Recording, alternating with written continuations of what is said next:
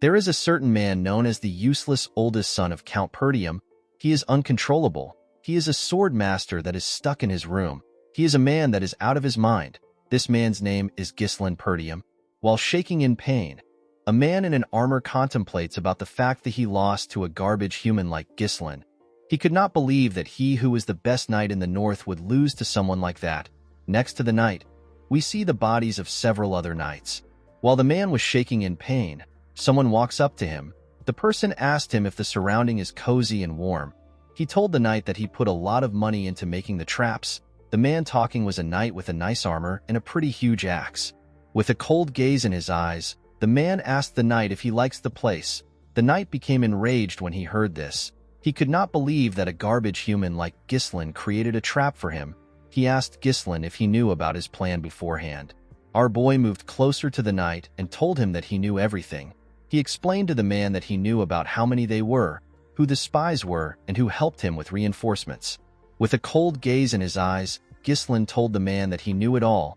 The knight was simply dancing in our boy's hand. The poor man could not accept this reality. He told Ghislain that he has always been a hidden ace card. The knight raised his voice and asked our boy to tell him how a useless bastard like him was able to know what was happening. Before he could finish talking, Ghislain used his leg to hit the man's face. He asked him to shut up.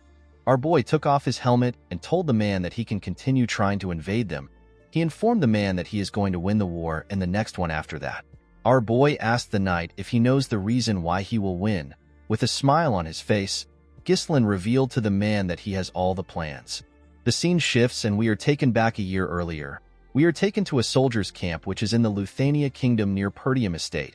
We see Ghislain wake up in one of the tents. Our boy was shocked to see that he is alive. He quickly placed his hand on his neck to confirm this.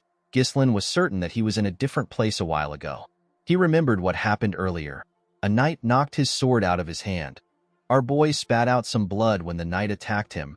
When our boy fell to his knees, the knight with red hair and a golden armor said that it is now over for Ghislain, who is the mercenary king and one of the continent's 7 strongest men. With a smile on his face, the knight said that the war is over. This man is also among the continent's 7 strongest men. He is known as the noble knight Aiden. Aiden pointed his sword at Ghislain and asked him if he has any last words. Our boy told the man that he simply regrets being unable to fulfill his revenge. While breathing heavily, Ghislain told him that he hopes he dies. Aiden smiled when he heard this. He called our boy an arrogant bastard. He informed Ghislain that he never expected him to have been the oldest son of the fallen Perdium household. He reminded our boy that he left his family after his sister died. Ghislain was surprised to hear this. He asked Aiden to tell him how he knows this when he comes from a different kingdom. The noble knight asked our boy to not be surprised. He revealed to him that he knows a lot about him because he once worked his ass off to track him down. With an evil smile on his face, Aiden revealed to Ghislain that they were the ones who worked with the Delphine household to bring down his family. Our boy was shocked to hear that there were other people involved in the fall of his household other than Duke Delphine's household. Aiden moved his sword closer to Ghislain's neck. He told him that he does not need to know more since he is going to die anyway. He asked our boy to accept his fate. Ghislain was annoyed to hear this. He told the man that he will never forgive him. Aiden did not care about this. He beheaded Ghislain with a single strike. The scene shifts and we are taken back to the present. Ghislain moved closer to a barrel containing water. He wanted to see if his head was still on his neck. Our boy could not comprehend what was happening. He wondered if he was hallucinating. He noticed that he was much younger. Ghislain looked around. He wondered if he was taken captive and used as a lab rat by some mages. Our boy promised himself that he would make the arrogant bastards regret keeping him alive. While looking around, our boy saw a sword lying next to a barrel. While he was thinking, he hears someone call him young master. The person stepped into his tent and asked him to come out. He told him that he knows he is awake. This man is a soldier that belongs to the Perdium household. His name is Ricardo. Before the soldier could take another step, Ghislain appeared behind him and put a sword to his neck. The man was shocked to see this. With a serious tone in his voice, our boy informed the man that he will let him leave if he answers his questions correctly. Ricardo referred to Ghislain as young master and told him that he is crossing the line. Our boy was surprised to see how casually the man spoke. He did not expect the man to have such a weird reaction when he is being threatened. Ghislain asked the soldier to tell him what he is talking about. Ricardo pushed Ghislain back and revealed to him that he tired himself out from his tantrum earlier and fell asleep. Our boy was surprised to hear this. While touching his neck, Ricardo asked his master if he forgot everything after sleeping. He reminded Ghislain that he was throwing tantrum about how he wanted to command the group to raid the orcs. Ghislain could not comprehend what the man was saying. He asked the man to stop spouting nonsense. Ricardo picked up a bag and asked our boy to pack his stuff. He explained to him that people are waiting. With a nervous look on his face, Ghislain asked the soldier to tell him where they are going. Ricardo walked past our boy and told him that they are going to the Perdium estate. Ghislain was shocked to hear this. He quickly turned around and grabbed the man. He asked him to repeat what he said. Ghislain asked Ricardo if he is talking about the fallen Perdium estate. The scene shifts and we see our boy outside. While standing at the top of a cliff, Ghislain looked at his estate from afar. Our boy was certain that this was the Perdium estate. He did not understand why it was looking fine. He remembered that it was reduced to ashes the last time he saw it. Ricardo moved close to his master and asked him if he had a nightmare. He could not believe that Ghislain would call his household a fallen one. He told our boy that the Count will kick him out if he hears this. Our boy still wasn't convinced that everything was real. He believed that he was dreaming, pinched his cheek to confirm if he was dreaming. Seeing that he could feel pain, Ghislain realized that everything was real. Due to the fact that he had a younger face and his estate was in its original form, our boy was able to deduce that he had returned back to the past. Our boy's younger self resented his household. The immaturity born from feeling inferior led to trouble. As time passed, more people in the household avoided him. Ghislain was unable to withstand the criticism, so he ran away from home. Several years after that, our boy became a mercenary. He survived countless battles and managed to build up his skills. He eventually made a name for himself. After achieving so much, Ghislain returned to his county in order to make up for his past mistakes. Unfortunately for him, his household had already been crushed to dust by the time he returned. While looking at his family flag, Ghislain realized that everything is still here.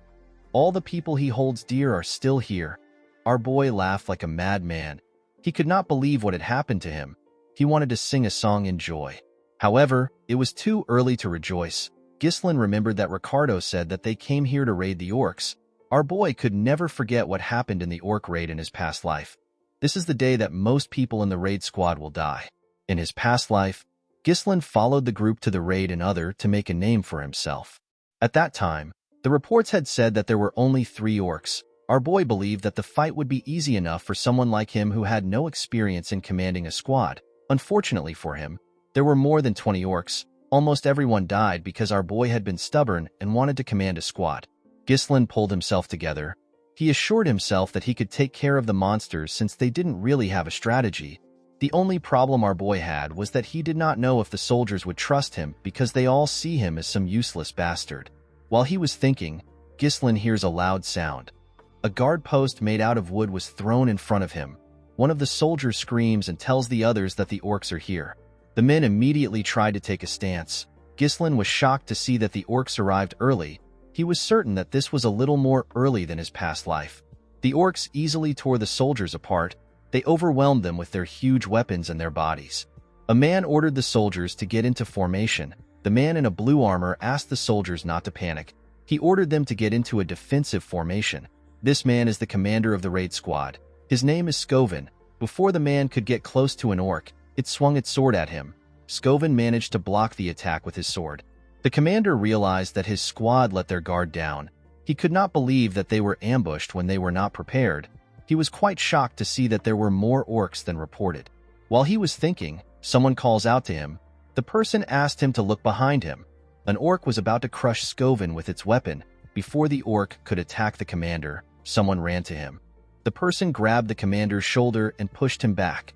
The person turns out to be Ghislain. Skovin was shocked to see his young master in front of him.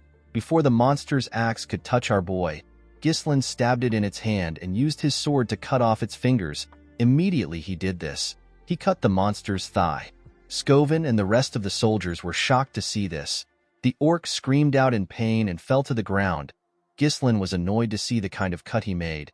He realized that he could not yet use mana. He wished that he had returned to the past earlier. Ghislain turned to Skovin and asked him to give him something. The commander did not understand what the young master was talking about. With a confident look on his face, Ghislain asked Skovin to give him the commander's rights. Skovin could not believe that Ghislain actually asked for the right to command. The commander knew that Ghislain was an idiot, but he never expected him to ask for the right to command when their soldiers' lives are on the line. Skovin stood up and told our boy that he cannot give it to him.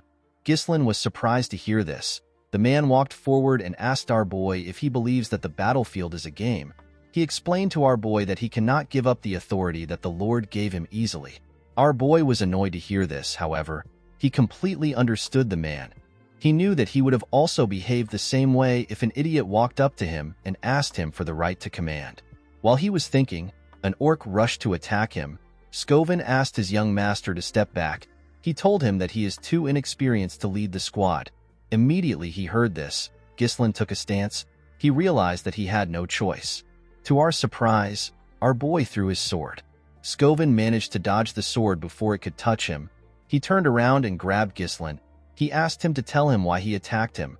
The moment he said this, the commander heard something. He quickly turned around. He saw Ghislain's sword in the middle of the monster's head. The orc could not even scream out. It simply fell to the ground. Skovin was shocked to see this. He wondered about how his young master was able to hit the orc's weak spot. Our boy called out to Skovin and asked him to tell him the important thing on the battlefield. He told the commander that there is no hope in winning a battle when the troops are filled with fear. Immediately he said this. We see the soldiers trembling when some orcs scream. With a smile on his face, Ghislain told the man that they need to gain momentum. The moment he said this, our boy ran forward. He took out his sword from the orc's head.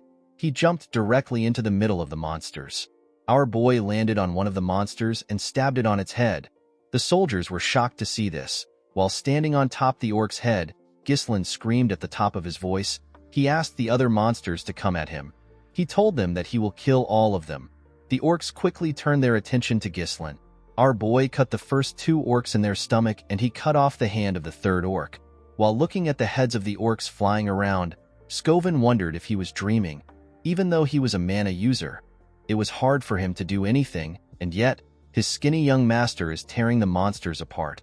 The commander quickly realized that our boy was already tired. However, Ghislain was using the smallest of movements to dodge the attack, and he used his sword to strike the orcs on their weak spot. Skovin realized that Ghislain was fighting like a manaless sword master. Our boy taunted the monsters by saying that he is still not yet warmed up. While running away, Ghislain told the orcs that they are not living up to their reputation as a warrior species. Ricardo was shocked to see all the orcs charging at his master.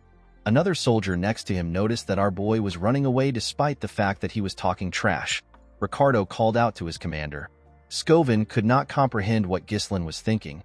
He believed that it was a smart move for our boy to run into the orcs to get their attention. However, the commander did not understand why Ghislain would run in that direction.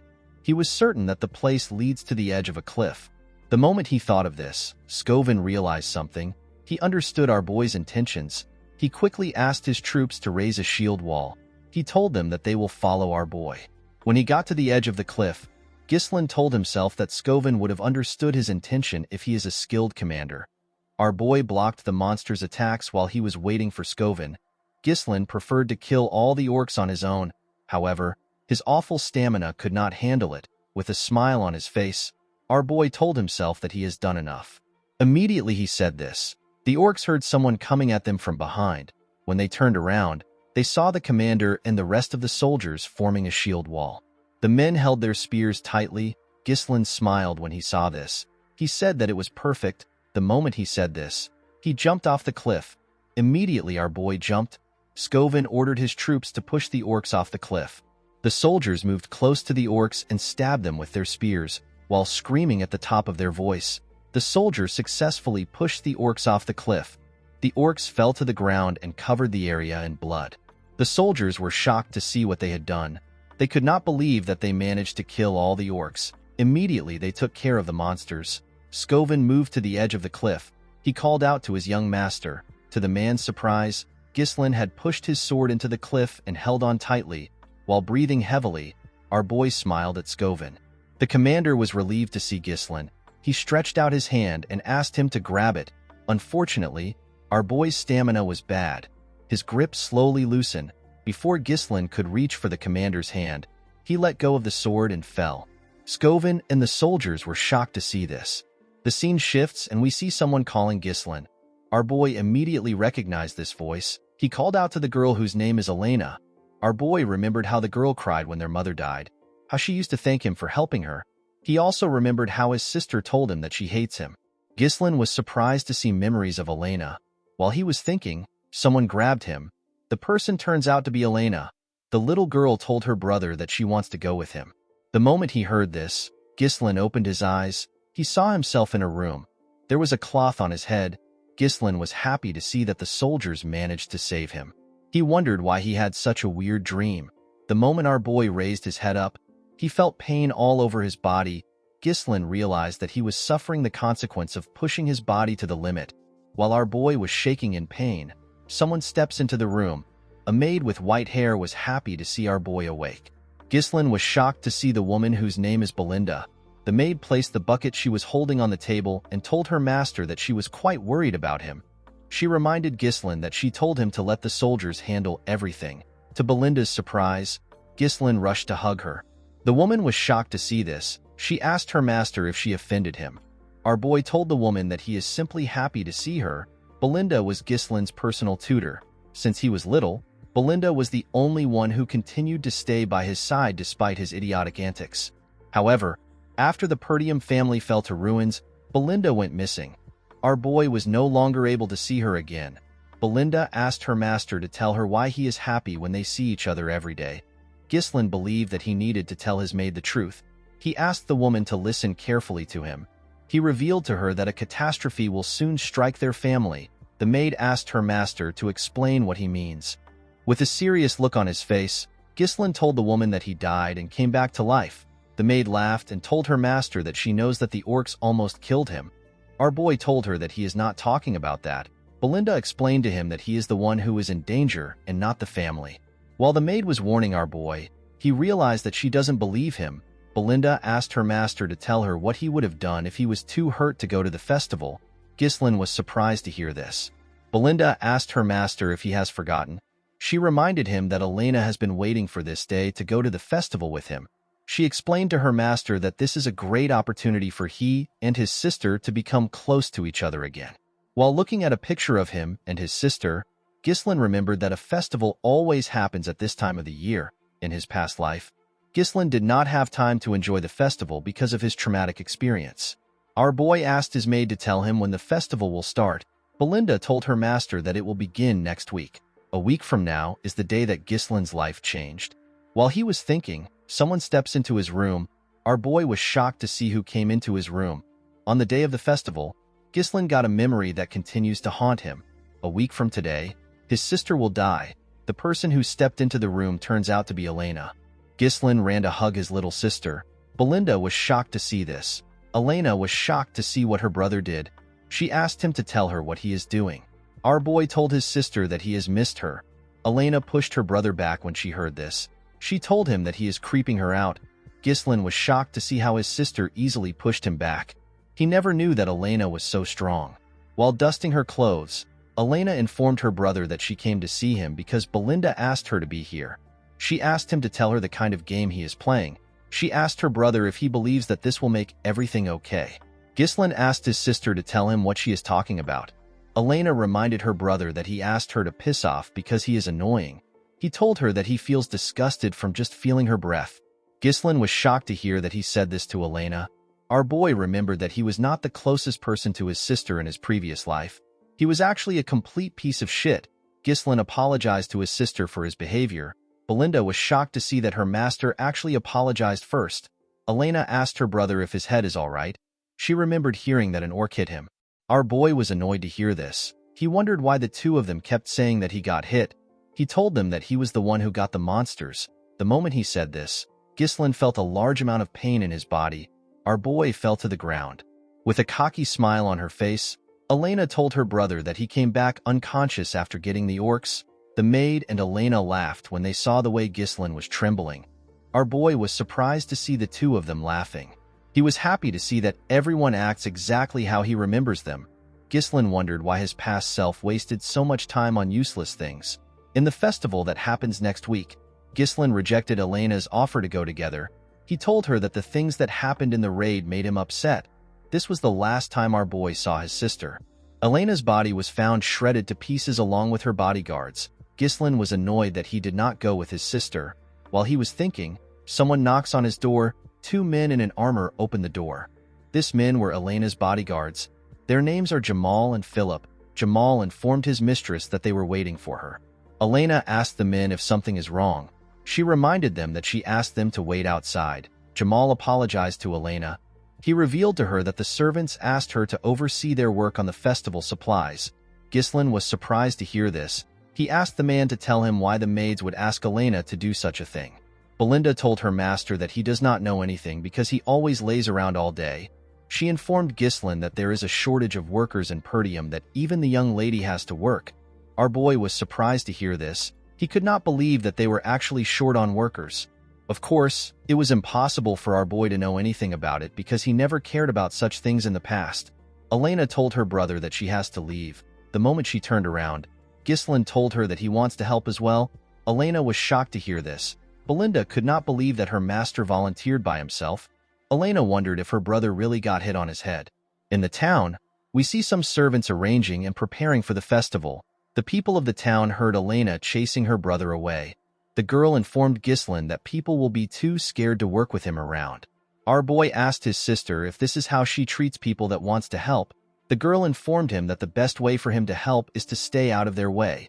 While his sister was pushing him away, Ghislaine remembered that her body was found near the slums, which is far from the festival grounds. Our boy believes that someone must have called Elena out there or forcefully moved her there. In order to prevent this, Ghislaine realized that he needs to know the ins and outs of the castle. While Elena was struggling to move her brother away, a soldier ran to him. The man referred to Ghislaine as his lord. Our boy immediately recognized this voice. He was surprised to see the old soldier. He referred to the man as Old Man Fergus. While breathing heavily, Fergus cleaned his sweat. He was relieved to see that his master was well. The man grabbed our boy and referred to himself as a lowly servant. He told him that he ran to him immediately he heard the news about the orcs. Our boy told the man that everyone can stop talking about it now. Elena moved close to the man and commended him on his great timing. With a smile on her face, the girl explained to the man that her brother has been acting weird since he woke up. She begged Fergus to take Ghislaine to his room. The old man easily accepted Elena's request. Ghislaine was annoyed to see how his hooligan image was getting in his way. Our boy realized that he had to give up. He decided to find out more about the castle the following week. Ghislaine told the old man that there is an abandoned training field in the castle. He asked him to take him there. Fergus was surprised to hear this. He asked his master to tell him why he wants to go there. With a serious look on his face, Ghislaine informed the old man that he wants to train. Fergus was shocked to hear this. The scene shifts and we see our boy and the old man arrive at the training ground. Ghislaine was shocked to see the place. It was in a much better condition than he expected. Even the weapons were good. The place was a perfect location for our boy to train. Ghislaine never saw anything like this when he was a mercenary. Fergus revealed to our boy that they kept it maintained in case he wished to use the facility. The old man told Ghislaine that he always believed that what he was going through was just a phase. Our boy realized that the man also did this in his past life. Ghislaine tapped the man's armor and told him that he wants to live a long life. He revealed to Fergus that dying feels horrible. The old man was surprised to hear this. He asked his young master to tell him why he is speaking as if he has already experienced life and death. With a confident smile on his face, Ghislaine commended the old man for being sharp. He explained to Fergus that he died and got resurrected. Fergus told our boy that he is not interested in jokes. Ghislaine asked the old man to step out. He told him that he wants to start training. Fergus bowed his head and informed his master that he will be outside. Our boy understood that he has always treated everyone around him like they are his enemies. He realized that he was too short-sighted. In the past, it was revealed that the person behind Elena's death was a neighboring territory. Thanks to this, Perdium got caught up in a war. This led to its downfall. Elena's death was essentially the starting point of the household's downfall. Ghislaine decided to set things straight in this life. In order to achieve his goal, our boy knew that he had to get a better physique. Unfortunately, our boy did not have a lot of time. Ghislaine was still certain that he will be able to learn mana control. He sat in a lotus position and began to meditate. Mana is a supernatural resource that allows humans to break through their limit. Most people say that noticing and taking in mana is the hardest part. However, our boy was able to do this easily, even on the chaotic battlefield. He connects the mana particles floating in the air and bundles it up as if he is spinning a spool. For someone like him who had experienced thousands of battles, it was quite easy to create a mana core. However, this was not enough. Ghislain did not join the 7 strongest men in the land with just this technique alone. With the method from the half-burned book of magic that he picked up and the natural mana core of humans, our boy is able to create a second and even a third core. He creates a connected mesh of multiple cores in order to create an explosive force. Ghislain screamed out in pain as the mana traveled through his body. Our boy spat out some blood from his nose and even his mouth. He was surprised to see that he was only able to create 3 cores in his past life. He actually managed to get 5 cores. This method allows one to create an explosive force in a short time, but it also requires an extremely large amount of mana in return. This was the primary reason Ghislain lost to Aiden in his past life. The noble knight brought a whole knight order to fight against him when he had ran out of mana. Our boy was certain that he would have won if it was a fair fight. Ghislain knew that this technique was an unstable one. However, he did not mind. Our boy knew that he had a youthful body and a lot of time. He assured himself that he will be the one to behead Aiden this time. With a look of anger on his face, Ghislain promised to destroy the bastards that helped House Delphine to destroy their county. The scene shifts and we are taken to the day of the festival. We see Ghislain gear up and walk into the festival grounds. Elena was shocked to see her brother. She asked him if something is wrong. She reminded him that he never used to come to things like this. Ghislain explained to his sister that he needs to come to these things once in a while, since he is also a member of the Perdium household. Elena told her brother that he has been acting weird recently. She revealed to him that she heard that he has been training for the entire week. With a nervous look on his face, Ghislain explained to his sister that there is nothing weird for the heir of a knight family to be training. Elena reminded her brother that he never cared about these things before. She reminded him that he said that their father is annoying and he cannot wait to be lord. Our boy was shocked to hear what he said. With a bright smile on her face, Elena informed her brother that she likes the way things are now. She told him that it feels as if he has returned to his old self. Ghislain realized something in the past week. Due to the fact that his actions have changed, his reception and his future are also slowly changing. While thinking, our boy saw Belinda instructing Elena's bodyguards. She asked them to figure out a solution by themselves if Ghislain causes any trouble. She explained to them that they cannot afford to have any problems, especially when there are a lot of visitors around. The 2 men told the woman that she can trust them. Although the general flow of things were the same, it was difficult for Ghislain to gauge the impact of his actions on small events. Making good use of the information he has was our boy's work. Ghislain knew that he needed to respond to each situation effectively. Our boy followed his sister around during the festival. He carefully watched his surroundings to see if anyone is acting suspicious. After moving around for a while, Elena sat down. She told her brother that she enjoyed the festival a little. She explained to him that it is a little boring to have the same thing every year. She wondered if there was nothing new this year. Ghislain found it odd that nothing had happened to his sister even though the festival is almost over. He wondered if this happened because he is with his sister. While he was thinking, someone asks Elena if she wants to check out other areas. The person turns out to be a soldier. The soldier explained to the girl that his friend told him that there are new events elsewhere. He asked the girl if she will come with him. Elena was surprised to hear this. She grabbed the soldier's hand and told him that the events have to be fun. Upon seeing this, our boy realized that the 2 soldiers in front of him are the traitors. Ghislain could not believe that Jamal and Philip were the traitors of their household. Elena's bodyguards were the most trusted knights in the feud. This is because they have protected Elena since she was a little girl. It was known that they were murdered while protecting her in the past. With a smile on his face, Jamal welcomed his mistress to the event. To the girl's surprise, there was no one there. Elena did not understand what was happening. She asked Jamal if there is really going to be an event in such a dirty place. With a nervous look on his face, Jamal told her that the people must have not yet prepared. He told her that people will soon arrive. Elena believed her bodyguard was joking with her. She asked him if he would perform in such a dirty place. While she was talking, our boy looked around. Although the place looked like a simple deserted street, Ghislain could tell that the men have carefully blocked the escape route. He realized that they must have made their preparations in advance. While he was thinking, his sister pulled him. She asked him to leave with her. Jamal asked his mistress to stay in order to see the show. Elena told the man that she is not going to watch a show in a place like this. Ghislain asked his sister if she works out. He told her that she is quite strong. Before the girl could reply, Philip appeared in front of her. With a scary look on his face, the man asked Elena to wait for a little while. The girl became nervous when she saw the look on his face. She told her two guards that they are acting strange. She asked them if something is wrong.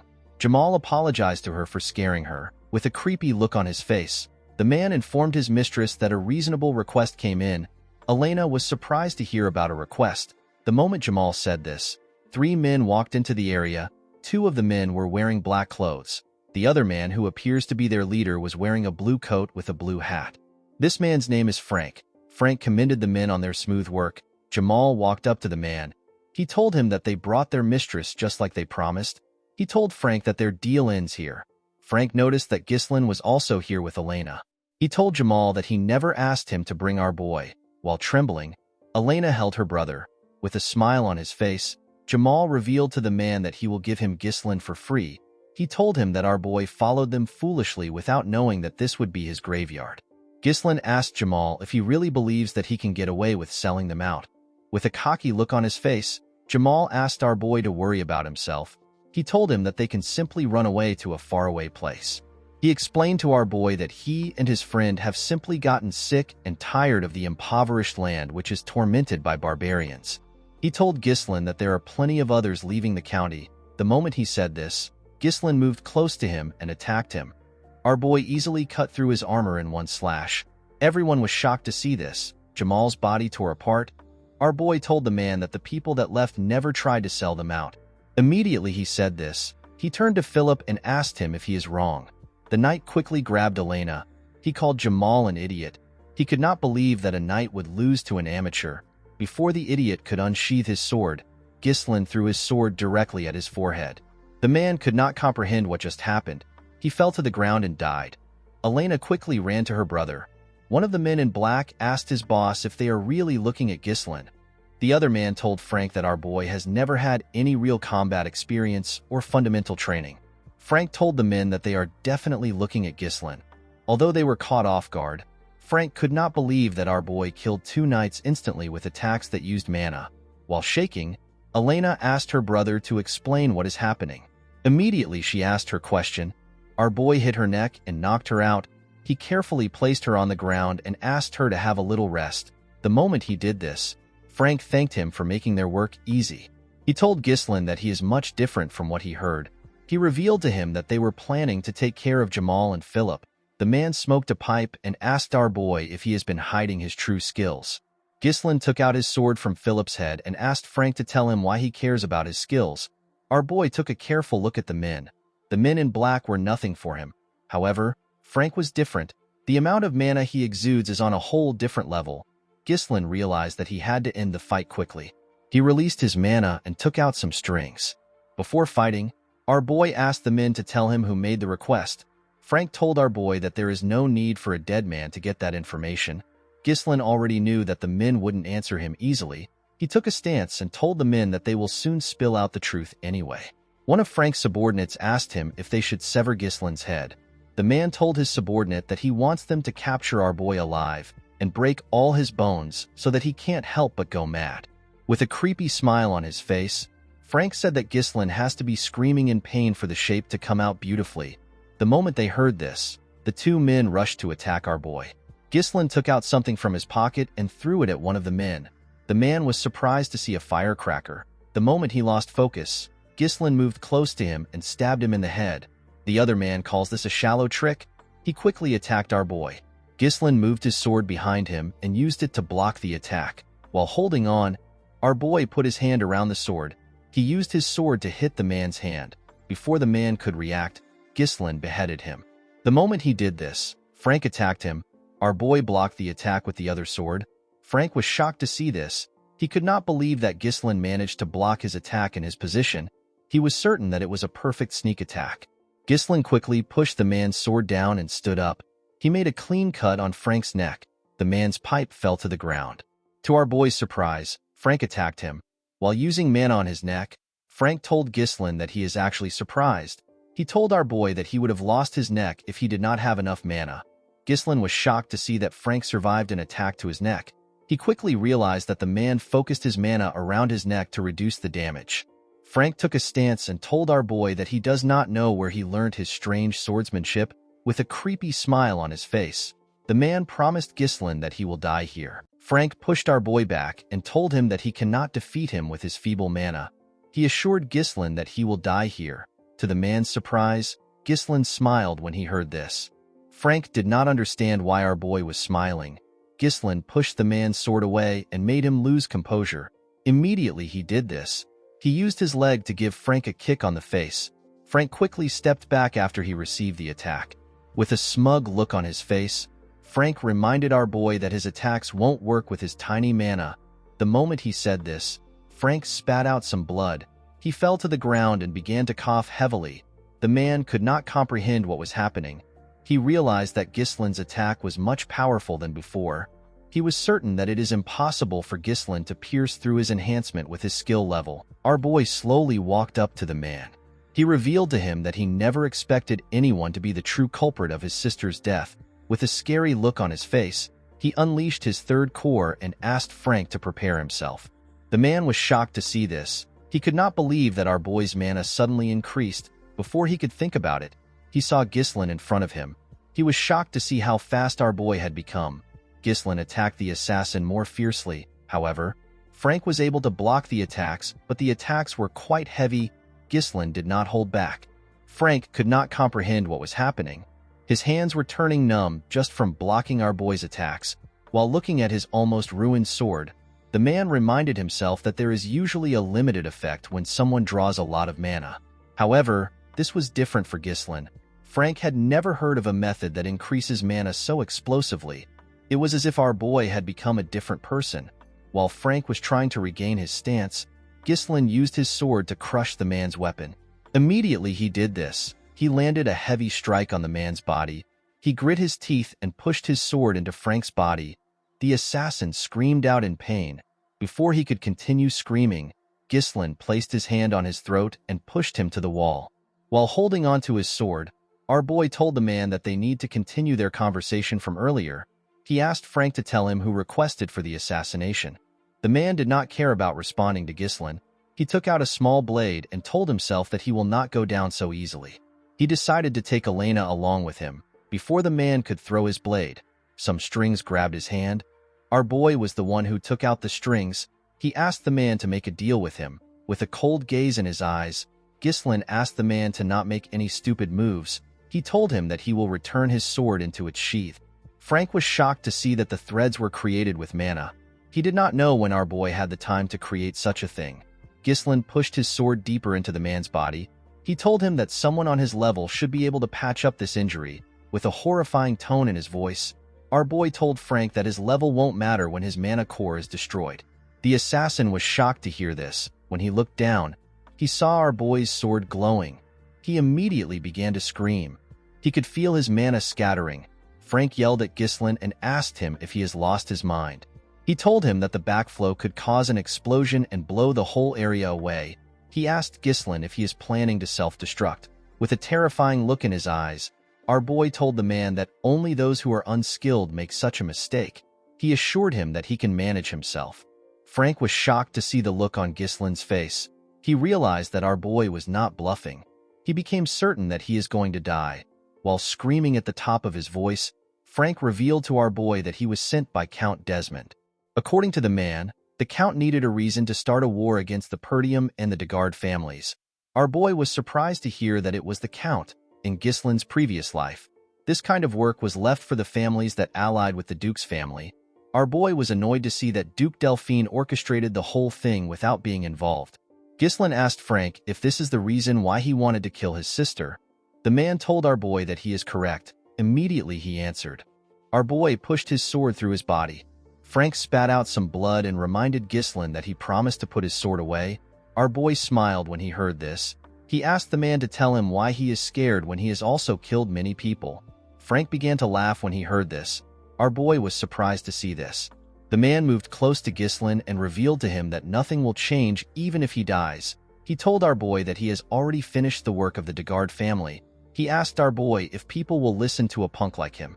He assured him that Perdium will perish in war. The moment he said this, Ghislain grabbed his head and pushed it to the wall. With a smile on his face, our boy told the man that he was reborn after dying. He assured him that things will be different this time around. Immediately he said this, his sword began to shine brighter. Frank raised his head up and screamed out. The man shot out his energy through his mouth. It blew up when it got to the sky. It looked like a firework. The moment he did this, he fell to the ground and died. While breathing heavily, our boy looked around. He saw the corpses on the ground. He stared at his sister's unconscious body. After confirming that there was no one next to him, Ghislain threw his sword to the ground. He took a deep breath and fell to the ground. He began to cough out blood. While cleaning his blood from his mouth, our boy said that it was very easy for him to explode 3 cores when he was the Mercenary King. He pushed himself up and told himself that he will not fall here. Our boy rushed to a building and kicked the door open. He found 2 bodies inside the building. In Ghislain's previous life, there was another body that was found in this place besides Elena. Due to what Frank said earlier, our boy realized that the body in front of him belonged son of the Degard family. The boy was killed along with his escort knight. The 2 men were silenced and framed as Elena's killers.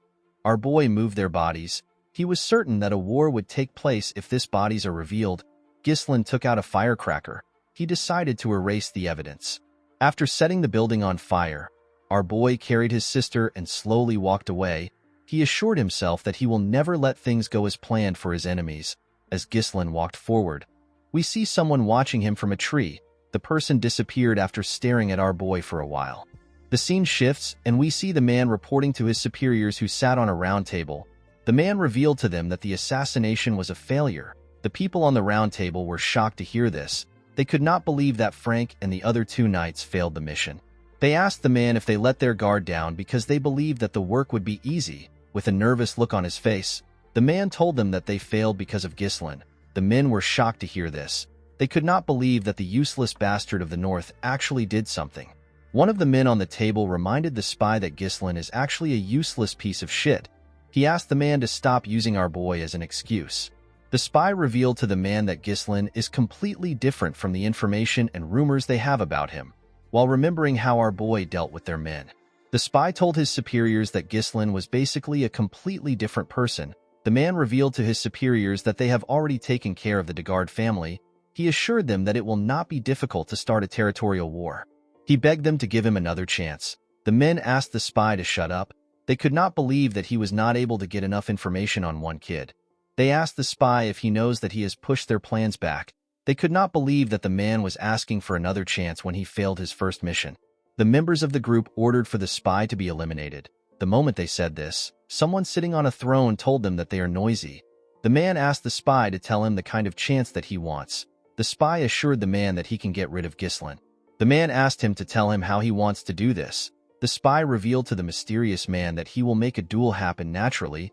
He told the man that he has someone in mind. The men on the table asked him to tell them who he plans to choose. The man revealed to them that he plans to choose Cain Loges. This person is famous for his strength-based swordsmanship. Despite his young age, he is the epitome of strength. The spy assured his masters that there is no one in the north who is a match for Cain's strength.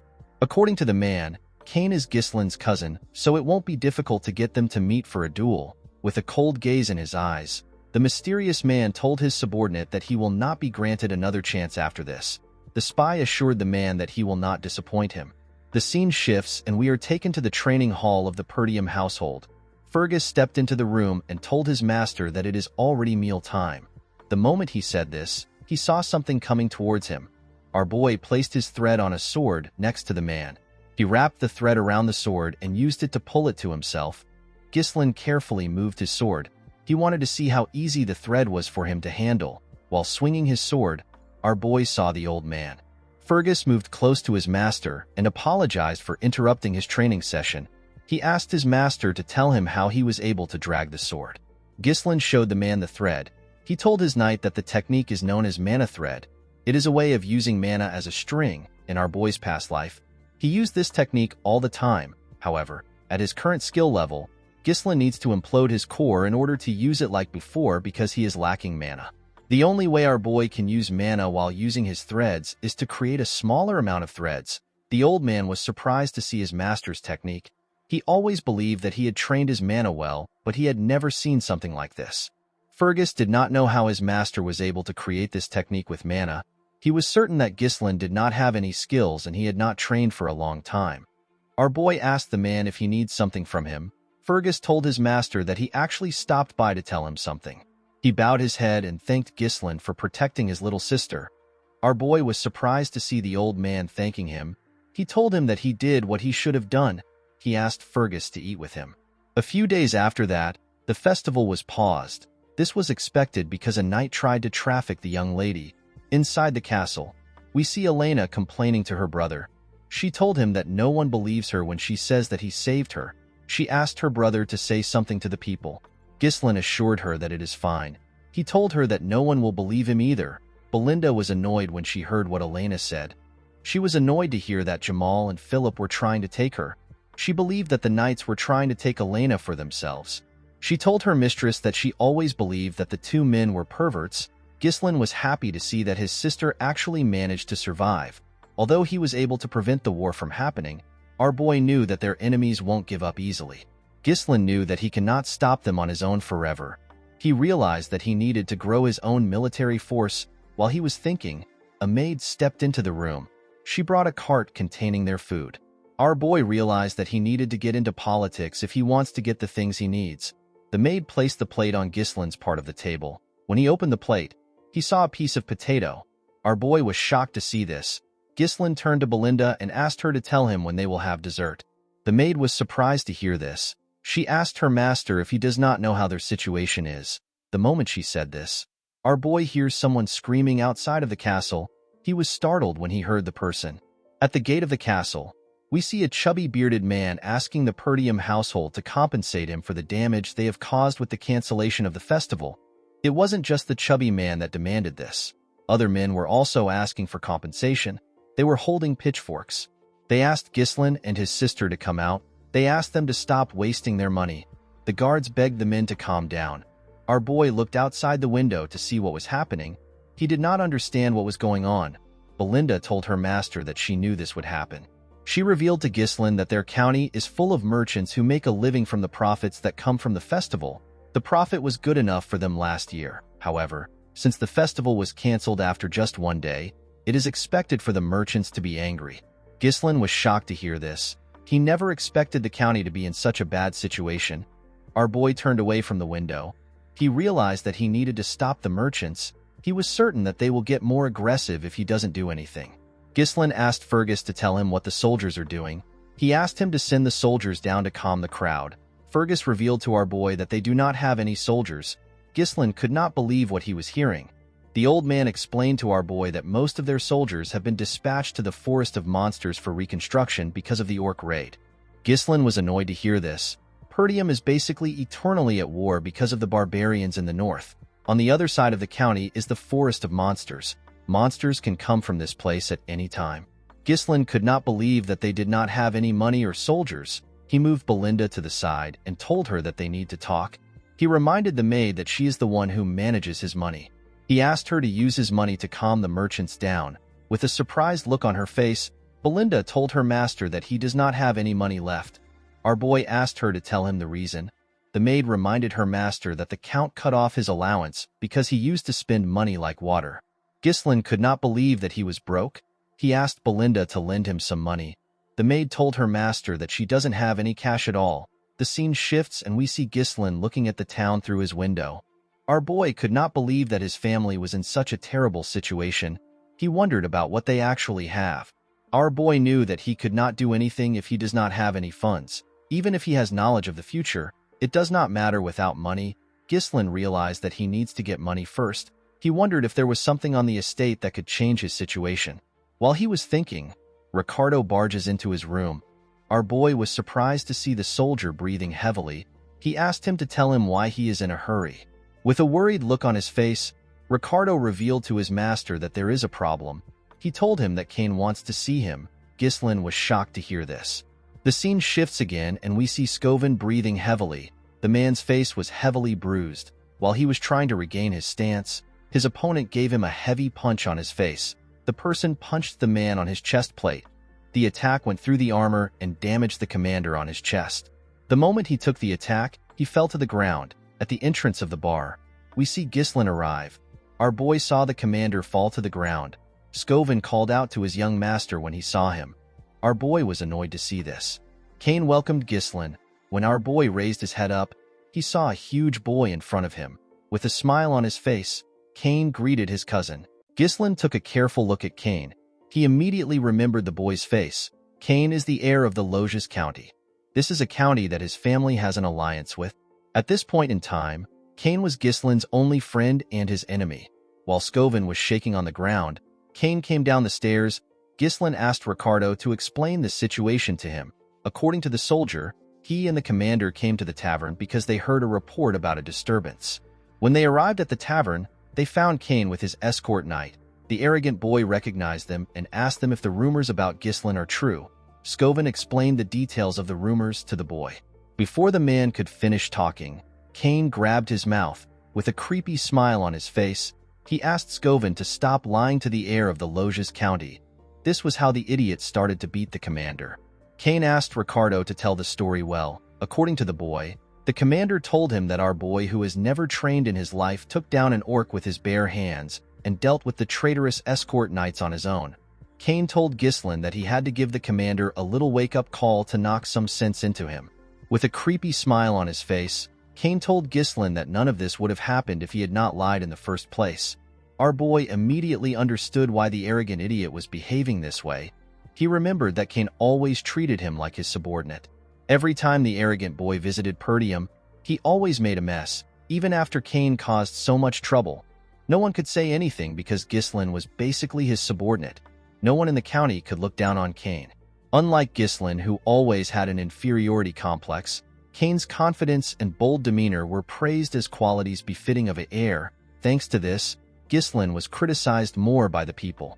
Our boy smiled when he remembered this. Cain was surprised to see him smiling. He never expected this reaction. Normally, Ghislain would have charged at him after receiving this much provocation. The scene shifts and we are taken back some hours earlier. At the Loges County, Cain hears the spy ask him to kill Ghislain. The boy was shocked to hear this. The spy assured him that the esteemed one will support his family if he succeeds. Cain explained to the man that it is not difficult to deal with our boy, however, it is still an issue to kill the heir of a county. He asked the man to tell him how he is supposed to eliminate our boy. The spy explained to the boy that they can lure Ghislain into a duel and make it appear as if an unfortunate accident happened. It will look like a trivial dispute between heirs. The man revealed to Cain that he will accompany him disguised as an escort knight and orchestrate the situation. He assured the boy that everything will be fine. With a smile on his face, the spy told Cain that this is a very rare opportunity even for him. Cain could not believe that he has the chance to kill his own cousin. With a smile on his face, the boy told the man that they need to leave immediately. Presently, Cain wondered if the mysterious organization wants to get rid of Ghislain because something about him has changed. The boy smiled when he thought of this. He asked our boy to tell him what he is doing. He sat on the stairs and asked Ghislain to tell him why he is simply standing. He asked our boy to bring the thing that he has prepared for him. Ghislain asked the boy to tell him what he is talking about. Cain told his cousin that he heard that the festival was interrupted. He told our boy that they need to liven up the mood and have an amazing time. He reminded Ghislain that they are always in sync when it comes to things like this. With a scary look on his face, he asked our boy if he is wrong. Ghislain was not scared of the boy. In fact, he did not know what he was talking about. After thinking for a minute, our boy understood what his cousin was saying. He asked him if he is talking about something. Ghislain recalled that Cain used to have him prepare alcohol and women every time he came here. Our boy granted his request back then because he did not want his huge cousin to beat him up. Because of Cain, Ghislain had to waste his precious money. Our boy remembered that Belinda told him that his father cut him off because he spends money recklessly. Ghislain smiled when he thought of this. He realized that it was right in front of him the whole time. He could not believe that his source of money was right in front of him. While he was thinking, Cain called out to him. Ghislain quickly snapped back to reality. Cain asked his cousin to bring the things right now. He told him that he is waiting for him. Our boy assured the idiot that he will bring it soon.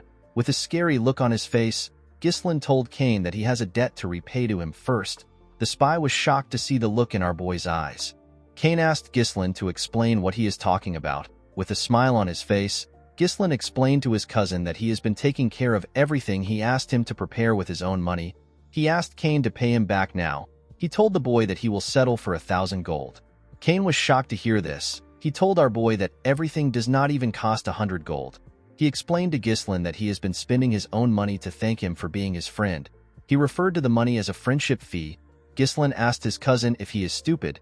He told him that he has always been his doormat.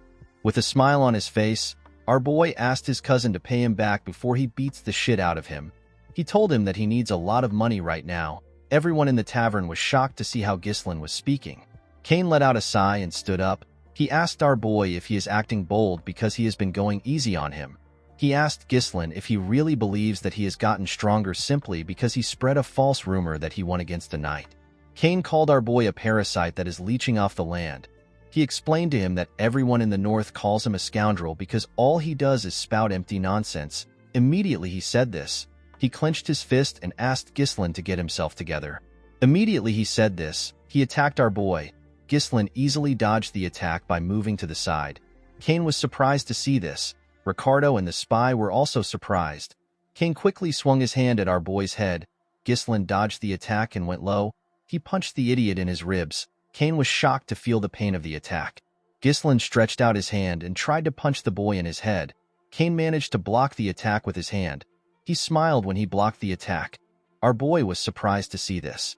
Kane fell on his knees and screamed out in pain. The spy quickly rushed to the boy's side. He asked Kane if he is all right. Gislin asked the boy to stop whining.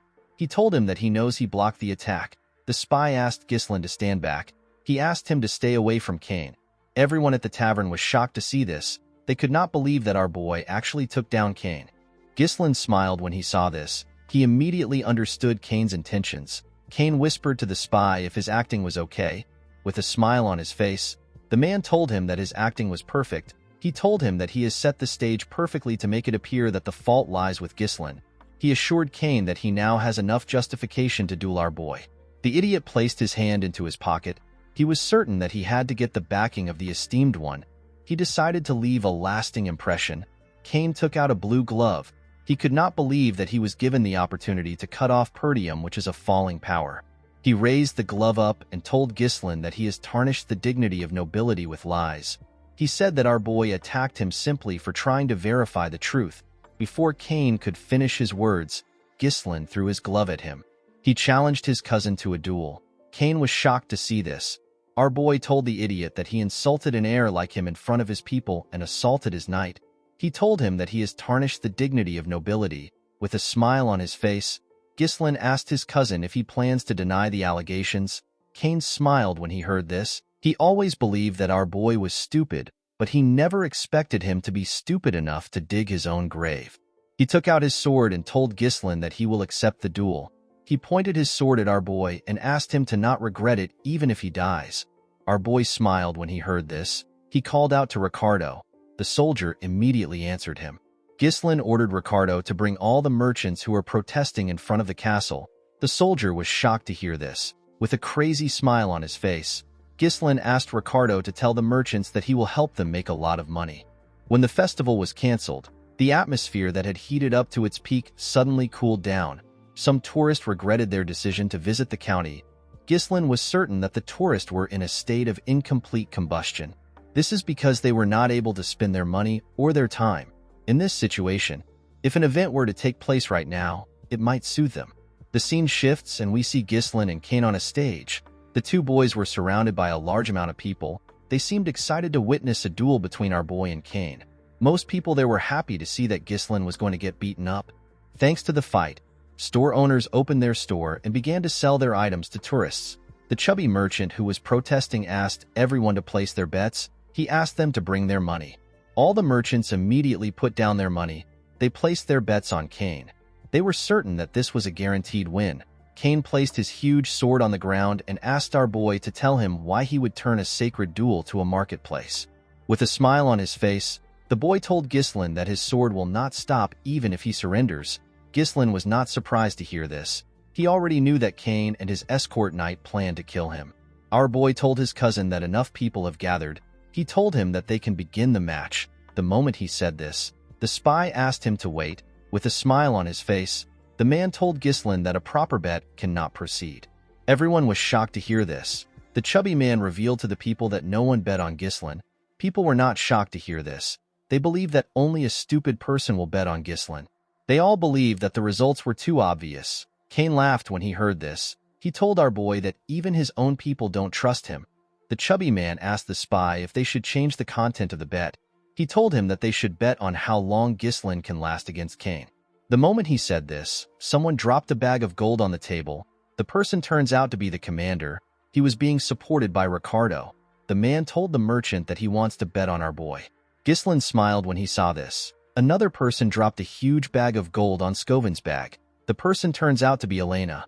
The girl told the man that she wants to bet on her big brother. Ghislain and everyone there was shocked to see this. The girl asked the merchant if the money is enough. After carefully counting it, the man told her that it is enough. Belinda reminded Elena that she advised her not to do this. Cain told them that they made him wait for no reason. The referee asked the boys to get ready. Ghislain reminded Cain that he is older than him. He told him that it will look a little strange if he makes the first move. The boy was shocked to hear this. Ghislain took out his sword. He asked Cain to come at him. Cain did not understand what our boy was thinking. He went down and told Ghislain that it is a little late for him to act like an older brother. The moment he said this, they were asked to start the fight. Immediately he heard this. Cain jumped up and rushed to attack our boy. He used his momentum to hit Ghislain with his heavy sword. Our boy managed to block the attack. He was surprised to feel the weight of the sword. With a smile on his face, Cain told him that he has already stooped too low to act like an older brother. He used his sword hilt to push Ghislain back. He grabbed his blade and used its hilt to attack Ghislain's head. Our boy managed to dodge the attack by going low. The moment he saw this, Cain tried to kick him with his leg. Ghislain was able to dodge the attack, but Cain's leg still destroyed the ground. Everyone was shocked to witness Cain's strength. They could not believe that he did not even give our boy the chance to attack. With a cocky look on his face, the idiot smiled at our boy. Ghislain never expected him to be so proud. Belinda began to panic after she saw Cain's strength. She grabbed Elena and told her that they need to stop the fight. The spy smiled when he heard this. He knew that it was already too late. No matter who the opponent is, they are trapped the moment they decide to cross swords with Cain.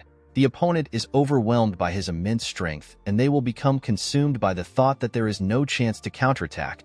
The opponent will end up using all their energy on evading attacks. In the end, the exhausted opponent will leave an opening after dodging for a while, and they will meet their end.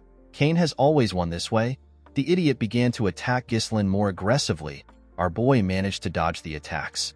Cain smiled when he saw this. He told our boy that he is still as slippery as ever. He noticed that Ghislain's skills have actually improved since the last time they met.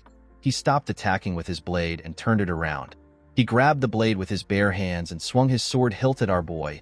He told our boy that he has always been good at running since they were little. Ghislain managed to use his sword to block the attack. To his surprise, Cain used the hilt to grab him and toss him up. Everyone was shocked to see this. The man smiled when he saw this. He believed that our boy was finished as he slowly descended back to the ground. Ghislain said that he wanted to go easy on his cousin. Unfortunately for the poor bastard, he crossed the line. Our boy gathered mana in his legs and carefully landed. Immediately he landed on the ground. He charged at Cain. The boy was shocked to see how fast Ghislain was. Our boy landed an attack on his stomach. Cain was shocked to see this. The spy could not believe that our boy returned to a stable state by condensing mana into his leg. Ghislain informed his cousin that his swordsmanship is ignorant. He could tell that Cain believed that he was the strongest just because his opponent would get scared if he showed a little bit of strength. Our boy took a stance and told Cain that he will open his eyes. Cain was annoyed to hear this. He rushed to attack him. Ghislain used his leg to kick the boy's sword in order to push him back. Before the sword could reach our boy, he jumped up and moved to the side. As he went back down, Ghislain struck Cain on his shoulder down to his hand. Cain pushed his sword forward. Our boy dodged the attack by moving to the side. He then used his leg to press Cain's sword down. Immediately he did this. He cut Cain close to his neck. Blood began to gush out of the places where Ghislain struck earlier. Everyone was shocked to see this. The crowd began to cheer. No one expected Ghislain to show this level of skill. Some people began to regret the fact that they bet on Cain. Elena asked the maid to see what she is talking about. Scovin smiled when he saw this. Cain noticed that he had shallow wounds. He was certain that Ghislain could have gone deeper if he wanted. He wondered if he did it on purpose. The boy did not understand what was going on. He did not understand how Ghislain got this level of swordsmanship. Our boy glared at his cousin. He threw his sword away. He believed that the large gap in their skill will not provide enough entertainment for the people. He told his cousin that he will fight him barehanded. Cain was annoyed to hear this. Ghislain explained to the boy that he wants to use this opportunity to educate him. He rolled up his sleeves and told Cain that he will be educating him with his bare knuckles.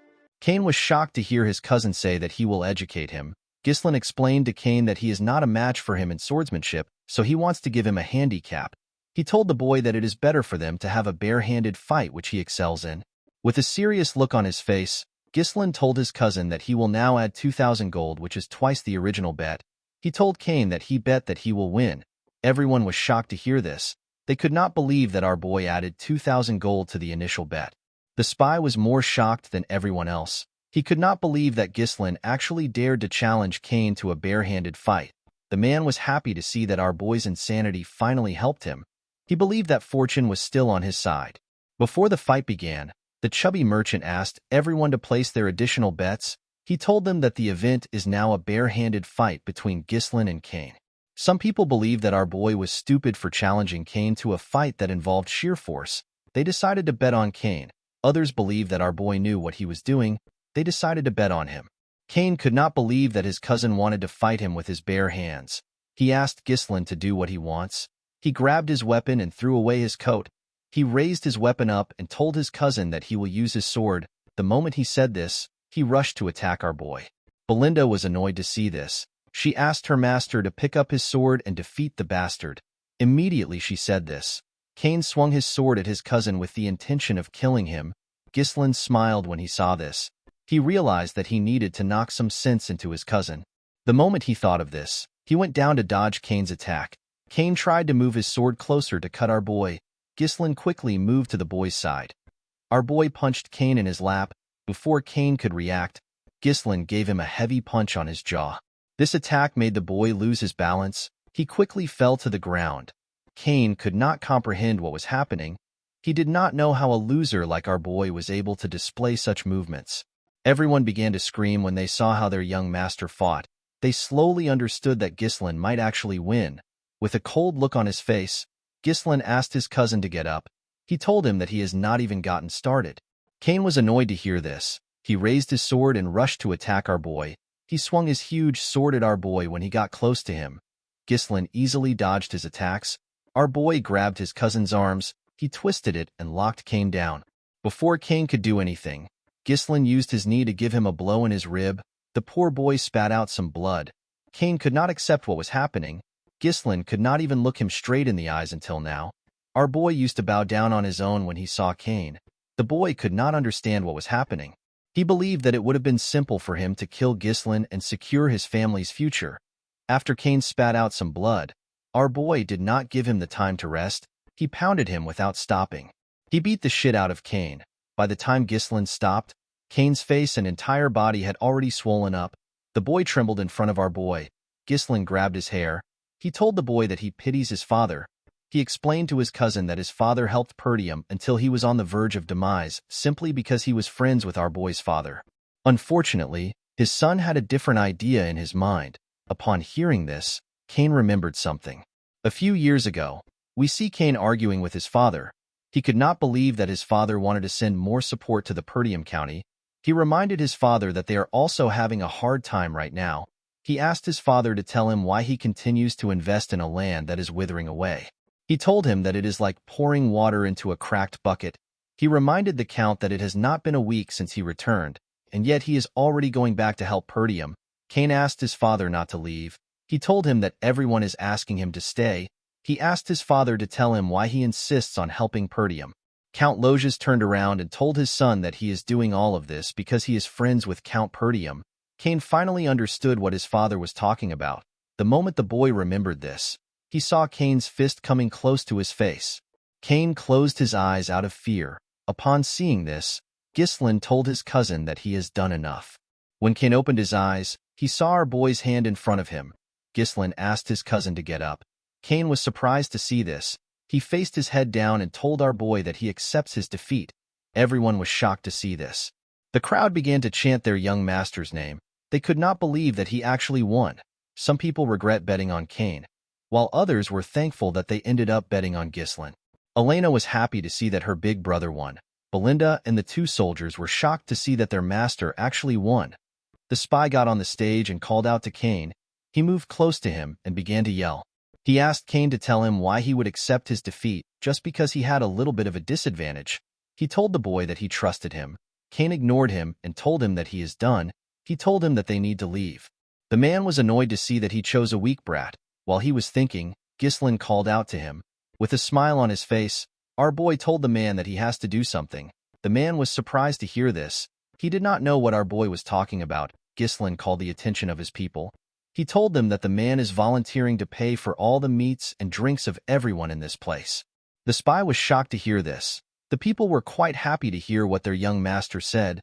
They told Ghislaine that he is the best. The spy told our boy that he did not agree to this. He asked Ghislaine to withdraw his statement. Ghislaine placed his hand on the spy's shoulder. He explained to him that this is the price he has to pay for losing the duel. He told him that he expected him to have this much money. Our boy explained to the man that this money won't be deducted from the bet. Ghislaine pressed the man's shoulder and reminded him to add 2,000 gold to the bet that they originally set at 1,000 gold. With a horrifying look on his face, our boy told the spy that he already knows what will happen if he tries to run. Upon seeing the look on Ghislaine's face, the spy gave up. He knew that he was going to die if he does something stupid. He fell to his knees and accepted our boy's request. The next day, we are taken to Ghislaine's room. Our boy placed a huge box on his table. When he opened his box, Ghislaine saw a large amount of gold coins inside. This was the money our boy made from his bet. Our boy never expected the money to be so much. He was certain that he could hire a small mercenary corps with this money. Ghislaine closed his box. Our boy knew that it takes a lot of time to make more money. He was certain that their enemies won't wait for him. Ghislaine realized that he had to prepare faster in order to start the business that he has in mind. While he was thinking, our boy noticed that Elena and Belinda were next to him. With a nervous look on his face, Ghislaine asked them if something is wrong. With a bright smile on her face, Elena asked her elder brother to tell her where he plans on spending all his money. Our boy asked her if she wants some money. The girl told her brother that she is simply curious. Belinda told Elena that she already knows where he will spend it. She reminded her that Lady Amelia's birthday is coming soon. She asked her master if he put up a show because he wanted to buy Amelia an expensive gift. She told him that he is so easy to read. Elena could not believe that her brother was working so hard to look good in front of his fiancée. Ghislaine was shocked to hear this. He could not believe that he had a fiancée. Our boy asked his maid and his sister if he really has a fiancée. Belinda asked her master to not be shy. She told him that he does not need to play dumb just because he is embarrassed that they knew what he was thinking. Elena reminded her brother that they are talking about Amelia from the Rayfold County. Ghislaine's expression became grim when he heard the name of the county.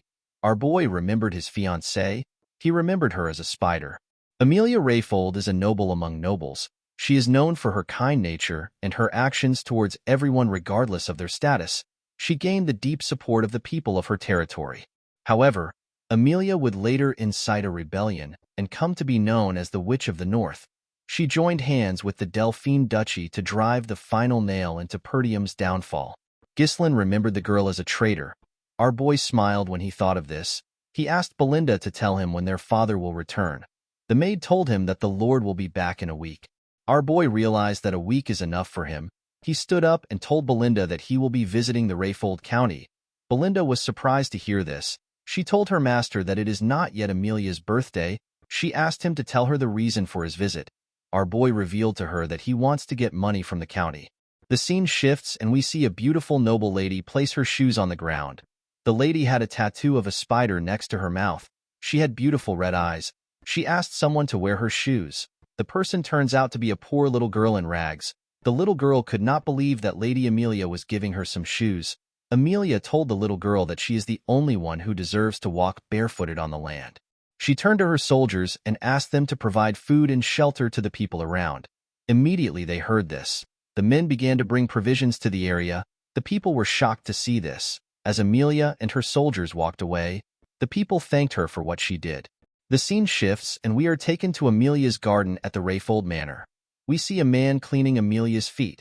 The man commended Amelia on what she did today. This man's name is Bernaf. He is Amelia's escort knight. While petting her cat, Amelia revealed to her knight that her father has always demanded absolute obedience from the people of his territory.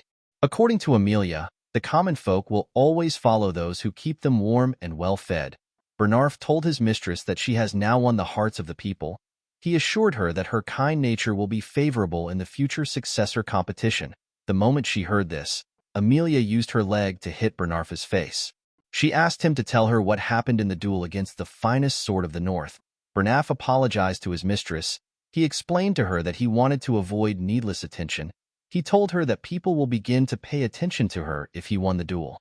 He reminded Amelia that it is not yet time for her to show her claws. He kissed his mistress's feet and told her that his blade belongs to her.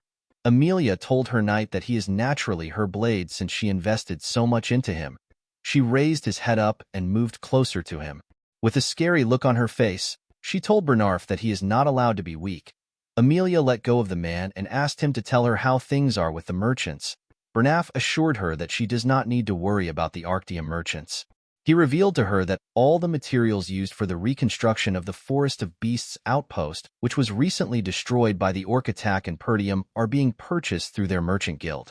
He explained to Amelia that they are recouping all the support funds Count Rayfold sends to Perdium every year. He told her that they are also recruiting all the soldiers and knights leaving Perdium. He revealed to her that many of the soldiers are well trained from battles against the barbarian tribes, which make them excellent quality. Amelia commended her knight on his success. She reminded him to always maintain the appearance of an ordinary merchant guild. She explained to Bernaf that they cannot let their true identity be exposed until they have built up their strength. While they were talking, a steward comes to interrupt them. Bernaf stood up and told the man that the mistress is resting. He asked the steward to tell him who gave him permission to step into the garden. The steward explained to the knight that he just received news from the gate that Ghislain has come to visit. Amelia was surprised to hear this. She asked the steward to tell her why Ghislain came. The man revealed to her that our boy said that he has something to discuss about their merchant guild. Amelia and her knight were shocked to hear this. The scene shifts and we are taken to the visitor's room. Amelia stepped into the room and sat down. She saw our boy wearing a rough coat. He was holding a small flower. Ghislain greeted the girl. Amelia told our boy that his visit is quite unpleasant. She told him that he came without any prior notification. She asked him if he has not yet learned manners or etiquette. With a smile on his face, Ghislain told the girl that he wanted to give her a gift in advance because her birthday is coming soon. Our boy placed the flower he was holding on the table. He explained to her that he got the flower from the merchant guild up ahead. He told her that the fragrance is quite nice. He explained to her that he plans to buy flowers from the guild from now on. Ghislain revealed to her that the guild is known as the Arctium Merchant Guild. Amelia could not comprehend what our boy was thinking. She stood up and told him that she does not know what he is talking about. She turned around and told Ghislain that she will be leaving now that she has received his gift. With a cold gaze in his eyes, Ghislain asked the girl to sit down. Amelia was shocked to feel the energy our boy was releasing. She could not believe that the guy who used to be barely able to speak when he stood in front of her was releasing such a powerful energy. Ghislain picked up the tea in front of him. He told Amelia that he does not want to waste her time. He revealed to her that he needs some money. He asked Amelia to give him 10,000 gold.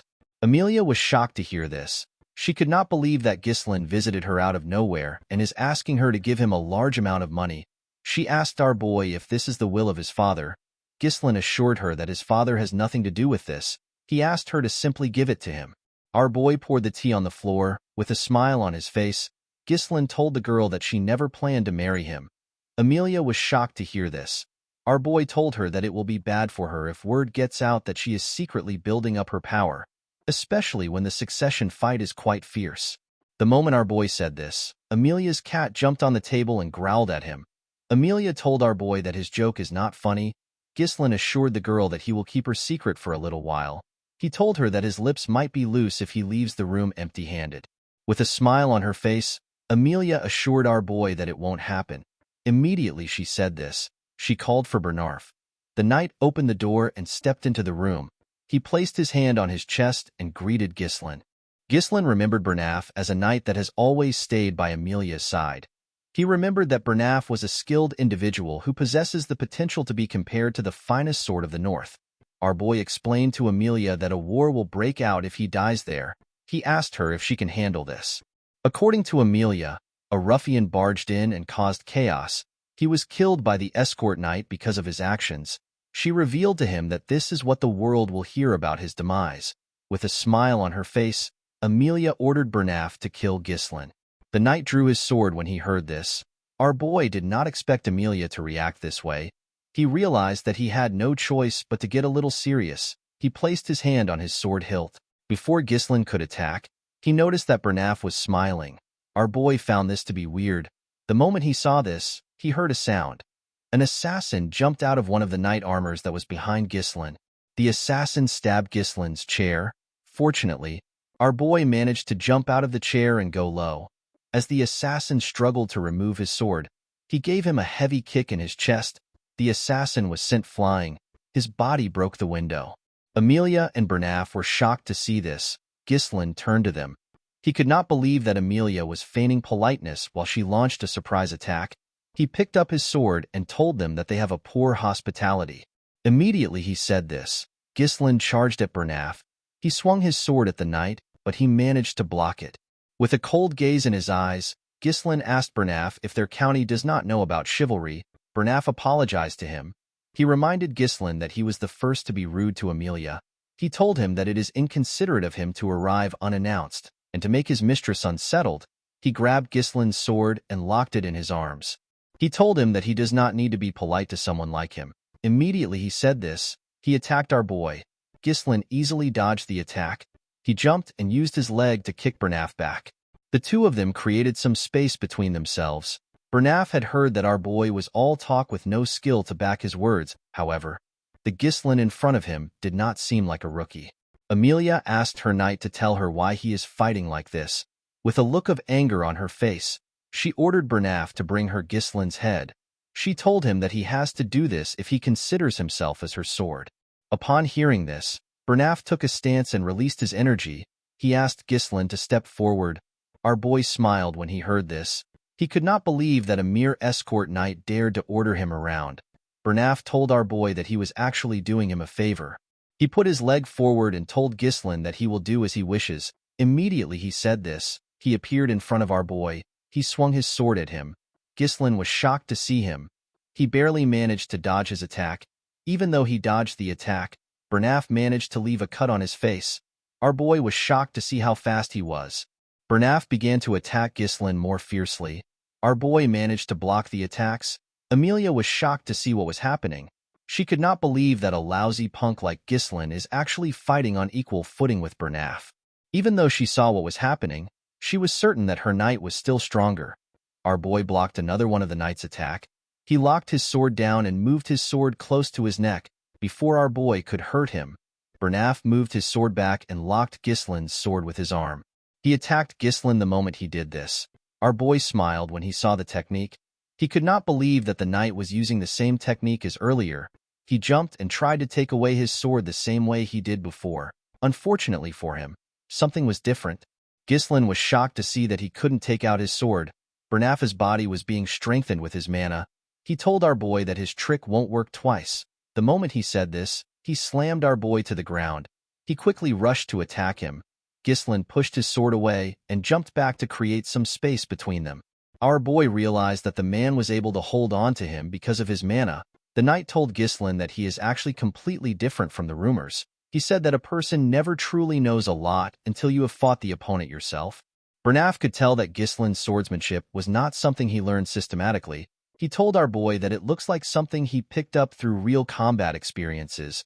With an arrogant look on his face, he asked him if he has fought with the barbarians so often that he naturally adopted their style. Immediately he said this, he threw away our boy's sword. He told Ghislain that his method only works on a chaotic battlefield. With a smile on his face, Bernaf told our boy that his deviation ends now. While breathing heavily, Ghislain acknowledges the fact that things are difficult.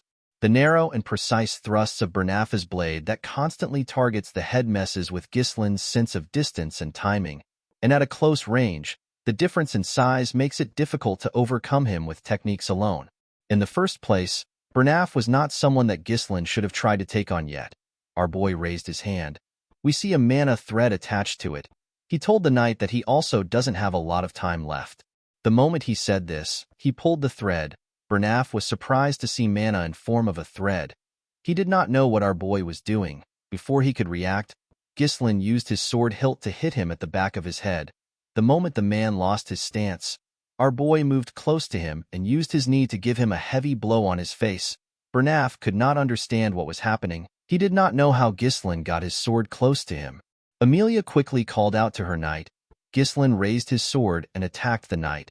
Surprisingly, Bernaf was actually able to block the attack. He used his sword to push our boy back. Our boy managed to maintain his stance.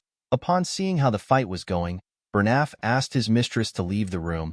He explained to her that he cannot guarantee her safety. With a serious look on his face, the knight said that he will have to start doing his best. Our boy told the man that this is what he wants to see. With a cold gaze in his eyes, Ghislain said that he has not met such an entertaining opponent in a long time. The scene shifts and we see Amelia running away with her cat. The girl was annoyed to see that Ghislain would cause her such a terrible humiliation. Amelia wondered about who leaked the information about the merchant guild to a madman like our boy. She believed that it was impossible for Ghislain to know about it in so much detail if no one told him. The girl realized that the rumors about Ghislain slaying orcs and saving his younger sister from assassins were true. Due to our boy's past, Amelia believed that her fiancé must have been lucky or he exaggerated the information. She could not believe that Ghislain actually did all these things. While running, Amelia turned to a corner. She wondered about what the guards which she stationed there were doing. When the girl looked around, she saw her guards lying on the ground. She saw a woman in a hood standing in the middle of them. The woman turned around and smiled at Amelia. She told her that it has been a while since they met. The woman turns out to be Belinda. Amelia was shocked to see the maid. She asked her about what she is doing there. Immediately she asked this question, Belinda appeared next to her with a blade to her neck. She asked her to keep quiet. Amelia was shocked to see a blade at her neck. Belinda noticed that Amelia still had a spider on her lips. The spider turns out to be real. The maid removed the spider away from her lips. With a smile on her face, Belinda revealed to her that she eavesdropped on Count Perdium and Count Rayfold during the engagement ceremony. The maid heard that Amelia's siblings picked on her for having creepy spiders around. The girl raised the spiders herself and took her revenge. Belinda told the girl that she does not understand why she still wears a spider. She asked her if it is to overcome trauma or if it is a display of self-assertion. She threw the spider to the floor and told Amelia that it does not suit her. Immediately she said this, she crushed the insect with her leg. She asked Amelia to cooperate with her. The scene shifts and we are taken back into the room. Ghislain noticed that the air was rough. He was surprised to feel the overwhelming amount of mana which Bernaf was releasing. Bernaf remembered that our boy referred to him as an entertaining opponent. He told Ghislain that only a lowly mercenary would say such a thing. He could not believe that Ghislain was calling himself a noble like his mistress. Our boy was surprised to hear this. He reminded the knight that he is an escort. He asked him not to question his nobility. Bernaf rushed to attack Ghislain when he heard this. Our boy managed to block his fast attack. With a serious look on his face, he asked our boy to not disgrace the nobility. Immediately he said this, he began to attack faster. His attacks were on a whole different level from before. Ghislain was surprised to see how fast the attacks were. Our boy still managed to block them. Even though he was blocking the attacks, our boy was still having a hard time. He was surprised to see how the knight was pushing forward so fiercely. Ghislain became annoyed. He told Bernaf that he has done enough. He used his sword to push his sword aside. He tried to pierce the knight's head. Bernaf managed to use his sword to intercept the attack. He bent our boy's sword and pushed him back. The man told Ghislain that he just used his final attack. He thrust his sword at our boy. His sword landed on Ghislain's body. To his surprise, Ghislain used his shoulder to take on his blade. Bernaf realized that our boy braced himself for the injury and used his shoulder to push away his blade. Ghislain quickly attacked the knight with this chance. Bernaf managed to block it. The knight realized that he could never let his guard down until the very end. He pushed our boy's sword and locked it down. He used his leg to kick him away. He told Ghislain that this is the difference between him and a person who wields a sword for entertainment. While breathing heavily, Ghislain thinks about how entertaining the fight is. With overwhelming speed, range, and consecutive attacks, Bernaf controls the flow of the fight. Any attempt to counter him in close quarters through grappling is instantly shut down. In a binding clash, Bernaf makes it seem like their swords are locked together. This is done to deceive Ghislain into thinking that the swords cannot be separated. With his current mana, it was impossible for our boy to counter his strength. The situation was not looking good for Ghislain. Of course, our boy could not counter Bernaf with the mana he has right now. While Ghislain was thinking, Bernaf charged at him. Our boy felt bad that he had to end the fight here. He raised his sword and took a stance. There was one thing which Bernaf overlooked. This was Ghislain's unique mana cultivation technique. Our boy unleashed his third core and charged at the man. The moment their swords touched, Ghislain pushed it down with his strength and knocked it out of his hand. Bernaf was shocked to see this. He did not understand how Ghislain got such an explosive mana during combat. Before our boy could pierce Bernaf's head, someone asked him to stop. The person turns out to be Amelia. With a look of anger on her face, the girl asked Ghislain to take the 10,000 gold and to get out of her sight. Our boy felt irritated when he heard this. He told the girl that it would have been better if she had just handed over the money when he asked nicely. He removed his sword from Bernaf's head. Belinda told her master that what he has done is a bit too much to call it a lover's quarrel. Ghislain assured her that they simply had a difference in opinion. He walked up to Amelia and told her that he has some unfortunate news for her. He placed his sword on his shoulder and revealed to the girl that the fee has gone up to 20,000 gold. In the next scene, we see Amelia smash a vase on the floor. Bernaf was next to his mistress. He apologized to her for his failure. He explained to her that Ghislain is quite strong and different from the rumors. He said that it is his fault for not correctly assessing Ghislain beforehand.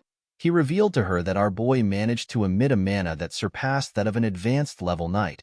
With a scary look on her face, Amelia said that Ghislain has changed.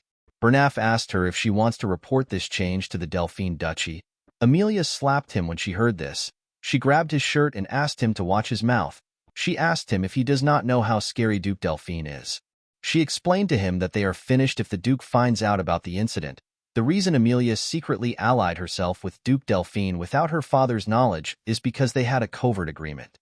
The Duke promised to support the rebellion that Amelia would lead in exchange for her assistance in bringing down Perdium. Amelia told Bernaf that her siblings will kill her the moment the agreement is exposed. With a look of anger on her face, Amelia realized that Ghislain might also know about the agreement since he knew about the secret of the Merchant Guild. She told Bernaf that they need to do whatever it takes to kill our boy. The man accepted this idea. Amelia asked him about the state of Ghislain's body. Bernaf revealed to her that he managed to leave light injuries on many parts of his body and a heavy one on his shoulder. According to the knight, Ghislain will probably not be in the best condition for a while because he used an explosive amount of mana. Bernaf informed his mistress that they cannot use knights from their land in order to not leave any traces. Amelia assured him that she is aware. She reminded him that this is the reason why she trained a certain set of people. Bernaf immediately understood what she was talking about. He asked her if she will use the wildcats. According to Amelia, the wildcats consist of war orphans, those without kin and those without status. Only the most talented natural-born specialists are among them. Amelia placed a flag on the map in front of her. She asked Bernaf to send the wildcats there. She asked him to assemble a dozen of them. She told him to only use those who are proficient with mana. Bernaf quickly understood why his mistress wanted to send the wildcats there. The ravine is the only narrow path from the Rayfold territory to the Perdium County. It is an ideal place for quietly handling things. This is because the area is remote and the terrain is tight. Bernaf told his mistress that he will get the wildcats prepared. With a look of anger on her face, Amelia promised to pay Ghislain back for the humiliation he presented her. The scene shifts and we see Ghislain in a carriage. He was wrapping a cloth around his arm. Our boy sensed something. He wondered if it was Amelia's doing. Fergus asked his master if he is all right. Ghislain assured him that he is fine. The cuts weren't very deep. Our boy felt like he was doing well considering the fact that he went a little overboard. The 20,000 gold he received from Amelia was enough to cover the base funds needed to rebuild their territory. It was like receiving a few years' savings. Ghislain actually wanted to kill Amelia, but this would have caused an unavoidable war. He knew that he could not risk the safety of the territory because of his momentary whims. Perdium is already having a difficult time dealing with barbarians, so it would be smart for our boy to back off. Ghislain knew that the fact that he knows about the Arctium Merchants Guild will put enough burden on Amelia. Our boy put on his jacket and promised to make good use of Amelia. Belinda noticed that her master looked confident. She asked him if things are going exactly as he planned. She reminded him that he told her to subdue the guards once she heard fighting noises on the inside. Ghislaine also asked her to take Amelia hostage once she came out of the room. Our boy told her that he actually asked Fergus to do these things. Immediately he said this, he felt a large amount of pain in his body. Belinda and the old man quickly stood up. Our boy spat out some blood. He realized that the pain he is feeling comes from the recoil of opening up the third core. The pain he felt was still better than what he felt last time. However, it would still be troublesome for Ghislaine to go through this every time he uses his power. Our boy realized that he needed to find a way to increase his mana. While he was thinking, Belinda grabbed his hand. She took out a huge needle. The needle was covered in mana. She told her master that the flow of his mana is a mess. The moment she said this, she used the needle to hit different parts of his hand. Ghislaine was shocked to see this. He felt something coming out of his body. When he opened his mouth, he let out some air.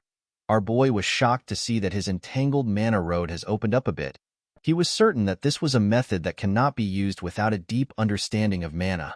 Ghislaine knew that Belinda was not an ordinary maid because it was his mother that brought her into the family. However, he did not know her true identity. He did not understand why such a skilled individual was working as a head maid in the countryside. Although he did not know her true identity, Ghislaine did not care. He believed that it is good to have many skilled people in their territory. This is because the people he has encountered so far are simply just the beginning. Belinda assured her master that she will help him with anything because she trusts him unconditionally. She asked him to tell her why he took such a huge amount of money from Amelia. Ghislaine told her that he needs to spend money and Amelia is the only rich person he knows. Fergus and Belinda were shocked to hear this. She could not believe that he broke off his engagement for this reason. She told him that he will be in trouble once Count Rayfold finds out about it. Ghislaine told her that it is fine. He assured her that Amelia will never tell her father about it. With a smile on his face, he reminded Belinda that she said that she trusts him. The maid was annoyed to hear this. She asked her master to tell her what he wants to spend the money on since she took the risk with him. Ghislaine revealed to her that he wants to spend the money on the Forest of Beasts. Belinda was shocked to hear this. Our boy told her that he will pioneer the Forest of Beasts. Fergus could not believe what he was hearing. He told his master that development has been attempted there ever since his great-grandfather. Ghislaine asked the old man if he remembers the request he made before they entered the castle. Fergus became nervous when he heard this. He revealed to his master that the person he asked him to find was at the location he mentioned. He asked Ghislaine if he is certain about the person. He told him that the man is not right in the head. Our boy told Fergus that everything is fine as long as the man is alive. He told him that they need to go there right now. Belinda told her master that they need to return home. She reminded him that he cannot wander around in his current condition. Ghislaine asked his maid if she believes that Amelia will let them go easily after what they have done.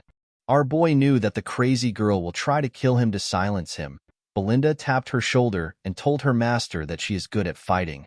She reminded him that Fergus is also a knight. Ghislaine told her that she is reliable but she cannot take the role he wants. He told her that it is a different field. With a smile on his face, he revealed to her that he needs a vanguard. He said that they are on their way to meet the vanguard. The scene shifts and we see the group arrive at a wooden house next to a forest. Belinda said that the house looks abandoned. Fergus assured her that this is the address. Ricardo knocked on the door. A huge old man opened the door. The man had really long hair. He asked them about who they are. Everyone except Ghislaine was shocked to see the man. Belinda moved close to her master and whispered to him. She asked him if this is truly the person he is talking about. She said that the man does not look like he is in the right condition to fight. He looked like he would not survive till the next day. Ghislaine assured her that they are in the right place. The man realized that our boy was a noble. He believed that Ghislaine was a bored young noble. He turned around and asked him to get lost. Our boy referred to him as the ex-captain of the Ratatosk mercenaries. He called out to the man known as Gillian. The man was shocked to hear his name. He quickly turned around. With a smile on his face, Ghislaine told the man that he has been wanting to see him. The group was shocked to hear that this man was the former captain of the Ratatosk mercenaries. The Ratatosk mercenaries is a group that only those who have mastered most weapons can join. Although they no longer exist, their bravery is such that any knight, even in foreign lands, is bound to hear their name at least once. The captain of this mercenary group is Gillian. Gillian threw an axe at Ghislaine. The axe cut his jacket. The group was shocked to see this. They quickly took out their weapons and stood in front of their master. With a scary look on his face, Gillian asked Ghislaine to state his business. Belinda asked her master to stand back. She told him that Gillian is not in the right state of mind. Our boy mentioned something called the eternal punishment to the man. Gillian was shocked to hear this. Ghislaine revealed to him that he knows the cure to the incurable disease his daughter is suffering from. He asked the man if he has piqued his interest. High fever, coughing up blood, red spots blooming like flower petals on the skin. The sight of the patient writhing in pain resembles a prisoner under punishment. This is why the incurable disease is known as the eternal punishment. Gillian allowed the group to step into his house. His daughter was screaming on the bed. The man grabbed the girl known as Rachel. While staring at the girl, our boy realized that it was not too late. In his past life, our boy tried searching for Gillian to recruit him, but he was not of the world by the time Ghislaine found him. He had given up on everything and ended his own life as soon as his daughter passed away. Due to the condition of his house, Ghislaine could tell that the man had already sold all his assets to treat his daughter. All that was left were weapons. Rachel told her father that the pain is too much. She begged him to kill her. Our boy realized that he could not waste any more time. He took off his jacket and told the man that he will start the treatment now. Before he could do anything, Belinda placed her hand on his shoulder. She asked him to leave with her. The woman was scared for her master. Although she did not know what he was trying to do, she told him that this is not a problem that he can solve with his strength. She explained to him that the disease is so severe that even priests can't cure it and call it a punishment from God. She asked her master to tell her what he plans to do about this disease. Our boy pushed her hand aside and told her that he can fix Rachel. Belinda was not convinced. She called out to him. Ghislaine turned around and reminded her that she said that she will trust him. Belinda remembered that she said this. Our boy took out a paper and gave it to her. He asked her to purchase all the medicinal herbs on the list and bring them back. Belinda was surprised to see what was on the list. The maid quickly got the items and returned. For wandering mercenaries without a home, knowledge is directly tied to survival. Although the eternal punishment is an incurable disease right now, a cure will later be discovered in the future. The cure became quite the hot topic, especially since the method was relatively simple. Thanks to the easy method, Ghislaine was able to remember it clearly. The only problem was the exorbitant cost of ingredients. The fairy's blessing is an important item needed for the cure. The first step is to finely chop the fairy's blessing and the herbs, pack them tightly into a bottle, and pour distilled alcohol over them. The next step is to shake it to mix it thoroughly and to let it sit for a while. Once this is done, add the remaining ingredients and stir. When he was done, Ghislaine stretched out his hand and asked the man to give his daughter the purple glowing liquid. He asked him to let her drink it. Gillian did not have any other choice. He quickly fed his daughter the liquid. Immediately she swallowed it. The red spots on her face slowly disappeared. Everyone was shocked to see this. The group could not believe that the spots were fading. Gillian was more shocked than everyone. He could not believe that the medicine was working. Ghislaine said that it worked as he expected. With a nervous look on his face, Gillian asked him about how he did it. He told him that even holy power couldn't cure her. According to Ghislaine, the priest's divine power isn't omnipotent. It enhances the body's vitality and strengthens a person's regenerative abilities to help overcome the illness. It is different from a fundamental cure. Gillian's hands began to tremble. He grabbed Ghislaine and asked him if his daughter can truly be cured. Our boy assured the man that his daughter will be cured in a couple of months. Gillian was shocked to hear this. He stepped back and bowed his head to our boy. He asked him about what he wants from him. The man knew that Ghislaine must want something from him to come to such a remote place to find him. He told our boy that all he has left is his useless body. With a serious look on his face, Gillian told our boy that he will become his slave or dog if he commands it. Ghislaine assured the man that he does not need any of these things. He told him that he simply wants the captain of the Ratatosk mercenaries. When Gillian raised his head up, he saw something shocking. He noticed that Ghislaine had the eyes of a dreamer. The man stood up and picked up an axe. He used it to cut his very long ponytail. The group became scared when they saw how the man looked without the ponytail. He was completely different from earlier. He now looked more alive. Gillian moved close to his weapons. He asked Ghislaine if there is anyone besides the people inside the room who have come with him. He asked him if there is anyone who might come looking for him. Our boy told him that he is here with his group. Gillian grabbed a spear and wrapped a rope around it. He asked our boy if he has anyone who holds a grudge against him. Ghislaine told him that he does. He explained to him that he will have more people like that in the future. The man grabbed the rope's end and threw the spear outside his house. He destroyed the wooden wall. The spear was sent into the forest in front of the house. Gillian managed to hit his target. Immediately he did this. He used the rope to drag his spear back to himself. When the spear came into the house, we see Gillian's target on it. The man had captured an assassin. His spear hit the assassin directly in the chest. While the assassin was struggling to take out the spear, Gillian grabbed his neck. He asked him to tell him who sent him. The assassin turned out to be a wildcat. The wildcat did not know how Gillian found him. The mercenary asked Ghislain to tell him what he wants to do with the wildcat. Our boy told the man that he already knows who sent him. Ghislain placed his hand on his sword. He told Gillian that he did not want to use his sword again today. Gillian placed his hand on his hilt to stop him from unsheathing the sword. With a smile on his face, the man asked Ghislain to leave it to him. He used his hand to snap the assassin's neck. After doing this, he bowed to our boy. Belinda was shocked to see how Gillian killed the assassin.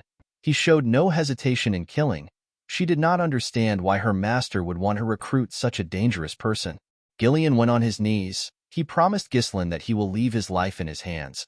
Our boy realized that he has acquired a crucial card for the upcoming reconstruction plan. With a smile on his face, he told Gillian that he looks forward to working with him. The scene shifts and we are taken to a cabin in the woods. We see a wildcat trafficker reporting to the rest of the members. He told them that their teammate has been killed. The wildcats were shocked to hear this. While they were all talking, someone asked them to lower their voices. This person is known as Vigo. The traffickers apologized to their captain for raising their voices. The captain explained to the man that Bernaf said that Ghislain wouldn't be able to find the reconnaissance unit and it would be impossible for him to kill them.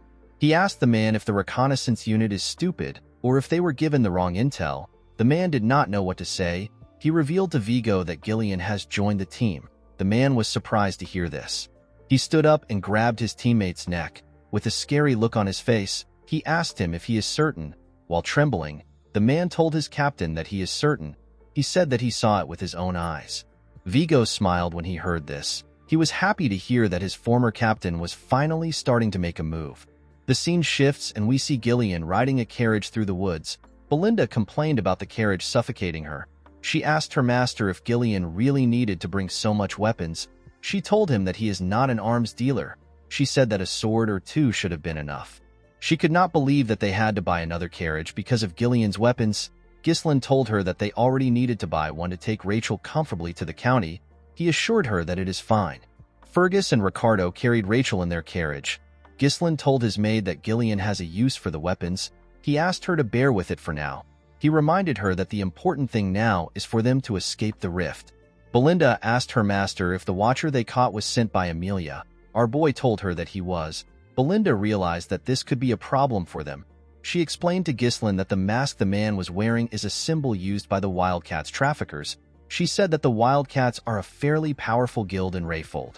Our boy was surprised to hear this. According to Belinda, the Wildcat traffickers' main trade is smuggling. They also take on assassination, drugs, human trafficking, and other things. They are filthy trash who take on all kinds of vile work. Among the members are many skilled former mercenaries. This made them a shadowy guild that has armed combat power. Ghislain asked Belinda to tell him how she got this information when she stays in the castle all day. The maid told him that she heard these things before she started working there. She asked her master to be careful because the Wildcats are persistent. Ghislain smiled when he heard this. He assured her that he will be fine. He reminded her that they have Gillian with them. Immediately he said this. We see something come out of the ground after their carriage passed by it. The things ran after the carriage. Gillian sensed their presence. The things jumped out of the ground when they caught up to the carriage. The things turned out to be the Wildcats. They rushed to attack Gillian. The man was surprised to see an ambush from the ground. He took out his axe and his sword. He used it to block the attacks of the Wildcats. He used his axe to cut off one's hand and quickly used it to stab the other one in his chest. Before the man who lost his hand could react, Gillian tore his head apart. Their bodies fell to the ground. The moment the men died, their teammates cut some ropes. The ropes released some huge trees on the carriage. Gillian was surprised to see the trap. Belinda said that the trees would crush them. Gillian quickly grabbed the ropes and slowed the horses down. They managed to avoid getting crushed, however. Their path was blocked. Ghislain said that he already expected the ambush. Next to their carriage were some Wildcat traffickers. Vigo called out to the former captain of the Ratatosk mercenaries. Gillian was surprised to hear his title. Vigo referred to him as a coward who disbanded an entire group of mercenaries because of his daughter. Gillian stepped down from the carriage. He told the man that he does not know what he is talking about. Vigo was annoyed to hear this. He revealed to his former captain that he ended up living a life that he never wanted because of him. He asked him if he has gotten so senile that he can't even remember his former peer. Gillian did not know what to say. Vigo believed that the man was playing dumb. With a smile on his face, he told him that he will make him remember him. He ordered his men to kill the group. They quickly rushed to attack them. Ghislain asked Gillian if he needs help. The man told him that he is fine. He told him that the captain seems to have business with him. He asked Ghislain to rest for the meantime. He assured him that he will be fine on his own. Before the wildcat's swords could touch him, Gillian covered his huge axe with his mana. He tore all 4 of them apart in one swing. The others were shocked to see this. They rushed to attack the man. Gillian took out his short sword. He tore the first person that got close to him with his axe. He stabbed the second person in the neck with his sword. He blocked the third person's attack and used his axe to tear him in half. Vigo was not surprised to see how strong his former captain was. He could tell that he still had his same strength. He ordered his unit to spread into 2 groups. He asked them to take Gillian from both sides. The wildcats quickly followed their captain's order. Gillian got on a horse. The wildcats were surprised to see this. Gillian grabbed a much bigger axe and spun it in the air. He charged at the wildcats. He covered his axe with his mana. With a single swing, the man tore several wildcats apart. Some of them got pushed back. One of them said that he cannot get near the man. Another one advised everyone to aim for the horse. Before the men could even get to the horse, Gillian attached a rope to his axe handle and swung it around him. He split their bodies apart in one swing. Belinda was shocked to see this. The moment he took care of his subordinates, Vigo rushed to attack him. Gillian grabbed a shield when he sensed the man's energy. He used the shield to block the captain's attack. Vigo told Gillian that he should not hinder his work since he ruined his life.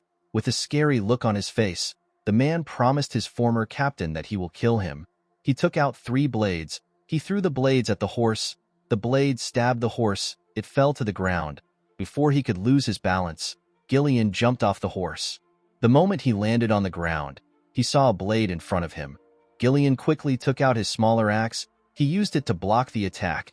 He told the man that he is not the captain of the Ratatosk mercenaries. Immediately he said this. He used his shield to hit the man in his rib. Vigo quickly moved back. He asked Gillian to stop spouting nonsense. He asked him to tell him who he is if he is not the former captain of the Ratatosk mercenaries. Gillian covered his axe with his mana. He said that he has discarded his past. He told Vigo that he is now Ghislain's subordinate. Vigo was annoyed to hear this.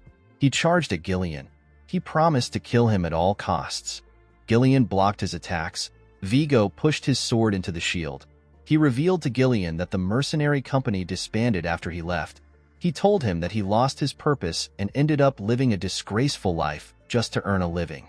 Gillian pushed the man's sword away and swung his axe at him. Vigo dodged the attack by going low. He quickly attacked Gillian with his leg.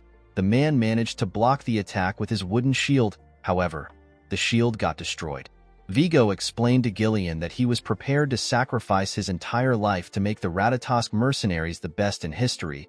He could not believe that his former captain threw away everything only to end up as a mere pawn of a spoiled noble. The man took out some blades. He told Gillian that he cannot forgive him. He covered the blades with his mana and threw them at Gillian. Gillian used his axe to block the blades. The moment he blocked the attack, Vigo appeared in front of him. He tried to stab him with his sword. Gillian dodged the attack. He quickly attacked him with his axe while he was in the air. Vigo managed to land in time and block the attack with his sword. The man smiled when he did this. He and Gillian began to attack each other more fiercely. The man believed that Gillian is still the same captain he knew years ago. While his former captain was spending his time trying to find a cure for his daughter, he was putting himself through countless battles to get stronger. The man believed that Gillian is no longer a match for him. Gillian attacked him with a huge swing. Vigo dodged the attack by jumping over him. He used his sword to hold himself and land behind Gillian. Immediately he landed. He used his leg to kick the 3 blades which Gillian blocked earlier. He fired the blades at him. Gillian used his armor to block the 3 blades. The moment he blocked the blades, Vigo rushed to attack him. Gillian sensed his presence and swung his axe at him. Vigo jumped and dodged the attack. He rushed to attack his former captain. He told him that it is over. Unfortunately for him, Gillian covered his hand with his mana and grabbed his blade. He asked Vigo if his reason for vengeance is hatred. Vigo did not reply. He was shocked to see that Gillian put mana around his hand to grab his dagger. He realized that Gillian was not showing his true power until now. Gillian slammed the head of his axe on the man's face. The attack sent Vigo flying. He was slammed into a tree. Gillian told him that he does not understand him. He believed that Vigo had a lot of chances to kill him if he wanted revenge. He asked him about why he did not come to kill him earlier. Vigo laughed when he heard this. He told his former captain that he does not know a lot. He revealed to him that he already visited where he used to stay, but he did not find the captain of the Ratatosk mercenaries. He said that he found a feeble old man who was not even worth killing. With a look of anger on his face, Vigo asked him to tell him where the Gillian he used to look up to disappeared to. Gillian threw the man's dagger on the ground. He asked him to pick it up. He told him that he is now a body bound to another's will. He took out his sword and told the man that he will still show his former comrade the highest level of respect. He said that he will do this as captain of the Ratatosk mercenaries. Vigo was happy to hear this. He picked up his dagger and charged at Gillian. His captain blocked his attack. Vigo said that this is what he wished for. He began to attack Gillian more fiercely. His captain managed to keep up with him. Gillian made a huge swing. Vigo dodged the attack by going low. He quickly attacked him. Gillian blocked the attack with his axe. He pushed Vigo's dagger down and used his sword to stab him in his rib. Vigo grit his teeth to endure the pain. He quickly attacked Gillian. The man managed to dodge the attack. He raised his axe up. He told Vigo that he will remember him. He referred to the man as the 5th unit commander of the Ratatosk mercenaries. He called him Vigo Villanos. Vigo smiled when he heard this. The moment he smiled, Gillian stabbed him. After the man died, Gillian picked up his dagger. While he was staring at his comrade's corpse, Ghislain commended him on his work. Belinda said that they will make some money from selling the Wildcat's loot. Gillian apologized to our boy for causing more delays than necessary. Ghislain assured him that it is fine. He never expected Gillian to be so exceptional. When our boy first left home to start mercenary work, the stories he heard about Gillian from his seniors helped lay the foundations for him to become the mercenary king. Ghislain became more certain that he made the right choice by moving quickly. He was happy that he gained a reliable comrade. Our boy asked Gillian if he remembers who Vigo was. The man told him that he does. He raised Vigo's sword and said that he was an old comrade. This words resonated with Ghislain. He wondered about what his old comrades were doing right now. He was certain that they are living a life of their own because this was before they met him. He knew that he would have to scout this people at some point. Ghislain told the group that they should follow Belinda's suggestion and gather anything valuable from the Wildcats. Belinda ordered Gillian to take lead and start collecting for them. The man reminded the maid that he is not her subordinate. 2 days later, we see the group enter the Perdium territory. Belinda was relieved to see that they had finally arrived. Gillian looked at the city and asked his master if that is Perdium. Our boy told him that it is. Ghislain felt happy that he had a home to return to. When he first ran away from home, he thought that he would be able to come back any time. Gillian carefully looked at the county. Our boy asked him if he likes their land. Gillian was startled when he heard this. With a nervous tone in his voice, he said that the county is great. Ghislain told him that the county is really bad. Gillian was surprised to hear this. Our boy said that all the houses are outdated and renovations are out of the question. He revealed to Gillian that the fields are uncultivated. This is because all the farmers have been conscripted into the military. They left the land forcibly fallow.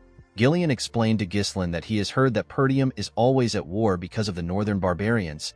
He said that the situation is worse than he expected. Ghislain told the man that he will fix all these problems. He told him that he needs his strength to fix the problems. Belinda and Gillian were surprised to hear this. Our boy knew that the battle ahead is going to be a very long one. It is a battle to eliminate everything connected to Duke Delphine and to protect what was taken for granted. Ghislain promised to revive the land no matter what he has to do. When they arrived into the county, Belinda saw something shocking. She asked her master to look in front of them. When Ghislain raised his head, he saw someone he did not expect to see. He quickly recognized this person's silhouette. Our boy saw a man in an armor who had a coat on his shoulder. This man is his father. At the Perdium castle, We see some men talking to the Count. The Count suggested that they reduce their forces. The men were surprised to hear this. One of them said that it will be difficult to maintain the front lines properly if they cut their forces down. Another man advised the Count to request more support from the Rayfold family. The general administrator revealed to the men that the Rayfolds were the one who reduced the support fund. He said that the Rayfolds are gathering soldiers and stockpiling food right now. The knight in the room was surprised to hear this. Another man said that they need the funds because they need to rebuild the Forest of Beasts garrison that got partially destroyed during the last battle against the orcs. According to the man, reducing the Night Order's forces is barely enough to give them some breathing space. He said that reducing the forces poses a significant risk. Ghislain watched the men as they argued. He found this to be normal. The knight in front of him was the knight captain. His name is Randolph. The man with a lot of beards is the treasurer. His name is Albert. The general administrator's name is Homer. Our boy wondered about how long it has been since he saw his father, as the young lord of Perdium. It has only been a few months, however, it has been several decades for him as the mercenary king. Ghislain called out to his father and welcomed him back home. The Count found it odd that his son did this. The Count's name is Walter Perdium. As a child, Ghislain never liked his father for being so strict and serious all the time. But now it was different for him. He could now see it. He could see the countless burdens of exhaustion and fatigue weighing on the Count's shoulders. He understood the responsibilities of the lord of the land. Zwalter took a sip of his tea and revealed to his son that he heard he left the castle for a week. Ghislain told him that he visited the Rayfolds. Zwalter asked him if he did not cause trouble there. Our boy told him that he didn't. The treasurer turned to Ghislain. He told him that he heard that he won a duel against Cain and won some money. He actually found this hard to believe. With a serious look on his face, Albert asked him if he went to Rayfold to gamble. Ghislain was annoyed to hear that the man thought that he went to gamble when he actually went to invest. He told him that he actually had some business with Amelia. Homer told Ghislain that he needs to think before he acts. He reminded him that he will be the one to take over Perdium. With an unbothered look on his face, our boy told him that he understands. He asked him not to worry about it. Homer was annoyed to see that Ghislain was ignoring his advice. This simply made him more worried. The Count placed his tea down and asked his subordinates to stop. He told his son that he heard that he made some good trouble while he was away. Ghislain wondered about what his father was talking about. Zwalter asked his son if it is true that he executed Jamal and Philip for trying to sell Elena away. Ghislain was surprised to see that his father was referring to those worthless knights. The knight captain said that it was impossible for our boy to kill the two knights by himself. He said that the two knights must have fought against each other and the story got exaggerated. He believed that Ghislain only delivered the final blow. Ghislain understood why Randolph seemed to be angry. Despite the knights being traitors, the fact that they died at our boy's hand did not sit well with the captain. Ghislain decided to avoid any trouble. He went with the story that Randolph concocted. With an arrogant smile on his face, Randolph said that he knew it. The Count told his son that he did a great job. He was shocked to hear this. Zwalter did not care about how his son took care of them. He said that the most important thing is that Elena is alive. This was the first compliment that Ghislain has ever gotten from his father. He told his father that he has a request to make. Zwalter was surprised to hear this. Homer told our boy that he needs to stop now if it is money that he is going to ask for. Randolph agreed with him. He asked Ghislain to remember all the trouble he has caused so far. With a look of anger on his face, Randolph reminded him that he sold military provisions to get gambling money. He lit the front gate on fire to grill an army horse and melted all the armors to forge some worthless legendary sword. Ghislain could not talk back to the captain. Although he didn't remember these things, he knew that he must have done them at one point in time. He revealed to his father that he simply wants to get permission from him. The Count asked him about what he needs permission for. Our boy revealed to them that he will like to pioneer the Forest of Beasts. The men were shocked to hear this. Ghislain smiled at them confidently. The scene shifts and we see our boy in his bedroom. With a confident look on his face, he revealed to them that his father denied his request. According to him, Zwalter freaked out and began to yell at him. Belinda was not surprised to hear this. She told her master that this was expected. She said that the place is filled with monsters. She told Ghislain that there is nothing to gain from taking care of the monsters. Ghislain asked Gillian if he has heard his plan from Belinda. The man said that he has. He said that our boy plans to pioneer the Forest of Beasts with the funds he received from Amelia. Gillian explained to his master that the forest is a forest of death which no one can return alive from. Because of this, Nothing is known about the place and everyone avoids it. The forest's notoriety is already well known in other regions. With a smile on his face, Ghislain told his guard that he is well informed about the forest. He told him that there is actually nothing to gain from entering the forest. He stood up and walked towards his door. He told Gillian that they need to get started. Belinda reminded her master that he did not receive permission from the Count.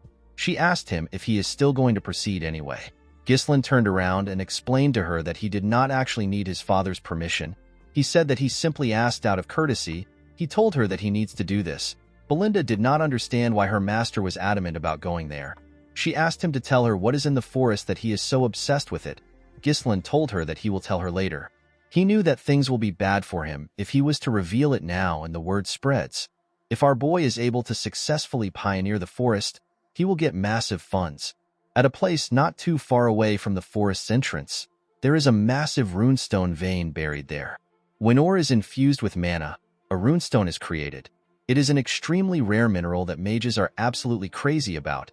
It is used in all sorts of magical tools, things like barriers, magic circles, magic scrolls, alchemy, and magic research. It is basically used in anything that uses mana. In his previous life, Duke Delphine was the one who discovered it, but now, only Ghislain has this important piece of information. Belinda could not see through her master's intentions. She decided to give up. She knew that he must have a plan. Gillian told him that he will follow his orders. Ghislain asked Belinda to head to the nearby guild and hire some mercenaries. He said that 200 mercenaries will be enough. Belinda could not believe that her master was not holding back on spending the money that he risked his life to get. Gillian asked him if he is certain about this. He explained to his master that mercenaries are a rough and unruly bunch. He said that it will be hard to control them if a lot of them are gathered in one place. They might even turn on their employer and take everything for themselves. Ghislain told him that he is right.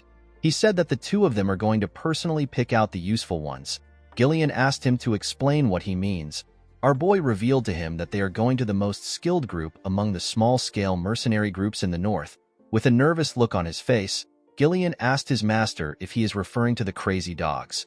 He explained to him that the crazy dogs are quite skilled, but they will turn on their employer if things go south. The crazy dogs are known as the Cerberus mercenaries. Ghislain told his guard that they need to go put a leash on the crazy dogs.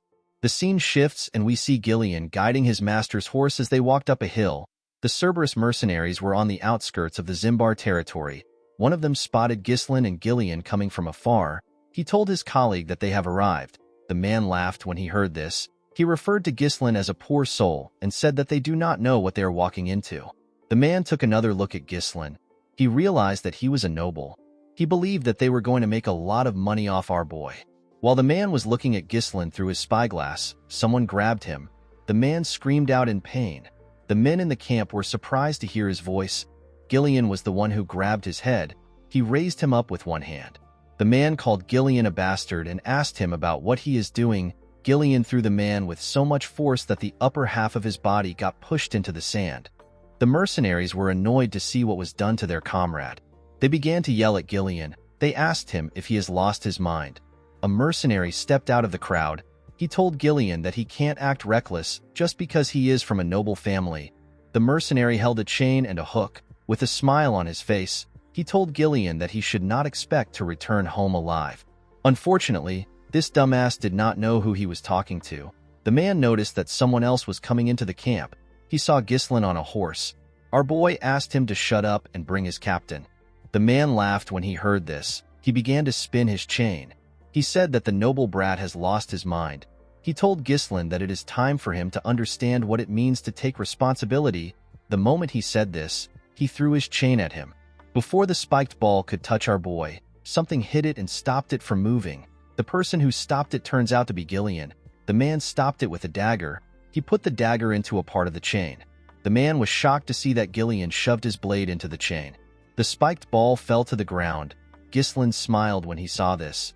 He already knew that words won't get through to them. He asked Gillian to do enough so that the men won't die. Gillian took a stance and grabbed the chain. He told his master that he understands. He pulled the man in front of him with the chain. The man flew to his side without any resistance. The moment the man got close to him, he swung the spiked ball at him. The ball hit him in his stomach. The man screamed out in pain. The mercenaries were annoyed to see this. They called Gillian a bastard. They said that they won't go easy on him because he works for a noble. They charged at the man. Gillian twisted his blade around the chain. He used it to raise the injured man up. He threw him at the mercenaries that charged at him. The man's body pushed them to the side. The other mercenaries were surprised to see this. Gillian turned to the side and glared at them. The men were terrified to see the look on his face. Ghislain came down from his horse. He asked the men to tell him how long they plan on making them wait. He asked them to go get their captain. The moment he said this, someone said that he was sleeping. He asked them about what caused the commotion. The mercenaries immediately cleared the road and arranged themselves when they saw this man. The red-haired man introduced himself as the captain of the Cerberus mercenaries. He said that his name is Kair. He asked them about why they were looking for him. Ghislain believed that this was a stupid question. There is only one reason why anyone would look for a mercenary group. He said that he came to entrust a request to him. Kair was surprised to hear this. He asked Ghislain about why a client would beat up his subordinate. He told our boy that a noble should be more knowledgeable when it comes to manners. With a smile on his face, Ghislain told the captain that this is his own way of greeting him. He told him that this is the best way to properly tame him. Kair smiled when he heard this. He wondered about what would happen if Ghislain had greeted them twice. The scene shifts and we see everyone in Kair's tent. He had some mercenaries with him.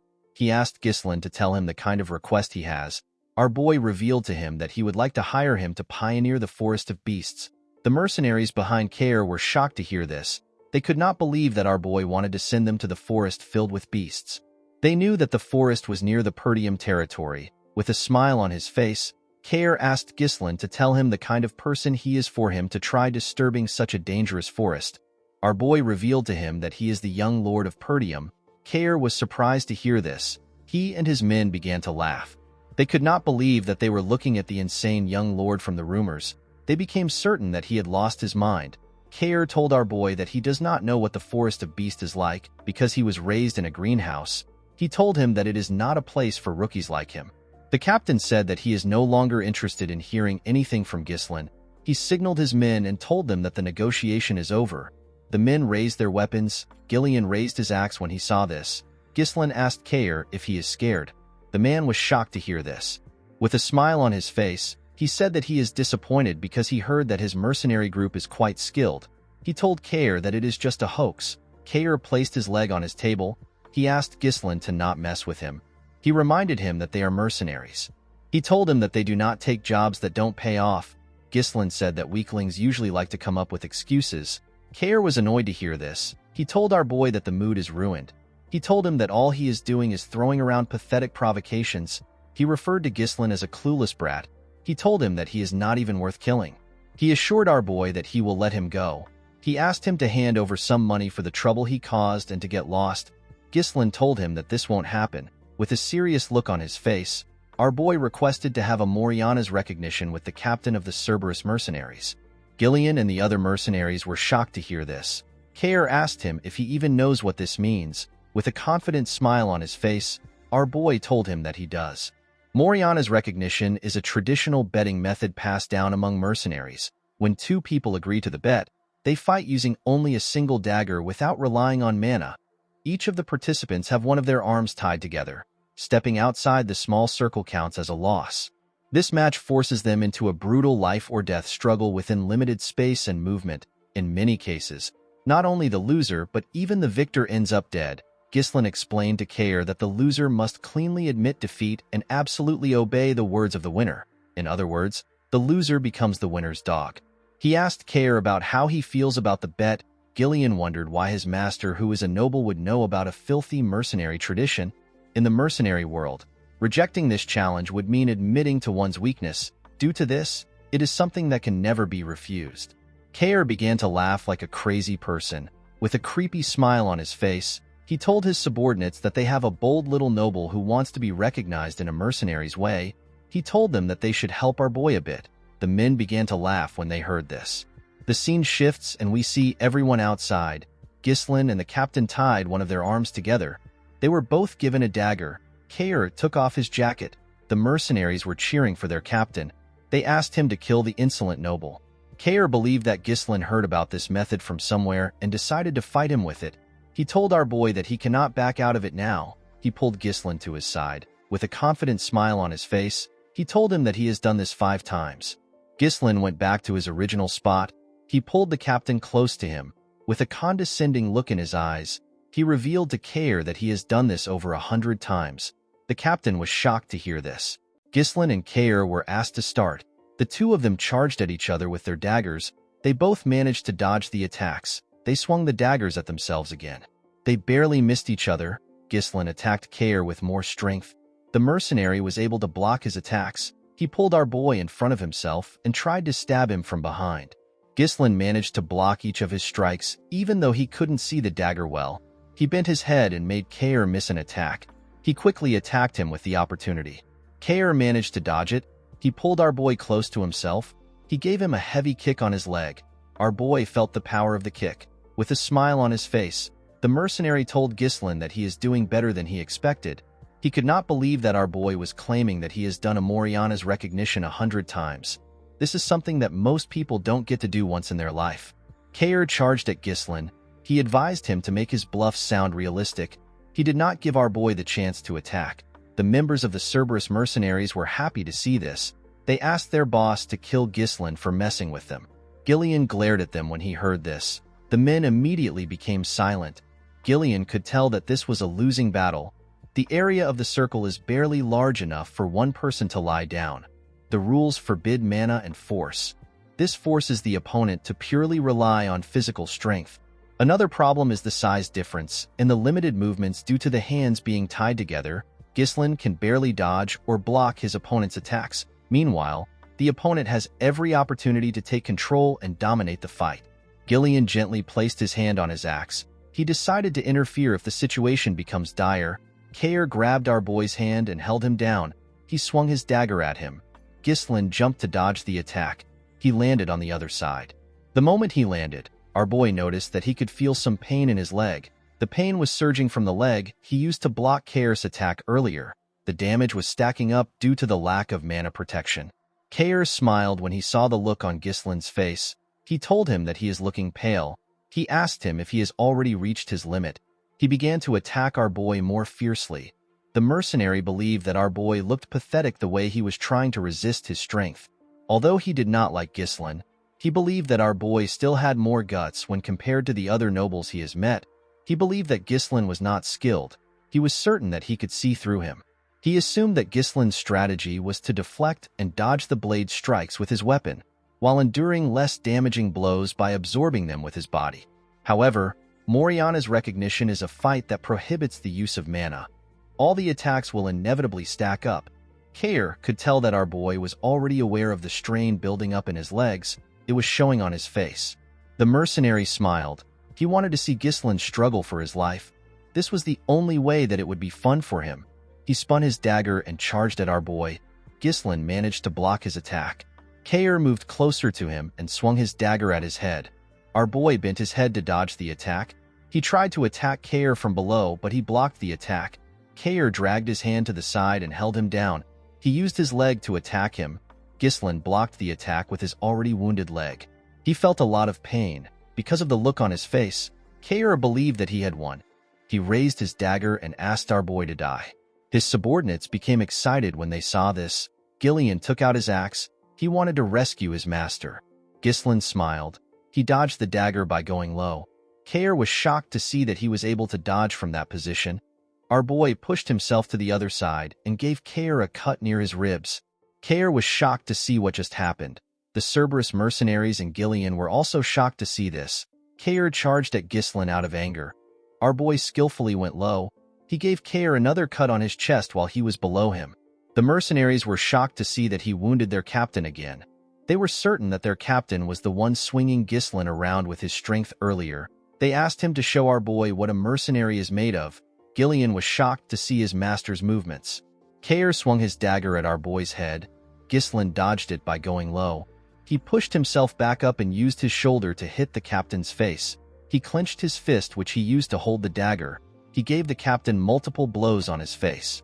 Before he could get a hold of himself, Ghislain turned his dagger and used it to stab Kair in his hand. Kair did not scream.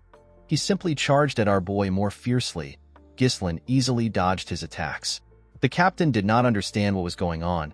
He was certain that our boy was just struggling to withstand his strength a few seconds ago. Gillian finally understood what was happening. Swinging with power stiffens the muscles and burdens the body with rigidity. Exerting strength in order to pressure and take control made Kair lose his flexibility. Ghislain didn't fight against the opponent's momentum. Instead, he relaxed and redirected it to create his own flow. Gillian never expected his master to overcome the disadvantage of size in this manner. He put his axe back. While Kair was breathing heavily, his men asked him to stop playing around. They told him that he is not making anyone laugh. Our boy commended the captain on his resolve. He told him that many opponents would break the rules and use mana when cornered. Kair smiled when he heard this. He believed that Ghislain was talking like someone who had actually done this 100 times. He told him that he won the position of captain with this very method. He explained to Ghislain that mercenaries who break the rules don't last in this line of work. Our boy smiled when he heard this. He told the man that he likes his spirit.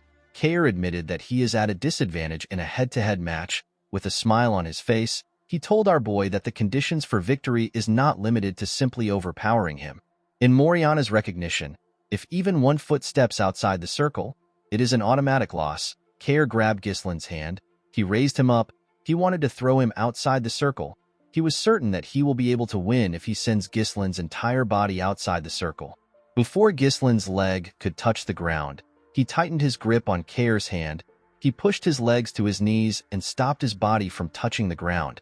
He basically used Kair's body to support himself. He pulled the captain with his hand. Kair did not expect it. He climbed his leg and wrapped his own hand around his neck. The moment he got behind him, he slammed his head to the ground. His head was pushed outside the circle. The mercenaries were shocked to see this. Kair was annoyed to see that he lost. Ghislain gently smiled and told him that he won. The captain turned around. He asked our boy for his identity.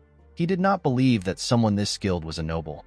With a cold gaze in his eyes, Ghislain told him that he does not like his attitude. He reminded him that he is now talking to his new master. Ghislain pulled him up with his hand. The captain asked him about what he wants. He told him that the fight is over. Our boy told him that it is not yet over. He said that he hasn't gone outside the circle yet.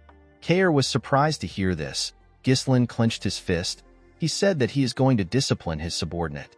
He gave the captain a punch on his face. The punch knocked him down. The man quickly asked our boy to wait. He reminded him that the fight is over once a combatant steps out of the circle. Ghislain gave him another punch on his face. He asked him if he is going to fight according to the rules on the battlefield. Kair called him a bastard. He said that a noble is not supposed to behave this way.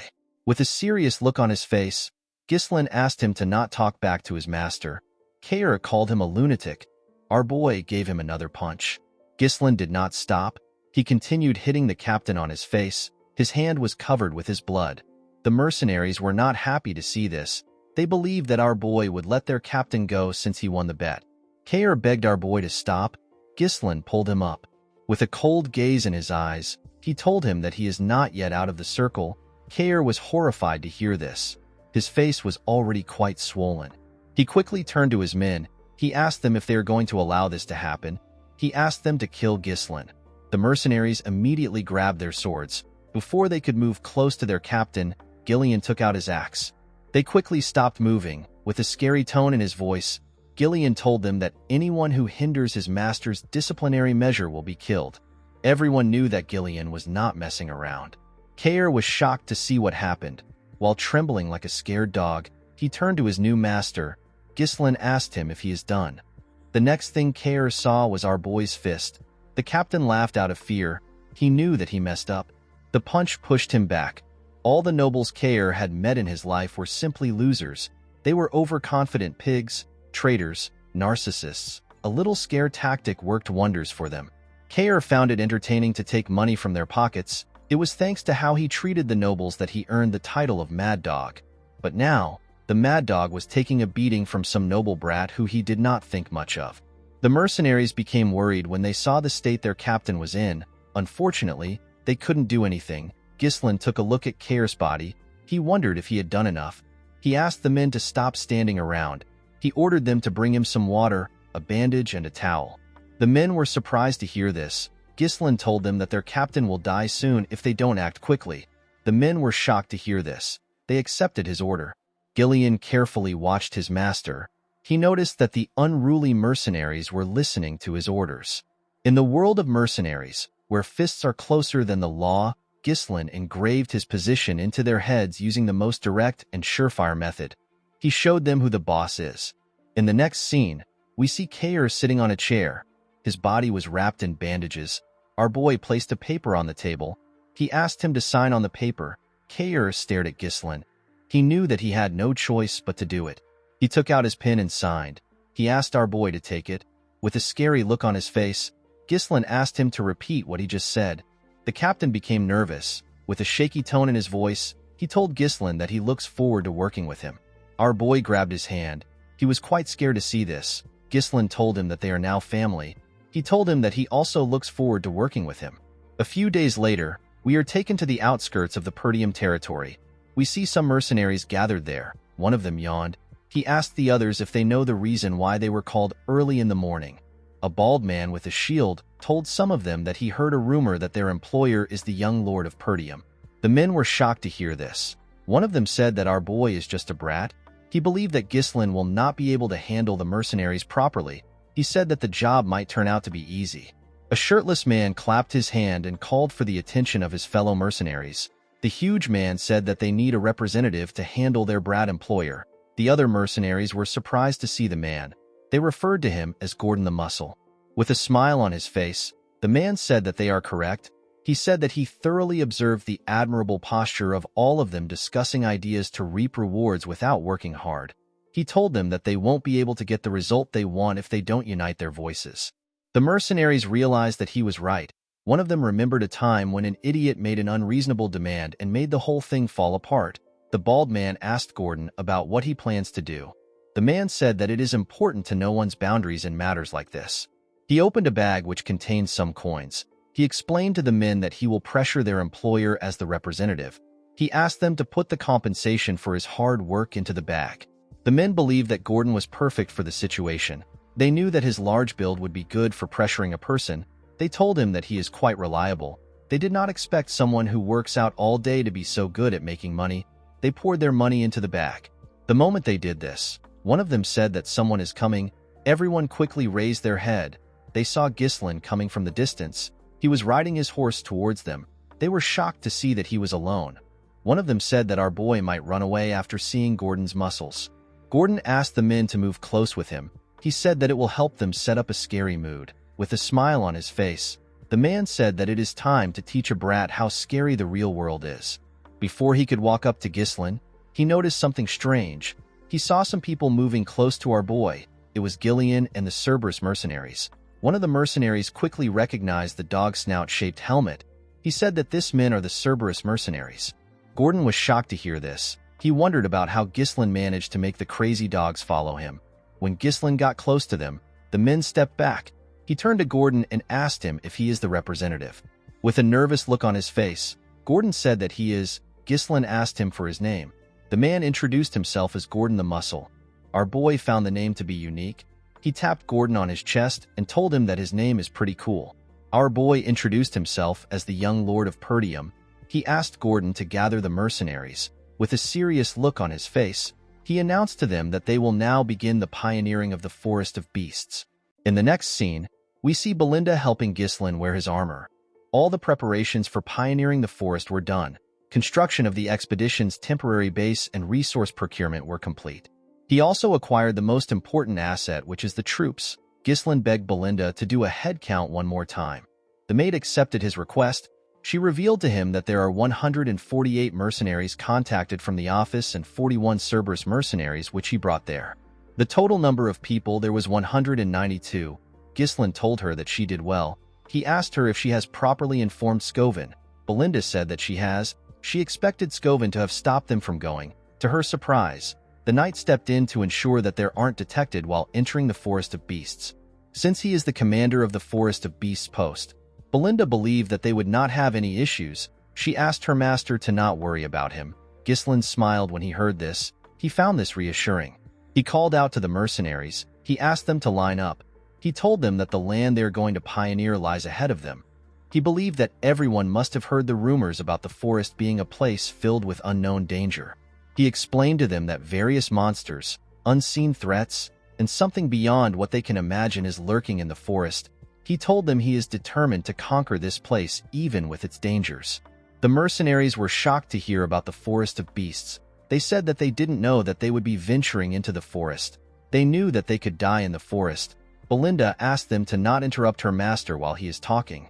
Ghislain asked those who wished to withdraw to do it now.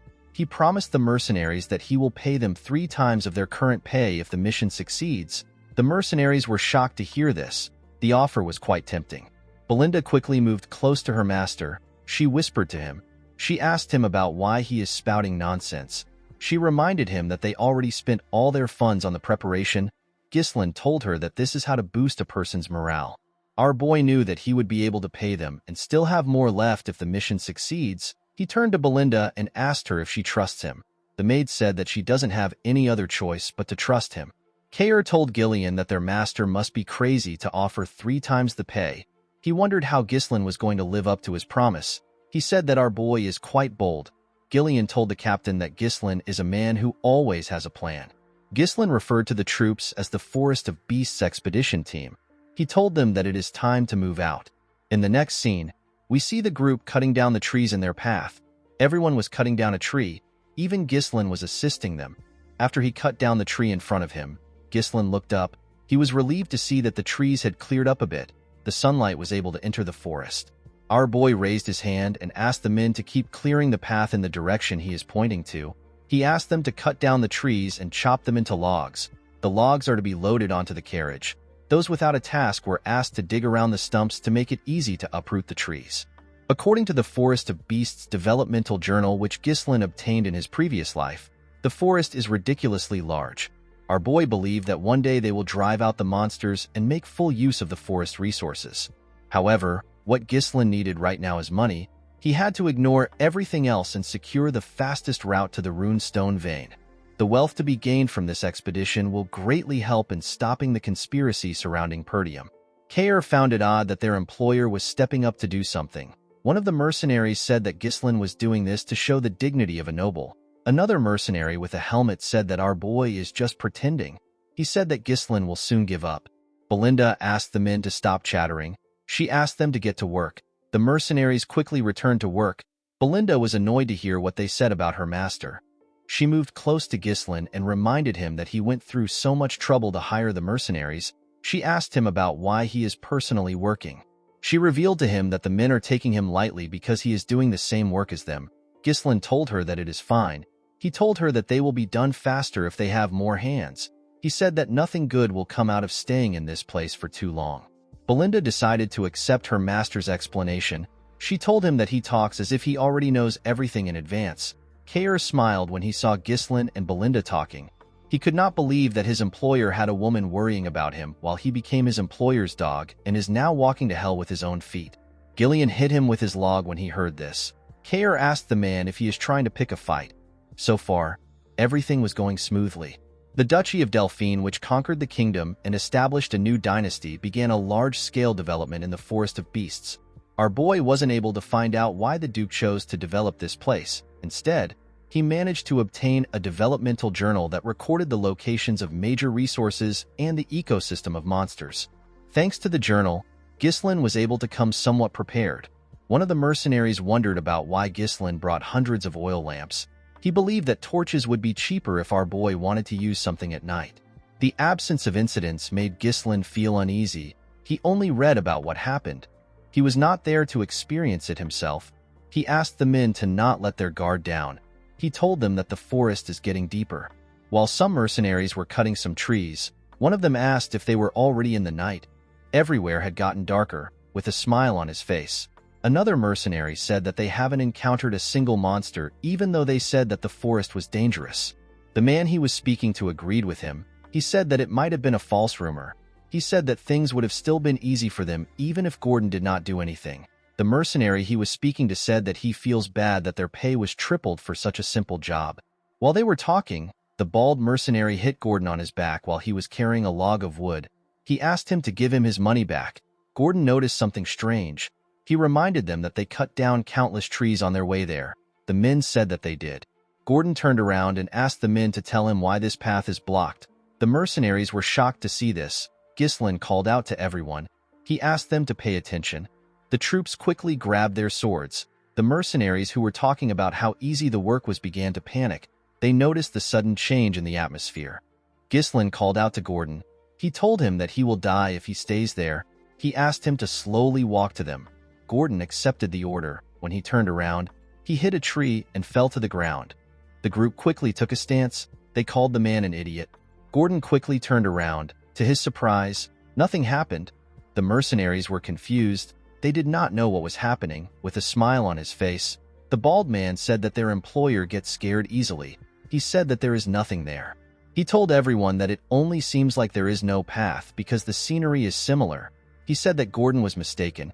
He told them that the Forest of Beasts is just a grand name. In reality, it is just a slightly dense forest.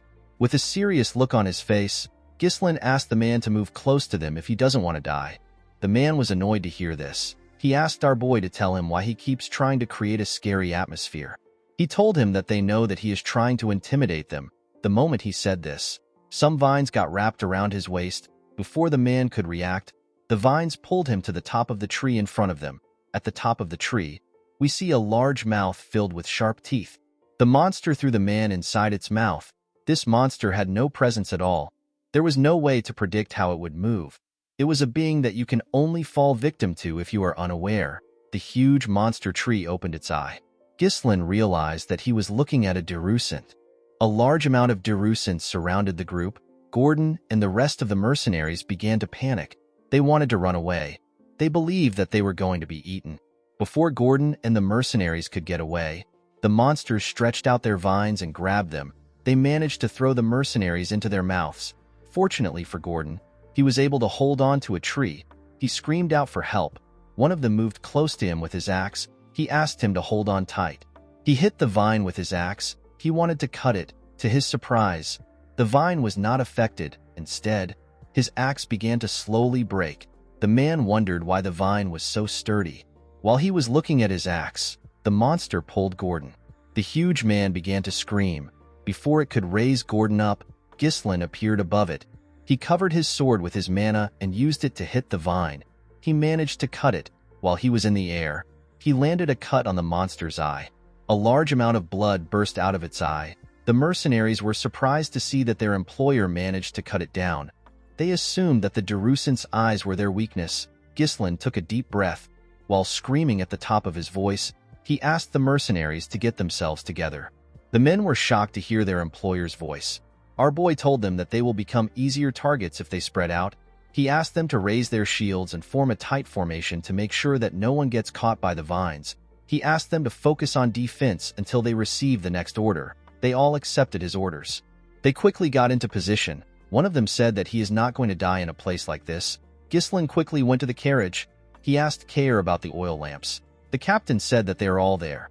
Our boy asked Kair to light the lamps and throw them at the monsters to burn them down. Kair was surprised to hear that this was the reason his master brought so many lamps.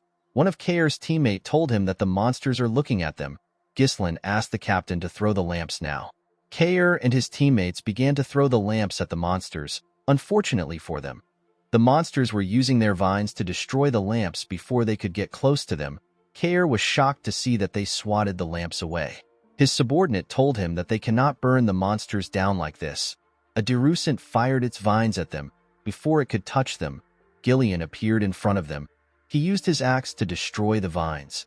Belinda took out some knives. She threw them at the monster's eye. Ghislain asked Gillian and Belinda to prepare to throw the oil lamps while guarding the Cerberus mercenaries. Our boy raised his sword. He said that he will draw the attention of the monsters. The moment he said this, a Derusant fired its vines at him. Belinda called out to her master. She asked him to look out. Ghislain swung his sword and managed to cut through the vines. The other Derusants began to attack him. Our boy skillfully dodged their attacks. One of the Derusants raised its leg to crush him. The mercenaries were shocked to see that the monsters had legs even though they were trees. They believed that their employer was going to get stomped on. Ghislain covered his sword with mana and used it to cut the monster's leg. He jumped and stabbed the Derusant directly in the eye. The other Derusants turned their attention to Ghislain. The mercenaries were surprised to see this. Belinda ordered the Cerberus mercenaries to throw the lamps now. The mercenaries were certain that it would work this time. They quickly began to throw the lamps at the Darusants. The monsters screamed out in pain when the lamps touched them. The Cerberus mercenaries were happy to see this. Ghislain asked them not to stop. He asked them to keep throwing the lamps until they burn all the Darusants down. The flames spread on the monster's body. The mercenaries were shocked to see what was happening. They could not believe that they were able to fight against them. One of them said that the entire forest will burn at this rate. With a nervous look on his face, Gordon said that the Darusants aren't anything big. He said that it is natural that they are weak to fire because they are trees. Ghislain asked the men to not let their guard down. He told them that it is not over yet. The mercenaries were shocked to hear this. With a serious look on his face, Ghislain informed them that the Darusants will now show their true appearance. The Darusants released some steam into the surroundings. The mercenaries did not understand why there was steam there. They wondered if the fire has already been extinguished. Belinda and Gillian quickly ran to their master. Belinda asked Ghislain about what is happening. Our boy explained to her that the shells of the monsters are weak against fire, but their insides are different. He said that the fire that is burning the shell is meeting the moist flesh and causing them to release steam. When the steam cleared up, we see the true form of the monsters. The Darusants screamed at them. The mercenaries were shocked to see this. They could not believe that the monsters were still alive. Ghislain raised his sword and called for everyone's attention. He asked them to raise their weapons. He told them that it will be a close-quarters battle from now on. He ordered them to charge. He also ran to attack the Darusants. The mercenaries were shocked to see Ghislain running towards the monsters. They could not believe that he wanted them to have a close-quarters battle against this massive monsters.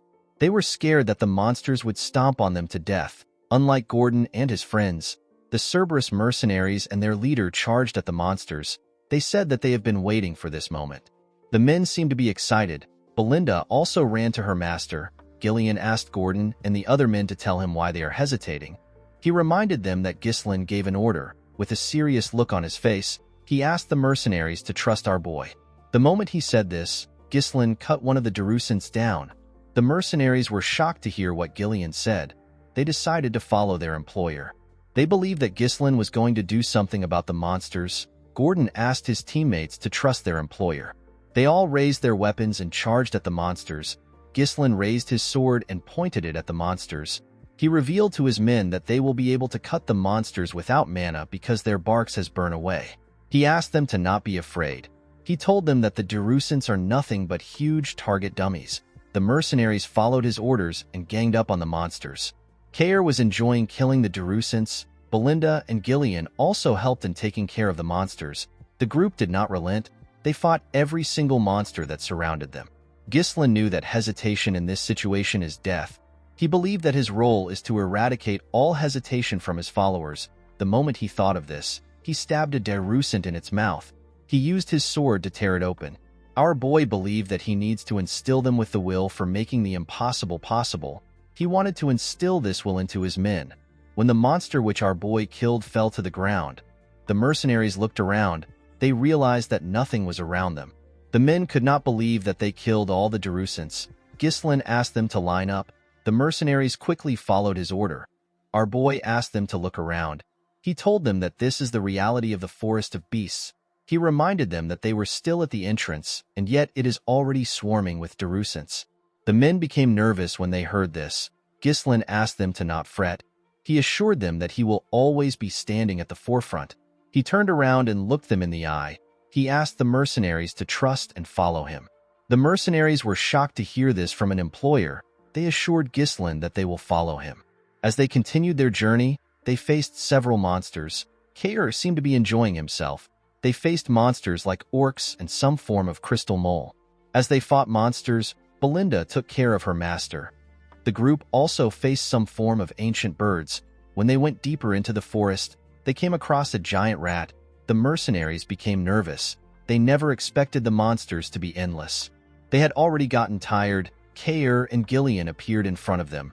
Kair charged at the rat and cut off its leg. The monster screamed out in pain. It opened its mouth as it fell to the ground. The mercenaries were shocked to see it falling. Before the monster could fall on them, Gillian appeared in front of them. He used a shield to block the monster's mouth. While the monster was struggling on the ground, Ghislain climbed on it and stabbed it in the head. After taking care of the monster, Ghislain asked the mercenaries if anyone is injured. The men told him that they are all fine. They all gathered around him. One of them said that they cannot leave their employer's side if they want to survive. Gillian told his master that the formation of the mercenaries is starting to look decent. Kair explained to him that training through real combat always yields the best outcome. Ghislain told the mercenaries that they still have a long way to go. He asked them to keep cutting down the trees to clear the path. One of the mercenaries watched as the others worked. He was breathing heavily. The man said that everyone is insane. He believed that everyone had lost their mind because they were in a crazy forest. At night, we see the group arrive at a lake. The mercenaries were extremely happy to see a water source. They quickly ran to the lake. They could not believe that the water was so clean. Belinda was not happy to see the mercenaries close to the lake. She told her master that something can come out of the water. Ghislain realized that they have taken the right path so far. The lake is the most important milestone in reaching the runestone mine. He asked the men to set up camp. He told them that they will be taking a break. The mercenaries quickly followed his orders. The scene shifts and we see some mercenaries sitting together. One of them asked the others to tell him what they are doing. He could not believe that they were already facing this amount of monsters when they are only at the entrance. He told his teammates that he cannot imagine what is waiting for them ahead. Another one said that they are lucky that nothing happened in the last 2 nights. In another part of the camp, we see the man who was breathing heavily earlier talking to Gordon and some men. The man suggested that they sneak out of the forest with him. One of them asked the man whose name is Manus to explain himself. Manus told the men that they do not need to risk their lives anymore. He told them that their lives matter more than money. Gordon reminded the man that they have already come far into the forest. He told him that Ghislain said that their destination isn't far from the entrance. He assured the man that they are almost there. Manus was shocked to see that Gordon believed our boy. He told him that he is gullible. He reminded him that their employer is the well-known scoundrel of Perdium. He told him that Ghislain wants to pioneer this forest to get an accomplishment. A man with an eye patch reminded Manus that they have already been paid. He told him that it is their job as mercenaries to do as the employer says. Gordon told him that Ghislain has also saved their lives multiple times. Manus admitted the fact that Ghislain is a good fighter. He told the men that they have simply been lucky until now. He told them that our boy is only human. He said that they can die from a single mistake. With an ugly smile on his face, he said that Ghislain will use them as meat shields once the situation becomes dire. He told them that all nobles are the same. The men's resolve began to shake when they heard this. Manus was happy to see that they were scared. He knew that it would be suicidal for him to go back alone, especially with monsters waiting at every corner. He wanted to use the men as bait. The man with the eye patch asked him if he is trying to tell them that they would all be dead without their employer. Manus was surprised to hear this. The eye patch man pointed at Ghislain. He asked the other men to see what our boy was doing. Ghislain was applying some cream on a wound for one of the mercenaries. He advised the mercenary to not allow water seep into the injury. He told him that it will get infected. The man thanked our boy. After the man stood up, Belinda leaned in and asked her master if he knows how expensive the medicine is. She advised him to use it for himself. Ghislain told her that this is what the medicine is meant to be used for. After saying this, he called for the next person. Manus was shocked to see how nice Ghislain was. The eye patch man told the bastard that the medicine and potions that their employer is using on them is more expensive than them. He asked Manus if he really believes that our boy would use such medicine on them just so that they can be meat shields. The other mercenaries agreed that Ghislain is different. They were certain that he wouldn't abandon them. Manus had to turn around. He hated the eye patch man for interfering in his plan. He wanted to persuade a few men to get out, but the man was making it difficult for him. Ghislain walked up to Gordon and the other men. He asked them to stop chit-chatting. He told them that they need to get some rest. He moved close to Gillian and Kair. He told them that he needs to speak with them for a moment. Kair asked Ghislain if he is sure about leaving Manus alone. He told our boy that he would have sliced the man's tongue if it was him. Ghislain assured him that it is fine. He told him that Manus cannot do anything because of the monsters. He told Kair that he has something more important that he has to confirm. The group moved to a part of the camp where there was no one. Belinda asked her master to tell her why he wanted them to count the number of lamps available. Kair told him that there are currently 24 lamps. As our boy expected, a few lamps were missing. Ghislain reminded the group that monsters have charged at them day and night ever since they entered the forest. However, they have not seen any monsters for the past 2 nights. Belinda was surprised to hear this. Kair asked our boy about what this means. Gillian explained to him that they have entered the territory of a nocturnal monster. It is a monster that happens to have a huge influence in this forest. Ghislain told the man that he is correct. He turned around and looked into the forest. He said that they are now in real danger. In the next scene, we see Gordon resting on some logs of wood. While the man was trying to sleep, he felt a bright light shining in front of him. He quickly opened his eyes. The lamp that was on the log was floating. Gordon was shocked to see this. He did not understand how a lamp was suddenly flying. The moment he moved back a little, a terrifying monster with 8 sets of eyes bit his shoulder. Gordon quickly screamed out. The mercenaries were shocked to hear his voice. Gordon picked up his mace and swung it around. He asked the monster to get away from him. The mercenaries quickly moved close to him. They asked him if something is wrong. They did not see any monsters around him. Gordon told them that there was a monster next to him just now. The men were surprised to hear this. They told Gordon that there is nothing around. The man was shocked to hear this. He looked around. He could not believe that they were right. The men believed that Gordon had a nightmare. They told him that his sleep talking is terrible. They believed that Gordon had such a bad dream because they have had to deal with a lot of monsters recently. The man tried to explain himself to them. One of the Cerberus mercenaries told the men that they are wrong. He explained to them that he woke up because he felt a strange presence. He saw the lamp disappear right in front of his eyes. Other mercenaries agreed with the man. One of them said that he heard a creepy laugh. Another said that he also witnessed the same thing. One of the men who told Gordon that he is wrong asked the others to tell him why they are acting like this. With a serious look on the man's face, he told the others that there is definitely something out there. Ghislain asked the man if he really saw through the monsters. The man was surprised to see our boy. Ghislain ordered the men to gather around. The scene shifts and we see the men gather outside our boy's tent. Ghislain allowed Gordon and the man from the Cerberus mercenaries to join the meeting. Gordon was shocked to find out that the monsters had surrounded them. The man with the head cover told our boy that they cannot see the monsters with their naked eyes. Ghislain explained to them that this is a feature of the monsters. He told them that the monsters started following them when they reached the lake. These monsters are one of the monsters that dominate the night in the forest. They are the hunters of the darkness. They are known as Falors. They can melt into the darkness. This means that you cannot see them and physical attacks don't work on them. A few hundred of them follow their prey and take away their light. Luring their prey into the darkness is what they excel at. It is their hunting method. The head coverman and Gordon were shocked to find out that a few hundred Falors surrounded them. Belinda was surprised to find out that this was the reason why they have been losing their lamps. Kair was annoyed to hear what Ghislain said. He wondered if the monsters were trying to play with them before killing them. He suggested that they take care of the monsters now. He told our boy that it will be better for them to strike first before the monsters start toying with them. Ghislain told him that they need to wait until the monsters start attacking them. He said that it will be the best time to counterattack. Belinda reminded her master that they have already lost more than half of their lamps. She told him that they cannot just wait around. Ghislain explained to her that attacking the monsters recklessly would only stimulate their sadistic tendencies. The Falors would fall back for a bit and harass them more thoroughly later.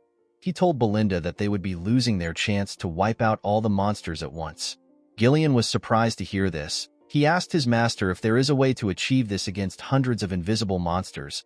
Our boy told him that there is a way. He asked Belinda if she has prepared the magic scrolls. The maid said that she has given out one to each of the mercenaries. Ghislain told the group that he will now explain how they are to fight the monsters. The group was surprised to hear this. Our boy drew some images on the ground to signify their current position. He told them that a herd of Falors has surrounded their camp from 3 different directions. The monsters are stealing their lamps to slowly tighten their position. Since they were vastly outnumbered, it will be impossible to cover the entire area, especially since what they are up against isn't human. Ghislain told them that they will start collapsing from the sides if they start fighting them head-on. Gillian explained to Ghislain that due to the fact that they set up their camp with a lake in the back, they avoided being surrounded from all directions. Our boy told him that he is correct. Although it looked like they were at a disadvantage, Ghislain assured them that it is not the case. He told them that they have the initiative of this fight. The group was surprised to hear this. Our boy explained to them that they need to first divide their forces into 3 groups. The defenders will take on the monsters' attacks, the crossbow unit will stop them, and the elite assault unit, which Ghislain is part of, will do the rest. The defenders and the crossbow unit will gather in the middle and push away the enemies. In the meantime, the assault unit will attack them from the left. They will be focusing all their firepower on that side. If they are able to surround them with the forces in the middle, It will be their victory. Gillian quickly understood his master's plan. Gordon asked if this is even possible. Kayer said that it is possible as long as the units in the middle hold out long enough. Belinda interrupted the men. She reminded them that Ghislain said that followers are immune to physical attacks because they can melt into the darkness. She asked them about how they plan on dealing with the monsters. Everyone turned to Ghislain. Kayer assumed that they just have to use mana. Ghislain asked her not to worry about it. With a smile on his face, he told her that they have magic scrolls. Later in the night, we see the defense unit standing in front of the monsters with their shields up. One of them asked the others to not break the formation. He asked them to remember what their employer said. One of them announced that the followers have taken their last lamp. He said that something is coming. In the Pioneer Journal of the Delphine, it was stated that the followers are extremely vulnerable to light. When they shone intense light on them, they revealed their true selves. The moment he thought of this, Ghislain raised his magic scroll and tore it. He asked the others to do the same. Gillian, Belinda, and the rest of the group followed his order. They all tore their first circle magic scrolls. The spell is known as light. The magic scrolls fired some energy into the sky. The energy turned into a ridiculously bright light. The followers screamed when they saw the bright light. The mercenaries were surprised to see that the darkness has been repelled. They could not believe that this was what the monsters looked like. They never expected this eel-looking monsters to be the ones surrounding them this whole time. Immediately they thought of this. The followers charged at them. The crossbow unit quickly raised their crossbows. They were ordered to stop the monsters' charge. They were asked to hold on for as long as possible. The men fired their arrows at the monsters. Ghislain raised his sword. He told his men that the true appearance of the followers has been revealed. He covered his sword with mana and swung it. He pointed his sword at the monsters and ordered the assault unit to charge at them. The team immediately charged at the monsters. They tore them apart when they got close to them. Ghislain made a huge swing and tore through them. Although followers possess the ability to assimilate into the darkness, their actual defense is extremely weak. Our boy was certain that he can tear through the followers with this unit. He ordered the group to cut down as many monsters as they can. They overtook him and charged at the monsters. Gillian was taking their attacks and keeping their attention on himself. While he was doing this, Kayer disrupted their formation. Belinda was responsible for creating an opening. She threw her knives at the monsters' heads. Immediately she did this, she called out to her master. Our boy jumped and made a huge swing when he landed. His attack was able to cut through a large amount of monsters because of how big his sword is. This team was the elite unit of Perdium. While Ghislain and his unit were taking care of the monsters in their path, the crossbow unit fired their arrows at followers. Unfortunately, this did not slow down the monsters a lot. There were quite much. The crossbow unit began to panic. They were almost out of arrows. They wondered about when the assault unit were going to reach them. While they were panicking, the followers got close to the defenders. Before the followers could ruin the formation, the assault unit arrived and cut through them. Ghislain turned to the men. He told them that they have done well. Gordon and the rest of the mercenaries were extremely happy to see their employer. They knew that they were saved. Ghislain ordered them to widen their formation and surround the followers from all directions. He said that it is now their turn to overrun the followers. The mercenaries quickly followed his order. One of the followers screamed and signaled the rest of the group. The moment it did this, the followers began to run. The mercenaries were shocked to see this. Our boy did not expect them to retreat before they were surrounded. He realized that the monsters are very quick-witted. He turned to Belinda and asked her to find their leader. He said that the monster has a horn on its head. It was the one that was sending out the retreat signal. As they ran after the monsters, Kayer asked our boy if they need to chase the monsters. Belinda told her master that it is better if they retreat. Ghislain explained to them that followers tend to obsess over their prey even if they retreat now. They will still come back and harass them for days. Our boy told the team that there is no reason to give the followers a second chance. He said that they must avoid a war of attrition at all cost. He explained to them that their system will collapse once they lose their leader. He said that they need to kill every single follower here. Belinda was surprised to hear this. She gently smiled and took out a rope. She realized that her master has changed a lot. She took a stance and told Ghislain that she understands. She threw the rope at a tree and held onto it with a hook. She used the rope to drag herself up. While she was in the air, she got a look at everything in the surroundings. She easily spotted the leader. She quickly threw her rope at it and held it down. She told her master that she has caught the monster. Ghislain covered his body with mana. He charged at the monster with his sword pointed at it. He moved at a crazy speed, so he cut through every monster in his path. He stabbed the leader in its chest. The monster tried to struggle. Our boy told it that it is over. He tore the Fowler apart. The moment he did this, he announced that the leader was dead. He ordered his mercenaries to wipe them out. The mercenaries quickly charged at them. They told the monsters that they will make them regret hunting them in the dark. Kair ordered his mercenaries to attack. He told them that they must not lose to Gillian.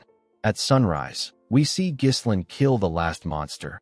He commended his mercenaries on their efforts. He told them that it is their victory. The men raised their swords and cheered.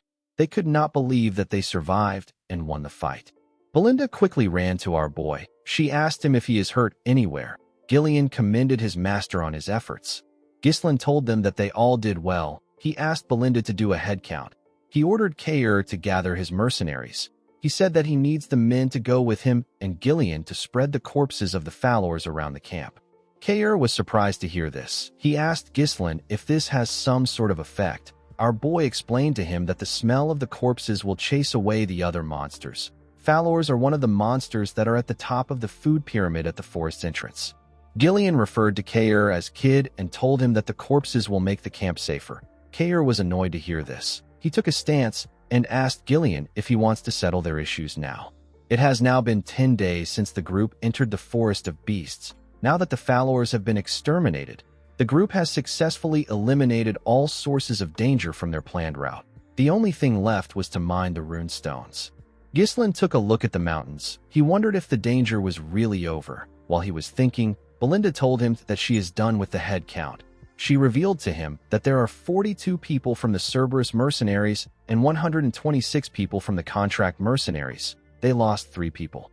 Ghislain asked Belinda if there are no casualties from the Cerberus mercenaries. With a cocky smile on his face, Kair reminded our boy that he is their captain. Ghislain asked the maid if the 3 dead people are among the contract mercenaries. Belinda said that she cannot confirm it because they cannot find the bodies of the 3 mercenaries. Gordon noticed something odd. He asked his teammates if they know where Manus is. One of them said that he might have died fighting. Another person said that they can't find Manus' body. The man with the eye patch said that Manus must have fled. The scene shifts, and we see Manus and the 2 other mercenaries who were missing. They were running away from the camp. One of them said that he heard a fierce battle sound. He said that they would have died if they stayed at to fight. The other man suggested that they slow down, since they are quite far away from the battle. Manus turned around and called them fools. He asked them to get themselves together. He told them that they need to get out of the forest while the group was busy fighting.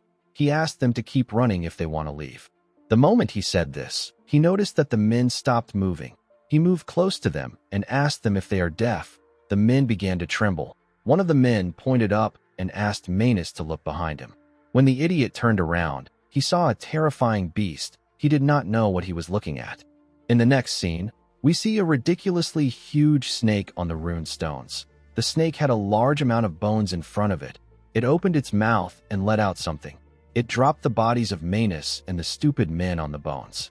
The scene shifts, and we see the group cutting down the trees in their path. The mercenaries wanted to end their journey and return back to the town. They were working extra hard. Kair noticed that they were working well without someone ordering them around. He said that he has never seen the lazy mercenaries working so hard. Gillian told him that the mercenaries are different from him. Kair decided to ignore him. He asked Ghislain if he is going to let the mercenaries go once the mission is over. He told our boy that it is a waste to only use the mercenaries once. Ghislain asked him not to worry about it. He pushed a tree down and revealed to Kair that he is going to hire the men as his personal mercenaries. Mercenaries naturally have weak organizational skills. It is impossible for them to win against a regular army in large-scale battles. However, these men have already surpassed the limits of mercenaries just through the experience they gained in this forest. Ghislain knew that they will be an excellent foundation for expanding his power. The man with the head cover told his captain that they spread the corpses of the Fowlers around their path. Kair commended the man known as Gazelle for his efforts. He turned to Ghislain and told him that the effect of the corpses has been really good. He said that they have not seen a single monster ever since they left the camp. They did not even encounter a lone monster that has lost its path. Ghislain looked into the forest. He got an eerie feeling. He hoped that it was just a needless worry.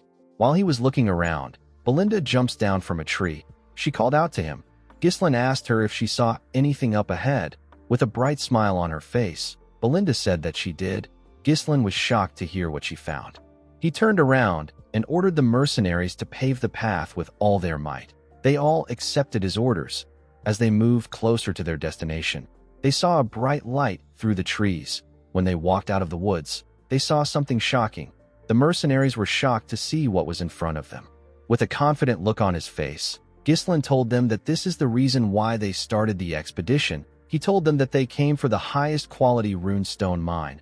Around the mine, there was some fog. Kair could not believe that the forest really had something that was worth a lot of money. Gillian told him that his master always acts upon reason. Belinda hugged our boy. She asked him about how he knew about the runestone mine. The mercenaries could not believe that they were actually looking at rune stones. They were stones that most people don't see in their entire lives. They knew that they were going to be rich once they take it back to the town. The moment they thought of this, someone rose up from the fog. He told them that they are not going anywhere. Ghislain quickly knew that something was wrong. The person turned out to be Manus. The dead man told them that it is all over. The moment he said this, he fell to the ground. Gordon and the other mercenaries wanted to run to him. Ghislain stopped them with his sword. He asked them to step back. He took a stance and made a huge swing. His sword pushed away the fog.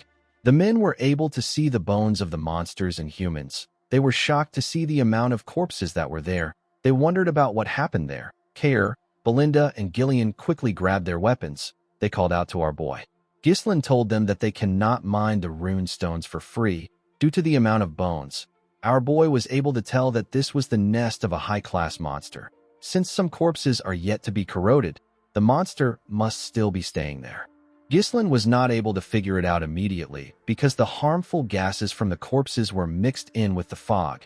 Our boy did not like the situation. There was no particular recording that stated that the mine itself had any danger factors. He turned around and asked everyone to prepare for battle.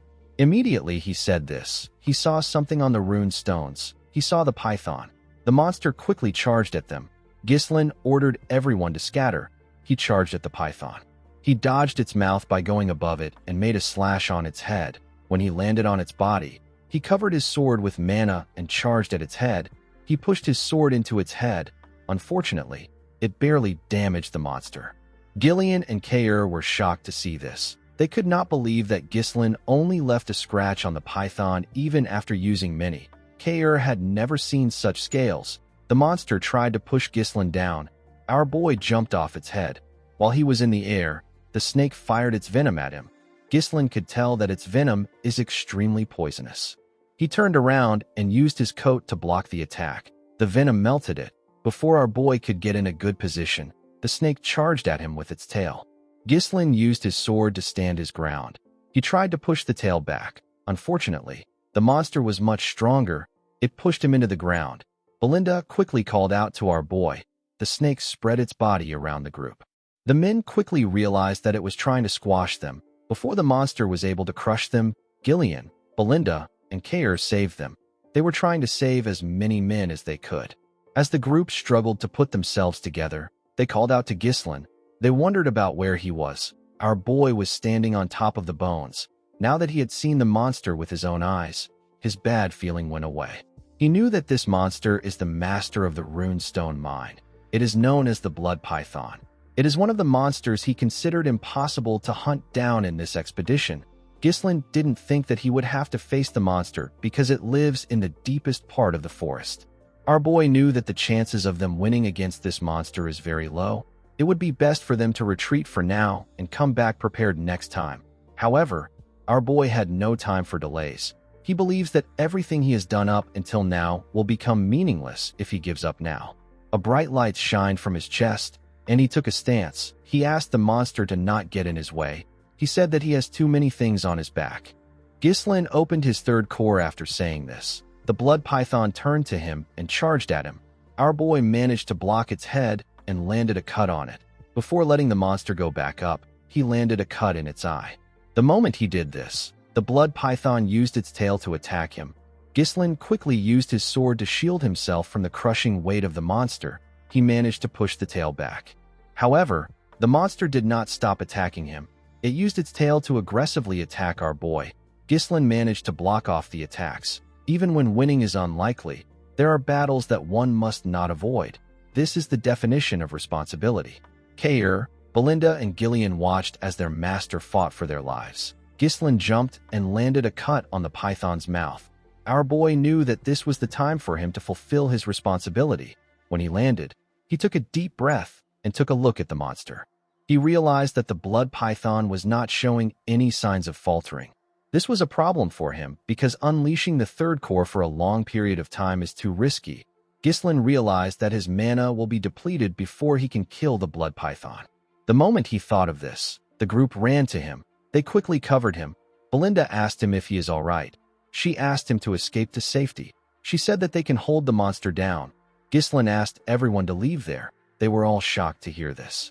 Gordon asked him to repeat what he said. Gillian asked his master if he knows what he is saying. Ghislain told the man that he can't guarantee his safety in a battle against such a massive monster. He told him that he cannot afford to lose him here. Belinda asked her master to tell her what he plans to do.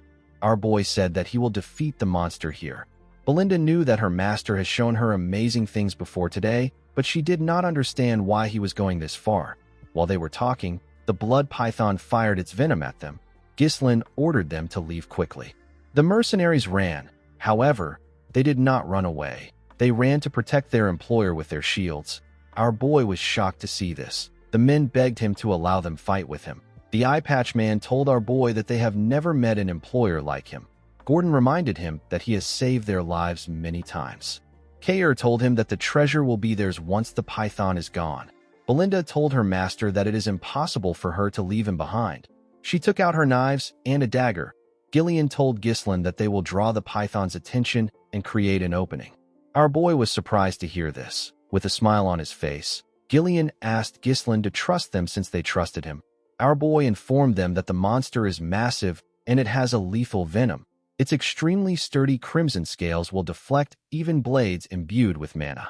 Ghislain told them that they will die if they receive even one attack. Belinda was shocked to hear this. He revealed to them that they can inflict some damage if they smash its right eye and gaping injury. Our boy raised his sword. He told the Forest of Beast expedition team that they need to return alive. The men smiled when they heard this. They all accepted his order. The blood python charged at them. Gillian attacked its mouth, while Belinda and Kair attacked it from the side. Kair stabbed it in its injury. The monster screamed out in pain. While the python was screaming, Gillian slammed his axe on its tail. He pressed it down. Ghislain used this opportunity to charge at the monster and stab its other eye. Our boy realized that not everything will go his way just because he knows the future. However, if he doesn't take any action, many will die. This is something that he is not going to let happen because he is the only one who knows the future. Gillian and the other mercenaries continued hitting the tail to hold it down. The python screamed out in pain. The mercenaries did not let it rest. They climbed on top of it and continued stabbing it in its injuries. The python shook its head and managed to shake them off. The moment it did this, Ghislain jumped and charged at it. He was going to stab it on its head. Somehow, the python managed to sense his presence. It opened its mouth and ate our boy. Everyone was shocked to see this. Before the python could even move, a blade came out of its head. Ghislain used his sword to split the monster's head open. He came out of the python's mouth. His clothes were covered in its venom. The group was shocked to see him. He referred to himself as the future of Perdium. The scene shifts, and we are taken to the Perdium castle. We see Albert and Holmern talking to Zwalter.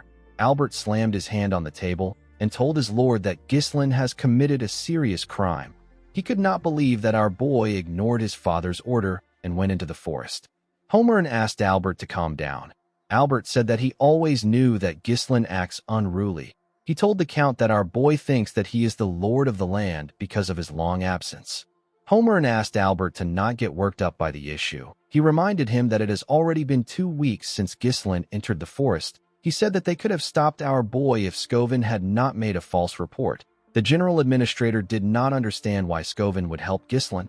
A crime like this could cost him his knight status. Albert told the Count that he cannot let our boy continue to behave as he wishes. He told him that he should imprison Ghislain the moment he returns and punish him. Walter was quite annoyed with his son's actions. While they were talking, the night captain barged into the room. He told the Count that he needs to come down to see something. Walter asked Randolph if something is wrong. The man revealed to him that Ghislain is back. The men were surprised to hear this. The scene shifts, and we are taken outside. We see Ghislain walking towards the castle. He was in normal clothes. In the next scene, we see Ghislain in his father's office. The officials were there with him. They all glared at him in silence. Even the Count glared at his son. Ghislain told his father that he is home. The Count reminded his son that he did not permit the development of the Forest of Beasts. Our boy apologized to his father. He told him that it had to be done. Homern was annoyed to hear what he said. Randolph reminded him that he downright ignored his father's orders. He explained to Ghislain that entering the Forest of Beasts is a serious crime. He told him that he could have lost his life and the monsters from the forest could have invaded their territory. Ghislain told him that he is fine. He said that the monsters did not invade their territory. Homern and Randolph were annoyed to hear this. They could not believe that he was talking back. Albert asked our boy if he finds this funny. He said that they can let the Forest of Beasts incident pass since it didn't lead to any trouble. He put his hand into his clothes and brought out a paper. He placed the paper on the table. He asked Ghislain if he has any excuse for this. When our boy picked up the paper, he was able to tell it was from Count Rayfold. Albert said that he felt uneasy when he heard about our boy's visit to the county. He told Ghislain that they found out about how he extorted 20,000 gold, which is the estate support funds that is given to Perdium regularly from Amelia, by threatening her. Albert told our boy that Count Rayfold was absolutely furious, and he has decided to cut off all forms of support to their territory and cancel the engagement as if it never happened.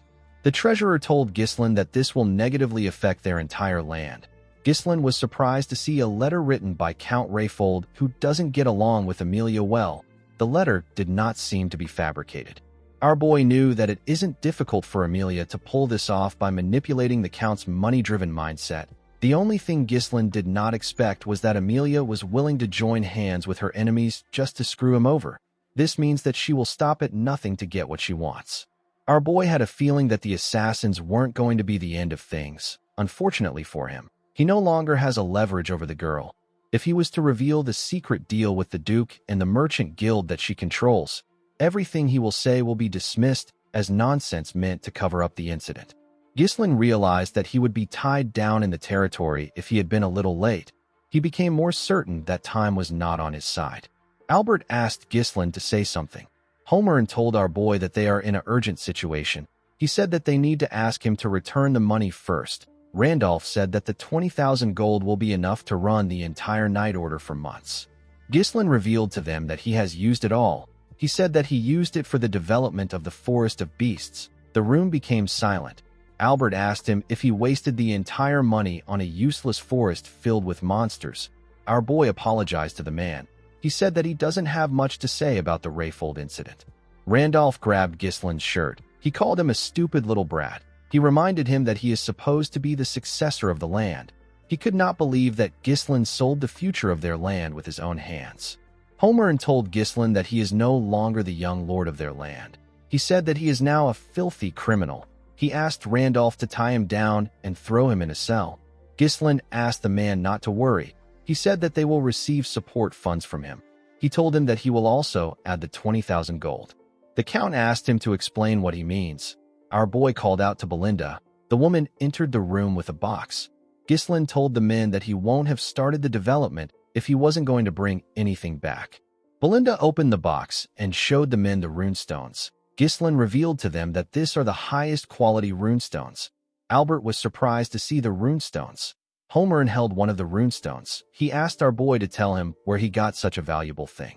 Randolph said that he might have spent the 20,000 gold on it. Ghislain revealed to them that they mined it from the Forest of Beasts. Albert explained to our boy that the stones are worth a fortune, but they are nowhere near enough to run the land. With a smile on his face, Ghislain told the man that this isn't the end of it. Our boy took the officials to the entrance of the Forest of Beasts where his camp was. They saw the body of the blood python and hundreds of runestones. They saw the mercenaries working hard to transport the runestones. They were moving fast and carefully in order not to scratch the runestones. They were also separating the corpses of the monsters into different sections. Holmern could not believe his eyes. He could not believe that Ghislain and this men managed to get all of this in 2 weeks. Randolph asked Holmern if he is seeing things. The Count asked Belinda if all of this truly came from the expedition. The woman said that it did. She said that Ghislain led the expedition himself. Ghislain told the men that they obtained the inner hide of the Darusants, and they got some byproducts from the blood python. He revealed to them that the amount of runestones here is merely a fraction of what they found in the mine. He told them that the reason for his expedition was to help the land. He said that he will use the gains for their land. Albert revealed to the Count that they won't have to struggle with the lack of support funds with the amount of items available here. He said that this is only a rough estimation. Holmern and Randolph were shocked to hear what the man said. They both tapped Ghislain on his shoulders. Randolph commended him on his efforts. He asked him if he is tired from his expedition. Holmern asked our boy to let them know if he needs anything.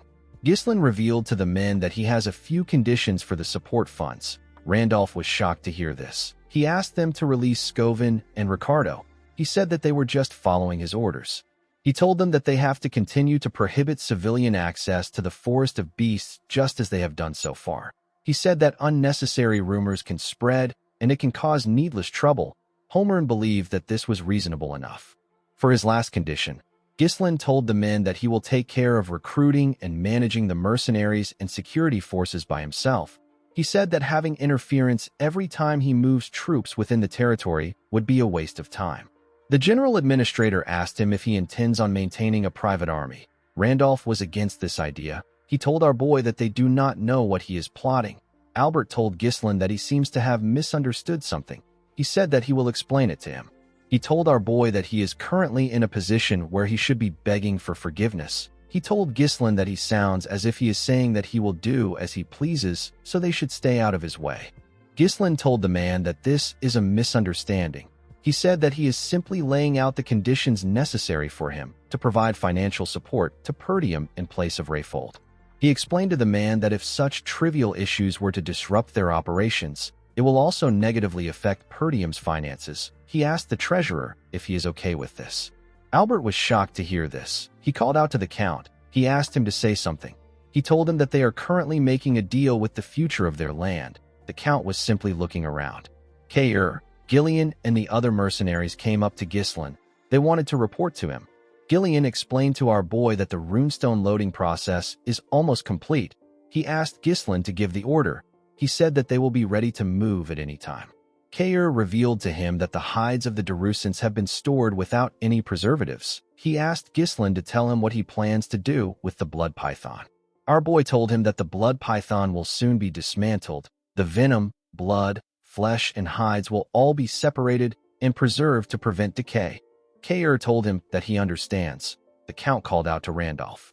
The man revealed to him that the mercenaries are individually formidable and they have an overwhelming presence.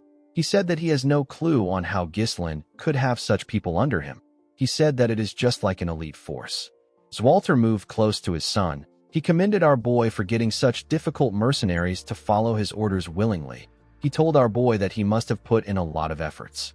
Ghislain said that the expedition wouldn't have prevailed without them. Upon hearing this, the Count turned around. He told his officials that they should return back to the castle. Before leaving, Zwalter told Ghislain that he will let things slide this time. He asked our boy to prepare to face the consequences if he ever defies his order again. With a nervous smile on his face, Ghislain thanked his father. The Count reminded his son that he is the successor who will inherit the land in the future. He told Ghislain that he seems to possess the spirit of the Northern Wolf. The Northern Wolf is the alias given to Count Perdium, the one who guards the frontier of the Lithania kingdom. Zwalter was a lonely person. He had weak military forces and a treasury plagued by poverty. Yet in the northernmost reaches where war never ceases, the Count dedicated his entire life to protecting the land even without his wife, his son, or his daughter. In the end, he was met with a miserable death, and he was forgotten by all. Belinda moved close to her master and asked him if he is headed straight for the castle. Ghislain said that he is not yet going to the castle. He asked her to get everything ready so that they can leave immediately. Belinda was shocked to hear this. She asked him if he is not going to rest. Gillian told him that he has overworked himself. He advised his master to rest. Belinda told him that it is a miracle he made it out alive from the blood python's body. She asked him if he knows how hard she worked to detoxify the poison from his system. Ghislain tapped the woman on her shoulder and begged her to do it. Belinda was surprised to see this. Ghislain knew that other people will soon find out that they secured the runestones. Those who want to invade their land will soon find out too. He knew that he had to expand his power as quickly as possible. He wanted to reach a level where no one would dare challenge him. The moment he thought of this, Ghislain fell to the ground and lost consciousness. Everyone was shocked to see this. In the next scene, we see a dove fly into a building. It was carrying a letter on its neck. The dove landed in the hand of a man on a throne. The man quickly opened the letter to read it. The letter confirmed that a part of the Forest of Beasts has been developed. The man reading it was asked to initiate a war with the Degard family in order to annihilate Perdium. The letter said that the ducal house will step in after this. The man did not expect the ducal house to ask for the annihilation of Perdium. Members of his cabinet said that it is time to make Perdium a land without a lord. They believe that the ducal house will appoint a new owner of Perdium. The man on the throne asked the cabinet to tell him the amount of their people that are still inside Perdium. One of the men said that they have 2 retainers and 1 knight remaining. The count asked his cabinet to send 2 retainers to the Degard territory. He said that the fact that the young lord of Degard died in Perdium is more than enough justification to start a war. With a cold gaze in his eyes, the count said that the supreme commander of this operation will be Victor. The cabinet was shocked to hear this. They never expected that their county's strongest card would be revealed so soon. One of them said that Perdium would have fallen if Frank had done his job properly. Another member told his master that he understands that Victor will be able to handle the task flawlessly. He told his master that it might be too soon to reveal their hidden card. He reminded the count that they have proceeded with caution so far. He said that this decision feels rash. He said that it is odd that the ducal house, which has always operated in secret, is now choosing to directly intervene in Perdium. The count told him that it is because of the Forest of Beasts. The man was surprised to hear this. The count told the man that all decisions were made by Duke Delphine. He asked the man not to question any orders no matter what they may be. The count stood up and asked his cabinet to prepare for the war. This count is known as Harold Desmond. He is the count of the Desmond County. Count Desmond asked his men if there is anyone else who is aware of the situation. The scene shifts, and we see Amelia screaming as she rested her head on Bernaf. The man called out to his mistress. Amelia revealed to him that Ghislain has secured a runestone mine with her 20,000 gold. She said that he survived even though she sent the wildcats to kill him. She told Bernaf that she even bowed her head to her wretched father to cut off support funds for Perdium. She said that this made her look like a fool. Bernaf told his mistress that she is not acting like her usual self. Amelia took a deep breath. She told the man that he is right. She said that she got too emotional. She said that what is done can't be undone. Bernaf smiled when he heard this. He told Amelia that he is waiting for her orders. Amelia moved close to a map. She said that Perdium will soon escape their financial difficulties because they have obtained a runestone mine. Bernaf told her that they should be celebrating right now. Amelia told him that it is too early for them to celebrate. She told him that the most important thing is that they haven't sold the runestones yet. Bernaf was surprised to hear this. Amelia revealed to him that she got information that they secured the runestones 2 days ago. This is far too little time for them to establish a distribution network.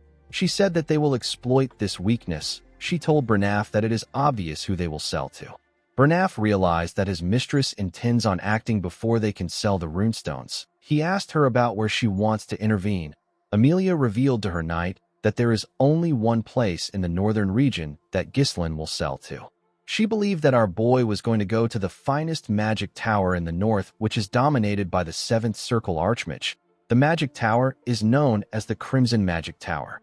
According to Amelia, runestone is essential for magical research. Due to this, magic towers are always determined to secure their distribution channels. She placed a pin somewhere and asked Bernaf to set up the wildcats for an ambush along the main routes leading to the tower. The target isn't Ghislain. It is the laborers who are transporting the runestones. Amelia said that they will use a hit-and-run tactic to isolate the transport and prevent the transfer completely. She said that they will take the runestones for themselves. Bernaf reminded his mistress that there is another magic tower in the north. This is the Flame Magic Tower, which is in Bryven's territory. He asked Amelia if it is wise to deploy all their forces to the Crimson Magic Tower. Amelia told him that this may have been the case before. She revealed to him that the Flame Magic Tower has been in decline ever since it lost its place at the top when it was blinded by past glory. Amelia believed that someone like Ghislain, who is obsessed with money, will not choose the Flame Magic Tower deal over the Crimson Magic Tower's better deal. With a serious look on her face, Amelia promised to take everything away from Ghislain. In the next scene, we are taken to the Perdium Castle. We see Ghislain lying on the bed. Some bandages were wrapped around his body. Our boy was unconscious. The scene shifts, and we are taken back to the time our boy was fighting the blood python. Ghislain got swallowed by it. A predator like the blood python begins to digest its prey. Immediately it swallows it. Before it reaches the esophagus, the prey is first dissolved by venom secreted from the inside. This makes the digestion easier. The mana from Ghislain's third core burned the acid upon contact. It prevented it from invading our boy's system. However, in the process, the resulting toxic fumes create a lethal breathing environment. Most prey either lose consciousness or die by this stage. Ghislain forced himself to endure it. He did not want things to end there. The expedition, everything he holds dearly, and even the future will be gone. Since it was impossible to avoid getting poisoned, our boy decided to make the poison his own. He directed every bit of invading venom into his mana core. He knew that the fierce rotation of mana within the mana core can neutralize the venomous energy. He closed his eyes and began to move the energy.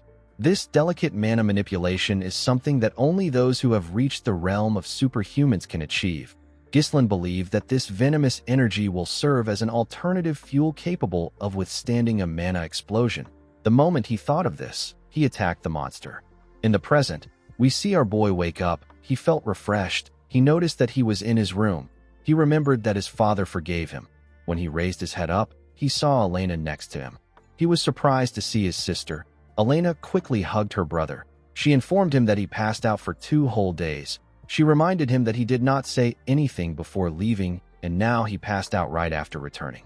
Ghislain was surprised to see his sister hugging him. Elena pushed her brother away and ran to call Belinda. Our boy could not believe that he passed out for 2 days. He recalled that he received the bare minimum first aid after exiting the body of the python. He wanted to endure everything until the runestone is sold. Unfortunately, he cannot do this with his younger body. Ghislain stood up from the bed. He noticed that he was in a really great condition compared to how he overworked himself. He knew that 2 days shouldn't be enough to recover from the damage he received. He found this to be strange. Ghislain took off his bandages. He noticed that his body has gotten stronger, his resilience has gotten better, and his total mana has increased. When he checked his core, our boy realized that the property of his mana has changed. He wondered if the energy of the blood python got mixed in during the process of neutralizing the poison with his mana core. This method is something that Ghislain never knew about in his past life. Although he didn't intentionally risk his life, Ghislain got something out of it. There were still a few things that he needed to verify. Our boy realized that he could grow much faster with this method. Ghislain got a shirt from his wardrobe. He believed that selling the runestones takes priority. He knew that many people would have found out in the 2 days that he was unconscious. He wanted to first visit the mercenaries. Before he could go anywhere, someone knocked on his door. Ghislain asked Belinda to enter. He told her that there is no need to knock. Belinda stepped into his room with his father. The Count asked him if he is all right. Our boy was shocked to see his father. Zwalter told his son that he heard about how he was poisoned after jumping into the mouth of the blood python.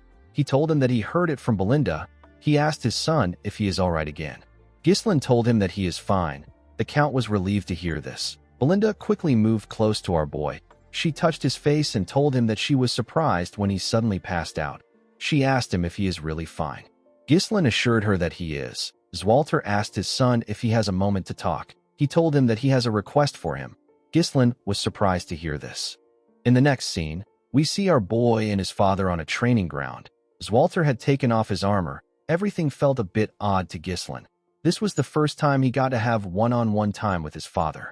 He avoided his father at all cost in his past life because he was scared that he was going to get yelled at. The Count apologized to Ghislain for calling him there when he just woke up. Our boy told him that it is fine. He said that he is in excellent condition thanks to the 2 days of rest. He asked his father to tell him what his request is. As Walter glared at his son, he looked away after glaring at him. Ghislain wondered if this is what his mother meant when she told him something. When he was younger, Ghislain's mother revealed to him that his father can't show his honest self to others. Ghislain asked her about why his father acts like that. The woman explained to him that his father believes that he has to be an unshakable pillar for the people of the land. She told our boy that Walter has always put others before himself, so he has never shown his honest self before. She said that the only exception was when Walter wanted to confess his feelings for her. The woman asked her son to understand that part of his father. She said that the Count is not good at expressing his emotions. In the present, the Count asked Ghislain to raise his sword. Our boy accepted the order. He and his father took different stances. The Count charged at our boy first. Ghislain was able to block his attack. As Walter put his leg forward and added more pressure to his sword, he was able to push Ghislain down. Our boy quickly gathered his strength and attacked. As Walter was able to block it, he attacked Ghislain, but he was able to block it too. The Count gave him another attack that pushed him back a bit. Our boy noticed that it was heavy. He noticed that his father's sword was heavy as Walter charged at his son again. Ghislain was able to block the attacks, but he was getting pushed back. He realized that his father's strikes have enough strength to subdue the savage barbarians of the north, yet they have been tempered with the gentleness to protect all. When Walter got close to him and attacked him, Ghislain was able to push his sword down. He attacked his father from the side. The Count was able to block it. He and Ghislain ended up pointing their swords at their necks at the same time. Walter was surprised to see this. He commended his son on his efforts. He told him that he has improved a lot. Our boy thanked him for the compliment. The Count advised his son to loosen his sword pressure slightly when he is locked in a blade clash. He told Ghislain that he has the strength and reflexes to take down massive monsters in the forest. He told him that his intent might become too easy for his opponent to read if he is not careful. Ghislain was surprised to hear this. He usually gets a feel for his opponent's movements as the fight goes on. Our boy realized that this is his first time receiving guidance from someone. Our boy's swordsmanship is instinctual, born from real combat and experience. Ghislain realized that there must be some things that he overlooked and never learned because he never followed formal training. His father pointed them out precisely to make him aware of this flaws. Ghislain always believed that he could only rely on himself. He believed that he will struggle through everything alone. He now realized that receiving guidance isn't such a bad thing. He thanked his father for teaching him. The Count revealed to his son that he actually intended on scolding him today. Our boy was surprised to hear this. He explained to Ghislain that no matter how great his contribution is, he still broke the rules. He told him that if everyone starts disregarding the rules under the pretense of making a contribution, the only thing that will follow is greater chaos.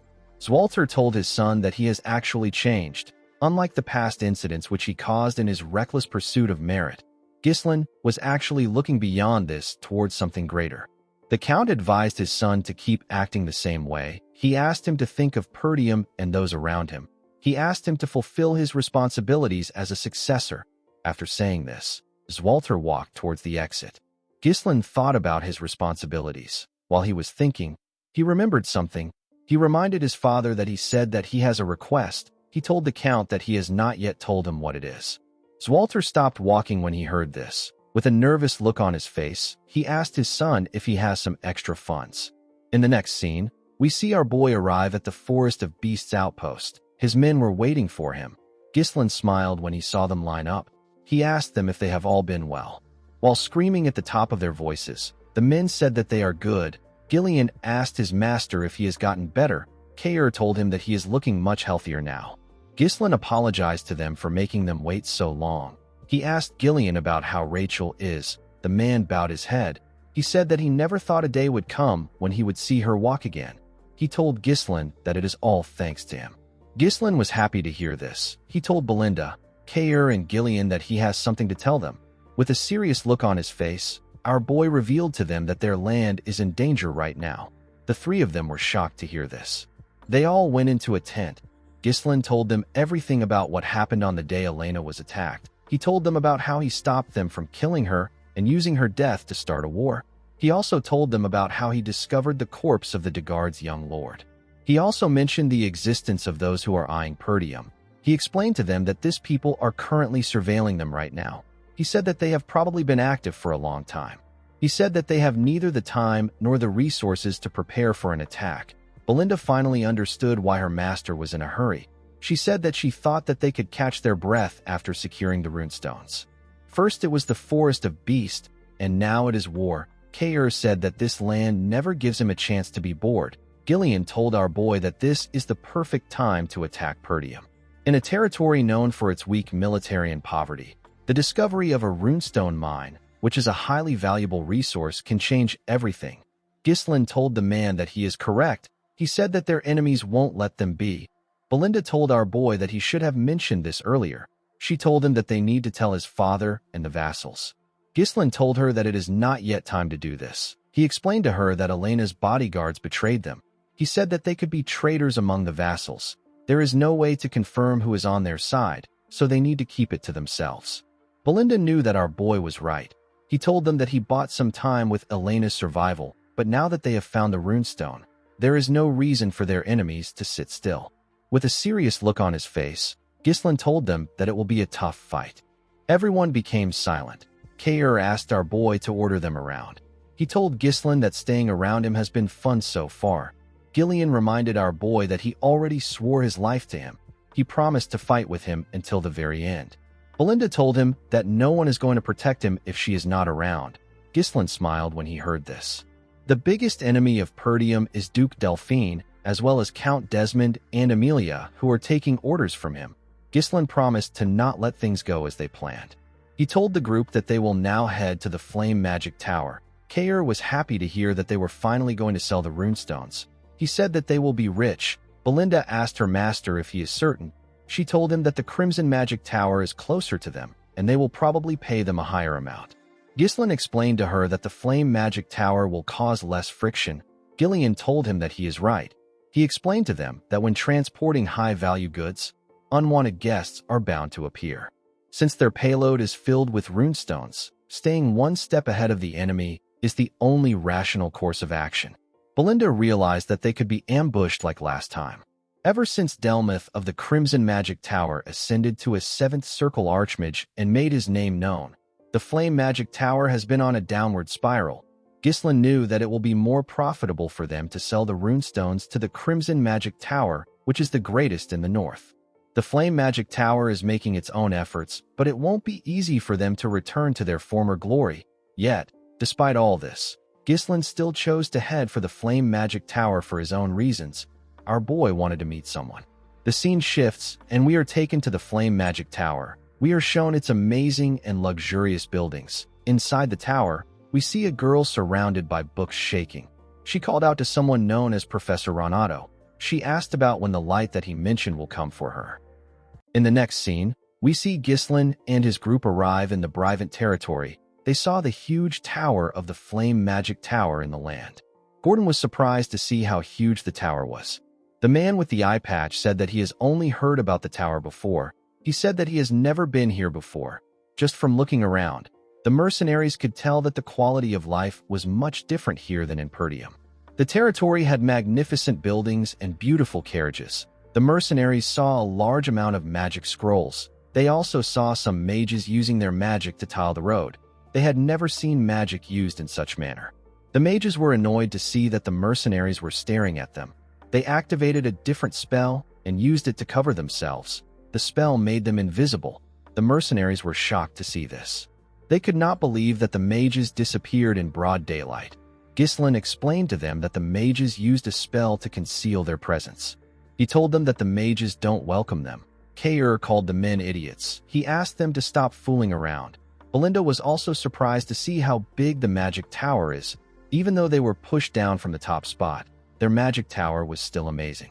Gillian revealed to her that the Brivant territory is one of the richest lands in the kingdom. Ghislain understood why they were impressed, but he knew that this magic tower that was once at the peak will later fall to ruin.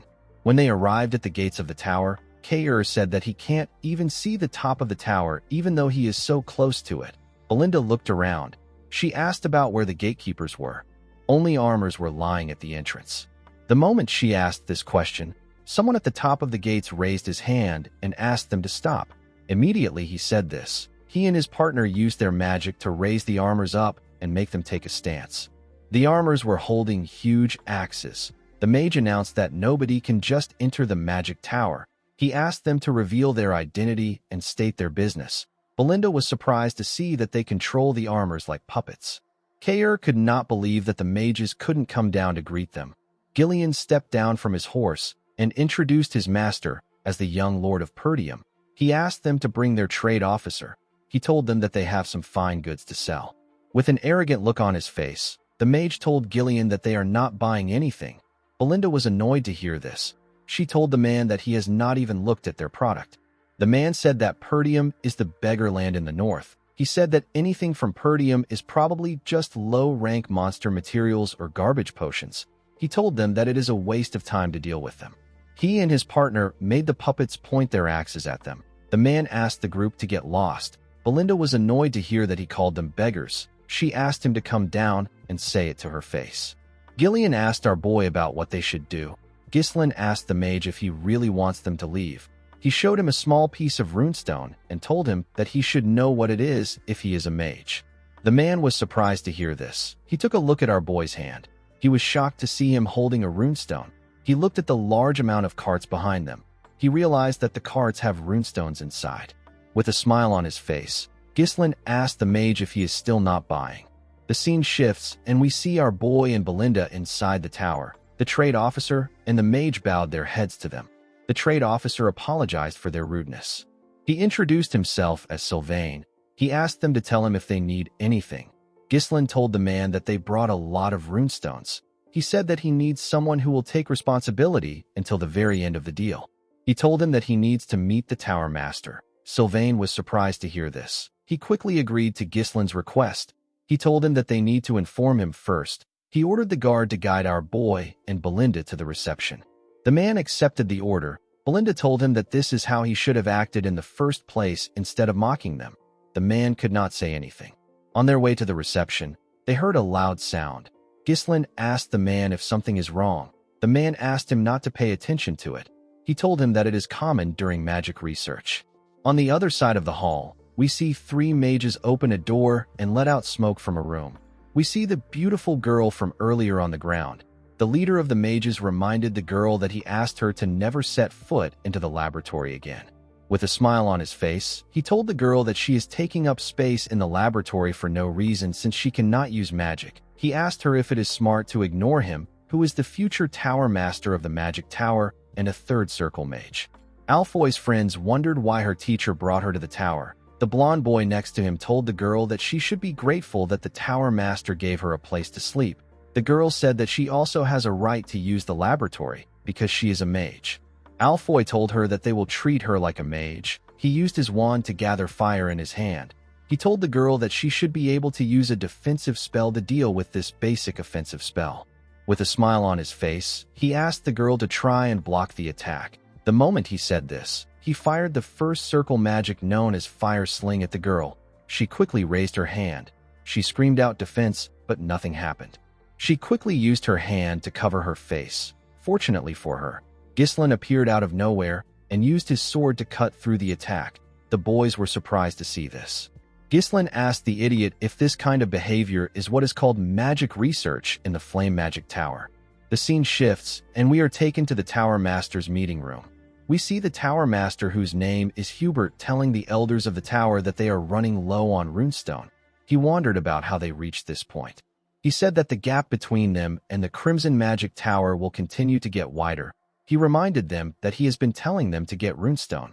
He asked the elders about what they have been doing. An elder with a yellow hat remembered that the Tower Master usually asked them to wait each time they try to secure a distribution line. Another elder with a red hat recalled that Hubert spent his time buying trinkets and luxury goods under the guise of networking with nobles. He couldn't stand the Tower Master anymore. An elder with a green hat informed Hubert that the Tower Master of the Crimson Magic Tower has reached the 7th circle. He reminded Hubert that he is still a 6th circle mage. Hubert asked the elders to not talk about the Tower Master of the Crimson Magic Tower. He said that he will reach the 7th circle if he has more runestone. Hubert could not believe that Delmuth reached the 7th circle before him. He told himself that Delmuth must be buying all the runestone for himself. He did not like the fact that the stone was very expensive. The moment he thought of this, Sylvain barged into his meeting room. He told him that they need his attention right now. Hubert told the man that he is rude. He asked him if he can't knock. When they are having a meeting, Sylvain apologized to him. He said that they need his attention now. He revealed to him that someone brought a massive amount of runestone. Hubert and the elders were shocked to hear this. The scene shifts and we see Alfoy firing more attacks at Ghislain. Our boy easily used his sword to block the attacks. Alfoy made a huge fireball and shot it at Ghislain. Our boy cut through the fire with his sword. Alfoy's friends and the girl were shocked to see this. Alfoy could not believe that Ghislain sliced his attack in half. He did not think that this was possible. Before he could make another move, a rope went around his body and tied him up. Belinda was the one using the rope. She made the idiot get on his knees. She told the idiot that he has a lot of guts to attack her master. Alfoy was shocked to hear this. He asked them about who they are. Before Belinda could do anything, someone asked everyone to stop. The person turns out to be Hubert. The man asked them to explain what is happening. The girl became nervous when she saw Hubert. She called him Tower Master. Upon hearing this, Ghislain asked Belinda to release the idiot. The maid let go of him. Alfoy stood up and called out to his teacher. He ran into his arms. Hubert asked his disciple to tell him what is happening.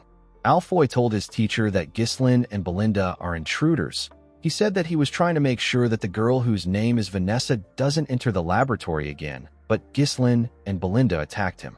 While shaking like a little girl, Alfoy told his master that he wanted to stop Vanessa from entering the laboratory because he didn't want her to get hurt since she doesn't have any mana. Belinda told the idiot that he is crying like a little girl. Alfoy was annoyed to hear this. He told the maid that he is a man. With a shaky tone in her voice, Vanessa said that she just wanted to use the laboratory.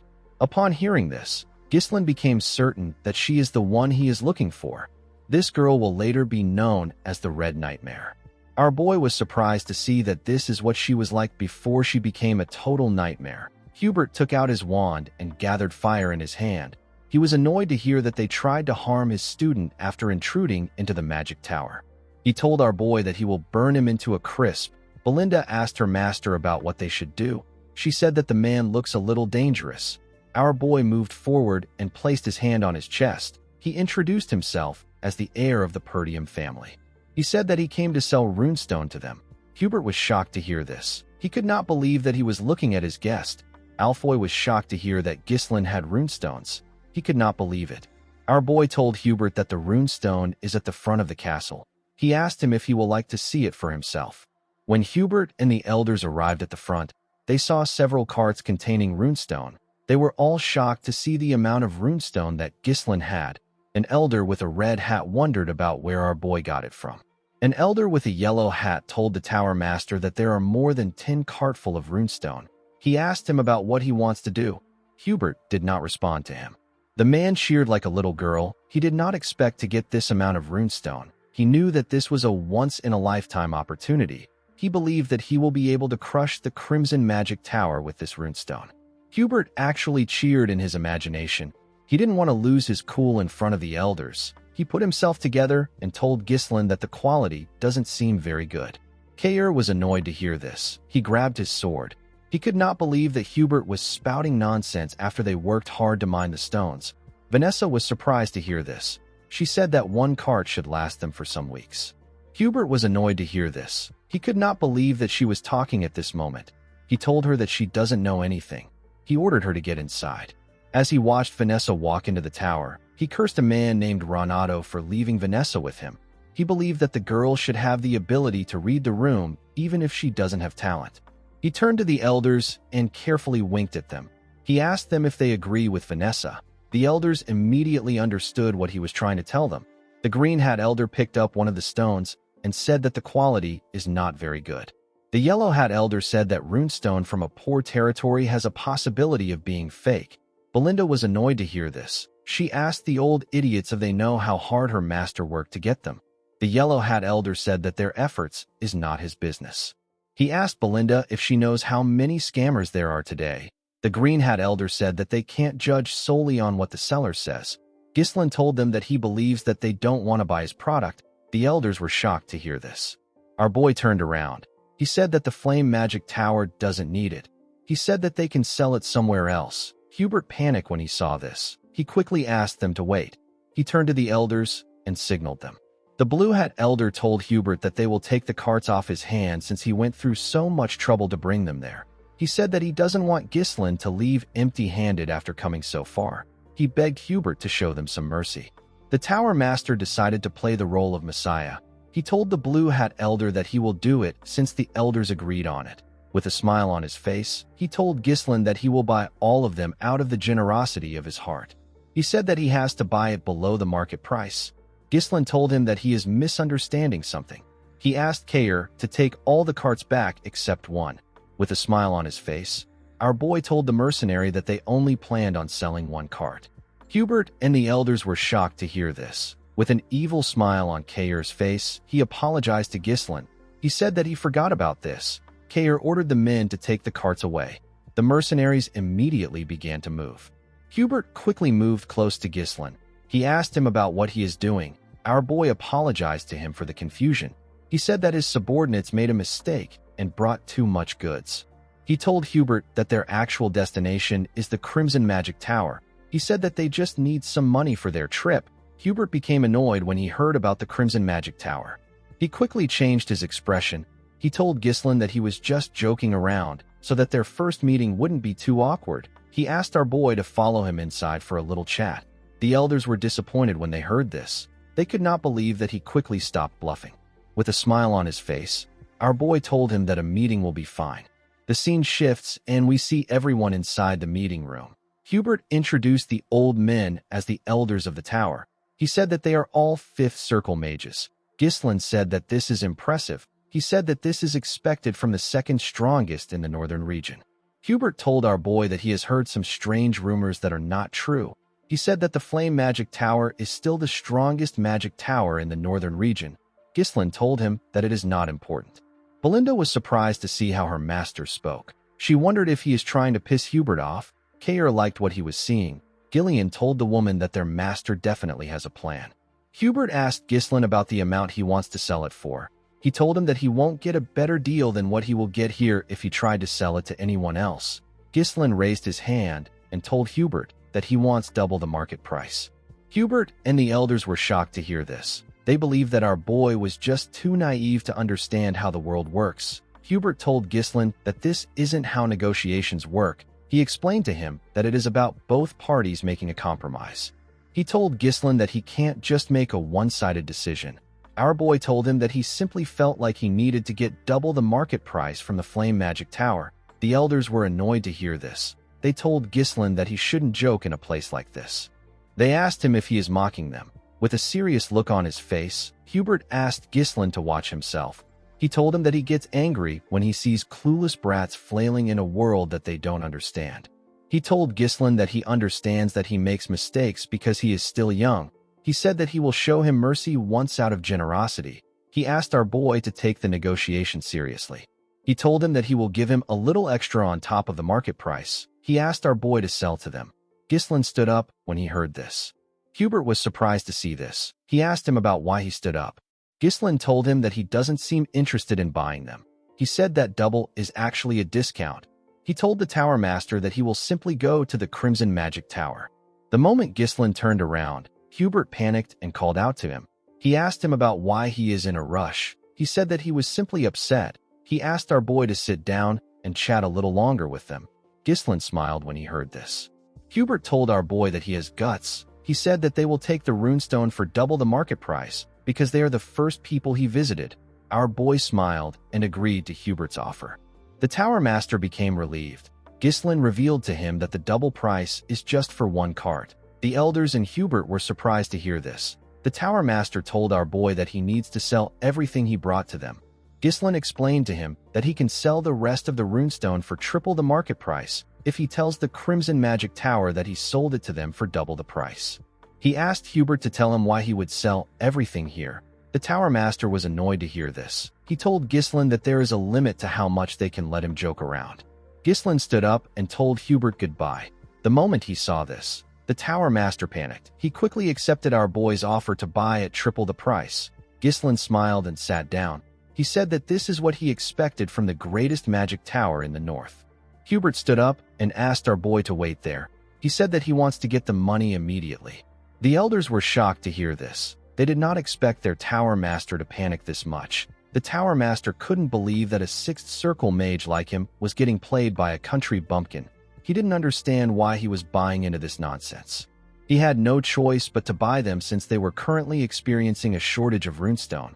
He told himself that he will burn Ghislaine if he acts out again.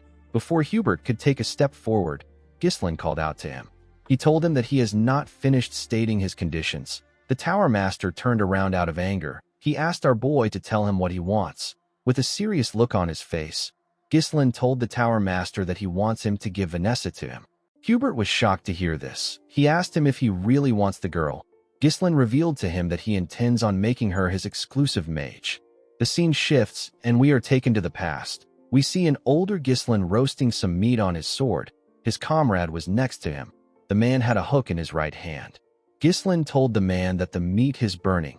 The man asked him to roast the meat by himself. He reminded him that he is missing an arm. Our boy clenched his fist and asked the man to repeat what he said. His comrade became scared. He told him that it is nothing. The man asked his captain if he has heard about Vanessa the Red Nightmare. Ghislaine had never heard of anyone like this. His comrade revealed to him that he has been going around to collect information. He said that he found something very interesting. He revealed to our boy that he heard about a mage who burned down the entire northern region of Lithuania. The mage was a woman who had reached the seventh circle. Ghislaine said that her name is pretty flashy. He asked his comrade about why he brought her up. The man revealed to our boy that he believes that Vanessa has gone completely mad. He explained to Ghislaine that the woman actually learned a mana cultivation technique, even though she is a mage. Ghislaine was surprised to hear this. He asked his friend to tell him why Vanessa learned a mana cultivation technique instead of circles. The man said that it is because she is crazy. He told Ghislaine that Vanessa is a walking disaster who burns down everything in her path. Thanks to her, the nobles are having a lot of trouble. The man told our boy that the subjugation request they received a while back is for her. Ghislaine still found it odd that a mage reached the seventh circle through a mana cultivation technique. With a smile on his face, he told his comrade that he is curious. He told the man known as Claude that they should recruit her. Claude was shocked to hear this. He did not expect to hear this after all he said. Unfortunately, Ghislaine was not able to recruit her. By the time he found Vanessa, she was as good as dead. She was not able to control her magic. Vanessa had the talent to reach the seventh circle, even though she never properly learned magic.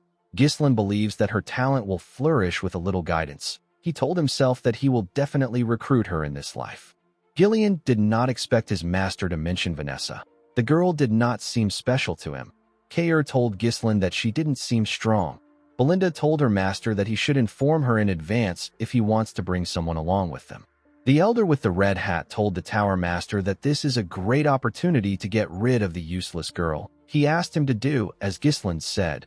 The elder with the yellow hat said that they have honored their loyalty to Renato by caring for her all this time. Hubert told our boy that Vanessa is an outstanding mage that their tower values. He told him that the girl will be delighted to accept the tower's request. Ghislaine revealed to him that he also wants him to dispatch battle mages who have reached the third circle to Perdium. Hubert was shocked to hear this. Our boy revealed to him that he needs mages for the upcoming territorial war. The elders were shocked to hear this. Ghislaine asked Hubert to pay 3 times the market price, dispatch battle mages of third circle or higher to Perdium, and to make Vanessa his exclusive mage. He told Hubert that these are the 3 conditions for selling the runestone to him. Upon hearing this, Renato released his mana. He shattered the glass windows with it. With a scary look on his face, he asked Ghislaine if he takes him for a fool. He told him that mages affiliated with the magic tower cannot intervene in territorial wars. He asked our boy if he is unaware of the basic rules set by the kingdom. The tower master could not believe that Ghislaine wanted mages of the third circle or higher who are the very foundation of the magic tower to go to the front lines. With a serious look on his face, Hubert told Ghislaine that this is an insult to the flame magic tower. He told him that even his ashes won't be left behind. Gillian quickly grabbed his sword. He could not believe that Hubert was able to exert such pressure just with his mana. Kair reminded him that the man is a sixth circle mage. Belinda called out to her master. Hubert took a step forward to move closer to our boy. When Ghislain saw this, he told the man that he will regret it. Hubert did not expect to hear this. Our boy revealed to him that they discovered a massive runestone vein in their territory. He told him that what they saw earlier is just a small portion of the runestone. The elders were shocked to hear this. Ghislain revealed to Hubert that this information is already spreading across the north. He asked the Tower Master if he knows what this means. Hubert told him that many will come for the runestone vein. Our boy stood up and explained to him that they are not trying to start a war. He said that Perdium simply needs the magic tower's help to gain strength. He promised Hubert that he will exclusively supply runestone to the Flame Magic Tower if they help them get through the crisis. The Tower Master did not expect to hear that they would have a monopoly over the runestone. Ghislain stretched out his hand to him. He told him that it will only be a matter of time before the flame overtakes the Crimson and stands as the top magic tower. Hubert glared at Ghislain's hand. He didn't like the terms that came with the deal, but he knew that it favored him. He grit his teeth and shook our boy's hand to accept the deal. In the next scene, we see him talking to Alfoy. He told him about what happened. The boy asked his master about why it has to be him. He told him that there are several other mages. Hubert asked him not to misunderstand him. He told him that he is sending the greatest talent in the Flame Tower's history for the sake of his own future. Alfoy was happy to hear his master call him the greatest talent.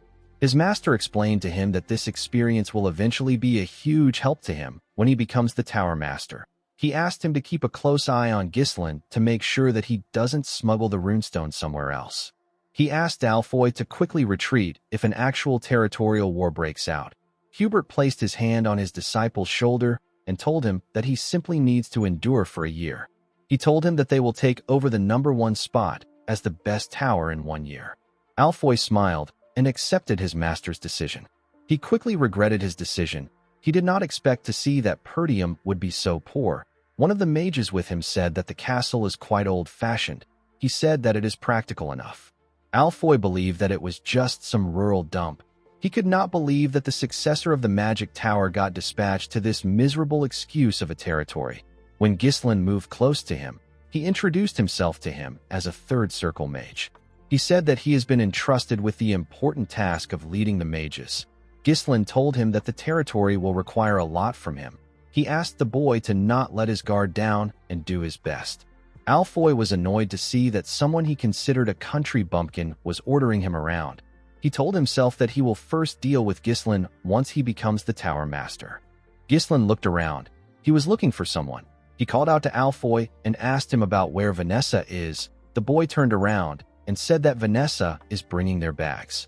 When our boy looked behind him, he saw the girl carrying the heavy bags while walking barefooted. She was breathing heavily.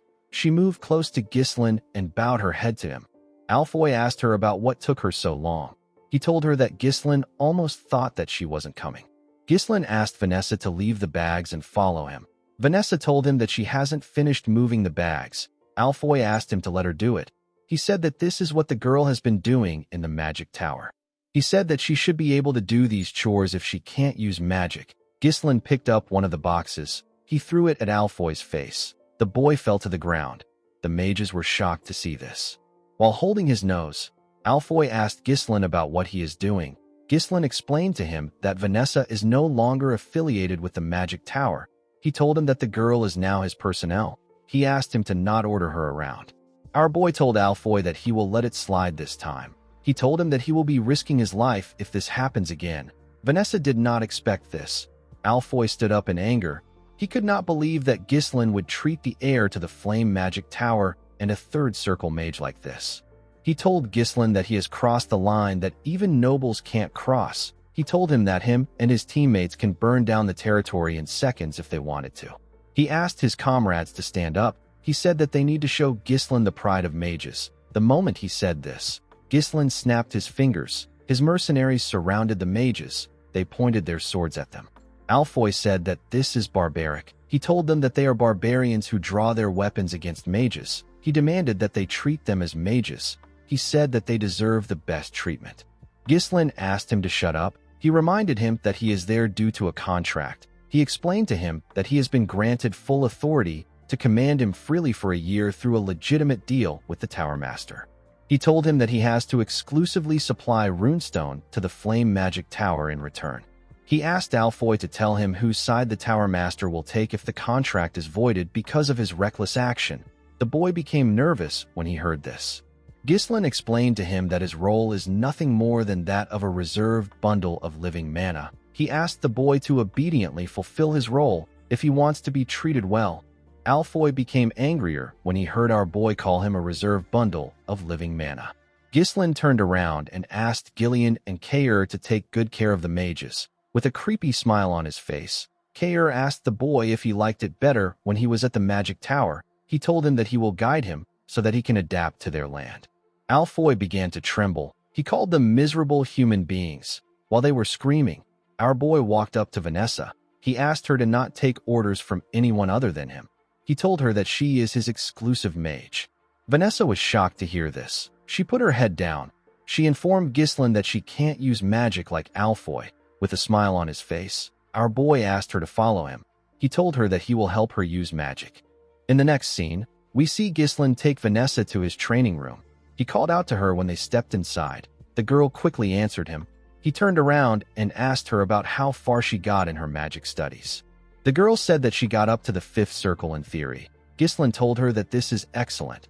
Vanessa did not expect to hear this. She said that it is all useless because she can't use magic. Our boy asked her if there is a particular reason why she can't use magic. Vanessa explained to him that she was never able to feel mana since she was a child. Even though she couldn't feel it, she believed that she would be able to use magic someday if she worked hard enough. The more she studied magic, the more she realized that this day will never come. Vanessa held her staff close to her chest. She said that she must have been kicked out of the tower because her teacher who guided her has passed away. Ghislain realized that a 5th circle mage possesses the strength that is on par with the average elder of the Flame Magic Tower. Magic isn't something that can be mastered just by memorizing it. It requires insight, an understanding of the principles behind activation, and the ability to infuse it with your interpretation and will. Vanessa may understand it in her head, but her body can't keep up. Ghislain knew that she must have endured grueling efforts and countless trials and errors to overcome this problem. He believed that the girl's efforts were not in vain. He just wanted to lead her down a different path. He remembered Claude telling him that Vanessa reached the 7th circle in his past life. The man told him that she learned a mana cultivation technique. He said that she did this because she is crazy. Our boy smiled when he remembered this. He revealed to Vanessa that he will teach her a mana cultivation technique from now on. The girl was surprised to hear this. She asked Ghislain to tell her why she will learn a mana cultivation technique. When she is a mage, our boy explained to her that both circles and mana cultivation techniques are used for controlling mana. He asked Vanessa if she has ever tried it before. Vanessa was shocked to hear this. She said that it is crazy. She asked Ghislain to tell her how she can use magic with a mana cultivation technique. She said that she can become magically crippled for the rest of her life if things go wrong. Ghislain stretched out his hand and told Vanessa that she should try it with him. When Vanessa saw the look in Ghislain's eyes, she knew that he was being serious. She never thought of herself actually using magic. She clenched her fist and told herself that she will do it if this is what it takes. The scene shifts and we see her and Ghislain sitting on the floor. She loosened her dress to show Ghislain her back. Our boy recalled that the girl had the same eyes as him in his past life. It was filled with regret, rage, and hatred. The place she fell to after endlessly yearning for magic was an endless abyss. She mastered a mana cultivation technique of unknown origins only to become a disaster driven by instinct. She burned everything to ashes.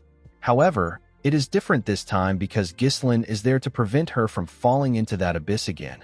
Our boy told himself that he will reach out his hand to her. He activated his mana and placed his hand on her back. He pushed his mana into her body. Vanessa grit her teeth to endure the pain. Her body became hot. Ghislain immediately asked her to close her mouth. He told her that she is twisting her mana road. He told her that his mana just entered her body. He asked her not to let go of this sensation. He asked her to feel the flow of mana as much as possible. Vanessa quickly closed her eyes to focus on the mana. She felt the flow of mana stretching through every corner of her body. It was circulating along the edges and converging at the center. Vanessa's eyes shined brightly. Her body released a large amount of mana. Vanessa fell into a trance. We see a younger Vanessa watching her master talk to Hubert. Her master found out that the tower was going to cut off his support. He asked Hubert if he knows what he is saying. He told Hubert that Vanessa has talent. He said that they would have never been able to prove the pattern of mana particles transmuted into mana without Vanessa. With a nervous look on his face, Hubert said that he understands. He said that the situation is a bit weird. He told Renato that it doesn't matter if Vanessa is very smart. It doesn't mean anything if she can't use magic. He told Renato that they can't really call her a mage. Renato asked him about what he is saying. Hubert asked him to tell him if they will get anything out of Vanessa if they invest in her. The older Vanessa saw herself crying after hearing what Hubert said. She saw herself apologizing to her master with tears in her eyes. She told Renato that he wouldn't have to leave the tower if she was just talented. Her master pat her on her head. He told her that he is not leaving the magic tower. He said that he is simply going on a journey to find a method for her to use magic. He asked her to lift her head high and look at the sky. He told her that there is no place in the world where darkness lasts forever. He promised her that a light will come to find her one day. When she remembered these words, Vanessa saw an image of our boy stretching his hand out to her. Ghislaine shined brightly in front of her. Vanessa stretched out her hand to touch our boy. Their hands shined brightly when they touched. Vanessa realized that her teacher was right. The light eventually came for her too. After seeing this image, Vanessa fell to the ground and lost consciousness. In the next scene, we are taken to a building. We see a man fighting some soldiers in the building. The man had already beaten up 4 soldiers. Some men were cheering for the huge man. The man asked the other soldiers to come at him. He asked them if they believe that they can cut him down with a piece of metal. One of the soldiers asked him to stop being stupid. He charged at the man. Before his sword could touch the man, he grabbed his hand and slammed him to the ground. Another soldier tried to attack the man from behind. The man was able to sense this. He used the soldier he put down to slam the soldier that charged at him. The soldiers were sent flying. They destroyed the wall and landed outside. The man told them that he is not even warmed up yet, and they are already on the ground. The man's subordinates commended him on his work. They said that the worms were stupid to interfere with their party. They said that no one around there can stop them. A man slammed his cup on the table when he heard this. In the next scene, we see the man outside the bar with his fishing rod in the river. His helmet was next to the fishing rod. Someone walked up to the man and asked him if his training is going well. The man asked the person to go straight to the point. The person informed the man, whose name is Victor, that Count Desmond has issued a mobilization order. Victor stood up when he heard this. He grabbed his helmet and wore it. He also picked up his fishing rod. He went into the bar and asked the man to follow him. When he went inside, we are shown the dead bodies of the mercenaries from earlier. Victor said that he was just getting bored to death. In the next scene, we are taken to Zwalter's office. Randolph was next to him. The Count's hands began to shake when he opened a letter. Count de Garde told him that Ghislaine killed his son. He told him that he will have his vengeance. Zwalter asked the knight captain to assemble the soldiers. He said that this is a declaration of war. The scene shifts, and we see the officials in the Count's office. Randolph told his master that the de Gardes must have lost their minds. He could not believe that they were claiming that Ghislaine killed Gilmore. Another official said that they have to teach them a lesson for declaring war with a false pretext. The officials did not expect the de Gardes to turn on them because they treated them like family for a long time. The officials wondered about what the de Gardes will gain from fighting them. Zwalter watched his officials as they screamed at each other. Ghislaine informed them that it is because of the runestone. Zwalter was surprised to hear this. Ghislaine reminded them that 2 vassals were sent to the de Gardes' territory when he was at the magic tower. He said that the vassals must have spread the information about their territory. The officials were shocked to hear this. They could not believe that the vassals betrayed them. They told our boy that he is making a bold accusation. Zwalter knew that it was not uncommon for a good thing that can save one's land to bring crisis instead. He realized that his son already knew that this would happen all along. Randolph told them that they don't need to think too much about it. He reminded them that they outnumber the de Gardes' army with far more experienced soldiers. He said that the de Gardes will pay for opposing them. The moment he said this, Scovin barged into the room. He told Zwalter that he has some urgent news. He said that the de Gardes have arrived. Outside the town, We see the Degard's army matching to Perdium with their flags in the air. Victor was leading them. Zwalter, Ghislain, and the officials quickly went outside to see the army that matched into their territory. Randolph did not understand what was happening. It hadn't been long since they declared war. It did not make sense that they were already ready. A soldier informed Zwalter that there are around 6,000 armed forces. The supply unit that departed later consists of 1,000 troops. Additionally, multiple siege weapons have been identified. The troops have already begun construction. Albert asked Randolph about what is happening. He said that the army vastly outnumber them. He said that the Degards are as poor as Perdium. He asked him about where they got this amount of troops. Randolph reminded him that he told him not to reduce the funds for maintaining troops. The Count turned around and asked the men to get themselves together.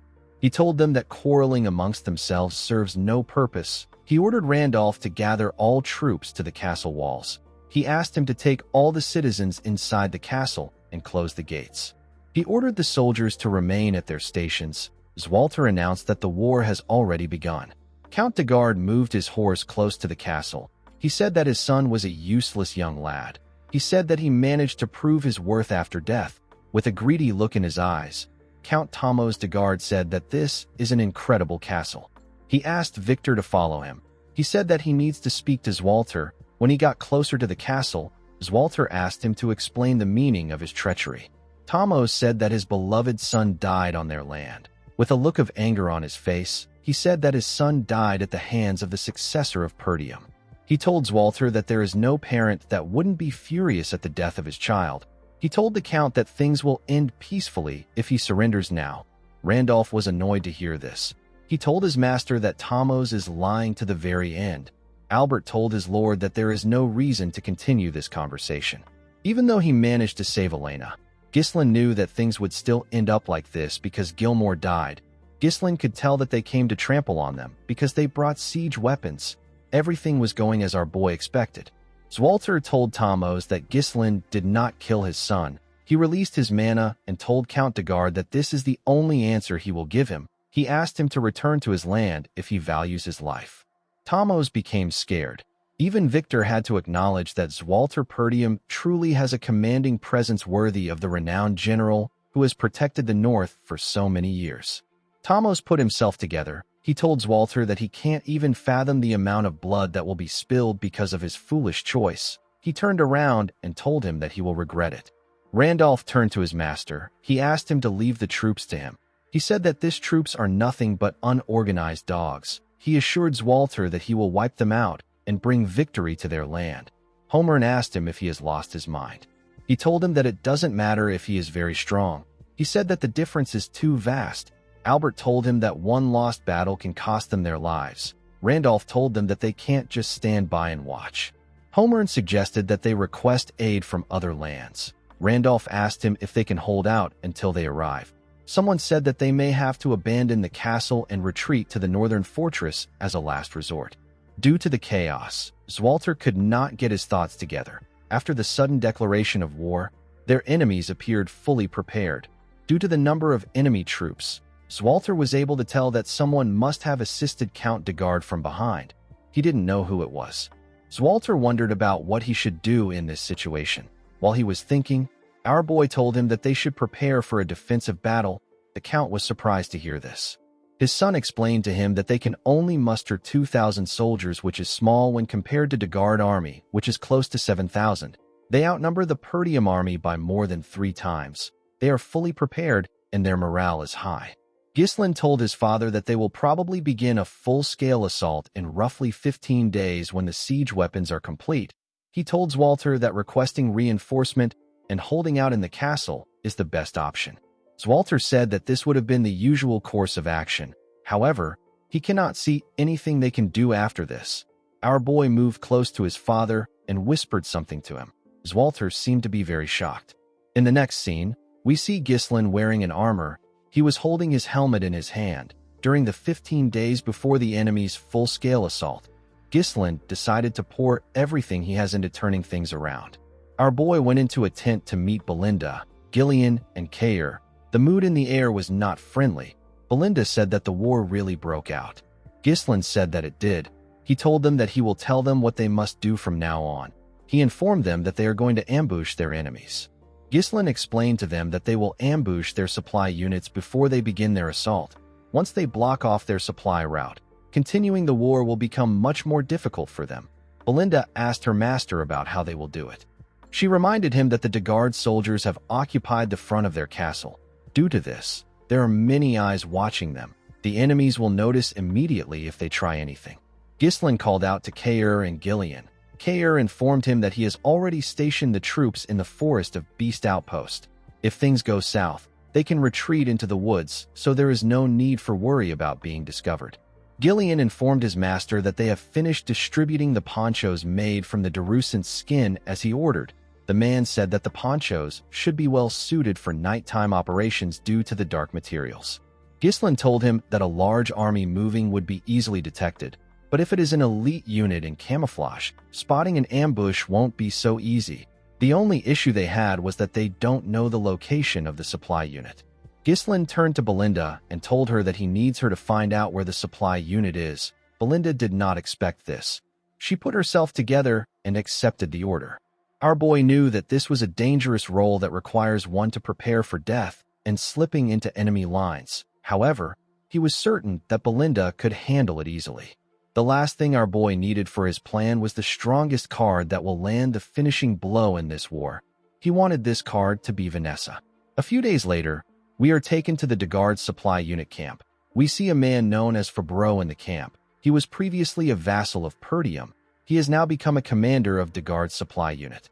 Fabreau was extremely happy that the war had begun. He said that he will be rewarded with some land in a few weeks. He clinked glasses with his friend and told him that it was a good thing that they sided with Count Desmond. Thanks to his help, they can rest in the back without taking any risks. His friend told him that it was all thanks to his splendid decision.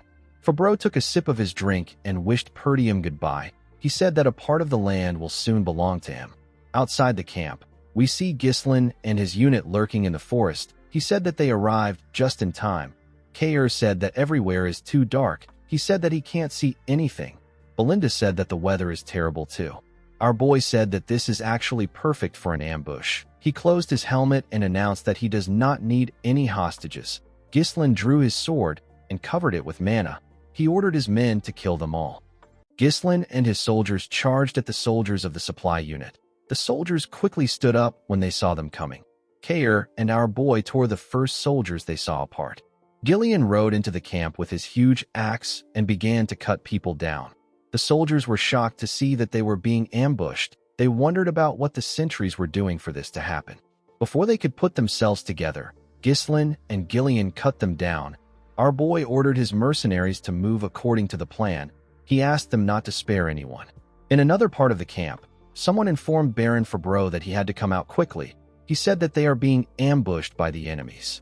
Fabreau told the man that he has eyes too. He asked him about what the sentries were doing. He asked the man not to panic. He reminded him that they have 1,000 soldiers on their side.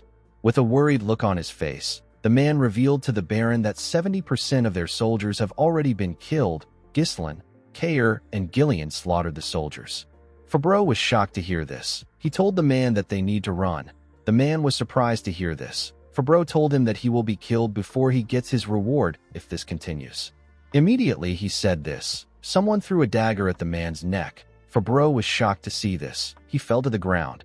When he raised his head up, he saw Belinda, with a cold gaze in her eyes. Belinda told the man that she didn't expect to see him there. Fabreau was horrified to see Belinda. Ghislain and his men burned down the camp and killed every single soldier there. Belinda took Fabreau to our boy. She made him kneel in front of Ghislain. She revealed to our boy that Fabreau is one of the vassals who went to Degard as an envoy. She told Ghislain that Fabreau sold their information and even became the commander of Degard's supply unit. Fabreau begged Ghislain to spare him. He told him that he surrenders. Our boy asked the man to tell him who is behind everything. Fabreau told him that it is Count Desmond. He said that he was threatened by the Count, so he had no choice but to work for him.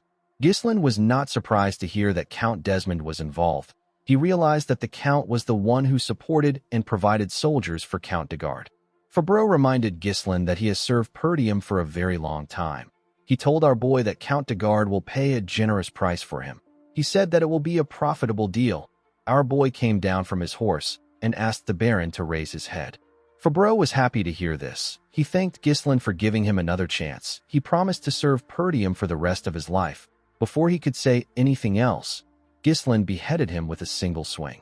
He told the Baron that he doesn't deal with people like him. With a scary look on his face, our boy said that those who attack Perdium will face nothing but death. After saying this, he got on his horse and rode out of the camp with his mercenaries. Belinda was a bit worried to see the scary look on her master's face. Kair asked Ghislain about what they are going to do next. Our boy revealed to him that they will head straight to the castle. He knew that the war had already begun by now. Their enemy's attention was focused on the castle. Ghislain planned to use this to his advantage by attacking the enemy from the rear to confuse them. While riding to the castle, Ghislain informed Kair and Belinda that they will be supporting the left side of the castle when they arrive there. Our boy said that he will head to the right side of the castle walls.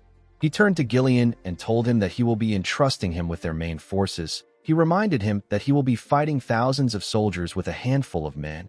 He asked Gillian if he thinks he can handle it. Gillian smiled when he heard this. He told his master that he can take care of it if it is his command. Our boy smiled when he saw that Gillian was confident. Kair said that Ghislain is giving Gillian the most fun part of the plan. Belinda asked her master to tell her who will be in charge of the castle gate. Ghislain asked her to leave the castle gate alone. Belinda, Kair, and Gillian were shocked to hear this. Our boy turned around and told them that this war will be the starting point that will change the history of Perdium. The scene shifts, and we are taken to the battlefield. We see Perdium covered in dust and smoke. Zwalter ordered his soldiers to prepare for the enemy's attack. The moment he said this, the enemy threw a huge boulder at the castle. It destroyed part of its walls. The knight captain immediately ordered the soldiers to fire their arrows at the enemy. He asked his soldiers not to let them get close to the wall. Unfortunately for him, the Degard soldiers were climbing the wall. They killed Perdium soldiers when they got on the wall. A large amount of them climbed into the castle walls. Zwalter immediately ordered his men to switch to close combat. He told them that they must not give the enemies the castle wall. Count Degard laughed as he watched his soldiers destroy Perdium. He said that this is so satisfying. He believed that the war was already over. He called out to the catapult unit and asked them to get ready for the second strike. He said that they need to take over the castle as soon as possible. Victor could not believe that this was the end of the Northern Wolf. He expected something more from Zwalter. At the castle wall, we see a huge man charge at Zwalter. The Count blocked his attack and cut him down in a swift manner. He moved close to Randolph. He and the knight captain were surrounded by the Degard soldiers. Randolph told his master that the castle gate is another problem they have to deal with. He said the enemy will break it down any minute from now. He asked the Count to tell him what they should do. Zwalter asked him to leave the castle gate alone. He told him that they will only be protecting the wall. He turned to Scovin and asked him about what happened to their backup. Scovin informed him that all the territories they sent messengers to have refused to help. The Zimbar and Rayfold territory said that they couldn't send aid due to internal affairs. Scovin told his master that all the messengers they sent to the Loges territory have gone missing, so they didn't get anything back. Randolph was shocked to hear that no territory sent them help. He called them ungrateful bastards. At the Degard's camp, a soldier ran to meet the Count. He told him that something bad has happened. He said that their supply unit has been compromised. Tomos was surprised to hear this. The soldier informed him that a soldier they sent out for a supply request hasn't returned. He said that something might have happened to him. The Count asked the soldier not to jump to conclusions so quickly. He asked the soldier to tell him how the fools at Perdium could know where the supply unit is and attack it. Victor noticed that there was smoke in the air. He realized that it was coming from the direction of the supply unit. He did not expect that Perdium still had someone who could think like this. Victor became excited. Tomos turned to him and asked him about what they should do. He said that the war just started and they don't have their supplies. Victor tapped the Count on his cheek. With a serious tone in his voice, he told Count Degard that they don't need any supplies. He said that they simply have to take over the castle today. The Count was shocked to hear this. Victor took a look at the castle walls. He noticed that the assault on the left and right walls, which began some time ago, still hasn't broken through. He realized that it was because Perdium's elite unit and the Northern Wolf were holding down the line. While looking around, Victor noticed that the castle gate was free. He raised his sword and pointed it at the gate. He ordered the soldiers to advance. He told them that they shall break down the castle wall today. He got on his horse and called out to a man known as Adon, a soldier who was wearing a weird armor and holding a huge sword and shield stepped out on a horse. Victor informed Adon that he is going to personally head out to break through the castle gate. He ordered Adon to stay there and protect the base. As Victor rode his horse forward with his soldiers, Adon turned around and moved to the base. At the castle wall, we see the enemies climbing into the walls. Zwalter and his knights cut them down immediately they arrived on the wall. While fighting, Skovin saw something. He quickly asked his master to look forward. When Zwalter raised his head, he saw some siege towers moving towards them. Zwalter was surprised to see this. He did not know how they figured out the height of their castle. Randolph said that they are already too busy with the soldiers around them. He said that they won't last if the towers reach the wall. Zwalter quickly turned to his soldiers. He asked them if the catapults are ready. The soldiers informed him that they just finished their preparations. Zwalter ordered them to fire immediately. He told them that they need to stop the towers from approaching. The soldiers quickly fired a huge rock at one of the towers. The enemy was shocked to see the rock. They wondered about how Perdium was able to quickly make a catapult before the huge rock could destroy the tower. Victor grabbed a spear and covered it with his mana.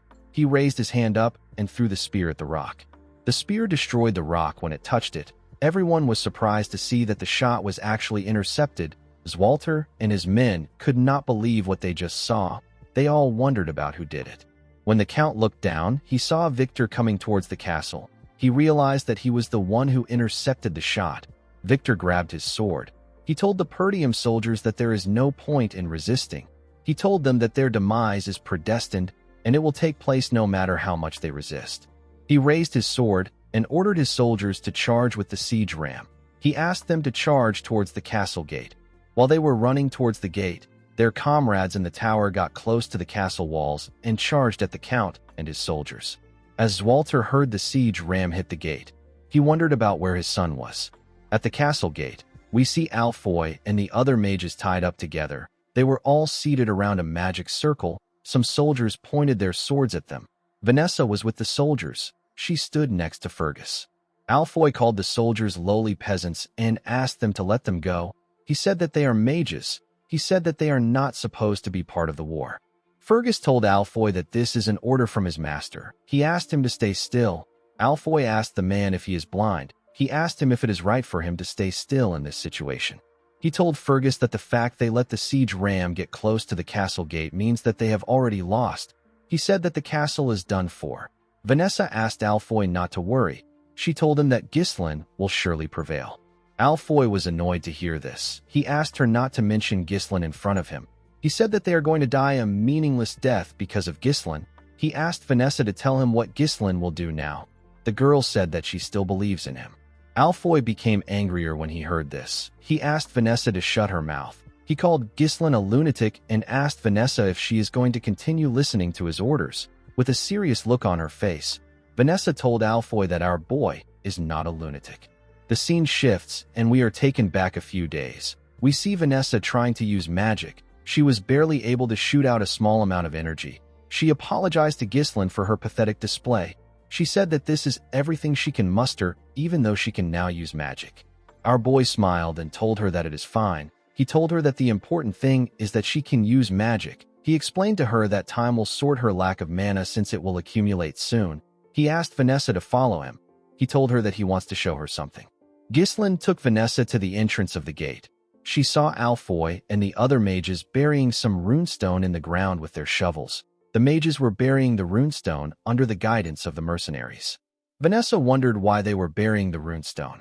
Alfoy quickly ran to our boy when he saw him. While shaking in pain, he asked Ghislain about why he is making the mages dig. He told our boy that he has plenty people who can do this job. He told him that he can move the runestone if he wants to hide it. Gordon grabbed Alfoy's neck and slowly choked him. He asked him not to talk while he is working. Alfoy begged for his life. Vanessa asked our boy about what this is. Ghislain said that he is making preparations. He explained to her that the most powerful and simplest tactic in war is to overpower the enemy with an overwhelming difference in numbers. Our boy knew that the castle gate will be compromised no matter how much they struggle. He believed that it was bound to happen after the gate takes on endless attacks. He turned to Vanessa and told her that there is still a way to win. Vanessa was surprised to hear this. She quickly understood our boy's intentions. She asked Ghislain if he believes that she can do it. Our boy told her that he knows she can do it.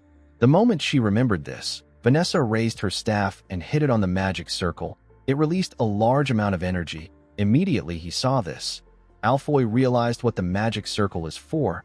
It is for mana transfer. Vanessa held her staff tightly. She remembered Ghislain telling her that he knows she can do it. While she was using the magic circle, the soldiers noticed that the siege ram was hitting the gate harder. One of them asked the others to hold on until the signal comes. While they were fighting on the castle walls, Randolph pointed at something and asked his master to see it. When he turned around, Zwalter saw a group running towards the castle. He quickly realized that this squad belongs to Ghislain. He saw his son leading his men towards them. While Victor was looking at the gate, a soldier ran to him and told him that he has something to report. He revealed to Victor that an unknown cavalry unit is launching a surprise attack from the rear of both sides. Ghislain and his mercenaries cut down anyone in their path. Our boy tore the soldiers who attacked him apart with a single swing of his sword. The enemy was shocked to see that they were being ambushed. They heard that no support would come to Perdium. They didn't understand what was happening. The archers quickly fired their arrows at Ghislain. They wanted to kill him before he got close to them. Ghislain didn't fear the arrows. He charged at them bravely. When he got close to them, his horse jumped. The soldiers were shocked to see him flying. The moment he landed in their midst, our boy tore them apart with a single strike. He did not give anyone a chance to fight back. The other soldiers became scared. They could not believe that he killed this amount of soldiers in one strike. They wondered if they were looking at a monster. Ghislain raised his sword and opened his helmet. He ordered the soldiers of Perdium to rise. He told them that their counterattack begins now. Ghislain and his soldiers charged at the enemy. Belinda and Kair charged at them from the left, and Ghislain charged at them from the right side. Victor was in the middle. At the Degard main camp, Gillian tore the soldiers apart with his group. He called out to Gordon and the eye-patch man whose name is Torrent. He told them that he will draw the enemy's attention. He asked them to spread out wide and disable their key facilities. The two men accepted his order. Torrent smiled when he saw how the enemies were panicking. Gordon told them that their base will be in ashes by the time they return. Count Degard did not understand what was happening. He did not know why they were the ones being ambushed. A soldier pushed him back and told him that he needs to leave right now. Before the Count could run, Gillian charged at him. He told Tomos that he will take him as a hostage. The Count became scared when he saw the man coming towards him with his huge axe. Before Gillian could reach the Count, someone swung his weapon at him from the side. Gillian was able to sense the attack. He used his axe to block it. He was attacked by Adon. The attack pushed him back. Tomos fell to the ground when he saw this. Gillian could tell that this man was strong. Adon told our man that he has a lot of guts to attack the main base with a small force. He introduced himself as Adon Prasso. He asked Gillian to state his name. Like a badass, Gillian raised his axe and told the man that he has no name. He said that he is merely a weapon for his master. At the left fortress wall, we see Belinda use a rope to tie some soldiers up and throw them at Kair. With a smile on his face, Kair tore the soldiers apart. Belinda was annoyed to see this. She asked him to stop splattering blood on her. Kair called her an old lady and asked her to handle it herself. He said that he can't worry about this. Belinda became angrier when she heard him call her an old lady. At the right side of the castle walls, Ghislain was cutting down the enemies without any issues. They began to run out of fear. They knew that they were going to die if Ghislain got close to them. Our boy ordered his soldiers to make a full charge while their enemies are confused. He told them that this is their chance to overwhelm them. He said that he will bring down the siege towers by himself. The mercenaries' morale got boosted when they saw how their master took care of the enemies. They all wanted to completely crush the enemies. One of the superiors called the soldiers who ran a disorganized bunch of amateurs. He told them that they were foolish for turning their backs on the battlefield. He ordered the spearmen to block the front. They all quickly raised their spears. Ghislain asked his horse to dodge the attacks on its own. When the horse got close to them, the soldiers thrust their spears at it. The horse was able to bend its head and dodge the attack. The spearmen were shocked to see that Ghislain was no longer on the horse. They quickly looked around. Unfortunately for them, Ghislain was above them. He landed on a soldier's neck and used his leg to lock the soldier down.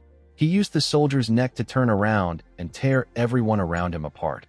He then moved away from the man's neck and beheaded him with a clean cut. Our boy looked in front of him. He saw a large amount of soldiers on the ground and a large amount of them around the tower. Ghislain noticed that the castle wall was in a worse condition than he expected. He believed that it was because of the siege tower.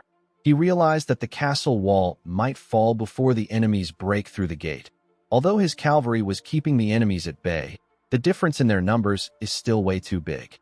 Our boy realized that they will get surrounded by the enemies if they let things drag on. While he was looking around, a captain ordered his soldiers to attack.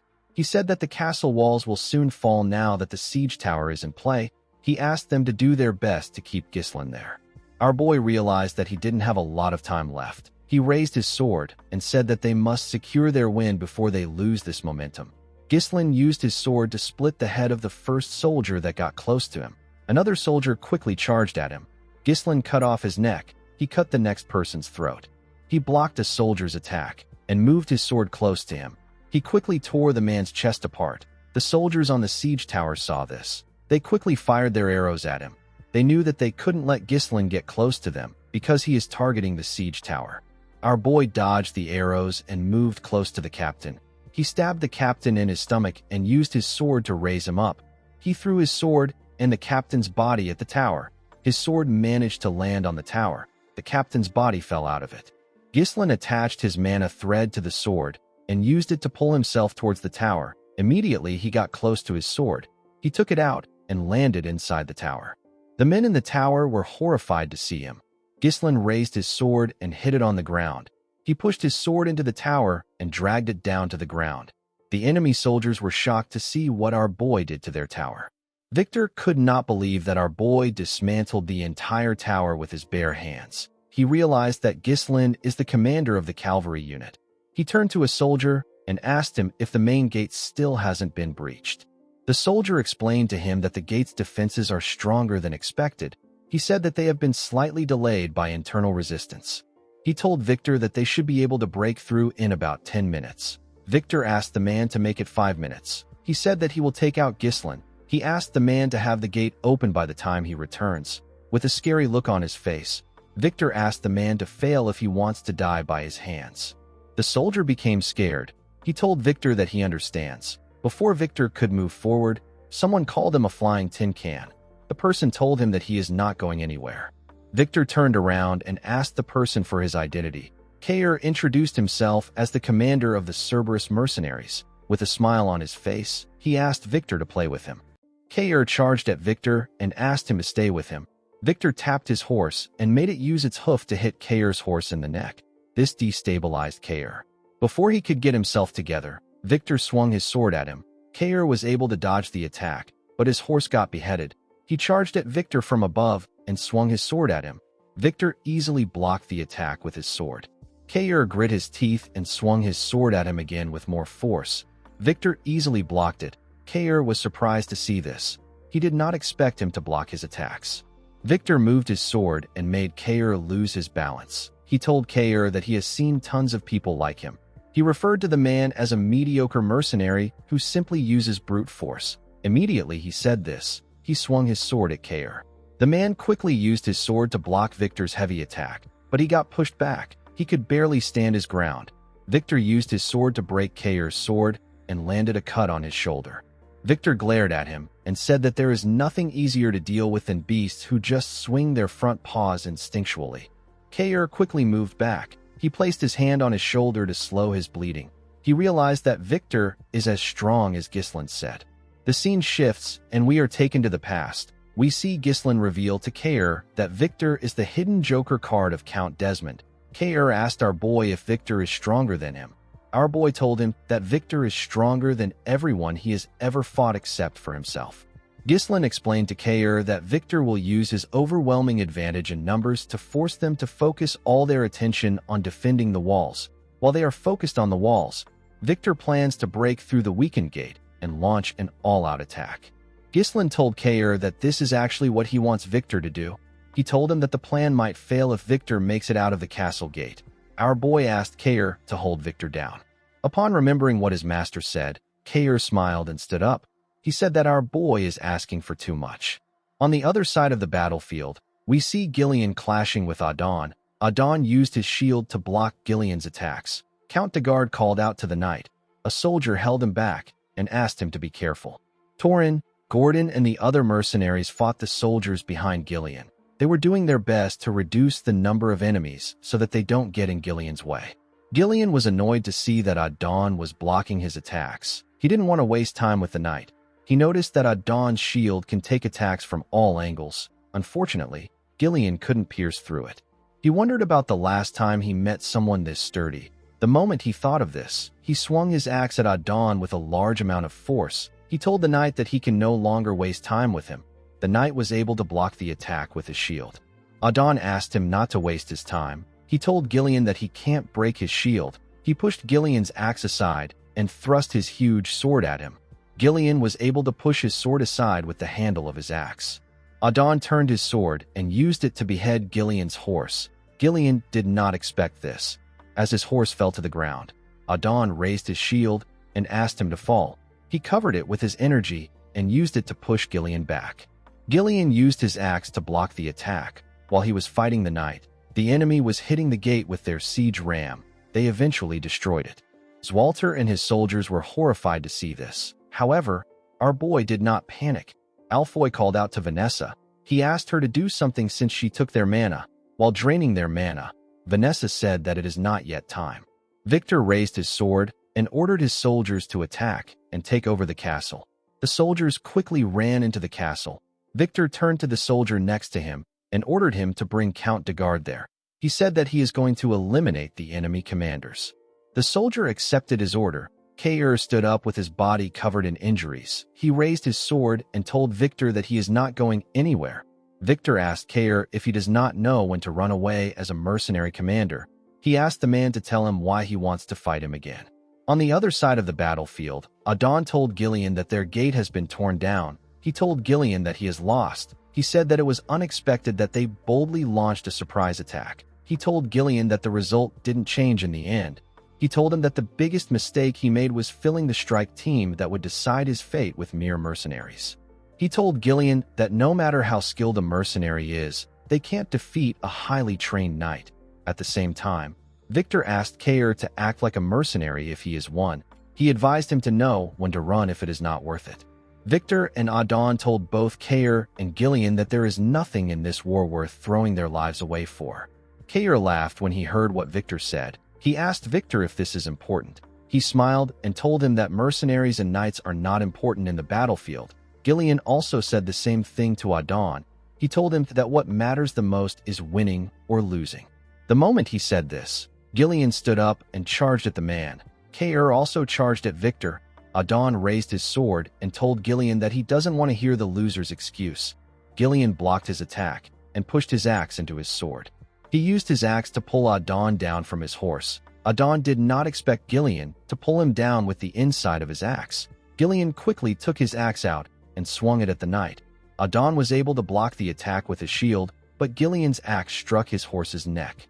Adon got slammed to the ground. He raised his head up and called Gillian a wretched mercenary. Gillian jumped and swung his axe at him.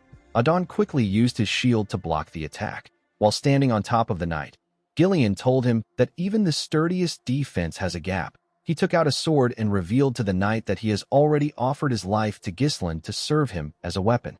He raised his sword and told the knight that he must bring only victory to his master. The moment he said this, he stabbed Adon in the head. On the other side of the battlefield, we see Kair running towards Victor. Kair knew that Victor was much stronger than him.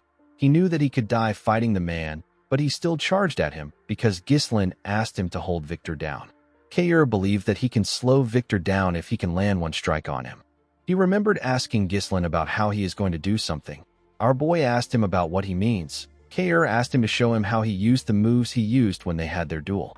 With a look of embarrassment on his face, he asked Ghislain if he can teach him how to use his moves. Our boy smiled when he saw the look on his face. He revealed to the man that it is not about the movement.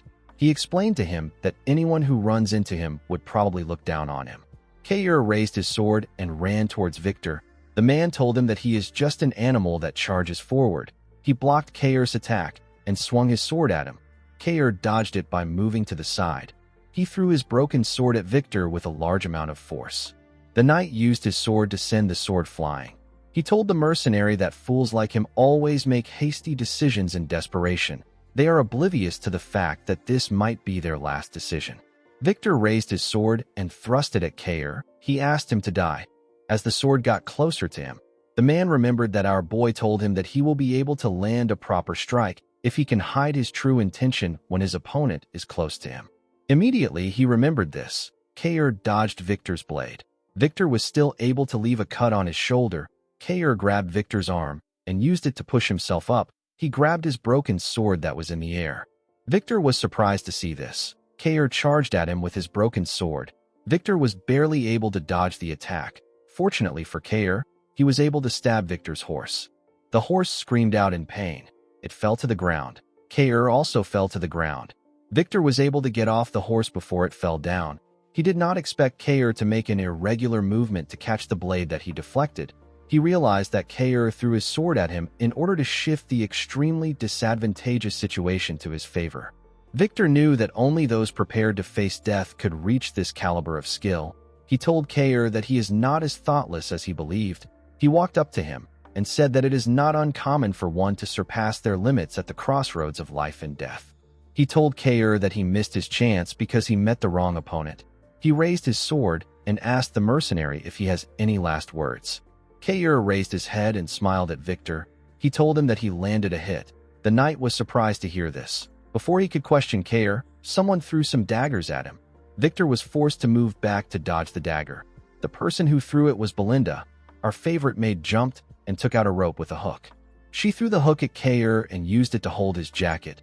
She landed on a horse and used the rope to drag Kair with her. Victor didn't chase after them. He was more worried about what Kair meant when he said that he landed a hit.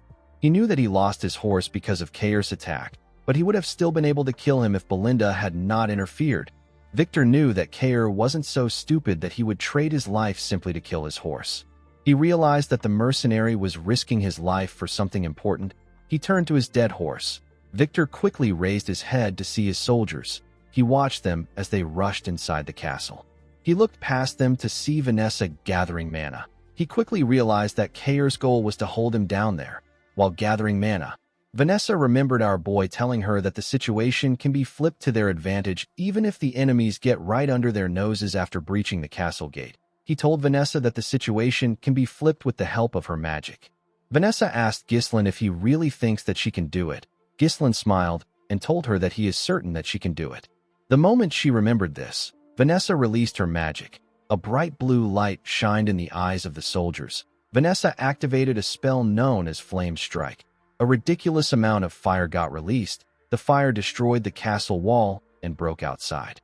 It burnt everything in its path. Zwalter and his allies were shocked to see the scale of the attack. Ghislain and everyone on the battlefield could see this ridiculously powerful flame. The soldiers burnt to death. They screamed out in pain. The soldiers outside began to retreat. Before they could get far, Ghislain attacked and cut them down. He ordered his mercenaries to surround the castle gate and not allow a single enemy escape. Victor was able to survive the fire thanks to his armor. A soldier carrying a shield ran to meet Victor. He informed him that most of the soldiers have been burned to death. He told him that they need to retreat. Victor said that this is irritating. This was a war that was meticulously planned with long preparations. The army had effectively blocked every path Perdium could take to survive.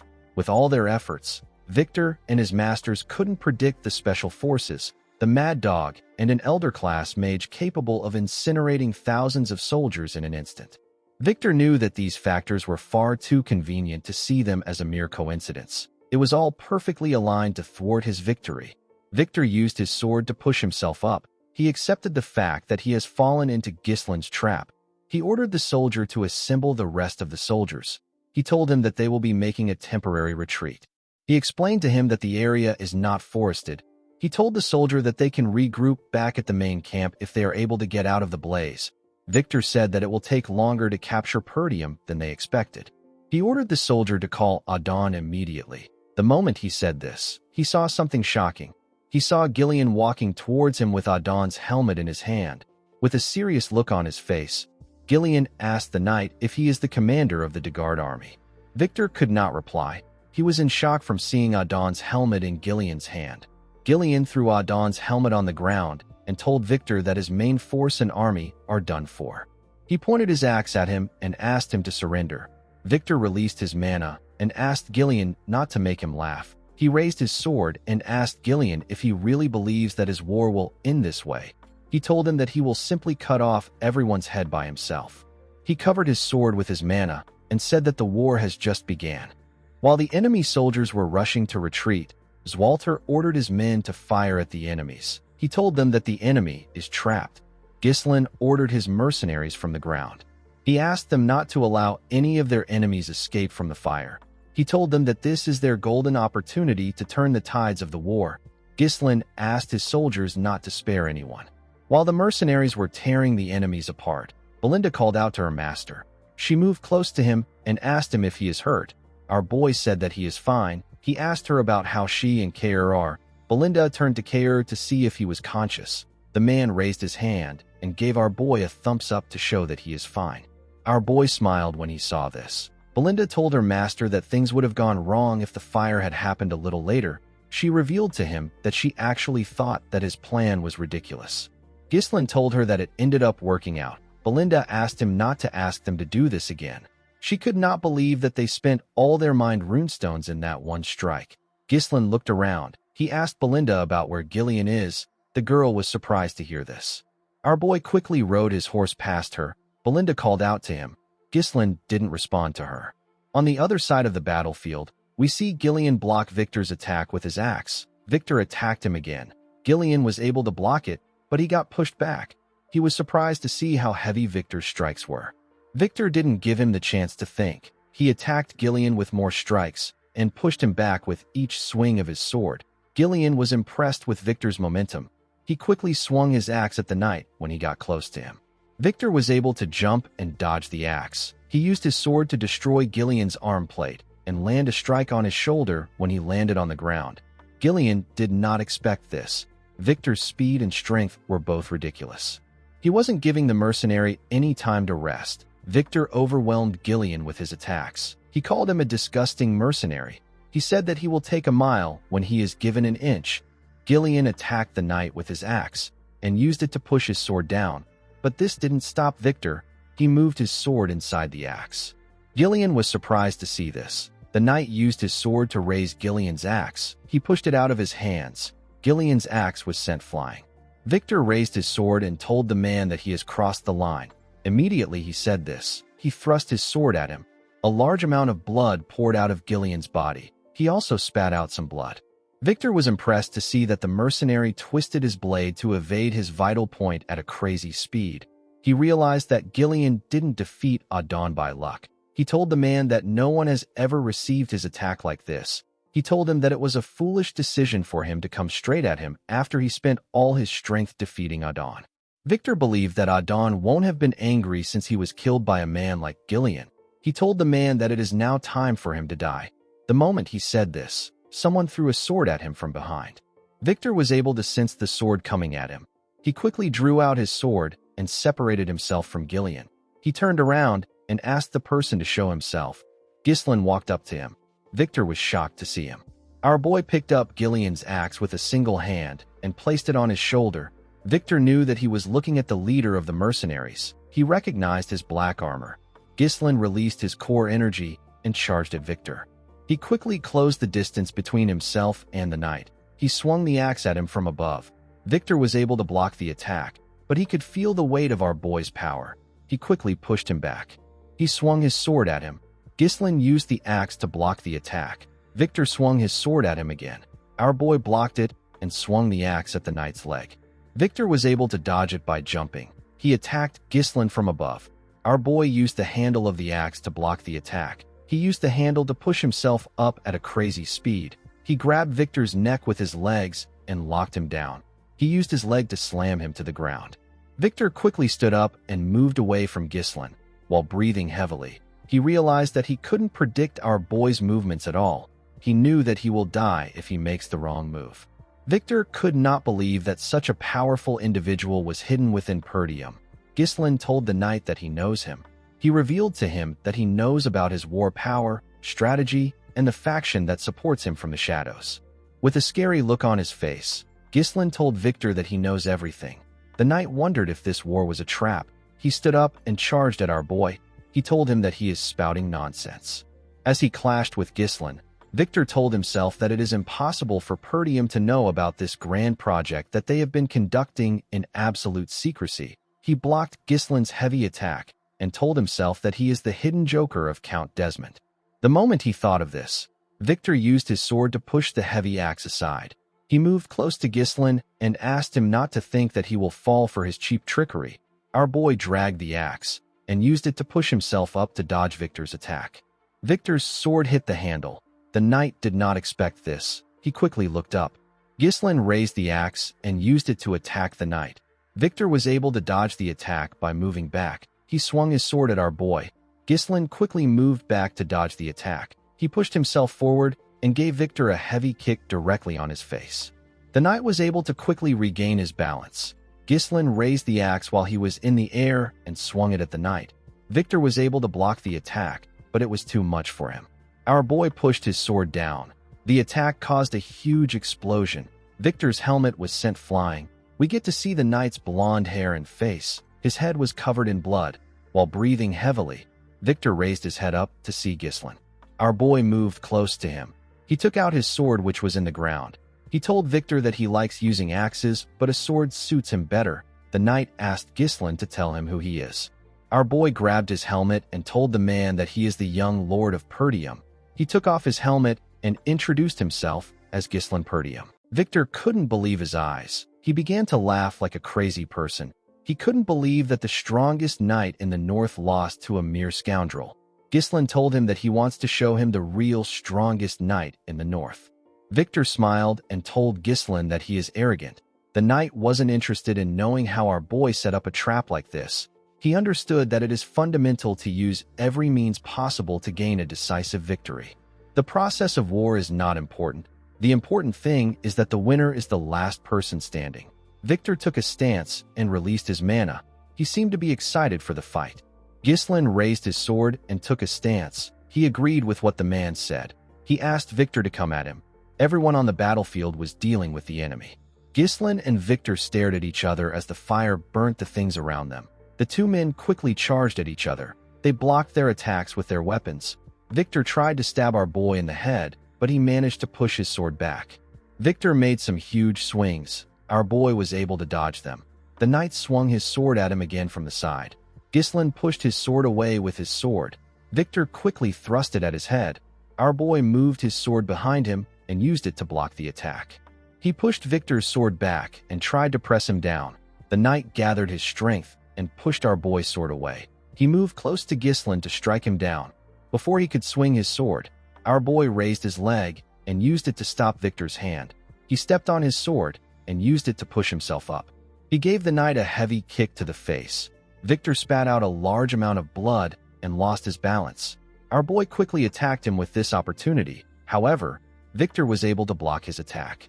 He gathered his strength and pushed Ghislain's sword down. He pushed our boy back. Our boy was able to safely land and regain his balance. He noticed that Victor's attack left a scratch on his armor. The knight smiled when he saw what he did. He raised his sword again and charged at Ghislain. Our boy blocked his attack and swung his sword at him. Victor blocked the attack with his sword. He quickly turned around and used his cape to block Ghislain's vision. He swung his sword at our boy from his blind spot. Our boy was able to dodge the attack by jumping above the knight and his sword. Before he could land on the ground, Victor swung his sword at him. Ghislain was able to turn and use his sword to block the attack while in the air. He landed on the ground and charged at the knight. Victor was able to block his attack. He pushed our boy back and swung his sword at him. Our boy was able to easily block the attacks.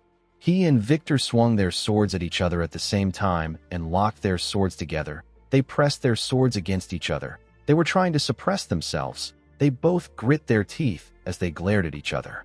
Victor managed to take control and push Ghislain's sword down. He quickly dragged his sword up and swung it at Ghislain's head. Before his sword could reach our boy, he pulled his sword from the ground and used it to block the attack. Ghislain grabbed Victor's breastplate and used it to drag him. He kicked his leg and made him lose balance. He then threw the man with all his might. Our boy didn't give Victor the chance to rest. He took out his sword and charged at him. Victor quickly rolled on the ground to dodge Gislin's attack. He moved back and dragged his sword on the ground. He used his sword to throw some sand at Gislin. Our boy was able to see the attack, so he used his hand to cover his face. Victor used this opportunity to thrust his sword at him. When Gislin saw the man's sword coming towards him, he was forced to acknowledge the fact that Victor is a powerful knight. Even though our boy's power is amplified by the third core, there was still no real difference between them. In his past life, Gislin started a war and attacked Count Desmond. Victor was also the one who stood in his way at that time.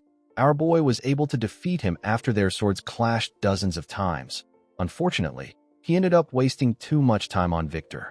He lost Perdium because of this. Gislin understood that Perdium's downfall was inevitable since men like Victor were determined to destroy it. On that day, Gislin made up his mind.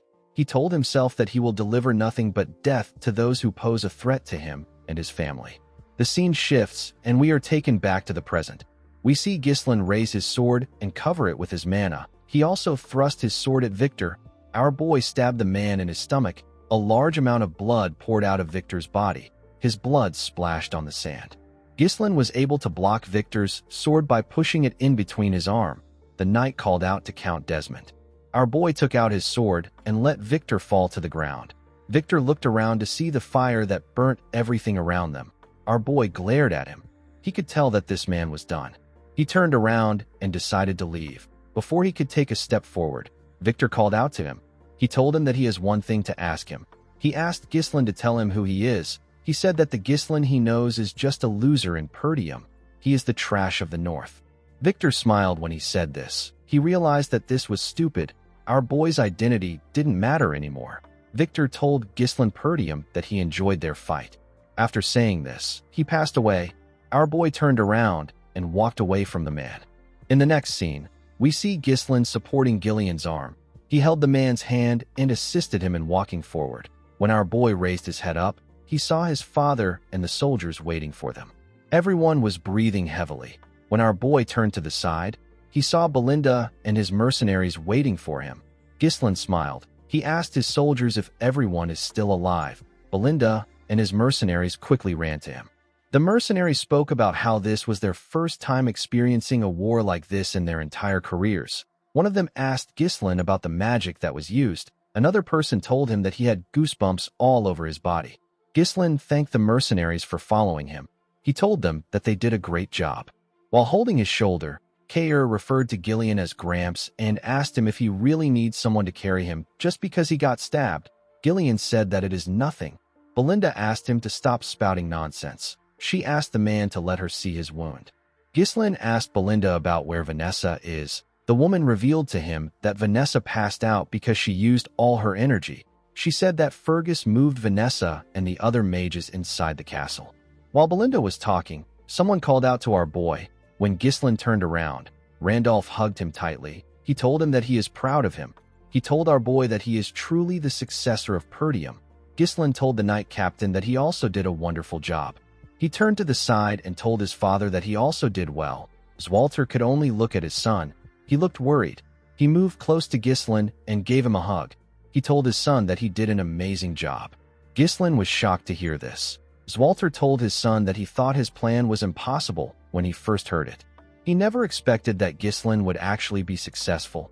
Gislin told his father that he was only able to carry out his plan because he fended off the enemies from the castle wall.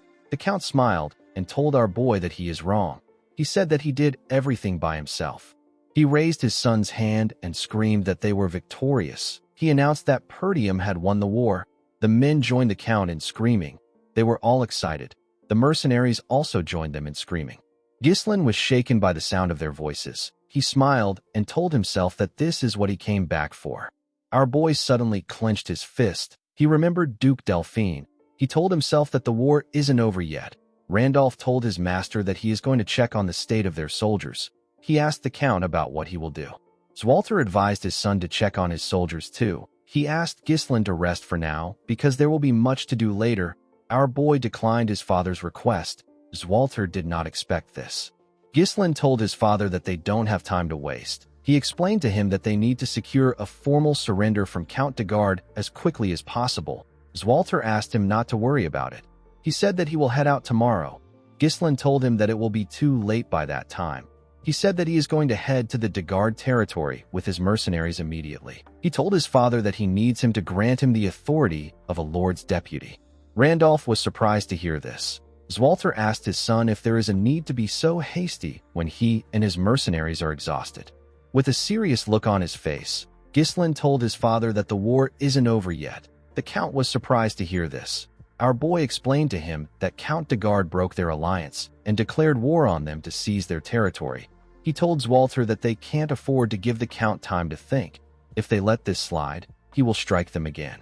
Our boy told his father that they must strike immediately, use their advantage and demand reparations on their own terms so that he will never challenge them again. Zwalter could not believe what he was hearing.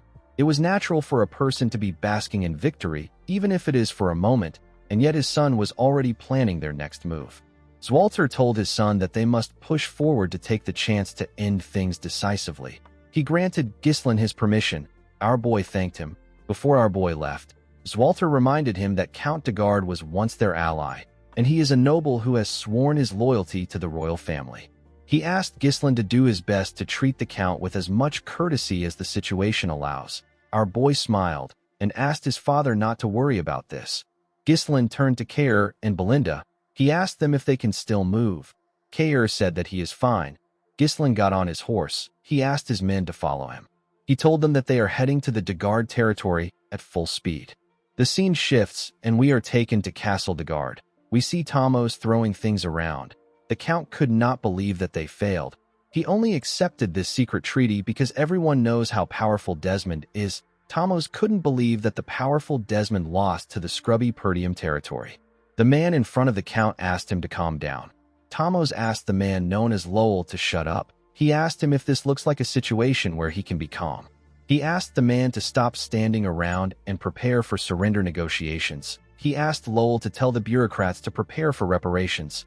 Lowell asked the Count if he is serious. Thamos said that Zwalter is an idiot known for respecting customs and honor. He was certain that Zwalter would accept the negotiation. The Count knew that Perdium is desperate for money at the moment. He believed that he could overcome this if he offers them reparations. He planned to make Count Desmond take responsibility for what happened after he is done with the negotiation. Lowell reminded his master that they poured all their finances into the war. He asked the Count about where they can get money for reparations. Thamos grabbed his neck and began to choke him. He called him an idiot. He asked him about how he was able to work in his castle with his brain. He asked Lowell to squeeze the money out of the citizens. With a scary look on his face, Thamos asked the man if he feels guilty about doing this because he is also a peasant. He asked him if the animals are more important than him. While struggling to speak, Lowell told the Count that the peasants are not more important than him. Thamos threw him to the ground and asked him to know his master. He ordered the man to get moving. Lowell spat out some blood. He glared at the Count. He was tired of his tyranny. He was forced into administering this territory. Lowell was well aware that the people couldn't take more of the Count's tyranny. He knew that they might revolt soon. Before he could get up, a soldier ran into the room. He told the Count that there is trouble. He revealed to him that the soldiers from Perdium have already arrived. In the next scene, we see the mercenaries lined up in the Count's office. Thamos sat on his chair waiting for Zwalter. Lowell was behind him. Thamos couldn't believe that the soldiers got here so quickly. He told himself that he won't let anything go as Zwalter wants. The moment he said this, someone stepped into the room. It was Ghislain. Belinda and Kair were with him. Our boy asked Thamos if he is prepared for the surrender negotiation. Thamos was shocked to see Ghislain. He asked our boy about where his brother is. Ghislain told him that his father is quite busy focusing on the recovery of their territory. He told him that he is the Lord's deputy and he has been put in charge of this negotiation. With a serious look on his face, Ghislain asked his men to bring Thamos to his knees. A few hours earlier, we see Ghislain and his mercenaries riding their horses towards the de Garde territory. Kair said that Count de Garde is quite fast when it comes to running away. He couldn't believe that the Count abandoned his soldiers and ran back to his territory so quickly. Gordon apologized to Kair for letting the Count slip away. Kair smiled. and told the man that Gillian is the one at fault. He told him that he and the other men did their jobs well. Upon hearing how Kair spoke about Gillian, Ghislain wondered if he should grant Kair the chance to fight against Gillian one day. Kair moved close to our boy and asked him if he plans on sparing Count de Garde by asking for a surrender negotiation. He asked Ghislain to tell him why he will do this. Our boy explained to him that everyone knows that Count de Garde is a shameless bastard who tried to take over Perdium. His external pretext is the vengeance of his successor. If Perdium demands excessive compensation, they will be put in an uncomfortable spot. Ghislain told Kair that they need to end their negotiation with reparations. This sounded complicated to the mercenary. He told our boy that they are making things more complicated than it needs to be. He asked Ghislain to tell him why he doesn't just march into the territory and wipe everything out. Belinda felt like Kair made a stupid suggestion. She asked the man if he thinks that a dispute between nobles can be resolved the same way as a fight between mercenaries. Kair was offended by this. He told Belinda that mercenaries and nobles are both humans. He asked her to tell him what makes the nobles better than them. He said that the de Gardes were the ones who attacked them first. It didn't make sense to him that they still had to think about the position of their enemy. Ghislain asked the man not to think about it. He told him that what he said is what his father would have done. Belinda became worried when she heard this. She asked her master about what he means. Ghislain smiled and told her that he is different. He said that he will make the de Garde territory his own. The scene shifts and we see Kair and Gazelle raise the Count up by carrying his arms. They kicked the Count's table down. Thamos could not comprehend what was happening. He asked the men to let go of him. The men pushed him down and made him kneel in front of Ghislain. Belinda moved close to her master and gently asked him if he is certain about what he is doing. Our boy told her that he is sure. Belinda asked him to remember that she tried to stop him when his father is questioning him. Thamos told Ghislain that he has sworn his allegiance to the kingdom. He asked our boy if he thinks that he can get away with doing this to the king's subject. He ordered Ghislain to show some respect. Our boy pointed his sword at him. The Count quickly became silent. Ghislain explained to Thamos that he is a traitor who was deceived by the enemy's sweet temptations. He broke their alliance and tried to seize Perdium for himself. Our boy told him that only death awaits those who dares to harm Perdium. The Count became scared. He asked Ghislain to stop playing around. He couldn't believe that our boy was really going to kill him. Ghislain explained to him that he must also risk his life if he pushes countless lives into the battlefield. He told him that he must pay the price that such actions deserve. Thamos began to laugh. He realized that Ghislain was an insane bastard. He was really going to kill him.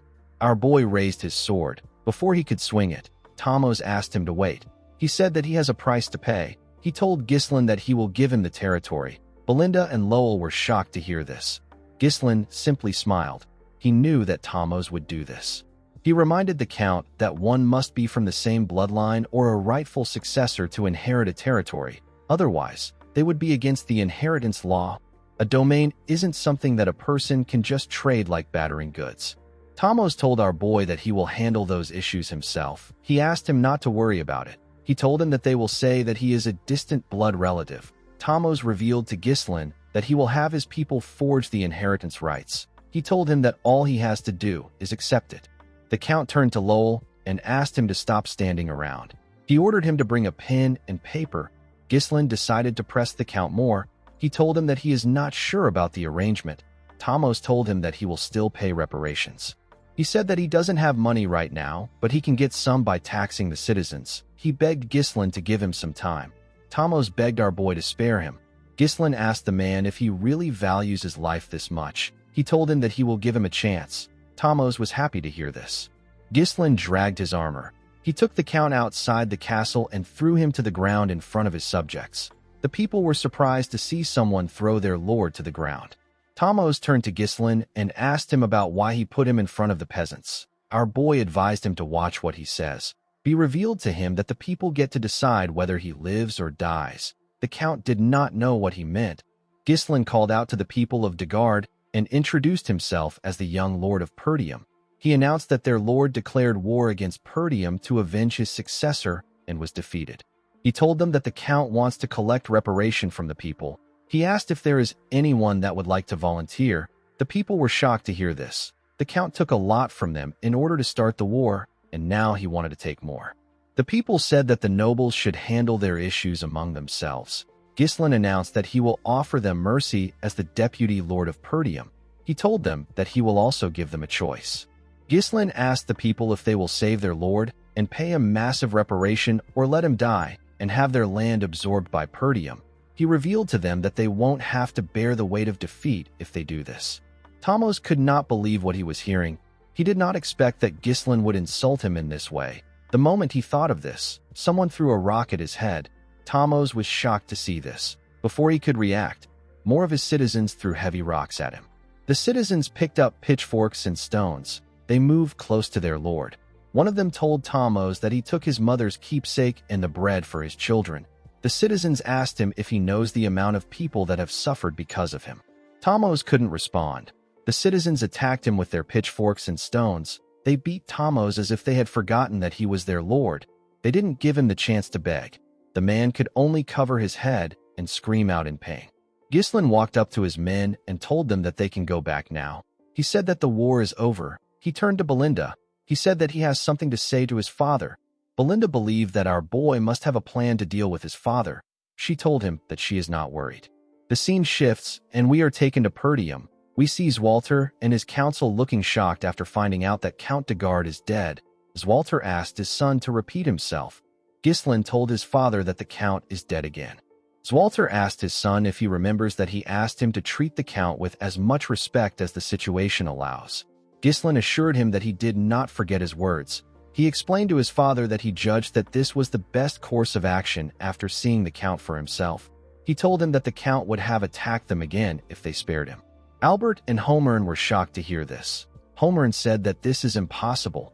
Ghislain reminded the men that the de Garde attacked Perdium with an army of over 7,000 men. He told them that this isn't something that the de Gardes could do by themselves. Our boy revealed to them that Desmond provided the troops, and Rayfold worked behind the scenes. The men couldn't believe what they were hearing. They could not believe that two dominant powers were targeting them. They knew that the Desmond territory is known for maintaining neutrality. They wondered why they supported the de Gardes. Ghislain already knew that the reason they didn't receive any aid from their allied territories is because of Amelia. She killed the messengers to cut off the flow of information completely. This isolation tactic has always been her specialty. Once Ghislain takes control of the de Garde territory, the situation will change. The Desmond and Rayfold County would not be able to launch an immediate attack on Perdium because it would now share a border with the de Garde territory.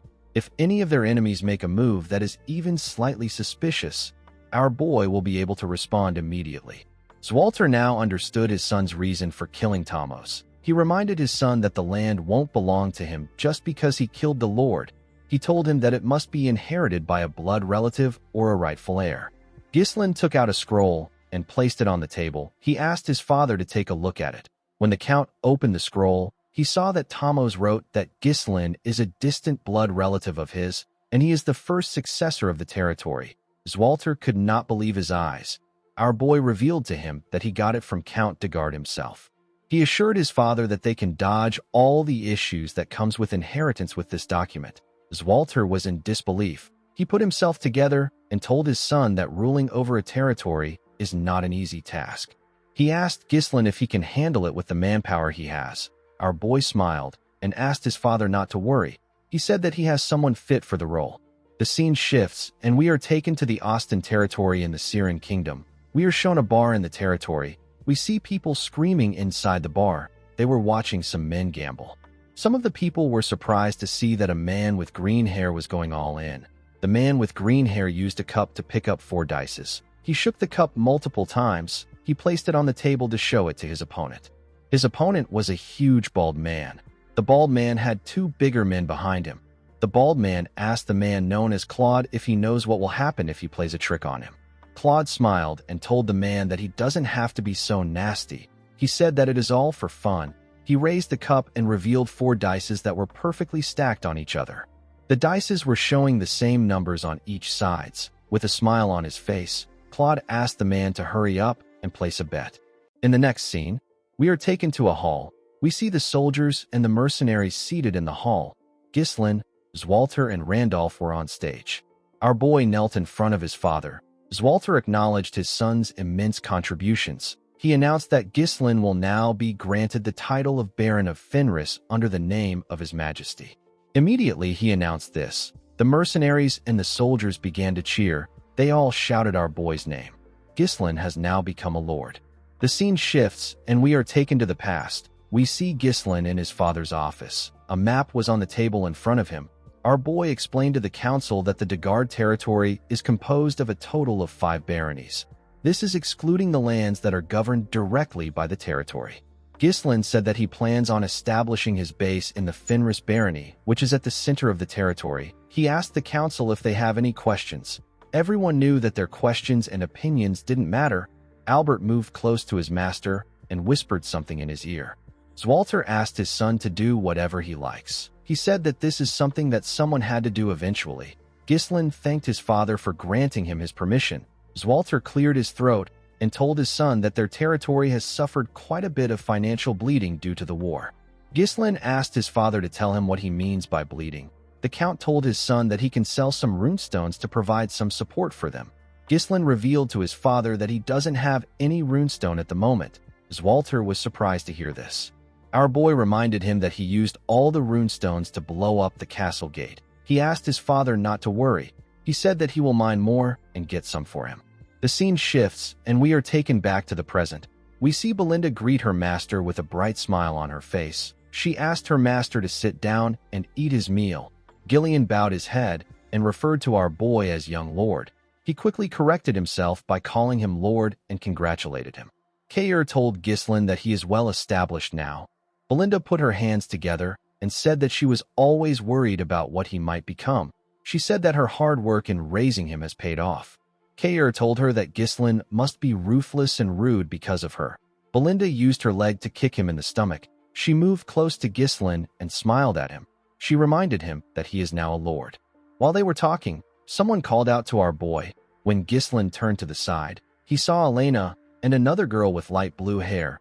Elena moved close to her brother and asked him if she should call him brother or lord. Ghislain asked her to call him whatever she wants. He turned to the shy girl with blue hair. He referred to her as Rachel. Rachel greeted our boy. Ghislain asked her to let him know if his sister bullies her. He said that Elena can be violent when she doesn't like something. Elena hit her brother's chest when she heard what he said. Ghislain turned to Gillian and told him that his daughter is completely healed now. The man told him that it is all thanks to him. Our boy clapped his hands and called for everyone's attention. He thanked his mercenaries for following his orders during the war. He said that he is now the Lord of Fenris. He revealed to them that his base will now be in Fenris instead of Perdium. He said that he plans on hiring them as his private army. The men were shocked to hear this. They asked Ghislain if they will be getting permanent positions. Our boy told them that they will. He revealed to them that he plans on training them as knights. The mercenaries were shocked to hear this. Ghislain explained to them that what they displayed in the recent war already shows that they are worthy as knights. He assured the men that they are qualified. Belinda moved close to her master. She told him that an army of this scale would cost a lot of money. Our boy smiled and told her that they are going to have to make a lot of money. He turned to Gillian and asked him about his condition. The man said that his body is in a good state. Ghislain ordered him to lead the people to Fenris and wait for his arrival. Gillian was surprised to hear this. He asked his lord if he won't be following them. Our boy revealed to him that he has somewhere to visit. He explained to Gillian that Fenris will be in poor public order since the war ended. He asked the man to first go there and solve this issue before anything else. Gillian did not seem excited to take on the job. It was like his master was pushing him away. Ghislain told the man that he is one of the people he trusts the most. Gillian did not expect to hear this. Our boy tapped his arm and told him that this is the reason he left the task to him. Gillian bowed his head and asked his lord to have a safe trip. Ghislain moved close to Belinda and Kair. He told them that they will be going with him. He asked them to prepare. Belinda asked her master about where they are headed to. Our boy revealed to them that they are going to the Austin territory of the Siren Kingdom. Belinda could not believe that they were going overseas. Kair asked our boy if he is referring to the territory that is famous for its games. Belinda told her master that she loves to travel. Kair asked our boy if they will be playing some games now that the war is over. Ghislain told him that they are not going there for entertainment. In the next scene, we see Vanessa ask someone to let her suck it one more time. Alfoy was shocked to hear what she said. He quickly moved back. He asked her to tell him what she wants to suck. Vanessa explained to him that she might be able to use all the magic she has in her head if she sucks his mana like last time. Alfoy asked her about why she would take his own mana. The girl told him that Ghislain said that he is a mana battery. Alfoy was shocked to hear this. Ghislain stepped into the room and told him that he is still as energetic as ever. Alfoy asked our boy to do something about Vanessa. He said that she keeps trying to take away his mana. Our boy ignored him and asked Vanessa if she is feeling all right. The girl said that she is fine. Ghislain asked her if she was nervous because it was her first time in real combat. He pat her on her head and told her that she did well. Vanessa blushed and thanked our boy. Alfoy said that he also contributed. Ghislain commended him on his efforts. He told him that he played his role well. Alfoy grit his teeth when he heard this. He told our boy that things will be different when he returns to the Magic Tower. Ghislain revealed to the boy that he is traveling with them. The scene shifts, and we are taken to the Austin territory of the Siren Kingdom. We see Ghislain enter the Kraken gambling house with Belinda, Kair, and Alfoy. Kair was happy to be in the gambling house. He said that he missed the atmosphere and smell of this place. Alfoy could not believe that Ghislain brought him to a gambling house. He told our boy that he thought they were going to the Magic Tower. Ghislain threw a pouch full of cash at Kair and asked him to have fun with Alfoy. He told him that he will call him when he needs him. Kair was happy to get some gambling money. Alfoy asked Kair about how they will have fun with the cash. Kair smiled when he heard this. He placed his hand on Alfoy's shoulder and told him that he knows how to use magic, but he doesn't know how the world works. Alfoy asked him about what he means. Kair smiled and asked him to watch and learn. He told him that he will show him how to make money with money. Belinda and Ghislain walked forward. The maid told her master that he can be honest with her. She asked him if he is also there to have some fun. She promised not to nag him if he gambles a little. She told him that he has done a lot. Ghislain assured her that he is not there to gamble. He revealed to her that he came to find the man that he wants to make the steward of the territory. He said that the man lives in this gambling house due to his circumstances. He said that he wants to take the man away before he loses his hand. Belinda was shocked to hear this. She couldn't believe that her master wanted to make a gambler the steward of the territory. Ghislain told her that the man is under special circumstances. He asked her not to worry about it. He assured her that the man is good at handling resources. Before he could tell her the man's name, someone called Claude a crazy bastard and told him that he caught him. Ghislain and Belinda quickly turned around.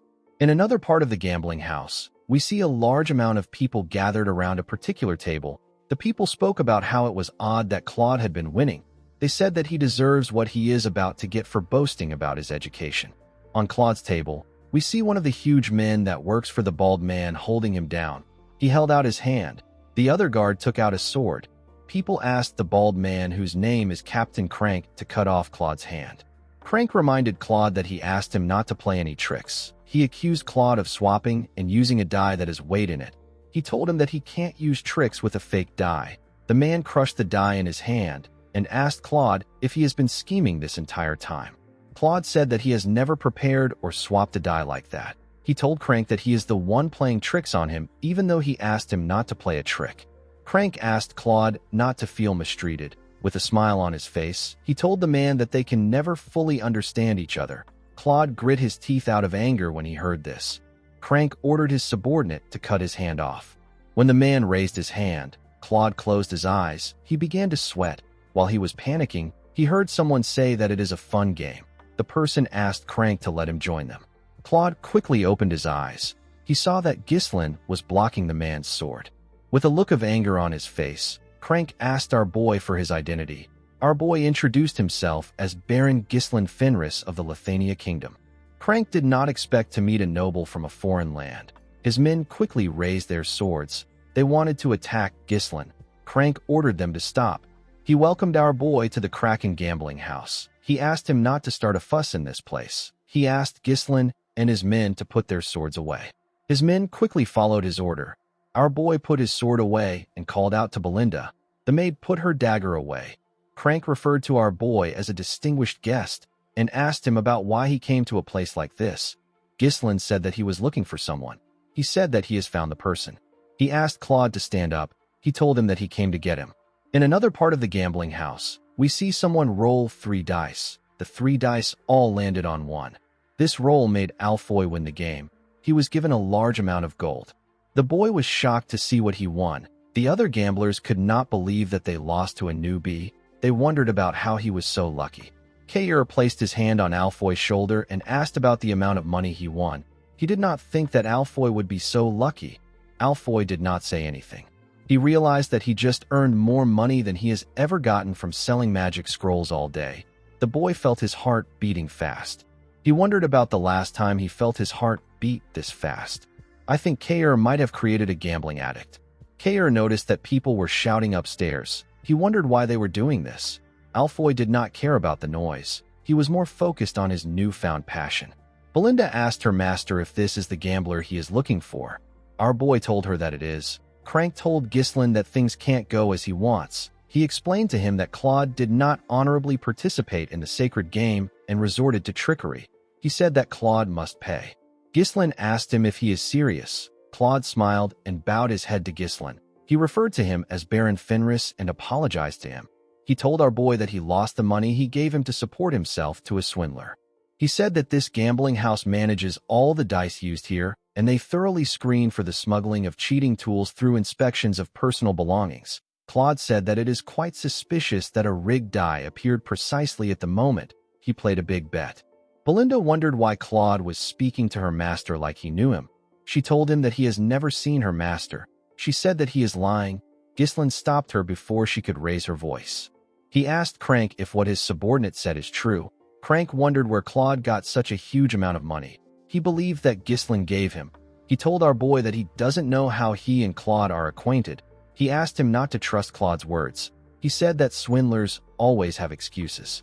He revealed to Ghislain that this gambling house belongs to Baron Austin. He explained to him that he won't be able to avoid a diplomatic dispute if he causes trouble there. He suggested that they just pretend that nothing happened and our boy returns to his land quietly. Ghislain told the man that he cannot do this. He told him that he has swindled him. Crank did not expect this. Our boy sat down and asked the man not to scowl at him. He suggested that they find a compromise since they both want Claude. Our boy asked Crank to play a game with him. He told him that he will take Claude and his money if he wins. He said that he will give him his status and all his assets if he loses. Everyone was shocked to hear this. Claude became scared. He told Ghislain that he appreciates the thought. He asked him about why he is going so far for him. Our boy pulled him close and told him that he is someone he needs. Claude did not expect to hear this. Crank laughed and said that he doesn't remember the last time he saw a noble with this much gut. He accepted Ghislain's offer and told him that a person must gamble if they are at a gambling house. Everyone around them began to cheer. They couldn't believe that some no-name noble was challenging Crank. They were all happy to witness a big match. Crank placed the dice on the table and told Ghislain that the person with the lowest number wins. There is no such thing as a tie in this game. Crank laughed and said that nobles these days don't seem to understand the rules if they are too complicated. Ghislain told him that he understands. He asked him to start. Crank was annoyed to hear this. He told our boy that he is hastier than he thought. Someone took out a coin and tossed it up. Ghislain chose heads and Crank chose tails. The coin landed on tails. Crank was asked to start first. The man picked up the cup and said that he will go first. He began to shake the cup. He shook it vigorously. Belinda believed that he was doing too much. She did not know why he was taking all the time in the world to throw a single die. While shaking the cup, Crank swiftly opened the bottom of the cup and did something to it. Immediately he did this. He slammed the cup on the table. When he removed the cup, it was shown that the die landed in 1. The dealer announced that he got 1 point. Everyone began to cheer. They couldn't believe that the game was over the moment it started. They said that people need to stop bothering Crank. Belinda became scared. Claude didn't know what to say. Crank apologized to Ghislain. He said that the game ended too quickly after they caused so much noise. Ghislain asked him to keep quiet. He told him that he has a big mouth. Crank did not expect this. He believed that our boy was bluffing. He assumed that Ghislain was pretending to be calm. He was certain that our boy was panicking. He believed that Ghislain was wasting his time. Crank used a special custom-made cup with a bottom that opens depending on how it is held. He took out a weighted die that always lands at 1 between his fingers. The motion of shaking the cup is used to conceal the process of switching the die. No one has ever caught Crank using this trick. He smiled and told himself that our boy cannot avoid defeat, no matter how hard he tries. Ghislain covered his hand with his mana and pressed it against the cup. A small wave of energy covered him. The energy dispersed when our boy released his mana. He placed the cup down and reminded the man that he said that the person with the lowest number wins. The moment he said this, our boy removed the cup and showed everyone the crushed die. He told Crank that he got 0 points. The man was shocked to see this. Everyone around the table were also shocked to see that Ghislain turned the die into dust. They wondered if this counts as a loss for Crank. Crank stood up and pointed at our boy. He told him that this doesn't count. He said that it is trickery. He told Ghislain that he can't do this even if he is a noble. Ghislain grabbed his hand. He pressed it and made the man drop a die. He asked him to tell him what he was holding. Everyone was shocked to see another die drop from Crank's hand. They couldn't believe that he has been lying to them this entire time.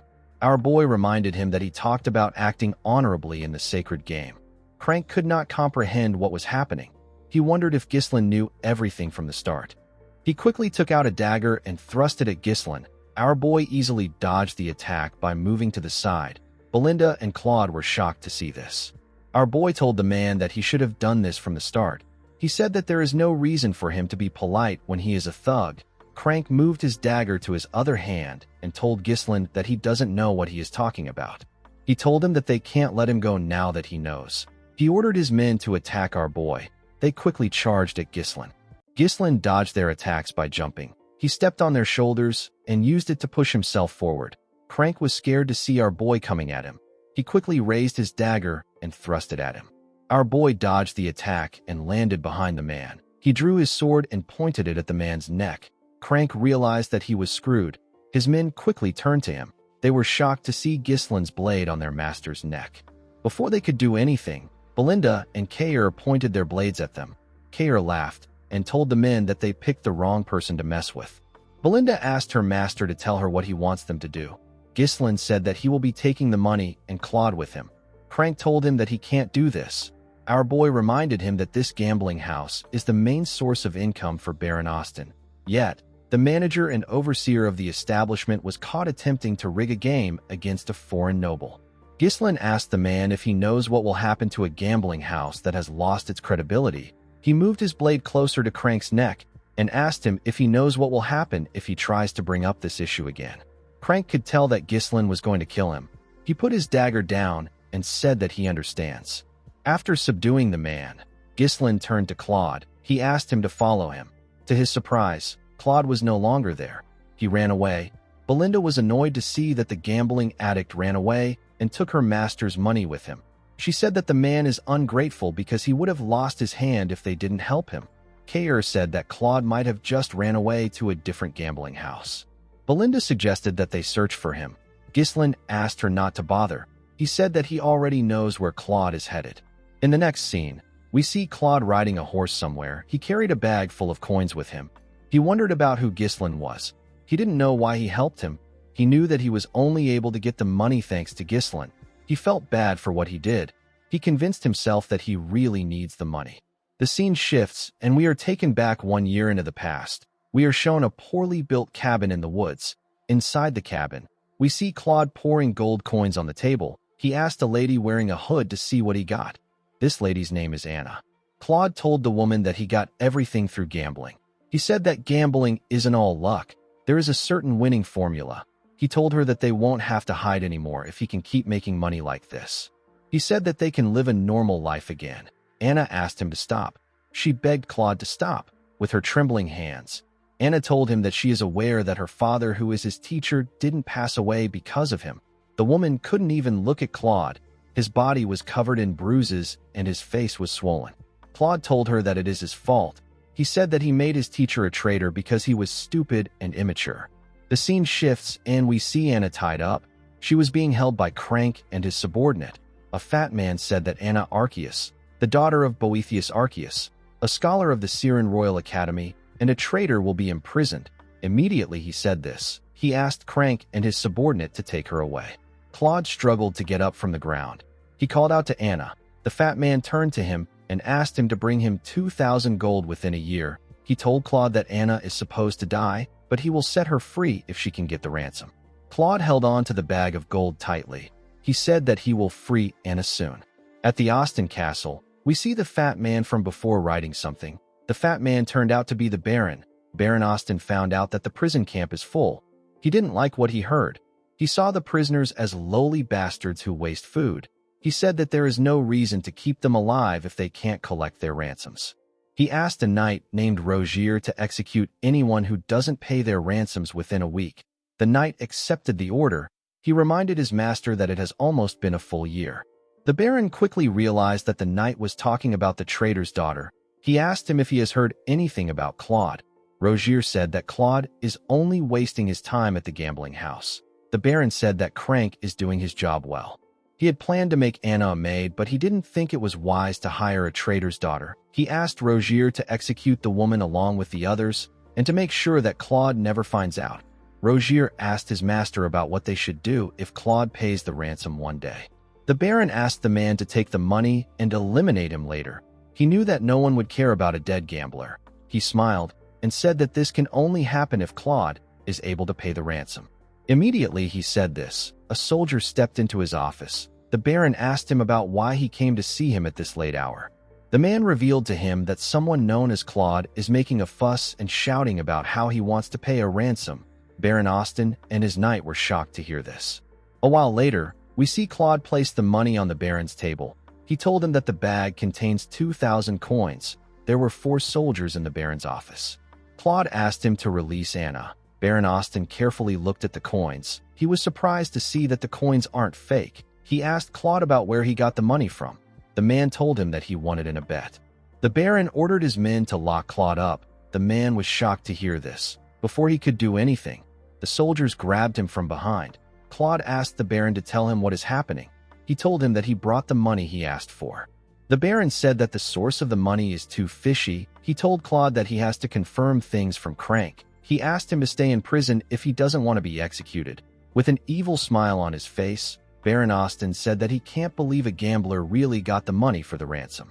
Claude screamed at the Baron as he got dragged away. Before they could drag him out of the office, the soldiers got hit in the neck. They both passed out. The Baron and his knight were surprised to see this. Our boy tapped Claude on his shoulder and told him that he did a good job. The man was shocked to see him.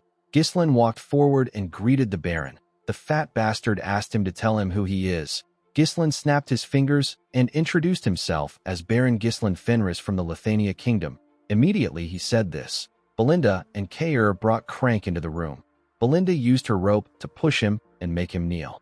Baron Austin was surprised to see Crank. Kair moved forward and drew out a chair. Ghislain sat down and placed his legs on the table. He asked Baron Austin to bring him a cup of tea. The Baron was annoyed to hear this. Rogier drew his sword and told Ghislain that he is acting insolent. He asked our boy to stand up and show the Baron some respect. The moment he said this, Kair pointed his sword at him and asked him to step back. He told him that he can't handle this situation.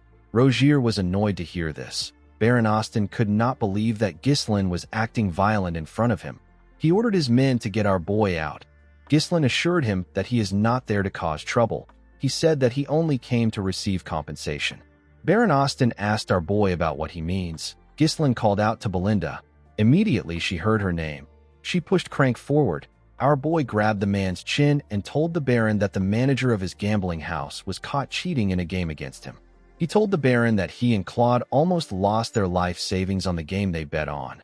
Baron Austin quickly realized that the money in front of him was gotten from the game. Crank told the Baron that Ghislain is lying. He said that our boy was the one who cheated. Belinda was annoyed to see that Crank was still lying. She kicked his head with her leg. Baron Austin did not expect Crank to cause trouble for someone like Ghislain. He believed that the man should have carefully chosen his opponent. He asked our boy to tell him what he wants him to do.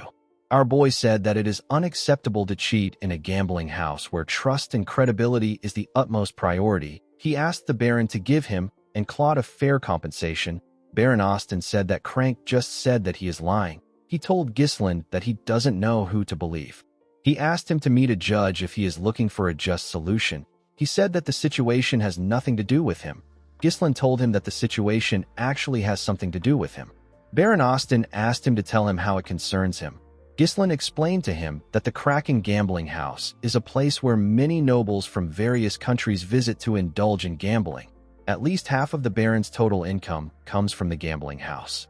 Ghislain told the Baron that if people find out that cheating was uncovered in the gambling house, it will look like he brazenly tried to scam the nobles. He said that things will become interesting if this happens. With a look of anger on his face, the Baron asked Ghislain if he wants him to pay him hush money. Ghislain told him that the compensation must be at least twice the amount in the bag. He asked him to also release Anna Arceus. Claude was shocked to hear our boy's request.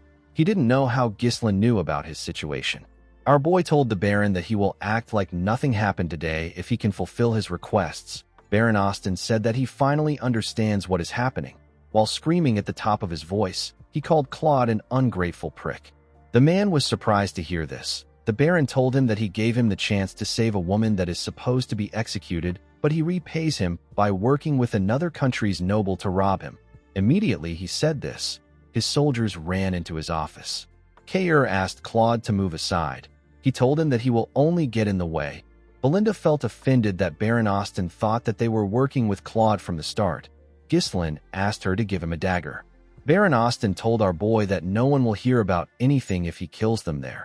He ordered his men to take out the group. Immediately he gave the order. Rogier swung his sword at Ghislain. Before his blade could reach our boy, he used his leg to kick the bag of gold. The bag hit the knight's head and made him lose balance. Ghislain took out the dagger and charged at the Baron. He stabbed his hand and pressed it into the table. Baron Austin screamed out in pain. His men couldn't reach him because Belinda and Kair were holding them back. With a cold gaze in his eyes, Ghislain asked Belinda and Kair to not kill the soldiers. They accepted his order and charged at the soldiers. Kair used his sword to block his opponent's attack. He then gave him a punch that knocked him out. Belinda took out some thin and light strings. She used it to block her opponent's sword. She gave the man a bone-crushing kick in his neck. Ghislain got on the table and blocked one of the soldiers' attack with his sword. He pushed the man back with his sword. The moment he did this, Rogier charged at him. He swung his sword at him from behind. Our boy easily turned around and blocked the man's attack. He used his sword hilt to hit Rogier in his neck. His attack went through the knight's helmet. Claude watched the group as they fought. He didn't understand what was happening. He couldn't comprehend why they were going this far for someone they didn't know. Immediately he thought of this. He remembered our boy telling him that he is someone he needs. Claude didn't want to believe this. Life had already taught him that there is no such thing as kindness without a reason. Ghislain and his subordinates took out the entire unit. While crying, Baron Austin called our boy a scoundrel. He couldn't accept the fact that Ghislain wounded a noble. Our boy took out the dagger. He told the Baron that he will be taking the money and Anna. Before he could say anything else, Claude grabbed his clothes. The man decided to accept Ghislain's kindness. He believed that it was better for him to accept it now and regret it later. With a confident look on his face, he told the Baron that he can come to the Fenris territory of the Lithania kingdom if he has a problem with them. He told him that he will treat him like a guest.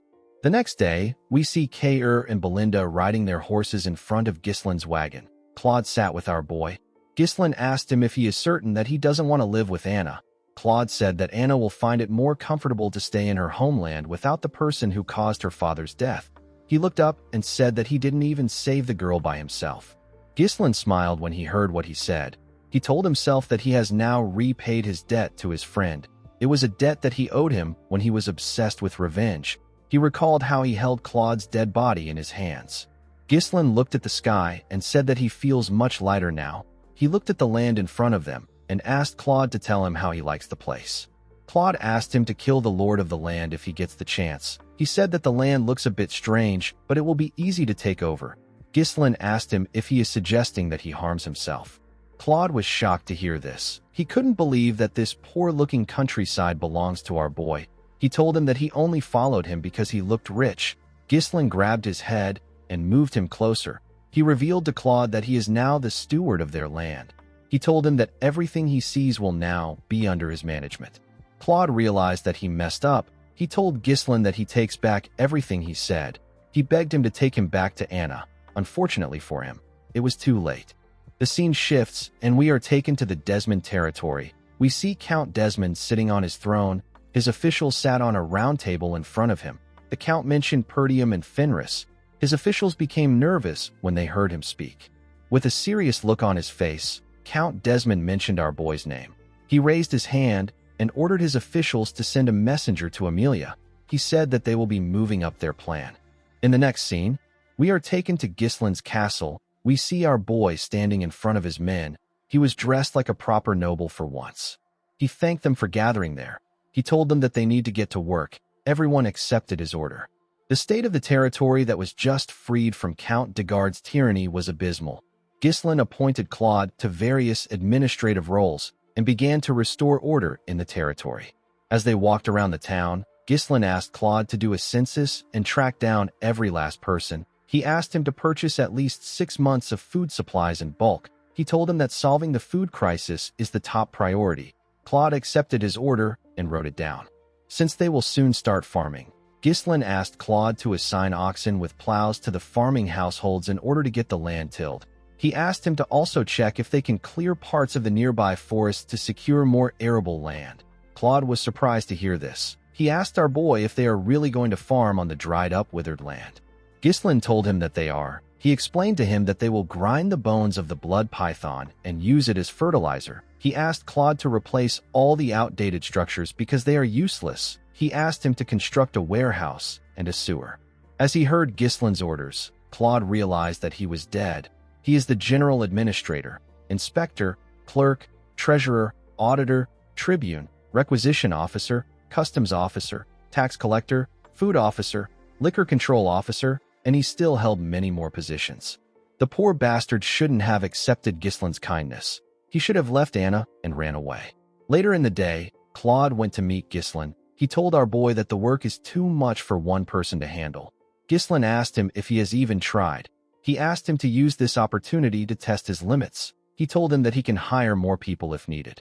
Claude realized that he wasn't getting through to Gislin. He quickly turned around and began to run. Our boy didn't even bother to look at him. He called out to someone known as Wendy. A woman came out of nowhere and charged at Claude. She easily caught up to him and tied him up with her strings.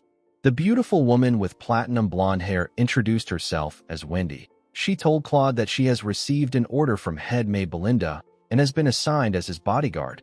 She told him that she looks forward to working with him. Claude screamed out for help. Since they were still in the early stages of development, Gislin needed Claude to hold out. Our boy remembered that this kinds of things were quite easy for Claude in the past.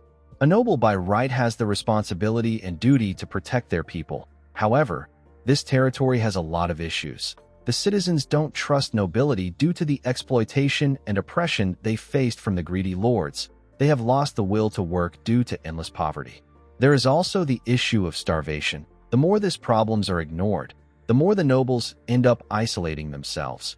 Gislin knew that he needed to resolve the basic issues quickly if he wanted to restore the foundation of this territory. Unfortunately, our boy was met with another problem. There was not enough funds to resolve their issues. Gislin explained to his group that he won't be able to pay their wages in 3 months if they keep spending money on the territory. Gillian said that this is truly an important issue. Kayer didn't understand why our boy was bothered about money. He reminded Gislin that he can just mine some runestone. Our boy explained to him that the runestone has more uses for it other than just selling it. He said that they need to fund the mage's research. Apart from this, the runestone vein isn't limitless, so they can't rely on it forever. Our boy said that they need a stable source of income. The moment he said this, Claude barged into his office. Gislin told him that he arrived at the perfect time. He told him that he has something he wants him to do. Claude told him that there is no need for him to do anything. He revealed to him that he has devised the best plan to save the territory. Everyone was surprised to hear this. With a confident smile on his face, Claude asked Gislin to build a casino. Immediately he said this, he got kicked out of the building through a window. When they brought him back to the room, Belinda gave Wendy the authority to act before Claude can say something.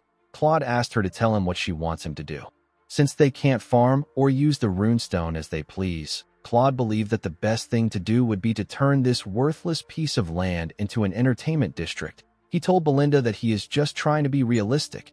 Alfoy, the gambling addict, appeared behind Claude and said that he supports the idea. Gislin told Claude that he will consider his plan when they have spare time in the future. He asked him to proceed with the tasks he assigned to him. Claude asked him if he really believes they have enough food stock to hold out. Gislin explained to him that they might be able to make money if they build a casino in a territory with no proper foundation. He told him that they will also be unable to stop the rise of an underworld. Our boy believed that a casino won't be good for him in the long run if he wants to go against his enemies. Claude explained to him that they are constantly importing food due to shortages. He told Ghislain that they need to do something now before they run out of money. Alfoy backed the man up by suggesting that they build a grand game hall in the town. Ghislain told him that he will take care of the food problem. Claude was surprised to hear this. Our boy revealed to him that he will make crops grow on their soil. He asked Claude to do whatever he says without complaints.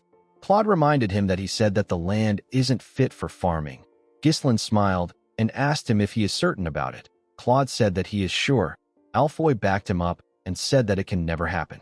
With a smile on his face, Ghislain asked them if they would like to make a bet. 3 months later, we see Claude and Alfoy staring at something in shock. Claude asked Alfoy if he is dreaming. The two of them couldn't believe their eyes. The field was filled with rye. The commoners were extremely happy to see that the seeds they planted actually grew. It had been so long since they harvested crops in their land. Claude asked Ghislain about how he did it. Our boy explained to him that rye grows in harsh environments. Before planting the seeds, they spread the powdered bones of the blood python on the soil. The bones are rich in nutrients. They then planted rye seeds which were enhanced with the mana compression sigil. Ghislain touched the rye and told the man that this method will make crops grow faster and allow them to be harvested frequently. Upon hearing our boy's explanation, Alfoy now understood why our boy made them develop a mana compression sigil. Vanessa was amazed by Ghislain's knowledge. She asked him about how he thought of using a mana compression sigil on seeds when it is normally meant for humans.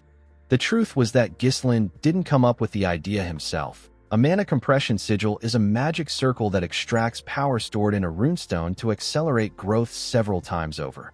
When mages first suggested that mana compression sigils could be used this way, they experienced some backlash. People didn't want to use something so valuable on mere grains. However, once the results were shown, no one argued again. This method of farming has already been verified by magic scholars in the future. The principle behind it was none of Ghislain's business. The people began to cheer for Ghislain. They said that they will now trust him. They were extremely happy to see that they will no longer starve. While the people were cheering, Claude and Alfoy tried to sneak out of the fields. Ghislain called out to them. He asked them about where they are going. He told them that they need to write their contracts. With a nervous look on their faces, they asked Ghislain about the contract he is referring to. Our boy took out some papers and reminded them that they made a bet saying that he will give them 5,000 gold each and grant them freedom if they won. However, if Ghislain won, they will work as unpaid slaves for 10 years. Immediately, our boy reminded them of the bet. His soldiers surrounded them from all ends. The two of them realized that they were screwed. Now that they had resolved their food problems, they were free to use the runestone for purposes beyond just selling them. In the next scene, we see the Tower Master of the Flame Magic Tower sitting with Ghislain. Hubert was shocked to hear our boy ask him to build a branch of his magic tower in his territory. He didn't understand why Ghislain suddenly made this request. He told him that he simply stopped by to congratulate him on becoming a lord. Ghislain revealed to him that they won the war at a heavy cost. He told him that the victory came at the cost of detonating runestones. He said that this happened even though they received help from the magic tower. Hubert was shocked to hear this. He only heard about Perdium's victory. He didn't hear about the runestone. Ghislain let out a sigh and said that if a young territory like Fenris is attacked, they will have no choice but to blow up more runestone meant for the magic tower. Hubert became scared when he heard this. He asked Ghislain to stop doing extreme things. With a smile on his face, our boy told him that they will need more mages. Hubert easily accepted his request. Ghislain believed that mages shine the brightest when used for construction projects. He used them to solve his housing issue, his waterways issue. He used them to build churches and to construct the Flame Magic Tower's Fenris branch. Due to the fact that more mages were dispatched from the Magic Tower, they were able to complete the large-scale construction swiftly. Of course, there were occasional minor conflicts by some mages who struggled to adapt to the territory. The mages protested against Ghislain's treatments. They called him a ruthless scum. They couldn't believe that he was making mages like them do hard labor. Ghislain found a way to resolve the issue through what he calls amicable agreements. Of course, our boy knocked them out. He asked Alfoy to get the contracts. Alfoy gladly accepted the order. He didn't want to be the only one who became a slave in this territory. Thanks to the efforts of the mages, the territory quickly regained its functionality. Unfortunately, there were still external issues that Ghislain had to face. In the next scene, we see Claude barge into Ghislain's office. He told our boy that there is trouble. He revealed to him that a rebellion has broken out in Rayfold. He said that Amelia has started a rebellion. Our boy wasn't shocked. He already knew that the rebellion was going to take place. However, it took place sooner than it did in his past life. Ghislain knew that his interference caused this. Desmond and Amelia are puppets dancing to the tune of Duke Delphine. Since the Duke's attempt to use Degard to seize Perdium has failed, he has no choice but to act directly. Ghislain was well aware that his war wasn't over. Gillian asked his master about what he wants to do. Belinda said that things are bad for them if Amelia now runs the territory. Ghislain wasn't just going to sit back and let the Duke pressure him. He said that they are heading to the kingdom's capital. The scene shifts, and we are taken to Cardinia, the capital city. We are shown a room in a tower. We see sunlight entering the room through the roof. Someone in the shadow moved close to the sunlight. The person put their hand into the sunlight. Immediately they did this, their skin began to burn. It quickly turned red. The masked person glared at their hand. They said that they want to die. In the next scene, we see an eagle fly over the beautiful capital city of Cardinia and its fortress. The capital was more developed and beautiful than other territories. There were several soldiers watching over everyone. There was a ridiculously huge castle at the center. Ghislain and his subordinates marched into the capital. Torin was shocked to see how massive the capital was. He said that the territories they have been to look like trash when compared to the capital. Gordon was also shocked to see how big it was. He said that the castle on their land cannot compare to that of the capital. Kair smiled and dared him to say this in front of Ghislain. Alfoy and Vanessa sat together in a carriage. Vanessa was very excited to see the capital. She told the boy that they are selling materials that she has never seen even in their magic tower. Alfoy didn't really care. He said that they must have worked harder than their tower. Outside the carriage, we see Ghislain moving with Claude.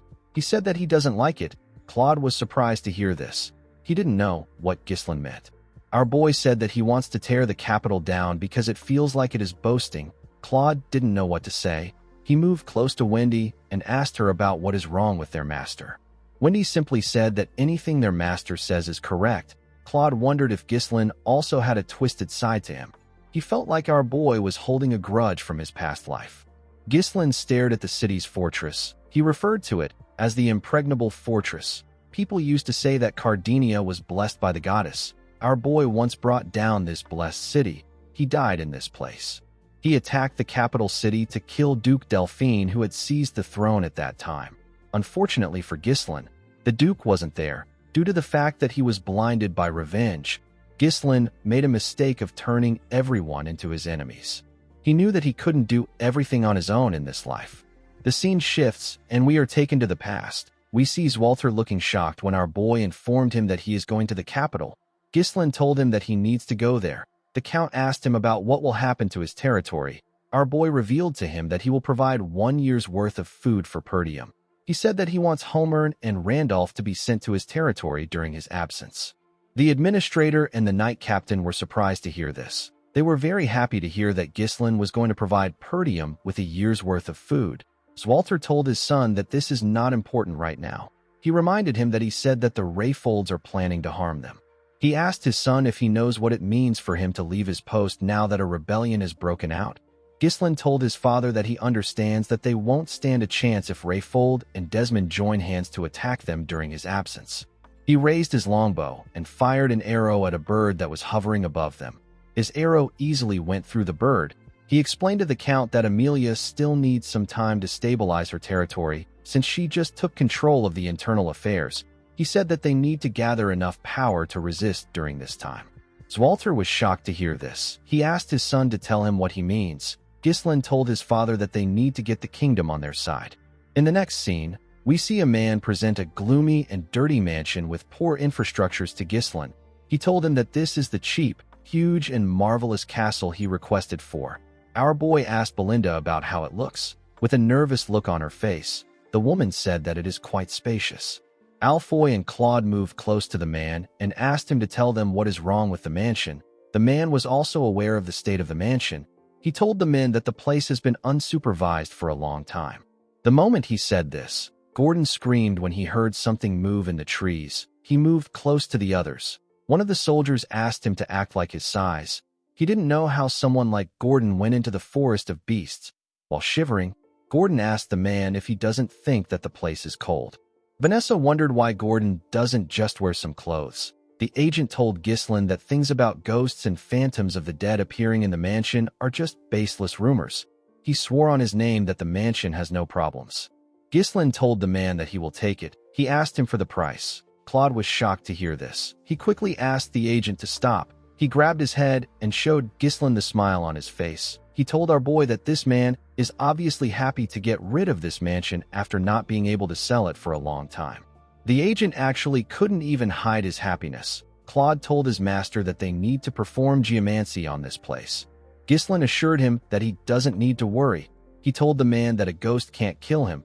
He told him that he can just beat up the ghost if it shows up. He asked him not to be scared.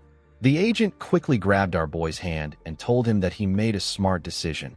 He explained to him that the mansion and the land that comes with it originally cost 1,000 gold.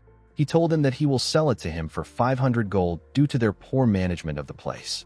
Ghislaine said that he will pay 200 gold. The man was shocked to hear this. Our boy reminded him that he said that there are ghosts in the mansion. He said that he is very scared of ghosts. He told him that he can go somewhere else if he doesn't want to sell it for 200 gold.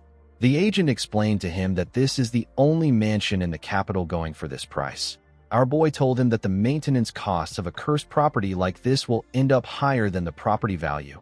He reminded him that he will still have to continue paying the annual land taxes if he is unable to sell it.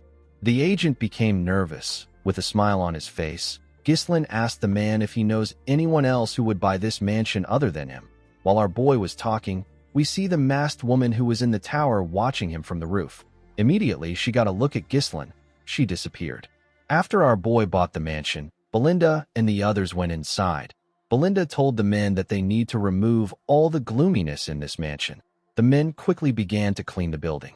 While they were cleaning, Claude called out to Ghislaine. He reminded him that he said that he will get one of the factions in the capital to support them. He asked him about how he plans to do this.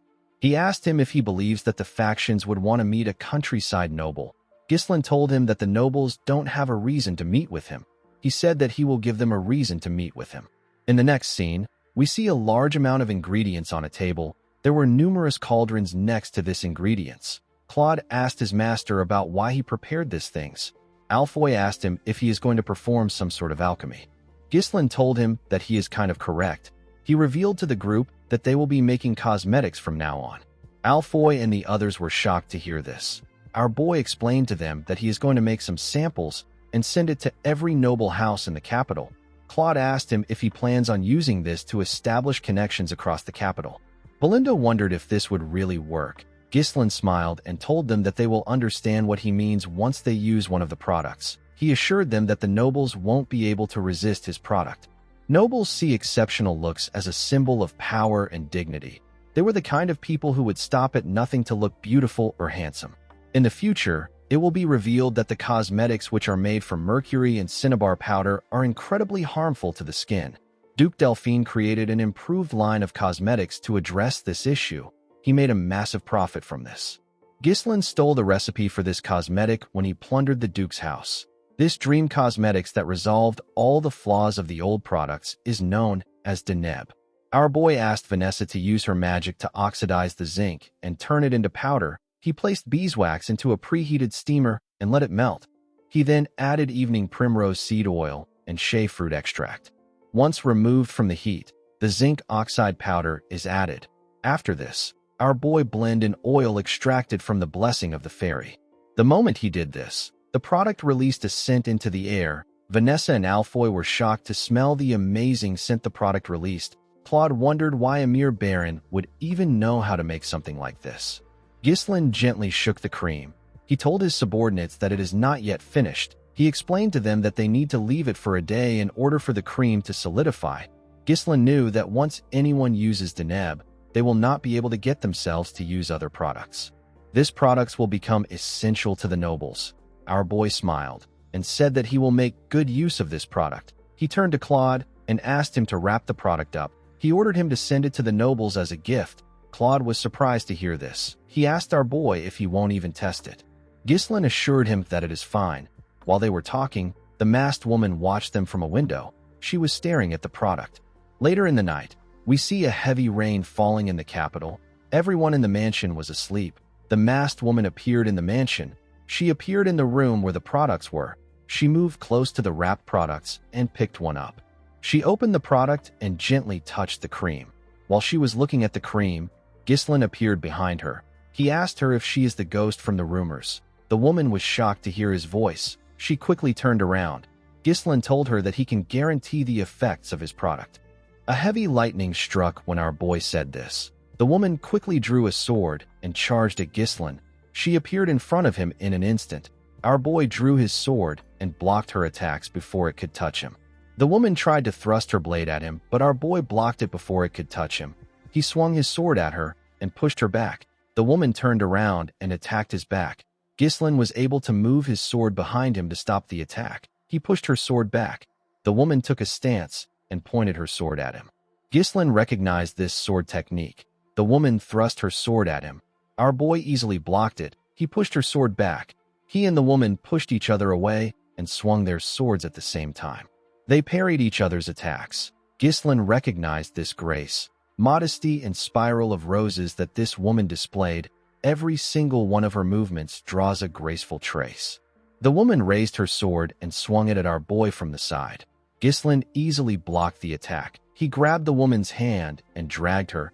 He put his blade close to her neck. The woman was unable to move.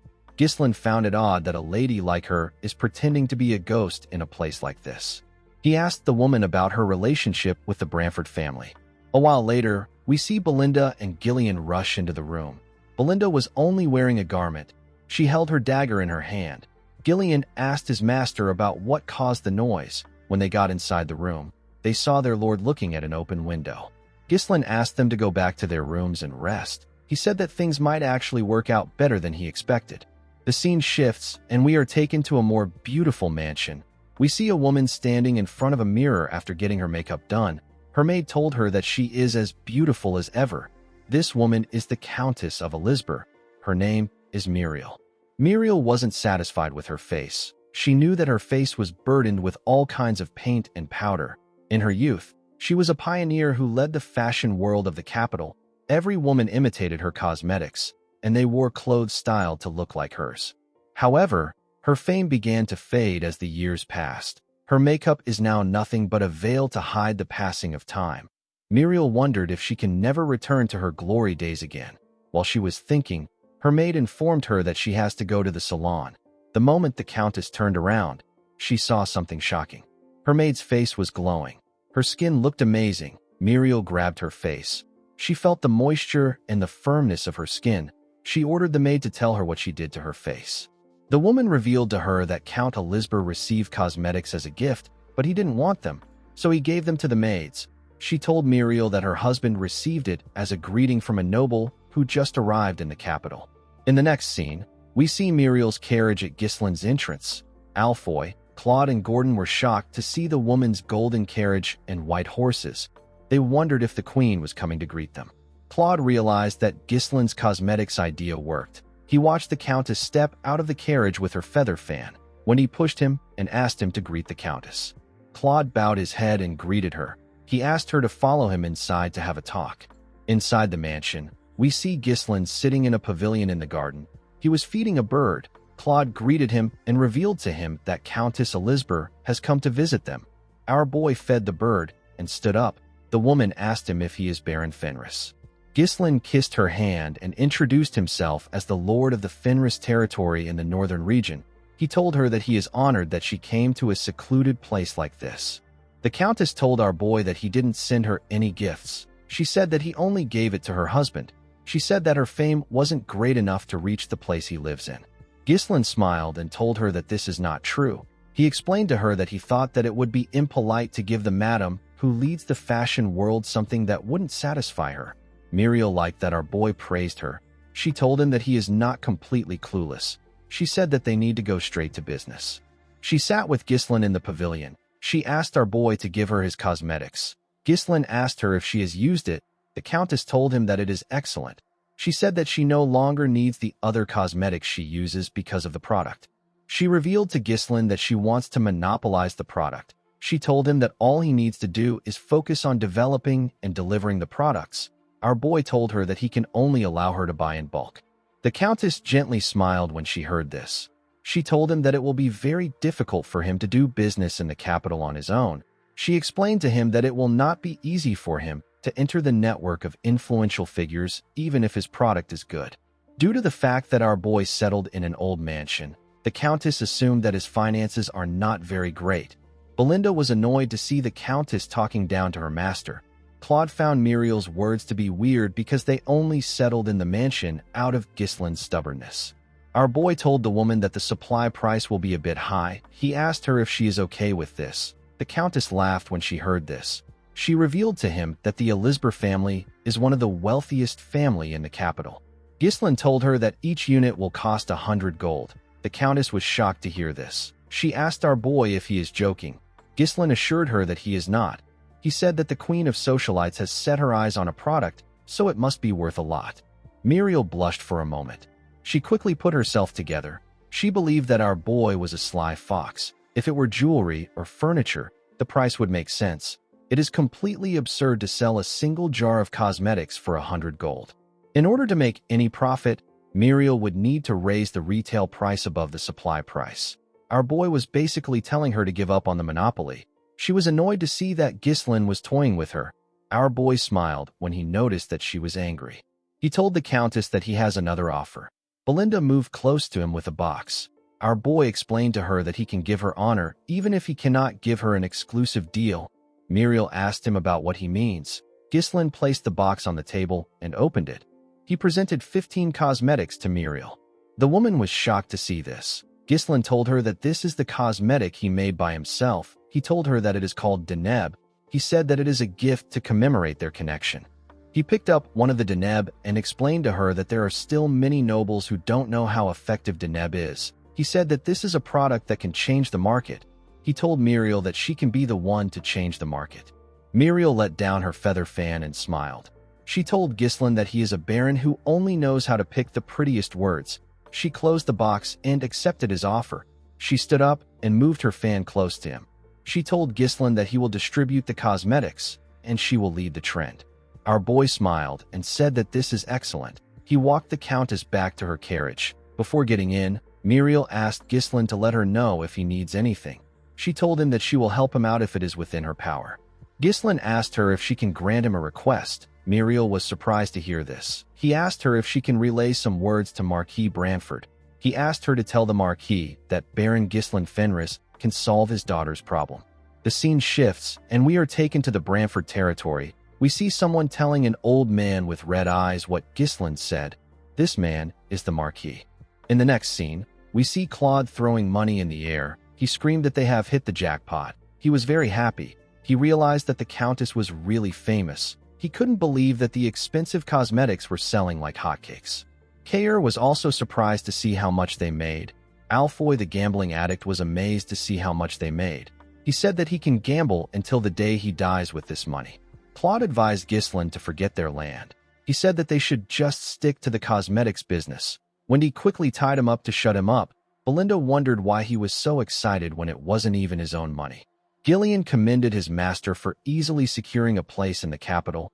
Ghislaine said that this is not enough. What he really wanted was something else. Later in the night, we see Ghislaine walk to his pavilion. When he got there, he saw a knight waiting for him. The knight informed him that Marquis Branford has summoned him. The scene shifts, and we see Ghislaine and his subordinates walking to the Marquis's huge mansion. When they got to the entrance of the Marquis's office, 2 guards opened the door for them. When our boy stepped inside, he saw the Marquis and the knight that came to summon him. There was also another man next to the Marquis. Marquis Branford didn't pay attention to Ghislaine. He was looking at a book. Our boy bowed his head and greeted him. He introduced himself to the Marquis. Marquis Branford raised his head when Ghislaine greeted him. He called our boy the son of Count Zwalter Perdium and the heir of Perdium. He called him an arrogant brat who won the war against Degard, killed the count, and seized the lord's seat. The Marquis told Ghislaine that he is completely different from his father. Our boy was not surprised to hear this. He knew that the Marquis had been watching the situation unfolding in the Northern Territories. Marquis Branford is a minister and the greatest authority in the kingdom. He is the leader of the royalist faction that opposes Duke Delphine. All the kingdom's affairs pass through the Marquis's hands. If it weren't for Countess Muriel, who is a fellow royalist, Ghislaine wouldn't have been able to meet him this quickly. The man next to the Marquis drew a chair out for our boy. The Marquis asked him to sit. Ghislaine noticed that the Marquis had a deneb on his table. He sat in front of him. The Marquis told our boy that he heard that he claimed that he can solve his daughter's problem. Ghislaine told the man that he can cure her illness. The Marquis let out a sigh and closed his book. He told Ghislaine that he has never even met his daughter, whose name is Rosalind. He asked our boy about how he plans to cure an illness that they have been unable to cure for years without even knowing her symptoms. Ghislaine informed the man that he heard some rumors while staying in the capital, and he gathered information on his own. He told him that he has cured an illness before. The Marquis told Ghislaine that he likes his confidence. Before our boy could reply to him, the Marquis asked him to leave. Ghislaine did not expect to hear this. The man told him that he is not the first person to claim that he can cure his daughter's illness. He said that all the others have failed. Each one of them had to pay the price with their lives for not taking responsibility for their words. The Marquis picked up the deneb. He said that he doesn't want a talented young man to waste his life. Ghislaine understood the Marquis's cold consideration. He knew that the man would have already tried everything possible to cure Rosalind's illness. He asked him if he doesn't plan on curing his daughter. The man said that it is not a big deal. He said that having bad skin cannot kill her. Ghislaine told the man that his daughter won't agree with him. The Marquis knew that our boy was right. He told him that he brought him there because he wanted to confirm it by himself. He asked Ghislaine if he is confident. Our boy placed his hand on his chest and told the man that he is different. The Marquis could tell that he was serious. He asked Ghislaine to do his best if he is determined to risk his life. He ordered the man next to him to provide Ghislaine with everything he needs. He asked him to reward our boy well if he succeeds. Ghislaine told the Marquis that a reward is not enough. He asked him to give him something that he desires. The Marquis did not expect to hear this. He asked our boy to repeat what he said. Ghislaine told the man that he is the pillar supporting the kingdom. He asked him if granting him one small wish would be difficult. The Marquis asked our boy if he is really asking for compensation just for treating his daughter. Our boy told him that he is. He asked the Marquis to tell him the value of being the pillar of the kingdom and the greatest authority if he cannot even protect his own family. He asked the man to tell him the use of his authority. Belinda was surprised to hear what her master said. Claude was scared. He didn't know why Ghislaine was speaking so boldly. The Marquis told our boy that the price of demanding something from him is not cheap. He told him that he has to put everything he has on the line if he wants to get what he wants. The moment he heard this, Ghislaine remembered his county, his sister, his father and his officials, his comrades and soldiers. This were the most important people to him. With a serious look on his face, the Marquis stretched out his hand and asked Ghislaine if he can do it. Our boy looked into the man's eyes. He put himself together and shook his hand. The Marquis was surprised to see this. Our boy told him that he will put everything on the line. The Marquis looked into his eyes. He could tell that Ghislaine was being serious. He turned to his assistant and asked him to inform the royal treasurer to prepare to cut off all support for Perdium. He asked him to instruct the commander of the guards to surround Ghislaine's mansion in the capital. He forbade all entries and exits. The Marquis stood up and told Ghislaine that he has 1 week. He asked him to bring Rosalind to him in perfect condition within this time. Our boy smiled and said that he can do it. Belinda became nervous when she heard this. Claude was annoyed. He couldn't believe that Ghislaine put them in another issue when they just solved their money problem. Belinda knew that the Marquis could easily take out Perdium and Fenris. She hoped that her master knew what he was doing. Ghislaine stood up. He knew that the Marquis doesn't tolerate anyone who challenges his authority, especially when it comes to his daughter's illness. Since it was a problem even the most powerful man in the kingdom could not solve, he decided to just accept his fate. Our boy knew that he had to succeed. He walked out of the Marquis's office. Marquis Branford watched him as he walked out. He said that there is no turning back now for Ghislaine. The scene shifts, and we are taken to Rosalind's room. We see her looking around. While looking around, Rosalind remembered asking her father if she has to risk her life to help others. At this time, her skin was still normal. The Marquis told her that helping the powerless is nothing but hypocrisy. He explained to her that she needs to first acquire strength if she wishes to be in a position where she can help.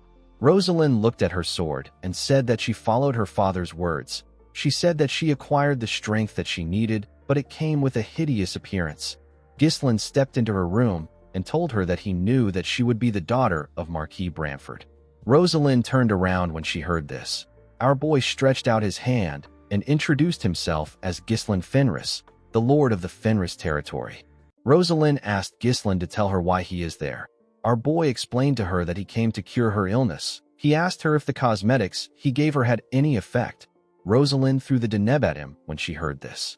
Ghislaine dodged it by bending his head. The product hit the wall and got destroyed. With a shaky tone in her voice, Rosalind asked our boy if he thinks that he is the first person to attempt to cure her illness. She put her hands around her body and told Ghislaine that she is not interested in knowing the medicine or method he will use. She asked him to leave her alone. She said that it is all futile. Ghislaine assured her that he is different. He revealed to her that he is putting his life on the line to treat her. Rosalind turned to him and told him that everyone who came to satisfy their greed always say that they are putting their lives on the line and they are different. She asked him if he thinks that he is special because his cosmetics are selling well. Ghislaine told her that he understands that she has been through a lot. Rosalind Bramford is a girl who inherited the blood of the Marquis and her mother, who is the daughter of the kingdom's chancellor. After her mother passed away, she became the sanctity of her family. The girl was skilled in both the pen and the sword. She knew how to wield the sword and use mana. She also built her achievements as the foremost patron of Cardinia's various industries. However, an unknown disease completely overturned the life of this talented girl. Even when the Marquis' family exhausted every possible means, Rosalind's illness couldn't still be cured. Due to this, Marquis Bramford sought to resolve his daughter's problem through a political marriage. Even if she could no longer live like before, the Bramford name would still be able to protect the girl. The cause of Rosalind's illness is an irreversible spontaneous skin eruption, which is caused by improper training of the mana cultivation technique. This is one of the rare rejection responses that appears when the balance between the polarities of mana collapses. In other words, Rosalind's mana road itself was in disorder.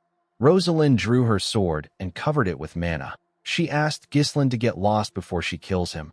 Our boy knew that Rosalind's illness will worsen if she continues to force mana out of her body. He apologized to her and told her that he is going to have to treat her forcefully. Immediately he said this, he charged at the girl. Rosalind swung her sword at him when he got close to her. Ghislaine blocked her blade with his sword hilt. He used his sword hilt to push her blade down and grabbed her arm. He slammed Rosalind on the ground and managed to hold her down. Immediately he did this, he called out to Belinda and Wendy. The two women entered the room with a bed. They tied Rosalind to the bed. The girl asked them to let her go immediately. Claude stepped into the room with a box. Ghislaine took off his jacket and told the girl that he will remove her mask. Rosalind was shocked to hear this. Our boy explained to her that he needs to check her condition before beginning the actual treatment. When he placed his hand on her mask, Rosalind asked him to stop. She told him that she doesn't need his treatment. Ghislaine didn't listen to her. He took off her mask. Claude and the rest of the group were quite shocked to see how damaged her skin was. Ghislaine didn't seem surprised.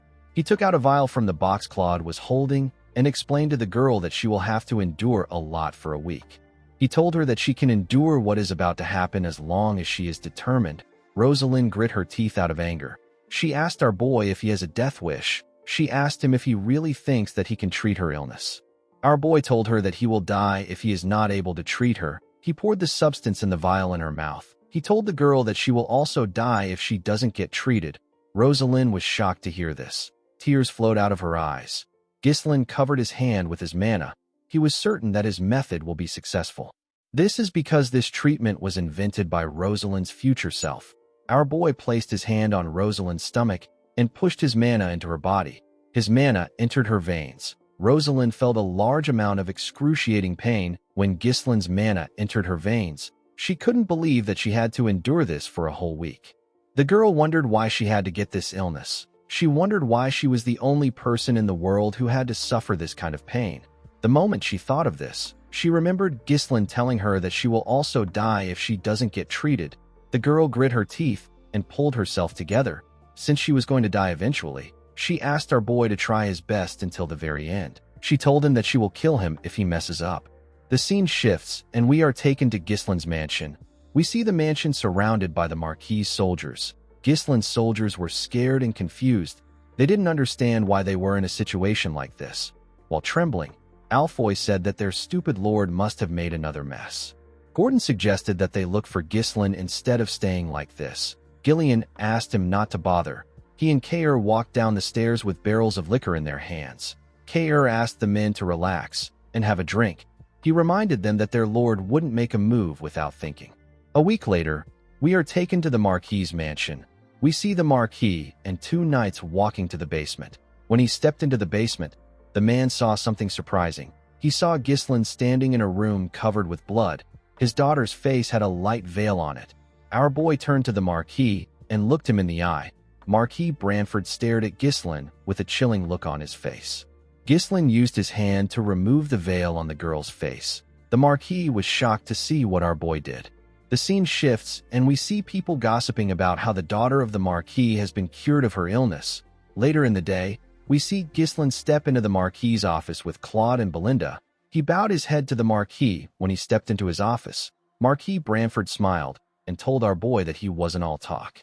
Gislin sat down and told him that he was able to do it because he gave him a chance. The Marquis asked him to tell him what he wants. Everyone in the room nervously looked at Gislin. They all wanted to know what he would ask for.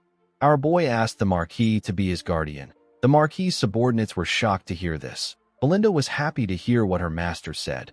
She knew that he would request for this. Claude knew that Marquis Branford would be forced to take responsibility for his lord if he becomes his guardian. This is perfect for building a base of power in the kingdom. Marquis Branford reminded Gislin that he said that he needs a small favor. He told him that he now understands why he came to him. Gislin smiled when he heard this. The Marquis revealed to him that he already has someone in the north who he has set his sights on. Our boy asked him if he is referring to Count Brivant. The Marquis did not expect to hear this.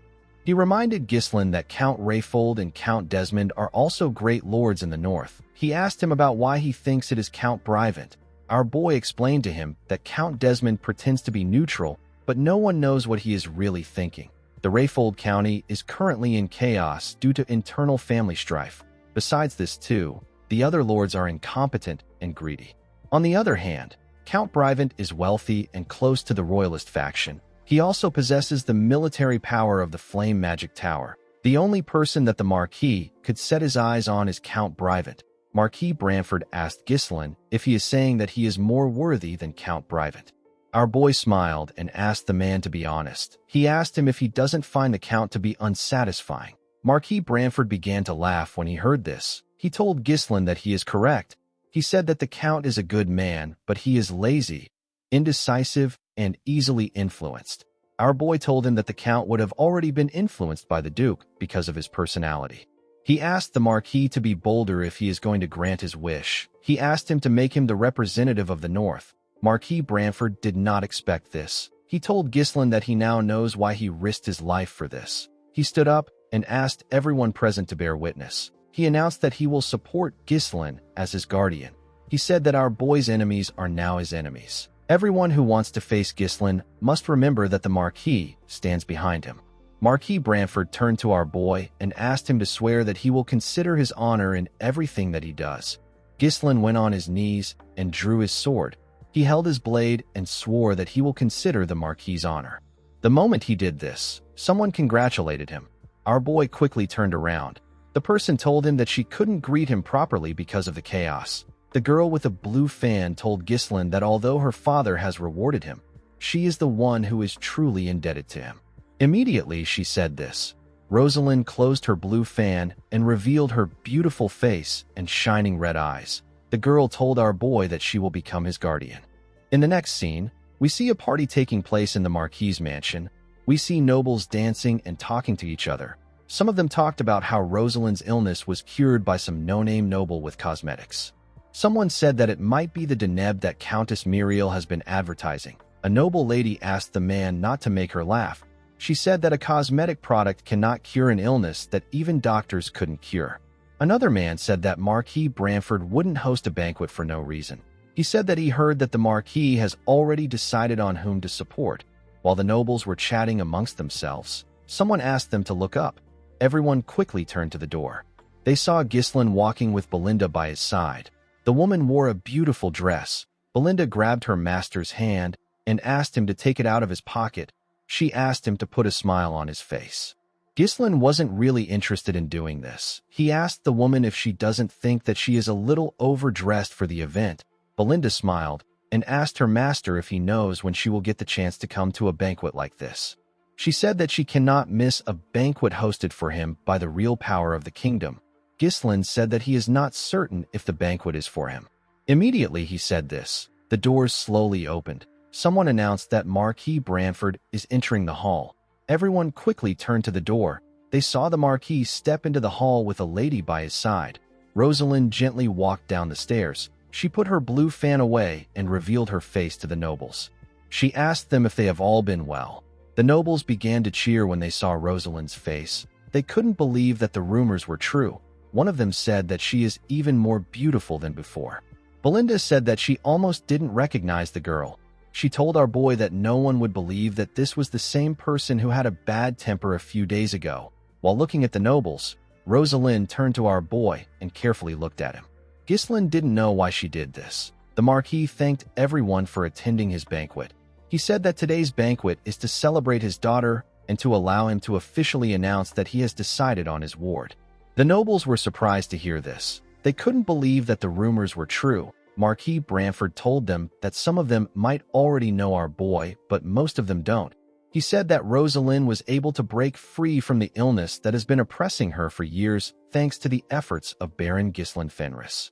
The Marquis said that his family will do its absolute best to help Ghislain as its guardian. He asked the nobles to treat our boy the same way they treat him. He smiled and asked them to enjoy the banquet. Immediately he said this. The nobles turned to Ghislain and glared at him with a scary look in their eyes. They looked like predators that have found their new prey. Ghislain realized that the Marquis might be careful when making a decision, but he is decisive when it is time to act. He remembered the Marquis asking him to attend the banquet so that he could introduce himself to the nobles of the faction. He told our boy that the nobles can provide him with help in the future. Ghislain noticed that most of the kingdom's important figures attended this banquet. He didn't like interacting with nobles, but he understood that the banquet would benefit him a lot. While he was looking around, he heard some people gossiping. Some wondered if Ghislain deserved to be under the Branford family. Some said that his family doesn't even have any real power. Belinda was annoyed to see that they were looking down on her master. While the nobles were talking, someone called out to Ghislain. Our boy and Belinda quickly turned their heads. Rosalind bowed her head and told Ghislain that she would like to extend her gratitude to him. The nobles were shocked to hear this. The hall became quiet. Rosalind asked him not to pay attention to the petty noise. She said that it is natural for rumors to follow a popular figure. Ghislain said that he is not interested in this kind of popularity. He told the girl that their intense gazes are almost burning his skin. Rosalind told him that today is a special day. She explained to him that the nobles have confirmed that she has officially returned to the public's eye, and they found out that her father has become his guardian. She said that the nobles must be itching to do something. She stretched out her hand and told Ghislain that they need to greet the nobles. She said that everyone is waiting. Our boy carefully turned and looked at Belinda. The woman smiled and waved at him. Ghislain smiled and grabbed Rosalind's hand. The girl explained to him that the royalist faction is divided into three main groups. The first group belongs to the wealthy house of Elizabeth, which dominates the capital's culture and commerce. The second group is under the Chief Justice who oversees law and administration.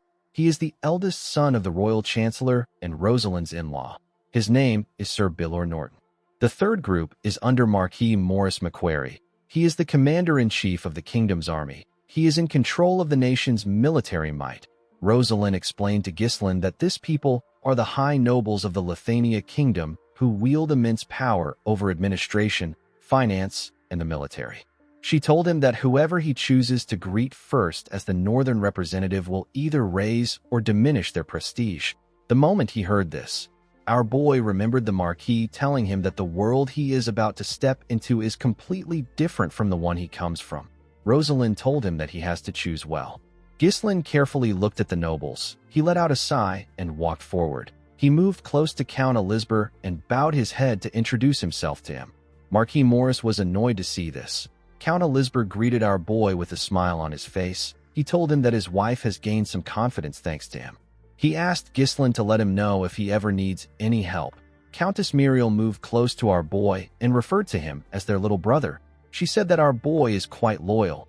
Ghislain asked her if she is allowed to call him this in this formal setting. The Countess said that it is not important since they are the only ones there. She thanked Ghislain for saving their faces. Immediately she did this. Marquis Morris cleared his throat loudly so that Ghislain can notice his presence. A man wearing blue clothes said that Ghislain should first pay his respects to the commander of the army if he is the son of a count. A man wearing red who stood behind Marquis Morris said that Marquis Branford has grown old. He said that Marquis Branford is now poor at discerning people. Ghislain turned around and moved close to the Marquis. He walked past the man instead of greeting him. Marquis Morris was shocked to see this. He saw our boy introduce himself to Sir Bilor Norton. The man was annoyed to see this. Sir Bilor thanked Ghislain for curing Rosalind. He told him that he has lifted a great burden off his heart.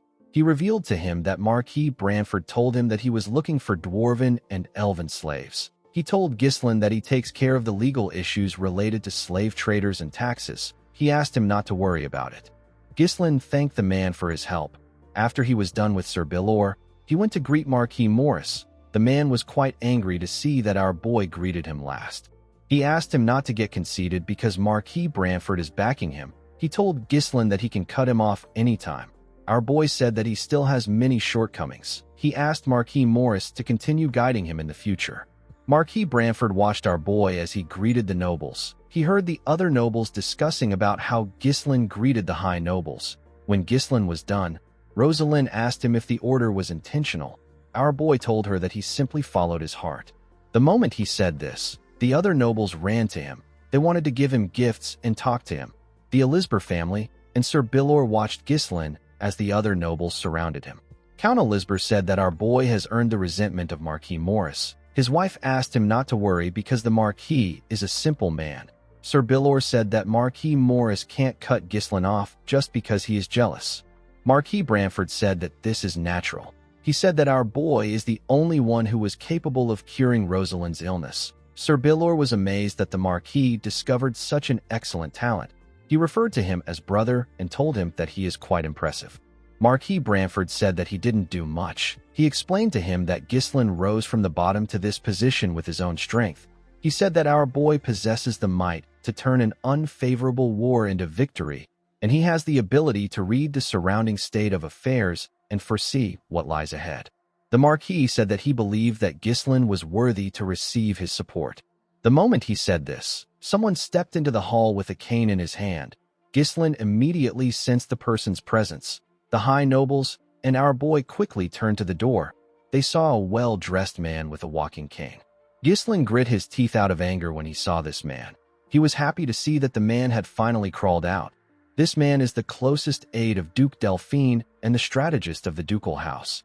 His name is Raoul Joseph. A man wearing a coat on a huge armor walked into the hall after Raoul entered.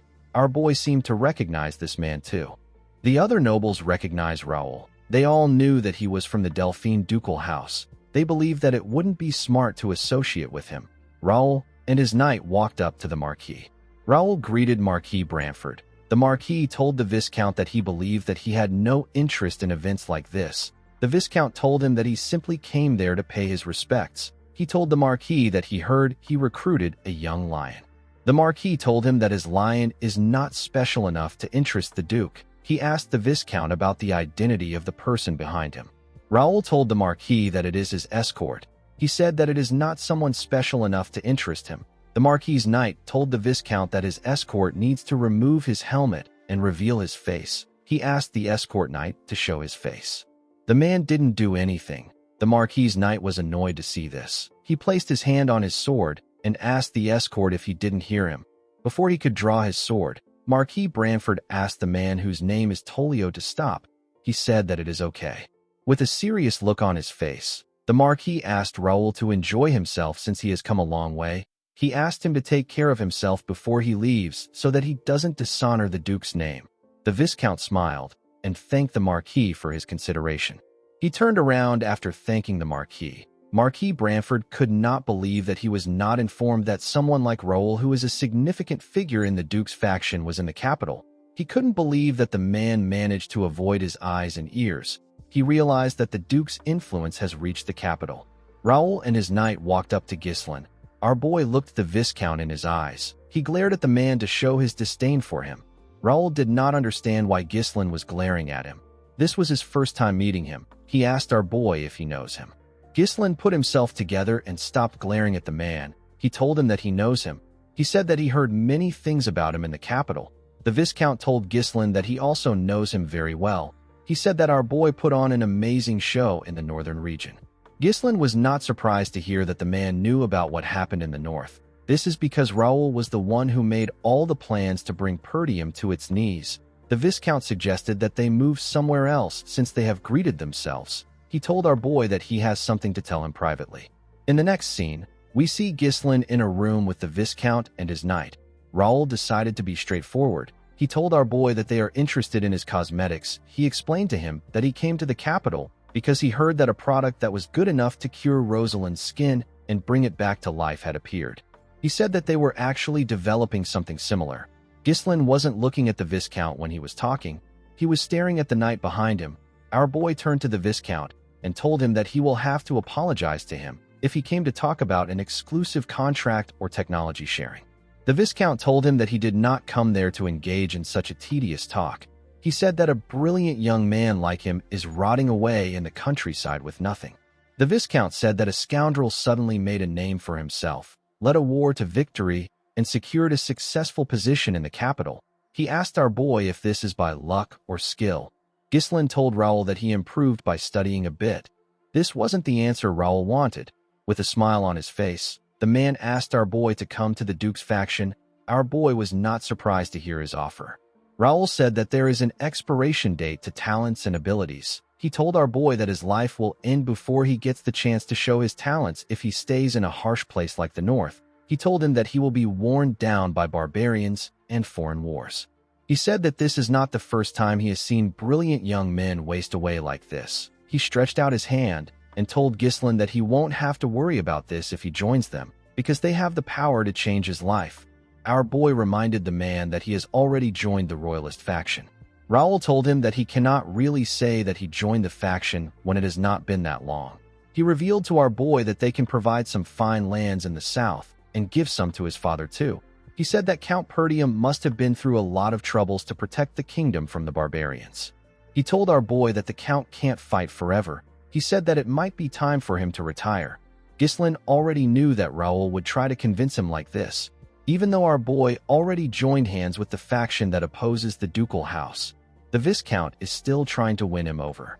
He spoke as if joining their side would somehow solve all of Ghislain's problems. He tried to sweet-talk and coax our boy to make him one of their own.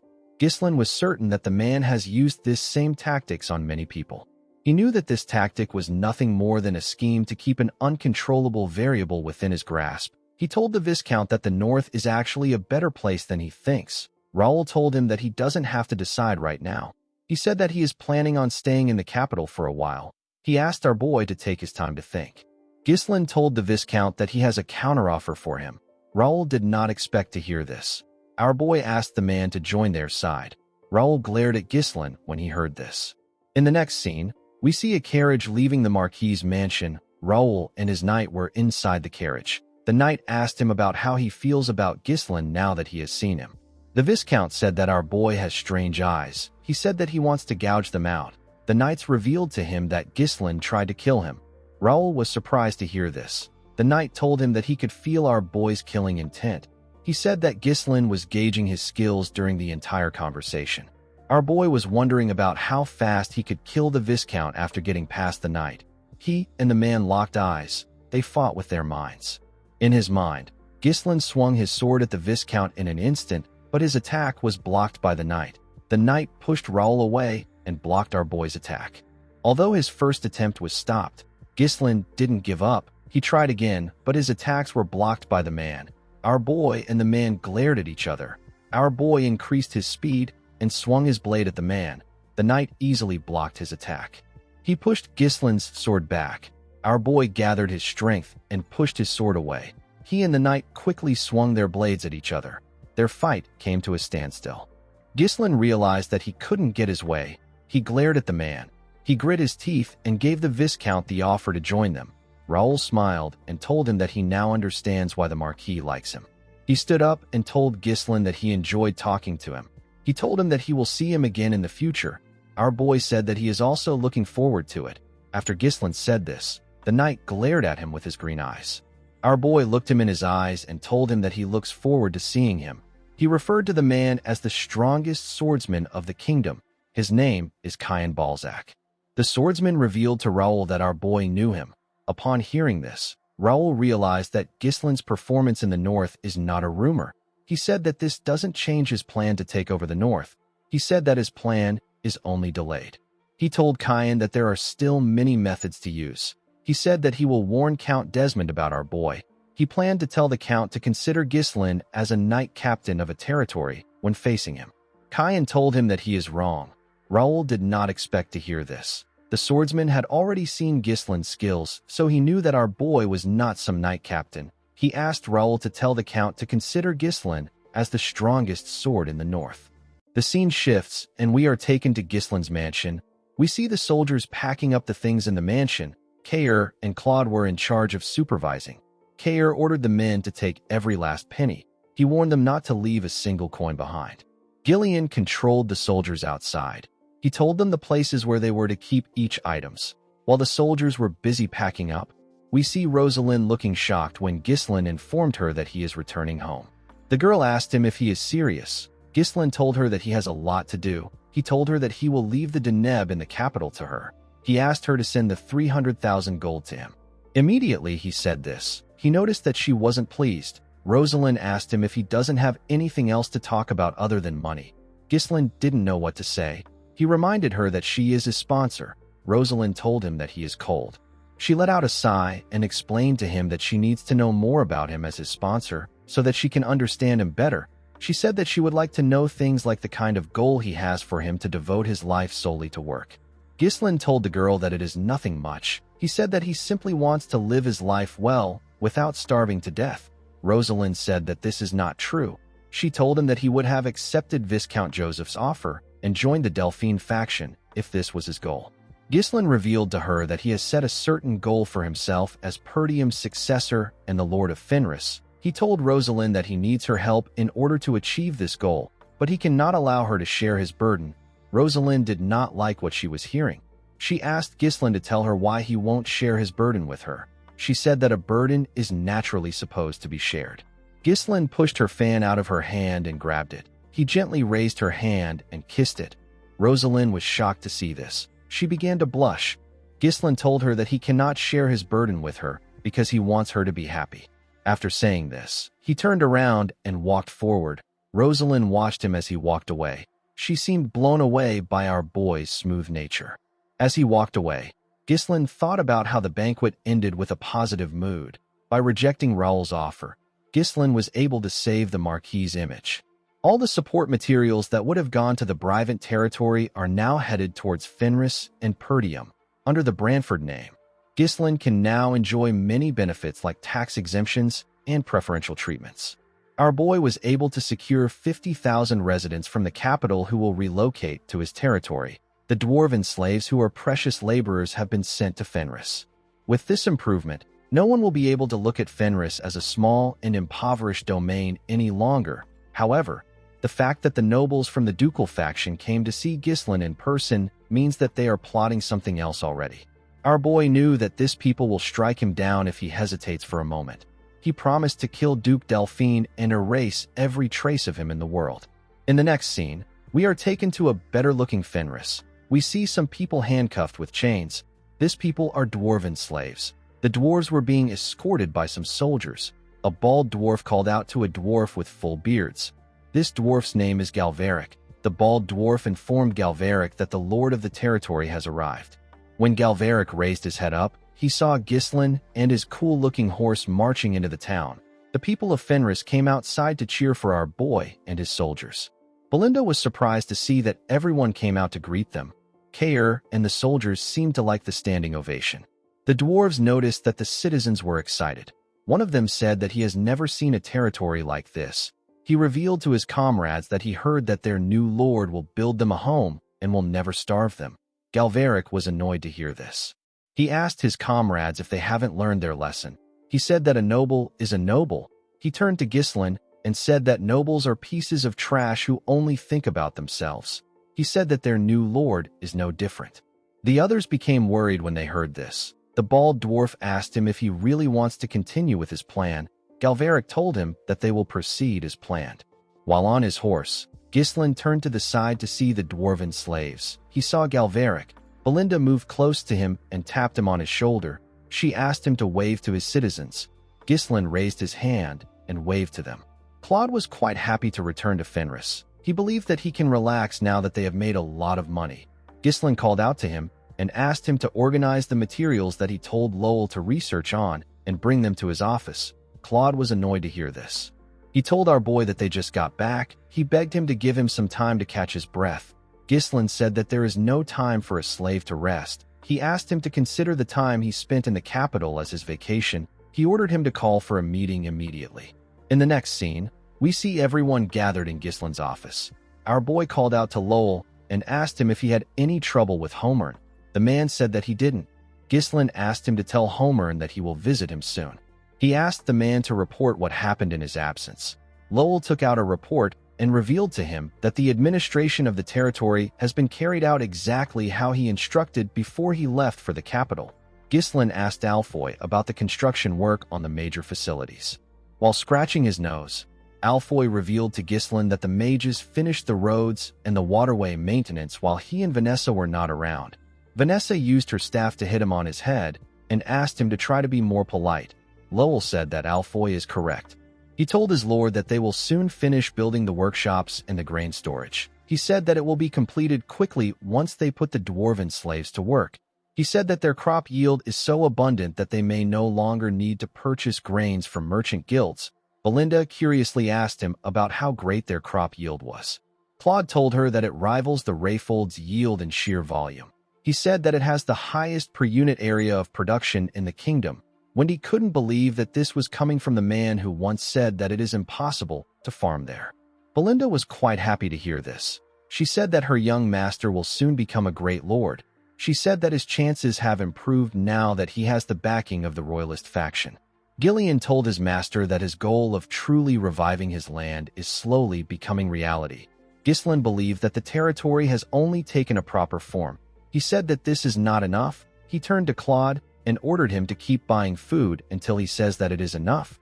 He said that they need to expand their residential area, so they need to secure land in advance. Claude was surprised to hear this. Ghislain announced that they will now be preparing for a war.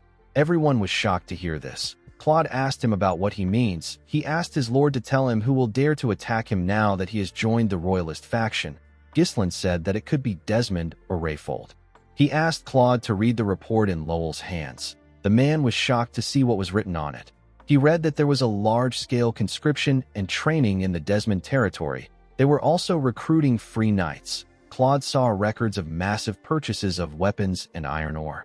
Ghislain revealed to the administrator that this is the data he asked Lowell to collect on Count Desmond's movements before leaving for the capital.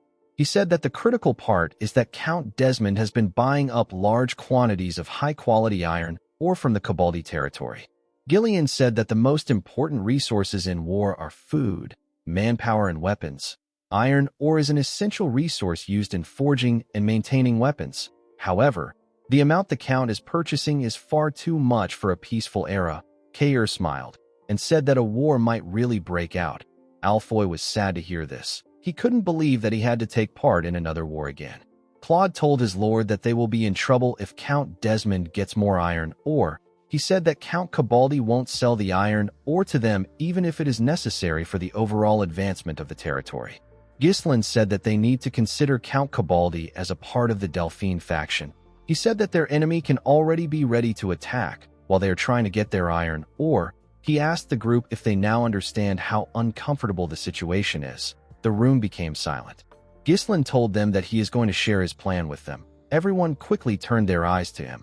He announced that they will be attacking the Kabaldi County first. Everyone was shocked to hear this. In the next scene, we are taken to the Kabaldi County. We are shown the Kabaldi Castle. Inside the castle, we see a man eat a berry and spit out a seed on the table.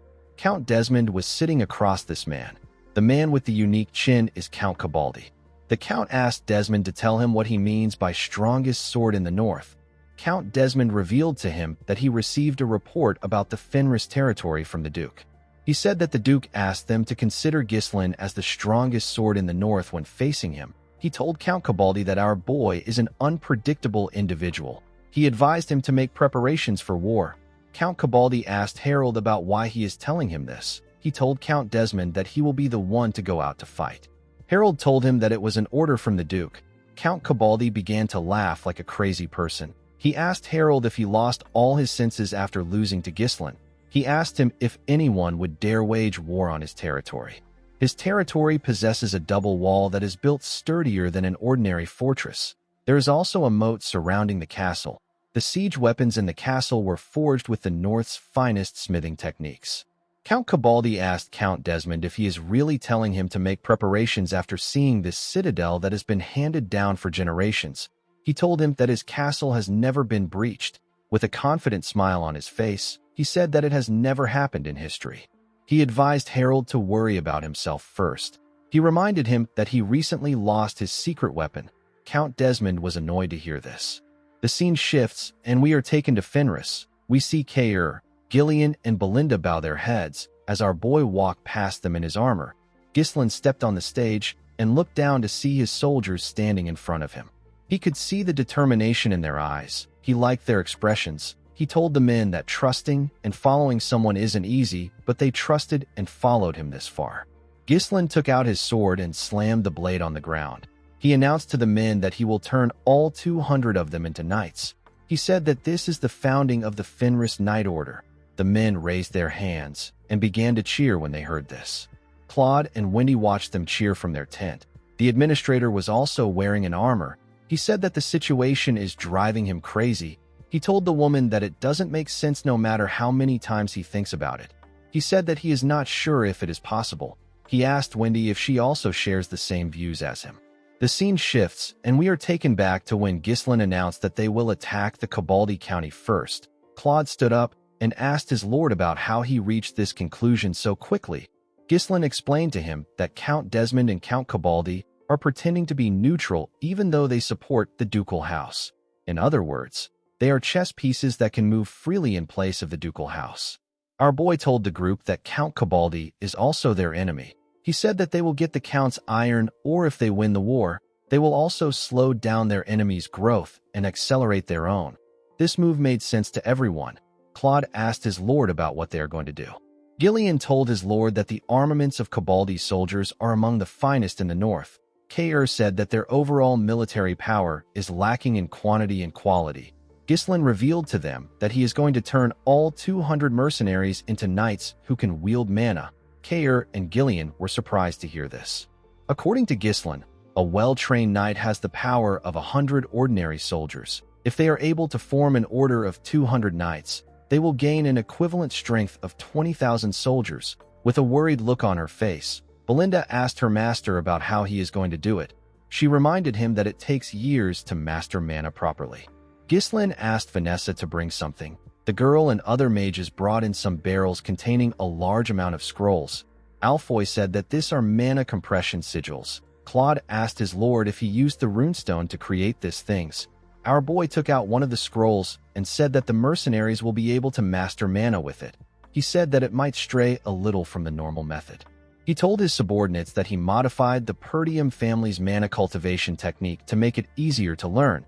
He said that it should take the soldiers a month to master it. Belinda became nervous when she heard that our boy modified the family's mana cultivation technique without permission. She asked him if the Lord won't be mad about it. Ghislain told her that it is better that his father gets angry than they lose their soldiers. Gillian told him that they won't be able to bring down the Kabaldi castle by simply training their soldiers. He revealed to him that he has been to the castle during his mercenary days. He said that the castle has a sturdy double wall with a deep moat surrounding it and flawlessly arranged defensive weapons. With so many elements favoring the castle's defense, people say that it has never once fallen throughout the lineage of the family. Gillian told his master that their mercenary tactics won't work if the Count resolves to hold a defensive siege. Claude suggested that they give up on the castle and focus on blocking Count Desmond. He said that they can get iron ore from other regions, even though it might be difficult. Ghislain asked him if he wants to bet to see if they will lose or win. Claude was annoyed to hear this. He asked our boy to stop betting on his territory's fate. Ghislain smiled and asked him not to worry about it. He told his administrator that he always has a plan. The scene shifts, and we are taken to a training hall. We see Ghislain standing in front of his soldiers. The soldiers wondered if they don't need to know how to use mana to become knights. They knew that it would take a few years to learn mana. Gordon raised his hand and asked Ghislain about how they are going to use mana. Ghislain told the soldiers that it would normally take several years to learn how to use mana. He told them that he will make sure that they all learn it within a month. Gordon and the other soldiers were surprised to hear this. Ghislain smiled and said that he will explain to them in a way that they can really understand. A while later, we see Ghislain pushing his mana into Gordon. There were several exhausted soldiers laying on the ground. They were breathing heavily. Gordon grit his teeth to endure the pain of our boy's mana. Ghislain asked him to bear with it. He told him that he is compressing several years into a single month. The burden for this is naturally enormous. He told Gordon that he will temporarily feel mana through the compression sigil. He asked him to gather the mana particles in the air and take them beneath his lower abdomen to form a mana core. He advised Gordon to imagine winding up a skein of thread. While following his orders, Gordon dragged the mana beneath his lower abdomen. He screamed out in pain. A while later, we see Ghislain step out of the training hall. He saw Belinda and Lowell waiting outside for him. Belinda told him that he did well. Ghislain thanked her and asked her if she can take the soldiers back to their lodgings. He told her that she will need to keep an eye on them for a while. While breathing heavily, he called out to Lowell and informed him that they will be crafting the armor that their order will be using. He asked him about how their dwarven slaves are doing. Lowell informed his master that the elves haven't arrived yet, but the dwarves are already waiting in the territory's lodgings. Ghislain turned to the sky when he heard this. He said that the moon won't be rising tonight. The scene shifts, and we are taken to a forest outside the town. We see someone push his hand out from the ground. The person created a huge hole and came out of the ground. The person turned out to be Galveric. His comrades were behind him. Galveric asked his comrades to come out after looking around. One of the dwarves asked Galveric if he is certain that they will be free once they escape this kingdom. Galveric revealed to him that people said that there is a secret autonomous district in another kingdom where slaves of different races live together. He asked his friends to leave with him. He said that the border is right in front of them. The moment he said this, Galveric noticed that his friends were hesitant. They seemed to be shaking. Galveric was annoyed to see them hesitating. He asked them if they have some lingering attachments to the slave life. He asked them to go back and spend their whole lives crafting toys for nobles if they are scared. The bald dwarf said that this is not it. He pointed at something and asked Galveric to turn around. When the man turned around, he saw Ghislain behind him. Our boy told the dwarves that there is no point in running away. The dwarves were shocked to hear this. They believed that Ghislain knew about their escape plan. Galveric couldn't believe that he already caught up to them. The moment he thought of this, he noticed something. He didn't see anyone behind Ghislain. He asked him if he came alone. Our boy told him that he did. The dwarves quickly came together and had a little meeting. They turned to Ghislain and glared at him. Galveric told him that they will be free if he is gone. Ghislain smiled and asked them to do their best. A while later, we see Galveric struggling to get up after taking a beating from Ghislain. His friends couldn't even move. Ghislain moved close to him and told him that dwarves are quite sturdy. Galveric raised his head up when he heard this. Ghislain explained to him that the slave traders are going to search for him once he runs away. He asked the man if he would like to just work for him. Galveric asked our boy not to make him laugh. He said that he would rather die chasing freedom than getting stuck there and making boring toys for him. He told Ghislain that he is gravely mistaken if he thinks that they are going to work without resisting. Ghislain smiled when he heard this. He liked the dwarf's resilience. He believed that his behavior was normal since he is someone who will later be called the legendary blacksmith in the future. Galveric pushed himself up and took a stance. Ghislain asked the man to give him 10 years. He promised to build an autonomous district for dwarves in his territory and free them from slavery if they cooperate with him earnestly. The dwarves were shocked to hear this. They all got up. Galveric asked him to stop lying. He told Ghislain that the kingdom legally defines them as slaves. He told him that it will be meaningless for a rural lord like him to give them freedom. Ghislain told the man that laws can be fixed when needed. The bald dwarf informed Galveric that Ghislain is backed by the royalist faction. He said that it might really be possible for him. Galveric clenched his fist out of anger. He knew that he couldn't win this fight. Ghislain told him that he is not interested in some luxurious craftsmanship. He told him that he wants to make something more fun than this. Galveric was surprised to hear this. He asked our boy about what he means. Ghislain raised his head and looked at the sky. He said that he wants to fly in the sky. A month later, we are taken to the Cabaldi castle. We see the count reading a letter from Ghislain. Our boy wrote that he is disrupting the fairness of the entire northern iron market with his iron dealings, which are biased toward a certain house. He told the count that he will regret it if he doesn't open the market to Fenris and its neighboring territories. The count asked his subordinates to tell him what he is holding. One of them told him that it is a letter from Baron Fenris. Another official called Ghislain a rude, insolent brat. He said that our boy must be out of his mind. Count Cabaldi smiled and said that this method only works when used by those in power. He said that Fenris must be doing bad for them to send such a terrible letter. One of his officials informed him that Fenris has recently been buying up food in large quantities from other territories, and they are even paying extra money to get it. A man next to the official said that the territory must be experiencing food shortage after taking an immigrant sent by the royalist faction. Another vassal said that he cannot understand why Fenris keeps choosing to do things that bring them losses. He said that harvest season will soon come and prices will drop.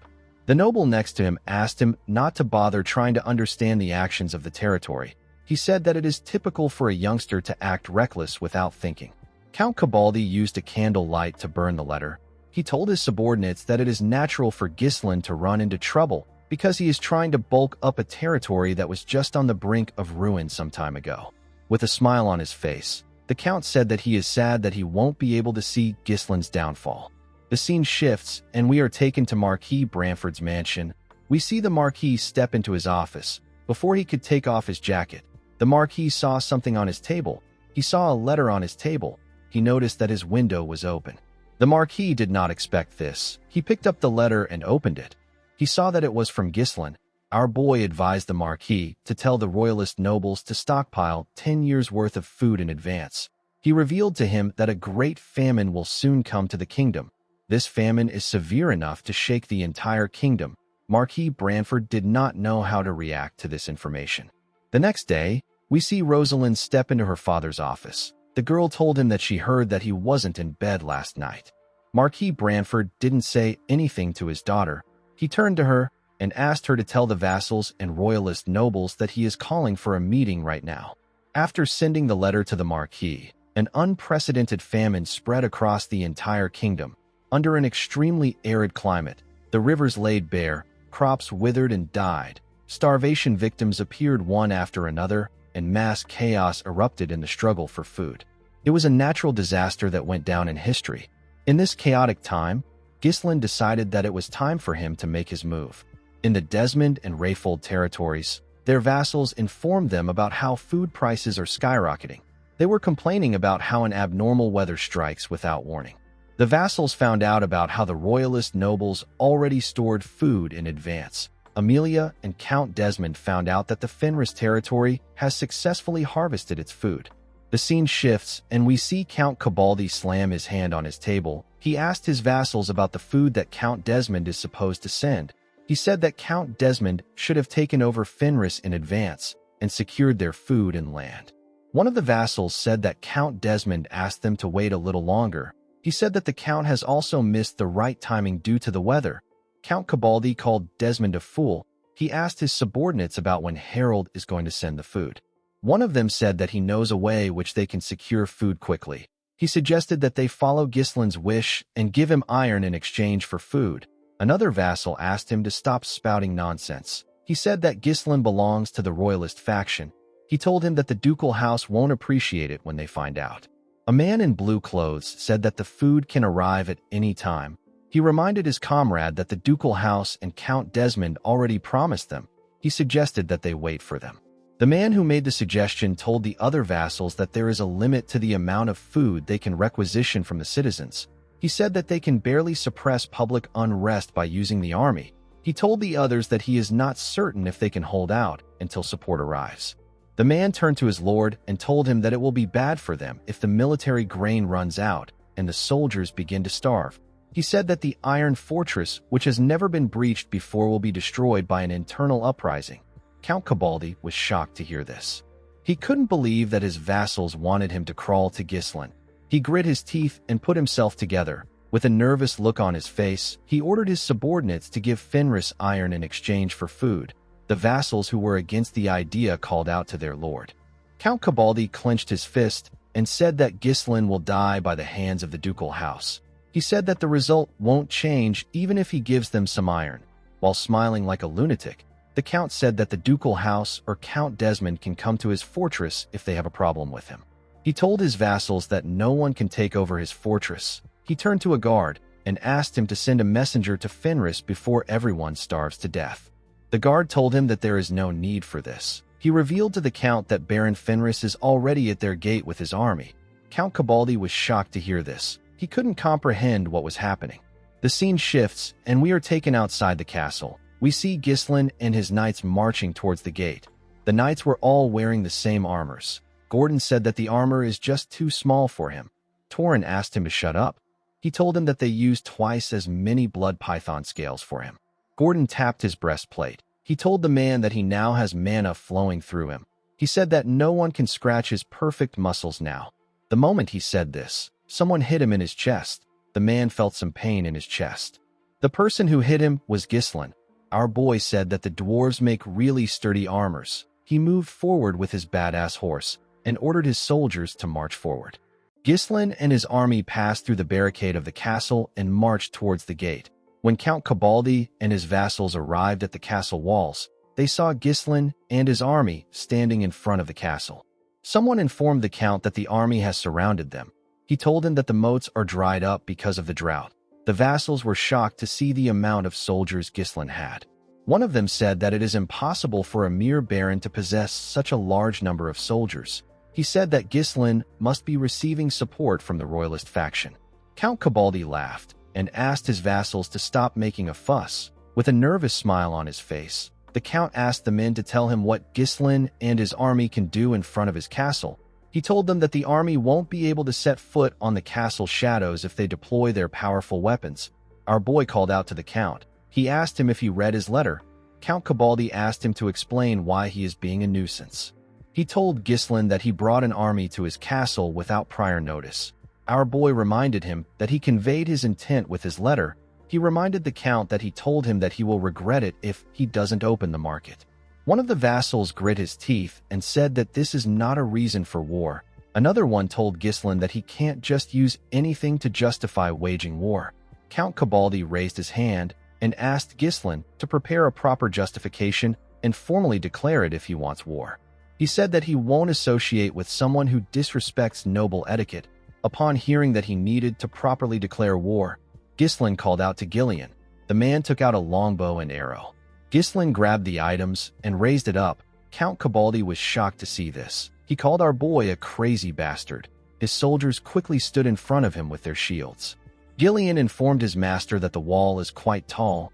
Ghislain stretched the string of the longbow. His horse bent down in order to allow him get in the perfect position. Our boy fired his arrow with the right amount of strength. The arrow flew towards the castle wall at a crazy speed. It pierced through a shield and went through a soldier's helmet. It tore the count's ear apart. The entire thing happened at a crazy speed. No one was able to react to the arrow. With a smile on his face, Ghislain told the count that this is his declaration of war. The scene shifts, and we are taken to the Marquis's estate in the capital. We see the Marquis and his daughter in his office with the three important nobles of the royalist faction. It was announced that Ghislain has started a war. Count Elisber said that it is true that they were able to endure this great famine thanks to Ghislain's advice, but this situation is difficult. Sir Bilor said that he did not think that Ghislain would start a war at a time like this. Marquis Branford said that he wants to know Ghislaine's justification. Rosalind informed her father that the Cabaldi County didn't open up their iron market to Fenris or any of the territories around them. She said that this incident has revealed that Count Cabaldi has been conducting nearly exclusive trade with the Desmond territory. With a nervous look on his face, Count Elizabeth said that a person can make up any justification. Marquis Morris said that the solution is clear. He told his comrades that they need to get Ghislaine out of their faction before he causes more trouble. His blue-clothes vassal agreed with him. The red-clothes vassal said that they need to be focused on recovering from the famine instead of starting wars. Sir Billor asked Marquis Morris if he isn't saying this just because he hates Ghislaine. The Marquis became nervous. Rosalind closed her hand fan and asked the men to stay calm. She said that what they need to do right now is to prepare a solution for this situation. She said that the war has already started and any discussion regarding why it happened is meaningless. Marquis Morris told the girl that he is very calm. He said that this war will make them an easy prey for the ducal house. A man appeared in the room and told them that he agrees with Marquis Morris. Everyone in the room was surprised to see the man. They all recognized him as a noble from the ducal house. Marquis Branford referred to the short man as Count Foude. The Count said that Ghislaine has declared war on a neutral noble. He said that it is unbelievable that our boy would do this while everyone is suffering from the natural disaster. The Count asked Marquis Branford if he should take Ghislaine's actions as the will of the entire royalist faction. The Marquis frowned when he heard this. Sir Billor was amazed by the intelligence network of the ducal house. Count Alciber found it odd that the man came out strong from the start. He wondered if Count Foude was trying to say that he is confident. Rosalind understood that this war could turn the entire group of neutral nobles against the royalist faction. It will be the perfect opportunity for the ducal house to gain more influence. It is no exaggeration to say that the very fate of the royalist faction depends on how Marquis Branford answers. Also, if Ghislaine loses the war, the royalist faction would lose their influence on the north. However, if our boy is able to win and secure the largest iron mine in the north, the risk would be worth it. Marquis Branford put his hands together and said that he believes that the war is justified. Count Foude did not expect him to give him this answer. He asked Marquis Branford if he can explain what he means. The Marquis told him that this is a personal dispute between Baron Fenris and Count Cabaldi. He said that it doesn't represent the will of their entire faction, but it also doesn't give the ducal house the justification to intervene. Count Foude said that even war has its proper time. He said that turning a blind eye to this war is no different from abandoning their duty as nobles to uphold the kingdom's order. Marquis Branford let out a sigh. He told the man that he fails to understand why the ducal house is reacting so sensitively to this war. With a smile on his face, the Marquis told the man that it almost looks as if Count Cabaldi belongs to their faction. The scene shifts, and we are taken back to the Cabaldi territory. A loud scream was heard by everyone on the castle wall. Ghislaine turned to Gillian and told him that he gave him a good longbow. Kaer said that the Count won't be wearing any earrings anymore. On the castle wall, we see Count Cabaldi hold his bleeding ear on his knees. The soldier who took the arrow to his head fell to the ground. The other soldiers surrounded their Count. They wanted to stop the bleeding. Count Cabaldi grit his teeth and ordered his soldiers to take their positions. He asked them to shoot down the worthless bastards. He ordered his men to show Ghislaine the majesty of the Cabaldi castle, which has never fallen to its enemies before. The men accepted the order and quickly got in position. They all grabbed their catapults and prepared to fire. Gillian informed his master that the enemy is preparing to attack. Ghislaine said that this people have defended this wall so many times that it has become a second nature to them. He wasn't surprised to see how quick their response was. After the catapults were loaded and ready, Count Cabaldi ordered his men to fire. The soldiers released a ridiculous amount of arrows on Ghislaine's army. They covered the sky with their arrows. Ghislaine placed his hand on his sword when he saw the arrows coming towards him. He drew his sword and used it to block every single one of the arrows. His badass horse also dodged the arrows that came close to his neck. Kaer and Gillian easily blocked the arrows with their weapons. The knights used their shields to block the arrows. The arrows didn't touch a single person. Count Cabaldi was shocked to see this. Ghislaine put his sword away when he realized that the Count was done throwing a tantrum. He turned his horse around and ordered his soldiers to retreat to their base. He said that they need to prepare for the next stage. The scene shifts, and we see Claude smiling brightly. He said that their lord picked the perfect time to start a war. He was wearing an armor and sitting in a tent. He told Wendy that their enemy didn't even stock up on any food, so they just have to wait until they give up. Alfoy placed his head on the table and asked Claude to tell him why they even brought him there. Claude told him that this place isn't bad. He referred to the mages as their laborers. He quickly corrected himself and told the boy that the mages worked hard to build this post. He asked Alfoy to get some rest. He told him that he can rest in the back lines without having to work. He told the boy that they can play a game if he is bored. Alfoy quickly raised his head up. He asked Claude to tell him how much he wants to bet. Before the two of them could start gambling, Ghislain stepped inside the tent and asked Claude to come out.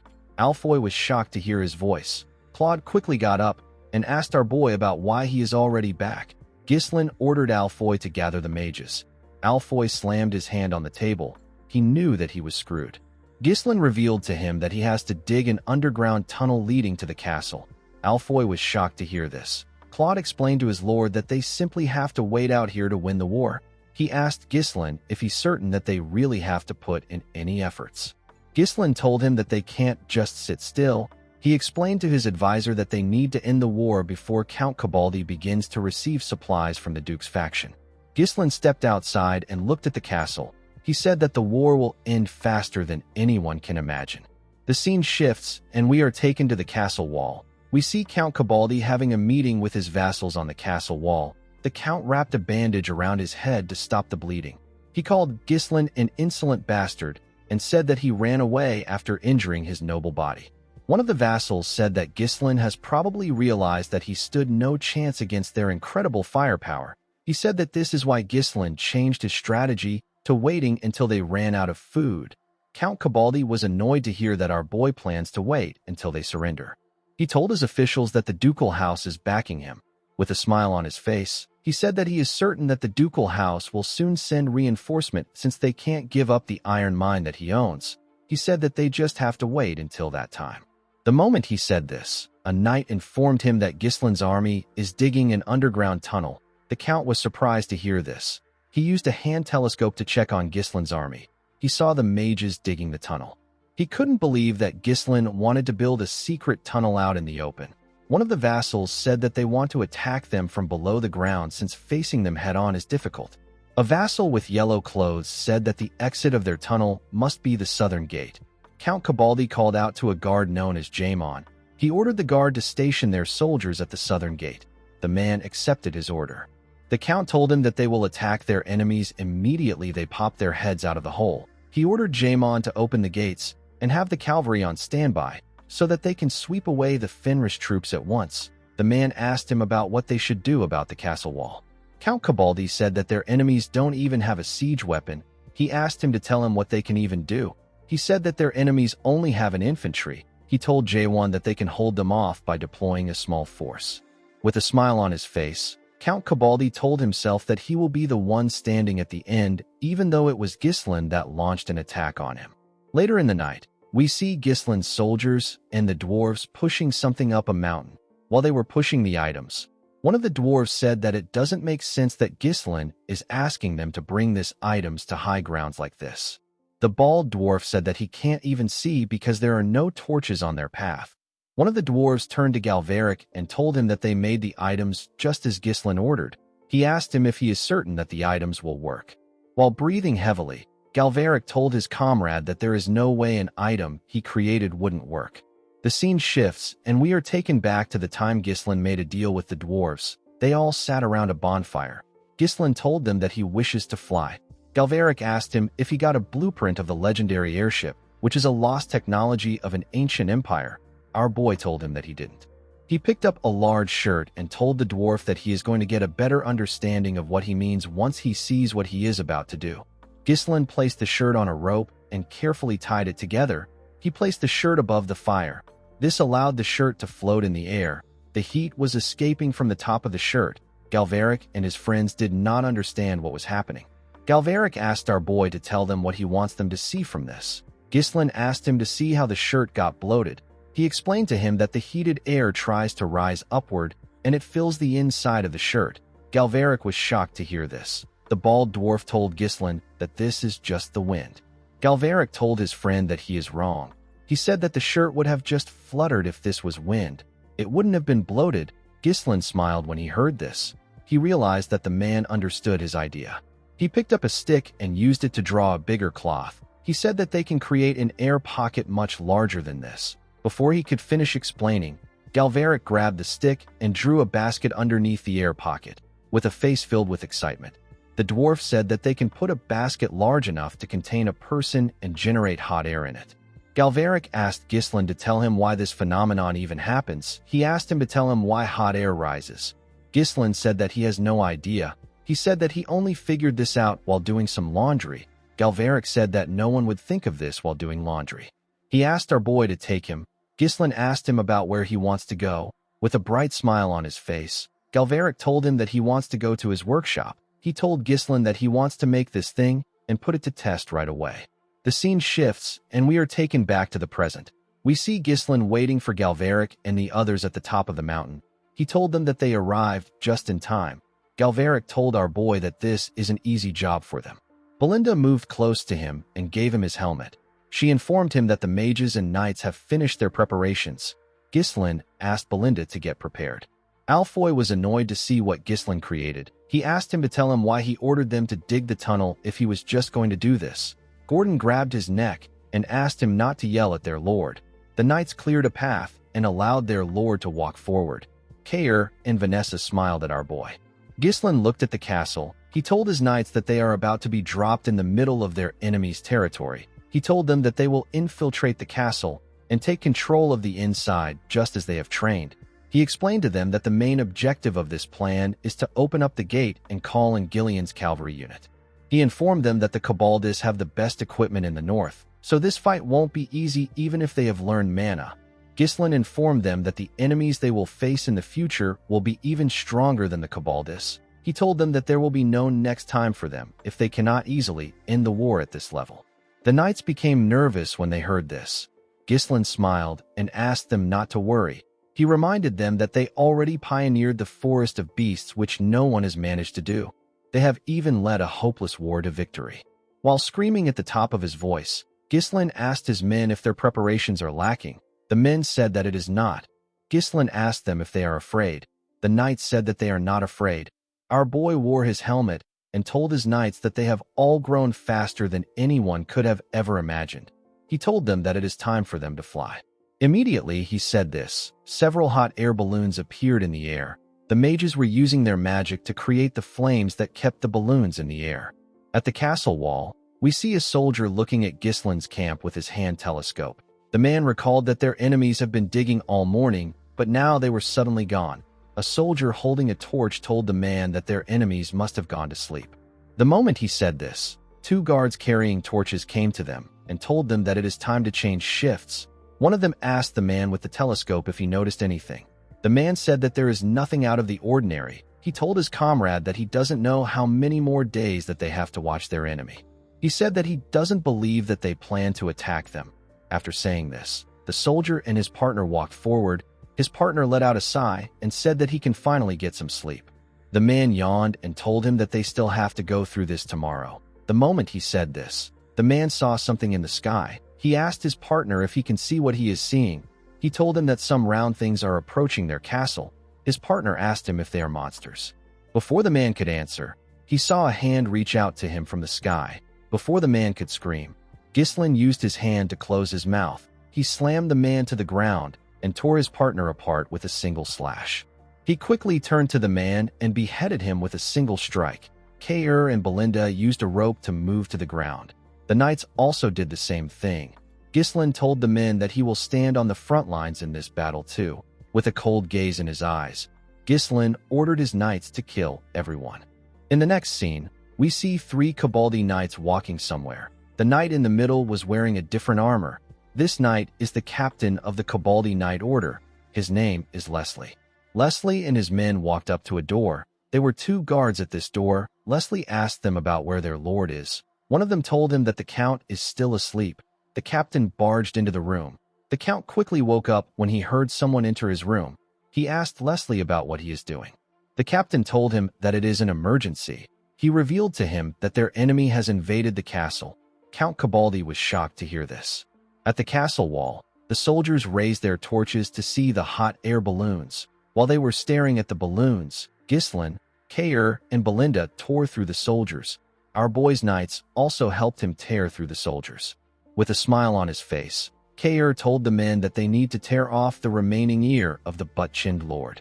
Inside his room, Count Cabaldi could hear the sound of swords clashing. He became scared. He asked his knight captain to tell him how the Fenris soldiers got over the wall. He asked him about what happened to the tunnel. Leslie reported to him that the soldiers came from the sky. They were riding unidentified spheres. The Count couldn't believe that Ghislain and his soldiers flew into the wall. He asked Leslie if he knows what he is saying. The captain told his lord that it doesn't matter if they flew in. He revealed to him that their enemy's momentum is quite strong. He said that they are taking over the castle at a rapid pace. He told the Count that they need to start moving. He explained to him that he will be going to the underground passage that leads to the outer bailey and defend the castle. This will allow them to call in the main force stationed at the south gate and encircle their enemy. Count Cabaldi was still in a state of shock. He realized that they fell for a diversion when they targeted the tunnel and even laid a counter trap. While laughing like a crazy person, he said that the castle which has never fallen might end with him. He couldn't believe that the lineage of the Cabaldi family will end with him. Leslie placed his hands on his lord's shoulders. He asked him to escape through the secret passage with his retainers and seek aid. He told him that he will remain there to hold the castle. With a serious look on his face, Leslie asked his master to bring something out if the situation doesn't get resolved. The scene shifts, and we are taken to the castle wall. We see some soldiers looking startled. They wondered about how their enemies got in. Unfortunately for them, Ghislain wasn't in the mood to answer their question. He beheaded the first soldier that charged at him. He also cut off the head of the second soldier with a single swing. The third soldier quickly charged at Ghislain. Our boy blocked his sword and pushed it to the side. He tore the man's body apart with a single slash.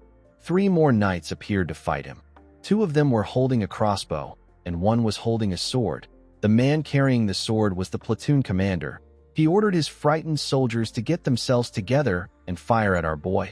Before they could do anything, one of them asked the platoon commander to look up. The soldiers got slammed to the ground by a hot air balloon that crashed into the wall. Alfoy and Gordon crawled out of the balloon. While struggling to catch his breath, Alfoy called Gordon a stupid pig and reminded him that he told him that he would be too heavy for the balloon. Gordon asked him not to swear. Immediately he said this. The platoon commander and another soldier appeared behind them. Before the men could use their weapons, they got killed. The platoon commander got stabbed in the neck with a dagger, and the archer got stabbed in the neck by a huge sword.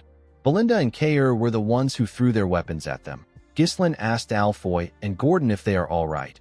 Kair told Gordon that he is still the same even after becoming a knight. Gordon laughed out loud. The moment he did this, someone blew a horn. Ghislain and the rest of the group quickly turned to the other side of the castle wall. The Cabaldi soldiers announced that the enemy has invaded. The soldiers were ordered to secure the gate. Kair did not expect the Cabaldi soldiers to already take a defensive formation. Even Ghislain did not expect them to react this fast. He realized that there's someone sharp among the knights. Our boy knew that the enemy forces they dispersed with the tunnel operation will soon regroup. He knew that they were running out of time. He turned to his knights and asked them if they are all there. The men told him that they are complete. Ghislain ordered Kair to stop the soldiers on the wall and destroy their siege weapons. He asked Belinda to find the Count. He said that he will open up the path to the castle gate by himself. He asked his knights if they are ready. The men raised their weapons and released their mana. They told their lord that they are ready.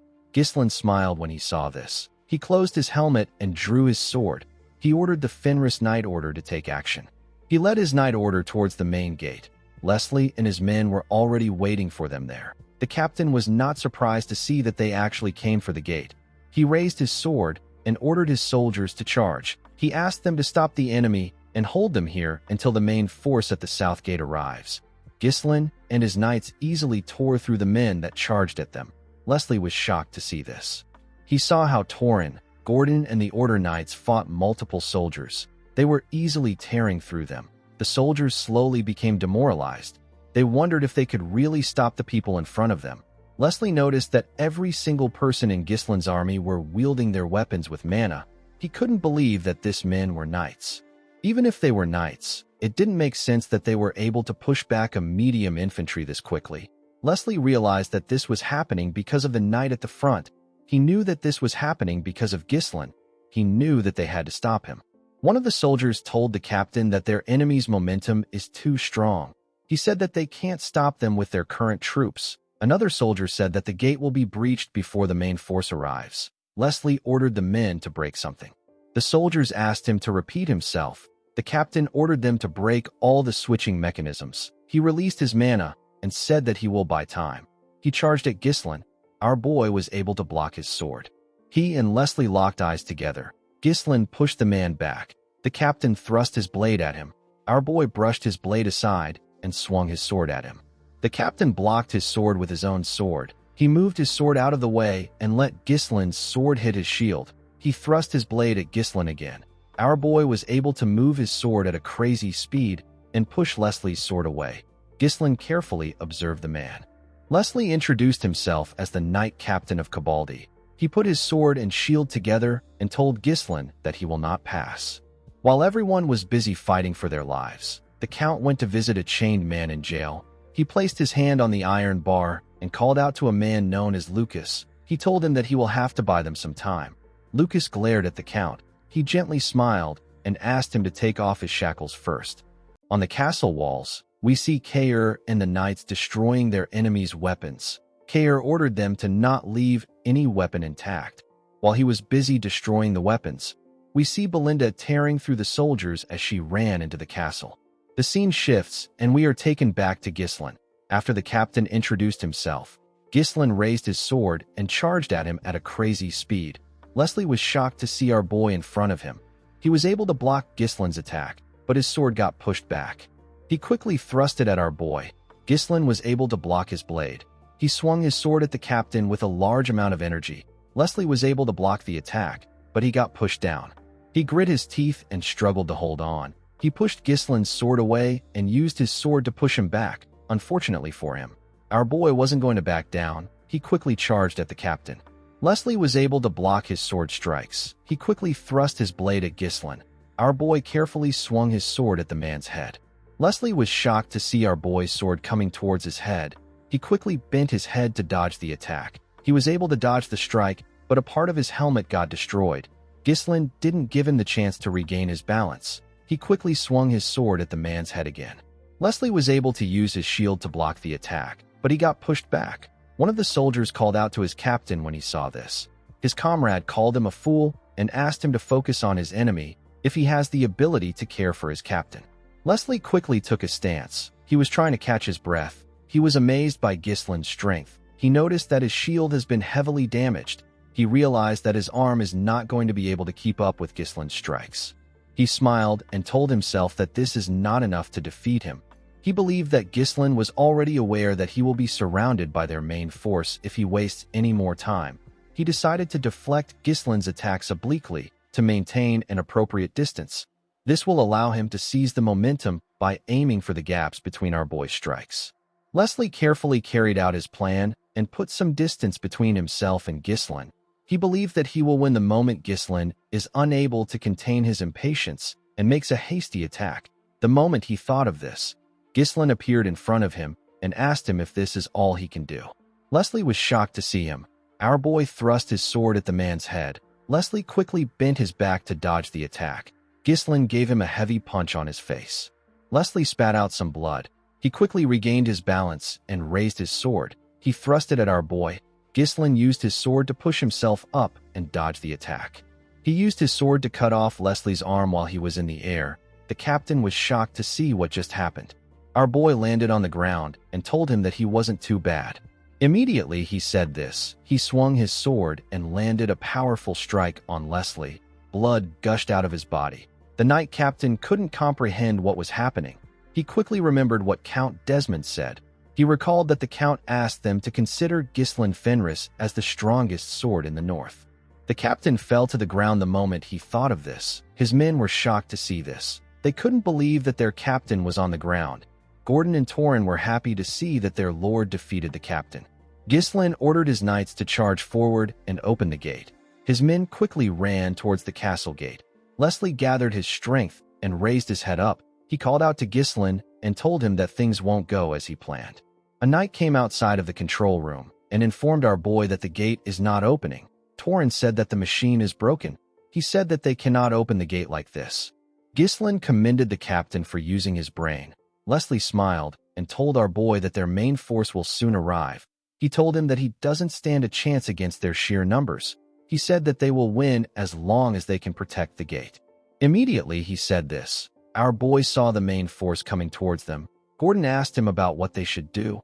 One of the men said that they are now knights. He said that they can take the main force. Ghislain noticed that his knights were breathing heavily. He knew that they were all exhausted because they had used all their mana. He knew that his knights couldn't fight the enemy in their current state. Our boy walked up to the gate. Gordon called out to him. He didn't understand what his lord was doing. Ghislain placed his hand on the gate. He took a look at his sword and said that he has to use something even if it is just for a moment. He ordered his men to move away from him. In the current era, the term master is closer to a title than a true state of mastery. This is because there was no established standard to define what a master realm is. The only thing that is known is that a mana blade is regarded as the qualification of knights. Ghislain released his core energy. He gathered the mana that tried to scatter in all directions and compressed it into his blade to push its limit. His sword released a bright golden energy that shined brightly. His comrades got pushed back by this energy. Leslie couldn't believe his eyes. He remembered the legend of the ancient empire that is passed down among warriors. Even among those who have honed their mana to the utmost extreme, there exists a necessary condition to be acknowledged as a master. Ghislain tightened his grip around his sword and swung his aura blade at the gate. Immediately he did this. The commander of the main force ordered his subordinates to surround the Fenris Knights. He said that they will make them pay for attacking the Cabaldi castle. The commander charged at Ghislain. He wanted to attack our boy from behind. Before he could do anything, the gate fell to the ground, and our boy's reinforcement charged in with Gillian at their front. Ghislain's crazy horse was the first to enter. It used his hoof to hit the commander in his head. He screamed to make others aware of his presence. While trying to catch his breath, Ghislain asked Gillian about why he brought his horse. The man told our boy that the horse followed him on his own accord. The Cabaldi soldiers were shocked to see that their gate got split apart. They didn't understand what was happening. One of them called out to Commander Jaemon. The commander quickly stood up and ordered them to retreat to the castle. Ghislain got on his horse and raised his sword. He ordered his soldiers to charge. He asked them not to spare a single enemy. The scene shifts, and we are taken inside the castle. We see Belinda kneeling in front of someone. She was breathing heavily. She was kneeling in front of Lucas. The man was holding a spear. He seemed to have subdued Belinda. He asked the woman about the kind of relationship she has with the Shadow Knights. The scene shifts, and we are taken to the entrance of the castle. We see the Cabaldi soldiers trying to run inside the castle. Unfortunately for them, Kair appeared out of nowhere with his men and began to attack them. He informed the soldiers that they have nowhere to go. He said that they have already taken over the inner castle. Ghislain pointed his sword at the enemy and told his men that they don't need prisoners. He asked them to kill everyone. Immediately he said this. Our boy felt a large amount of pain in his body. He placed his hand on his chest and tried to catch his breath. He knew that he pushed himself too hard by using Aura Blade at his current level. He didn't expect to get this tired after using some mana. He knew that he couldn't fight for long in this condition. Kair called out to him and asked him if he is already tired. Gillian informed his master that they have successfully subdued the enemy's main force. Our boy commended the men for their work. He asked them about where Belinda is. Alfoy told him that they haven't heard from the woman since she went into the castle. Kair smiled and said that she is such a slowpoke. Ghislain found this odd. He called out to Gillian and told him that there must be a secret escape route built somewhere in the castle. He said that Count Cabaldi couldn't have gotten too far. He ordered the man to lead the cavalry and search for the exit of the secret passage in the outskirts of the castle. Gillian accepted his lord's order. Our boy rode his cool horse forward and said that he will search for Belinda himself. The scene shifts, and we are taken back inside the castle. We see Belinda looking shocked after hearing Lucas's question. She asked him about how he knows this name. Lucas didn't say anything to her. Belinda quickly threw a dagger at the man. Lucas easily blocked it with his spear. He quickly noticed that a string was wrapped around his spear. Belinda pulled the string and used it to pull herself up. She gave Lucas a kick when she got close to him. The man was able to block the attack with his spear. Belinda asked him to give her an answer. Lucas ignored her and swung his spear at her. Belinda was able to dodge it by moving to the side. Unfortunately, Lucas was not yet done with her. He swung his spear at the woman multiple times. Belinda was able to dodge each one of his strikes. However, Lucas's attacks became faster. Belinda began to struggle to dodge his strikes. She had to jump back to create some distance between herself and the man. Lucas was not ready to give her some space. He charged at her the moment she landed on the ground. He thrust his spear at her. Belinda jumped over the spear and raised her leg. She gave Lucas a kick on his head. Unfortunately, the man was able to block her kick with his spear. He reminded the woman that she asked him about how he knows the name. He hit Belinda in her leg and moved his spear close to her neck. He told Belinda that there is no special reason why he knows the name. He told her that she just looked like his ex. The woman grit her teeth and asked him about what he means. Lucas explained to her that he doesn't care about the outcome of the war, but he can't just slack off. He told her that he can't just let her go if she decides to continue fighting. He told her that it is nothing personal. He moved his blade closer to her neck when he said this. The moment he did this, someone charged at him. Lucas was shocked to see someone coming towards him with a huge sword. He quickly used his spear to block Ghislaine's attack. Belinda was shocked to see her master. Our boy asked her to go. He told her that he will take care of the man. Lucas smiled when he heard Belinda call Ghislaine young master. He raised his spear and pushed our boy's sword back. Ghislaine quickly swung his sword at him again. Lucas was able to block his sword with his spear. He and Ghislaine easily blocked each other's attacks. Lucas said that he can't chase after Belinda again. He asked our boy if he is the noble who started the war. He thrust his sword at Ghislaine when he said this. Our boy used his sword to hook a part of Lucas's spear and used it to drag the man to him. He swung his sword at Lucas's leg. The man was able to dodge the attack by jumping over Ghislaine's sword. Before he could land on the ground, our boy gave him a kick in his head. Lucas spat out some blood. He quickly moved back when he landed on the ground. Ghislaine laughed and told Lucas that it is good to see him. The man didn't expect to hear this. He asked our boy if he knows him. Ghislaine told the man that he does. Lucas was our boy's subordinate and comrade in his past life. Ghislaine has actually been wondering about where the man was. He didn't expect him to be in the Cabaldi County. Lucas cleaned the blood coming from his nose and told our boy that it is weird that he knows him. He told him that he doesn't fight like a noble. He told Ghislaine that his style is not like that of the nobles he knows. It was quite different from the general style.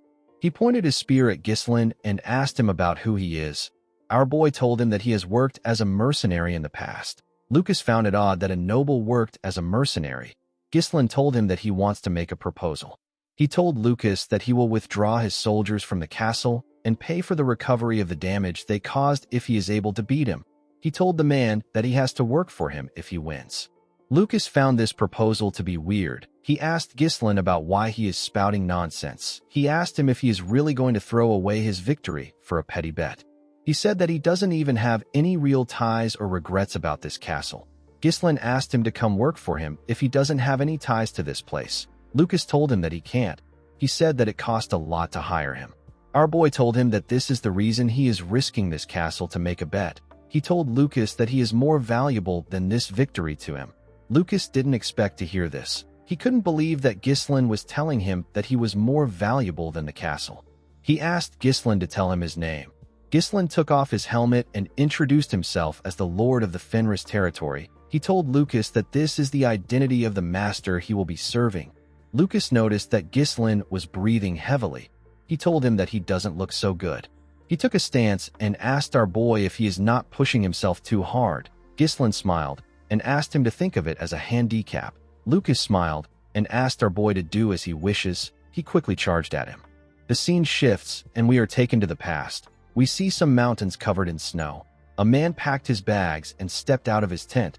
The man with a scar on his face wore a huge coat and carried a long spear at his back. This man turned out to be the older Lucas. Lucas walked up to the older Ghislaine and told him that today is the last day he promised to work for him. He asked him if he knows this. He said that it has been 10 years since the Moriana's recognition took place. This means that their contract has come to an end. Ghislaine didn't think that the man had been with him for 10 years. He asked Lucas if he doesn't want an extension. Lucas walked past him and rejected his offer. Ghislain smiled and asked him if it is because of the woman. Lucas asked him not to take it personally. He told Ghislain that he can't let his life be devoured by his fight. Our boy let out a sigh and asked the man to go search for his precious woman. He told him that he also needs to finish his own task. Lucas stopped walking and turned to his captain when he heard this. He told him that he will promise him one thing. He told his captain that he will come to his rescue when he is in danger. The scene shifts, and we are taken back to the present. We see Ghislain block Lucas's attack. He pushed the man back with his sword. Lucas thrust his spear at him at a crazy speed. Ghislain blocked his attacks and thrust his blade at the man. Lucas was able to dodge his blade. He pushed our boy's sword aside and swung his spear at his head. Ghislain quickly bent his head to dodge the attack. He swung his sword at the man's leg. Lucas dodged his attack by using his spear to push himself up. Ghislain quickly swung his sword at the spear. Lucas pulled it up and spun in the air. He landed in front of our boy. He found Ghislain to be impressive. He told him that his face was actually screaming fatigue at first glance. Ghislain told the man that he can't lose a bet he started. Lucas laughed out loud when he heard this. He apologized to Ghislain and told him that he will still win this fight. He said that he knows that things will become bothersome if he works for our boy. He released his mana and took a stance after saying this. Ghislain was surprised to see the amount of mana Lucas had. He realized that the man was already considerably strong even before he met him. Lucas worked for Ghislain for 10 years after he lost the Moriana's recognition. He was a confidant of the Mercenary king who succeeded in anything he was ordered to do. However, even Lucas couldn't find his lover whom he chased after his entire life. On the day Ghislain fell into Aiden's trap, Lucas tried to help him as he promised. He ended up losing his life. Ghislain smiled when he remembered this. He threw his sword to the ground. Lucas was shocked to see this. He quickly charged at Ghislain with this opportunity. Ghislain told the man that he won't let the past repeat itself. He bent his head and dodged Lucas's spear. Lucas quickly swung his spear at our boy's legs. Ghislain dodged it by jumping. While he was in the air, he placed his leg around the man's neck and used it to raise the man. He threw him to the ground. Lucas slammed his back on the ground. He screamed and spat out some blood. Ghislain quickly pointed a dagger at his throat before he could get up. He told Lucas that he won. The man smiled and said that things have gotten more complicated. A while later, we see the castle filled with the dead bodies of the Cabaldi soldiers. Ghislain stood in front of his soldiers. Kair and Gillian were next to him. Gillian placed the Count before his lord. Count Cabaldi began to sweat when he saw Leslie and his soldiers on the ground. He couldn't believe that our boy managed to take over his impenetrable fortress. Ghislain called out to the Count, whose name is Armstrong Duggan Cabaldi. With a cold gaze in his eyes, he told him that there is no such thing as an impenetrable fortress. The Count instantly recognized the look in Ghislain's eyes. He realized that our boy didn't attack his castle out of greed. He asked him about what his goal is. Ghislain revealed to him that he has a lot of goals. He told the man that one of his goals is to kill him. Armstrong was annoyed to hear this. He asked our boy if he believes that him and his father will be able to get away with this. He told him that the Royalist faction can't protect him from everything even if he has their backing. He told Ghislain that things will really get out of hand if he kills him. He said that he has someone supporting him from behind. Ghislain asked him if he is referring to Duke Delphine. The Count was shocked to hear this. Ghislain assured him that he knows about his backer. He said that he knows that the Duke's faction is slowly devouring the north by recruiting neutral nobles. Ghislain told him that he knows the Duke's faction supplied Count Desmond and Rayfold with iron ore to bolster their armament, because they will be the main force in the northern conquest. Even the Crimson Magic Tower receives the Duke's support, so that they can strike the Royalist from behind at the right moment. Ghislain said that all this is done to instigate a civil war in the Lithania kingdom. Armstrong was shocked to hear what Ghislain said. He couldn't believe that our boy knows everything. He wondered about who Ghislain truly is and how he knows about their plans. He told him that he doesn't need to explain if he knows everything. With a nervous smile on his face, the Count told our boy that he will give him a last chance. He promised to provide him with half of the iron ore production for the next 20 years. He told Ghislain that he will also tell the Duke about his excellence. He told him that him and his father won't have to work hard for the rest of their lives if they are able to join the faction. Ghislain was annoyed to hear this. The Count told him that it will be more profitable for him to spare him. The moment he said this, Ghislain swung his sword. He told Armstrong that he has no intention of working with him. Immediately he said this, the Count's head split apart. Ghislain turned around and told the Count that all of them will die by his hands. In the next scene, we are taken to Count Desmond's castle. We see the Count reading a letter he took from a pigeon. The man squeezed the letter out of anger and slammed his hand on his chair.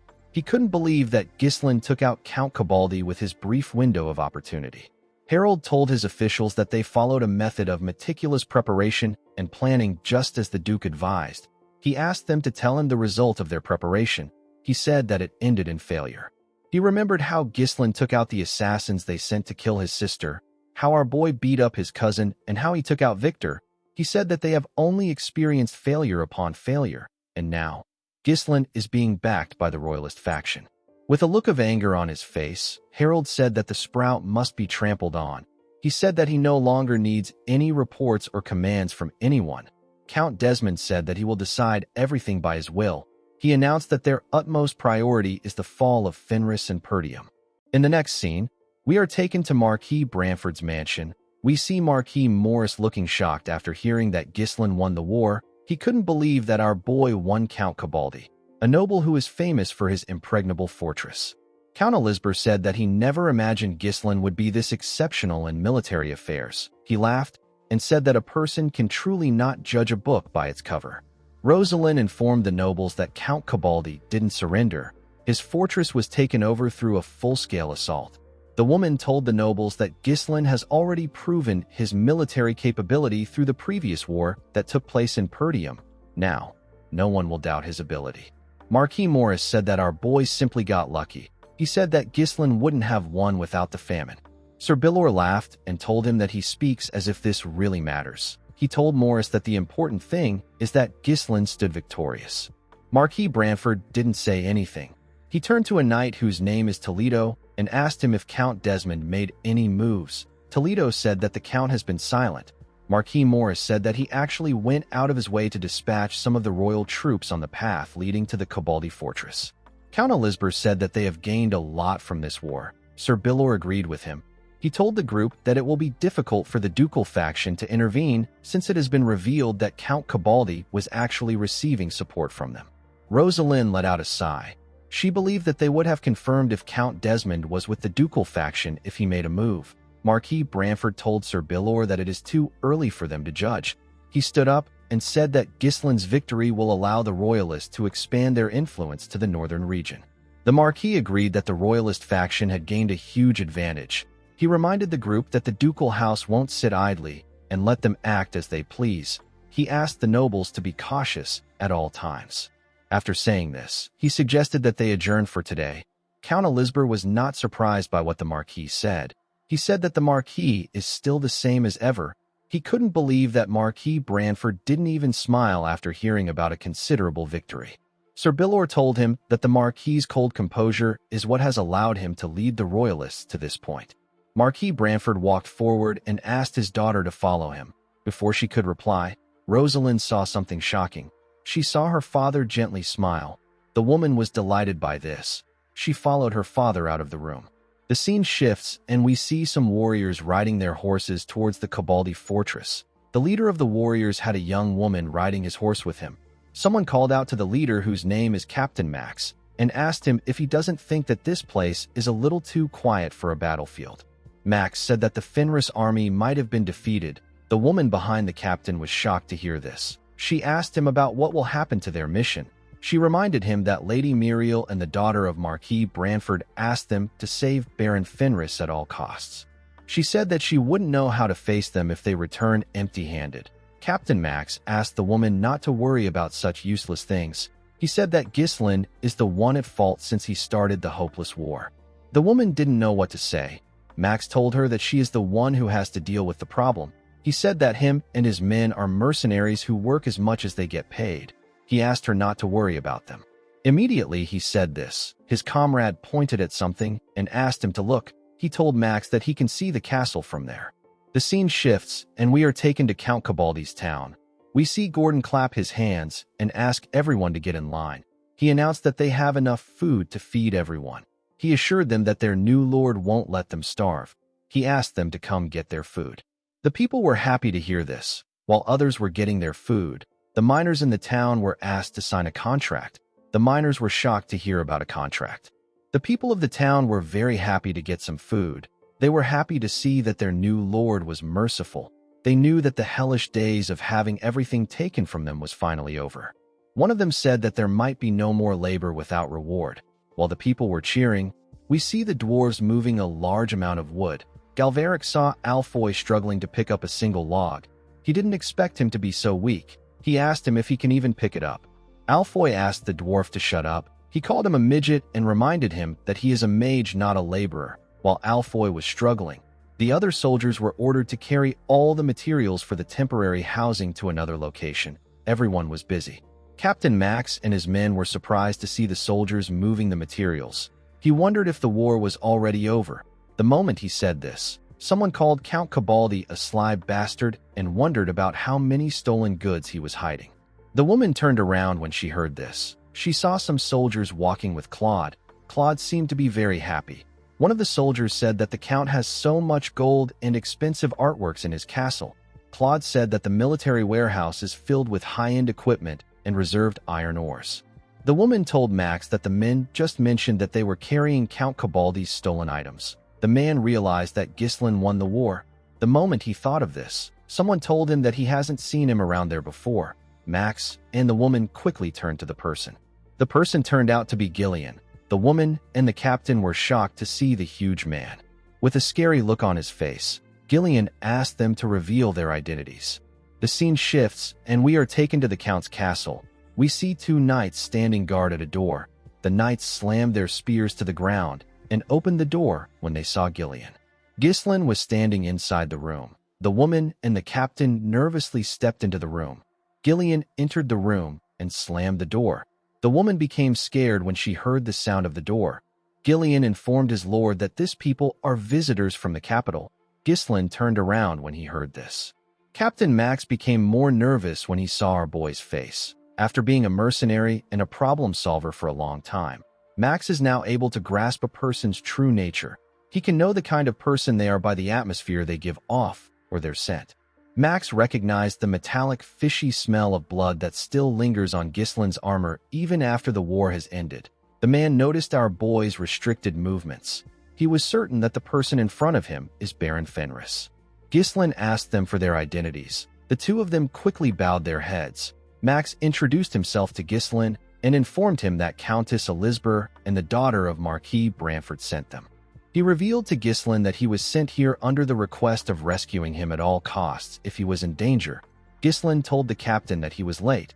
Max explained to him that they considered the mission's priority and tried their best to get here as early as they could. He told our boy that they never expected him to end the war so quickly. He told Ghislain that he would expect nothing less from the rising star of the royalist faction. He told him that they will be taking their leave. Our boy asked him about where he is going. The captain became scared when he heard this. Ghislain explained to him that they are short on manpower because the war just ended. Max told him that this has nothing to do with his mission. Ghislain reminded him that they were not able to help him when he was in danger. Max didn't know what to say. He never expected our boy to have ended the war before they got there. Ghislain placed his hand on Max's shoulder and told him that he doesn't know what to say if his two employers ask him about how he did. He told the captain that it would be best if he saves his employers' faces. Max knew that he was screwed. He bowed his head and told Ghislain that he will do as he requests. The woman called out to Max when she heard this. Ghislain quickly turned to her. He asked the woman if she is a priest. The woman said that she is. She introduced herself as Pyote, a servant of Wana, the goddess of beauty and abundance. Pyote said that she was dispatched here because Countess Muriel is a patron of their order. Ghislain recalled that those serving the goddess of beauty reject battle and all forms of impurity. He knew that there were almost no priests in the northern region. Only the Rayfold County has some. This was why Gillian had to stay in the Rayfold territory to cure his daughter. Ghislain was aware that the divine power of the priest was a very precious resource. He believed that Pyote came at the right time. He bowed his head and told her that she has suffered a lot to reach this place. Pyote told him that he doesn't have to be so polite. Immediately Ghislain heard this. He ordered Belinda to take the woman to the working area. Before Pyote could say anything, Belinda and Wendy grabbed her arms and moved forward. Pyote said that she did not come there to work. Belinda told her that there are many lost sheep that need her guidance. Gillian told his lord that the priest is an unexpected fortune. Ghislain agreed with him. He told the man that he didn't expect the royalist faction to be able to get the order to assist him. He said that he will now be able to move around freely. He asked Gillian to call someone in. In the next scene, we see Kair cough out some blood as he fell to the ground. He got punched by Lucas. The knights were shocked to see their captain on the ground. Lucas moved close to Kair and asked him if he is really Ghislain's right-hand man. Kair was annoyed to hear this. He stood up and said that he hasn't even started fighting. He charged at Lucas. Lucas clenched his fist when he saw Kair coming at him. Immediately, he swung his fist. Gillian appeared out of nowhere and blocked he and Kair's attacks. Everyone was shocked to see this. Kair referred to Gillian as Gramps. He didn't expect to see him there. Gillian told the two men that they have done enough. Lucas stepped back and said that Gillian is the one who deserves to be Ghislain's right-hand man. Kair was annoyed to hear this. He asked Gillian to let go of him. He said that the fight is not yet over. Gillian twisted his arm and gave him a powerful push. The attack sent Kair flying. He slammed his body on the ground. Gillian advised him to maintain his dignity in front of his subordinates. He turned to Lucas and asked him to follow him. He told him that Ghislain is looking for him. While breathing heavily, Kair watched Gillian walk away with Lucas. He grit his teeth out of anger. Gillian carefully looked at him. He noticed that Kair was angry. While he was looking at him, Lucas laughed. Gillian asked him about why he is laughing. Lucas revealed to him that the first thing Ghislain ordered him to do is to beat up his own subordinate. He found this quite funny. He believed that Ghislain was a weird guy. Later in the night, we see Ghislain enter the training ground. He saw someone swinging his sword at a dummy. The person turned out to be Kair. The warrior was angrily swinging his sword. He turned around and swung his sword at Ghislain when he felt his presence behind him. Our boy easily blocked his attack with his sword sheath. He told Kair that he heard about how he got crushed by the new guy. Kair turned around and asked Ghislain to leave if he came there to make fun of him.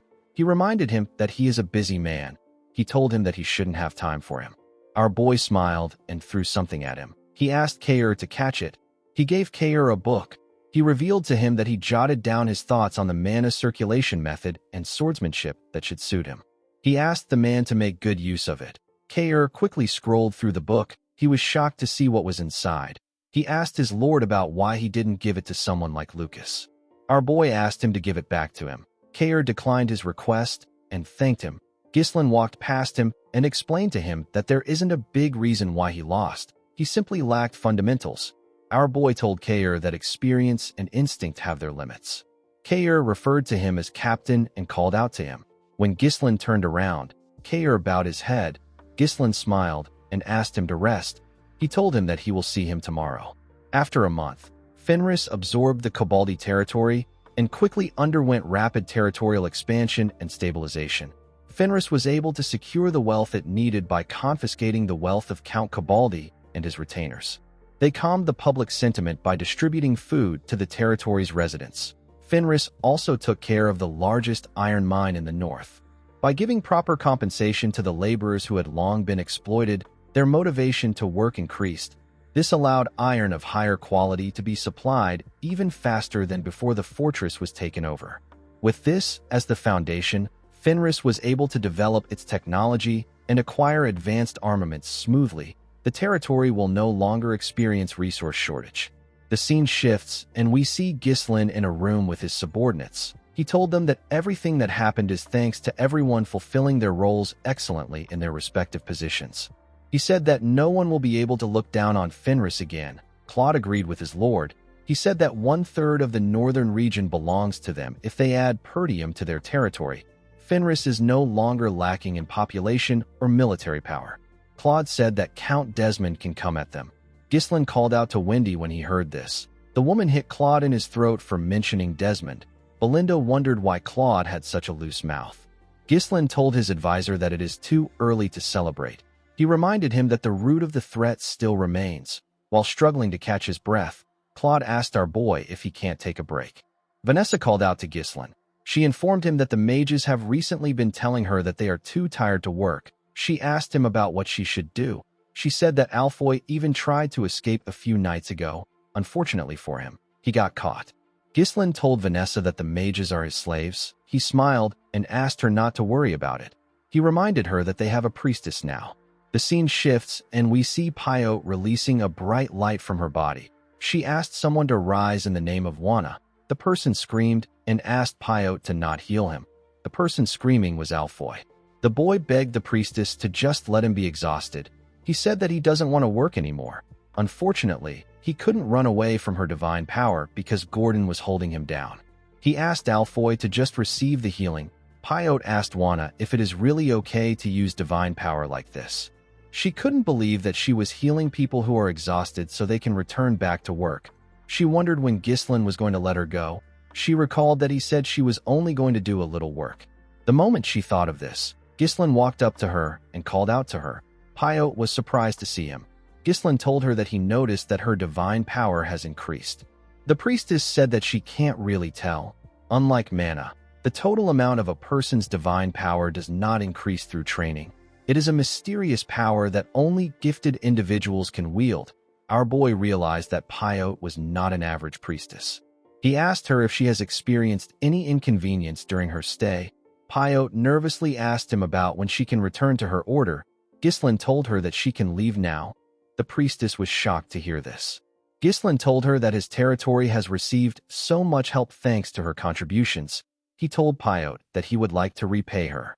The scene shifts, and we are taken to Marquis Branford's territory.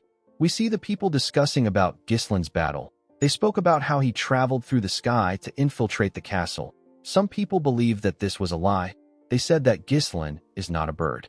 At the Marquis' mansion, we see Ghislain step inside a room with Belinda and Pyo. He saw someone waiting for him there. Ghislain greeted her and asked her about how she has been. The person turned out to be Rosalind. The woman gently blushed when she heard Ghislain's voice. She told our boy that she is relieved to see that he is okay. Ghislain bowed his head to her and thanked her for sending talented people to his territory. He said that he received a great deal of help from the priestess. Rosalind smiled and said that she is glad to hear this. She told Pyo that she can return to the order now that her dispatch is over. Pyo thanked her for this. She was relieved to see that her first dispatch was now over. Although the Fenris territory was a good place to live in, it was still mentally exhausting for Pyo. The moment the priestess thought of this, Ghislain told Rosalind that he has a request to make regarding the priestess. Pyo was shocked to hear this. Before Ghislain could say anything, a knight informed him that the Marquis is waiting for him. Our boy moved close to Rosalind and asked her if he can talk to her later. Rosalind smiled and told him that he can. When Ghislain stepped into the Marquis' office, everyone turned their heads to him. With a serious look on his face, Marquis Branford told our boy that he is late. Ghislain bowed his head and apologized to the Marquis. He explained to him that it took him some time to stabilize his territory. Marquis Morris told him that he should have come immediately. He won the war. Sir Bilor asked him to stay calm. The Marquis reminded Ghislain that he once said that he must consider his honor before he acts on anything. He explained to him that his honor and the honor of the royalists would have been tarnished if he didn't defeat Count Cabaldi. The ducal faction would have seized the initiative and secured their position in the north. The Marquis told Ghislain that he is gravely mistaken if he thinks that he is going to excuse all his unilateral actions because he is his patron. With a serious look on his face, he asked our boy to tell him everything about the war and convince him. Ghislain informed Marquis Branford that he doesn't fight battles that have no chance of victory. He said that he saw an opportunity and quickly took it. He told the Marquis that this is all that happened. He explained to him that the reason he is there is not to review what has already happened, but to discuss what to do from now on. He sat down and asked Marquis Branford to appoint him as the commander of the Northern forces. Everyone was shocked to hear this, but no one was as shocked as Marquis Morris. Branford glared at Ghislain when he heard his request. Our boy didn't look away. He looked the Marquis in his eyes. Marquis Branford stood up and told Ghislain that they have begun to change everything since he arrived. He said that he is feeling the wind of change breezing across the royalist faction. Ghislain smiled and told him that he will be their tailwind. Branford explained to him that the commander of the Northern forces is an empty title in peacetime. However, during war, it becomes an important title that holds tremendous authority. The Marquis asked Ghislain if he is saying that he should put this sword in the hands of someone as unpredictable as him. With a confident smile on his face, Ghislain told him that he is correct.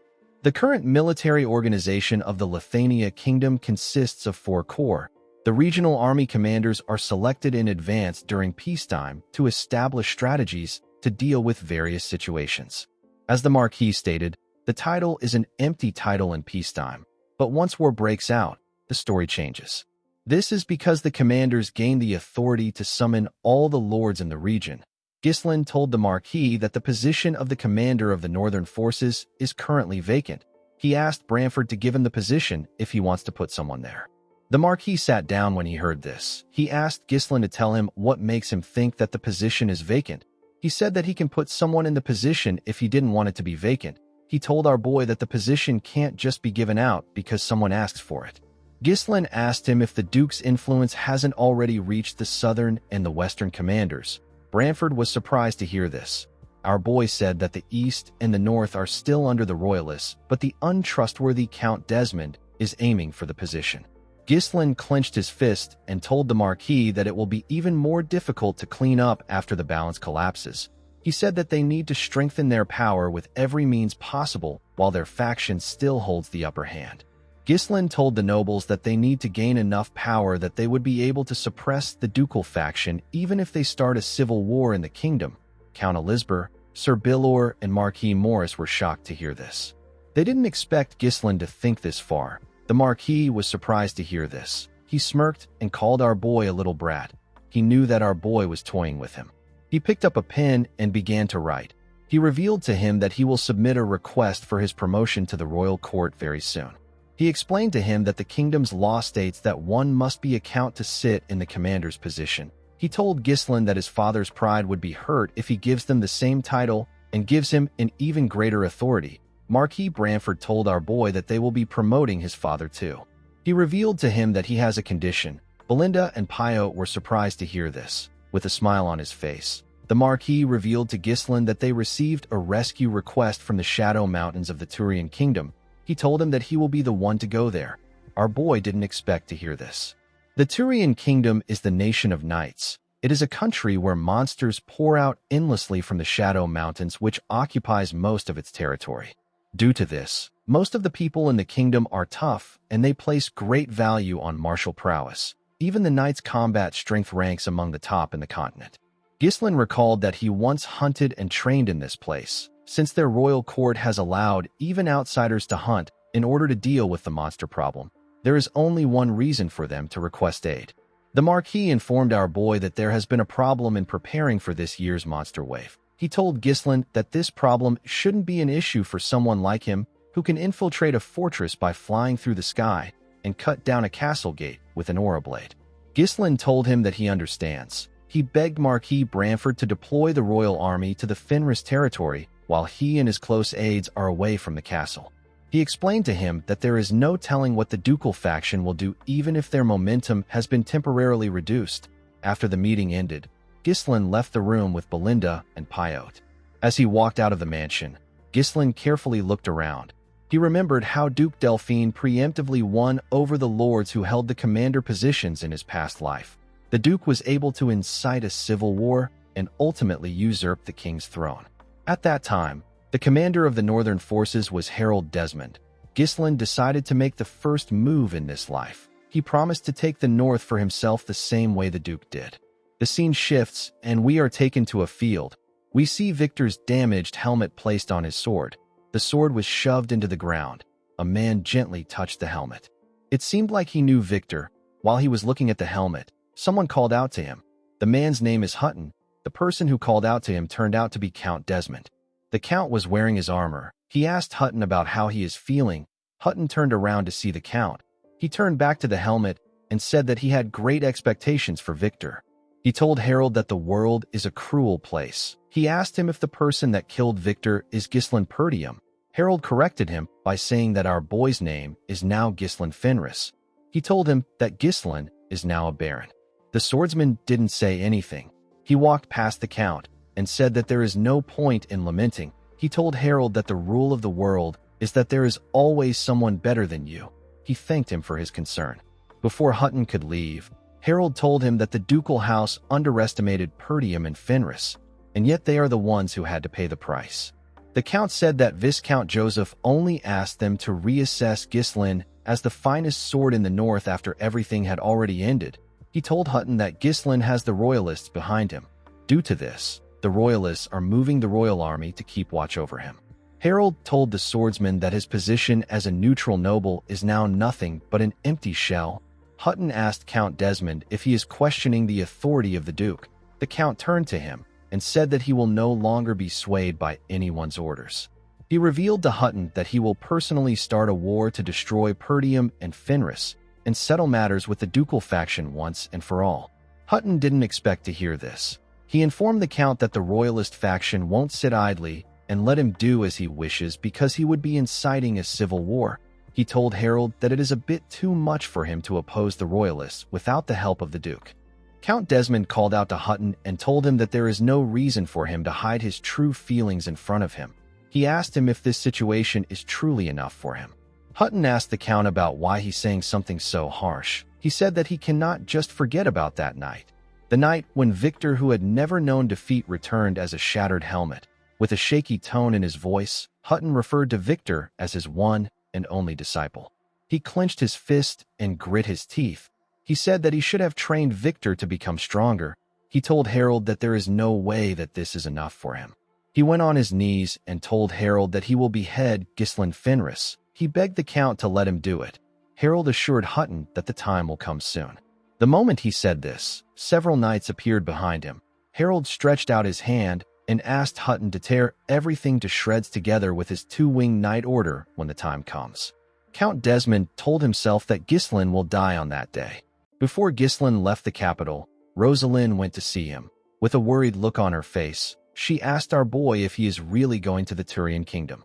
Ghislain told her that he has to go there. He said that it was an order that he received from the Marquis. Rosalind couldn't believe that he was going to such a rough place. She recalled that it hasn't been long since the war with Count Cabaldi ended. Ghislain explained to her that her father doesn't truly trust his performance in the war. He said that the Marquis wants him to prove his strength with this mission. He smiled and asked Rosalind not to worry. He told her that he has killed several monsters. The girl still seemed bothered. She informed our boy that the negotiation he requested with the Wana order has been completed. She told him that he can hold on to the priestess for some time, without any problems. Pyode heard what Rosalind said inside the carriage. She knew that she was doomed. Ghislain told Rosalind that he is actually quite surprised. He told her that he did not expect her to be able to bring in a priestess from an order with such strict internal discipline, even if she is a sponsor. Rosalind smiled and said that it actually wasn't so difficult. She said that Leader Perisco is a priest of the Wana order, but he is extremely weak when it comes to money. Ghislain bowed his head to Rosalind and told her that he is indebted to her again. Rosalind blushed when she heard this. Our boy stretched out his hand when he noticed this. Rosalind gave him her hand. Ghislain gently kissed her hand and told her that he will always hope for her happiness. The scene shifts, and we are taken under the shadow mountains of the Turian kingdom. We see Ghislain, Kair, Belinda, and Lucas riding somewhere. They were all wearing their armors and coats. As they rode their horses forward, Belinda called out to her master. Ghislain quickly placed his hand on his sword. He and the group saw some monsters running towards them. The monsters charged at them. Ghislain and his subordinates began to tear them apart. It wasn't even a challenge for our boy. Lucas also handled the monsters around him easily. Kair jumped off his horse and tore the monsters around him apart with a single swing. He laughed and called the monsters vermin. He asked them to come at him. Immediately he did this. Belinda hooked his mouth with her rope. She dragged him to his horse. Kair was annoyed with this. He asked her about why she had to hook his mouth. Belinda put away her rope and asked him if he wants her to hook it somewhere else next time. Kair informed his master that they have been running into monsters the whole way there. He asked him if this place is the lawless wilderness crawling with strong beings. Lucas couldn't believe that Kair followed them, even though he was aware of the kind of place it is. He told Kair that he doesn't know if he is brave or dumb. Kair decided to ignore him. Ghislain turned to the men and asked them to get ready. He told them that they will soon reach their destination. A few days ago at the Fenris territory, Ghislain gathered his subordinates and informed them that he will be going to the Turian kingdom. He told them that he won't be there for long. Claude and Alfoy were very happy to hear this. They acted as if they were sad. Claude told his lord that he doesn't know what he will do without him. Alfoy said that they will have no choice but to take a vacation. Ghislain ordered Gillian to manage the territory in his absence. He asked him to make sure that Alfoy and Claude don't slack off. Gillian told his master that he understands. Ghislain explained to his subordinates that he has deployed some units from the kingdom around the territory.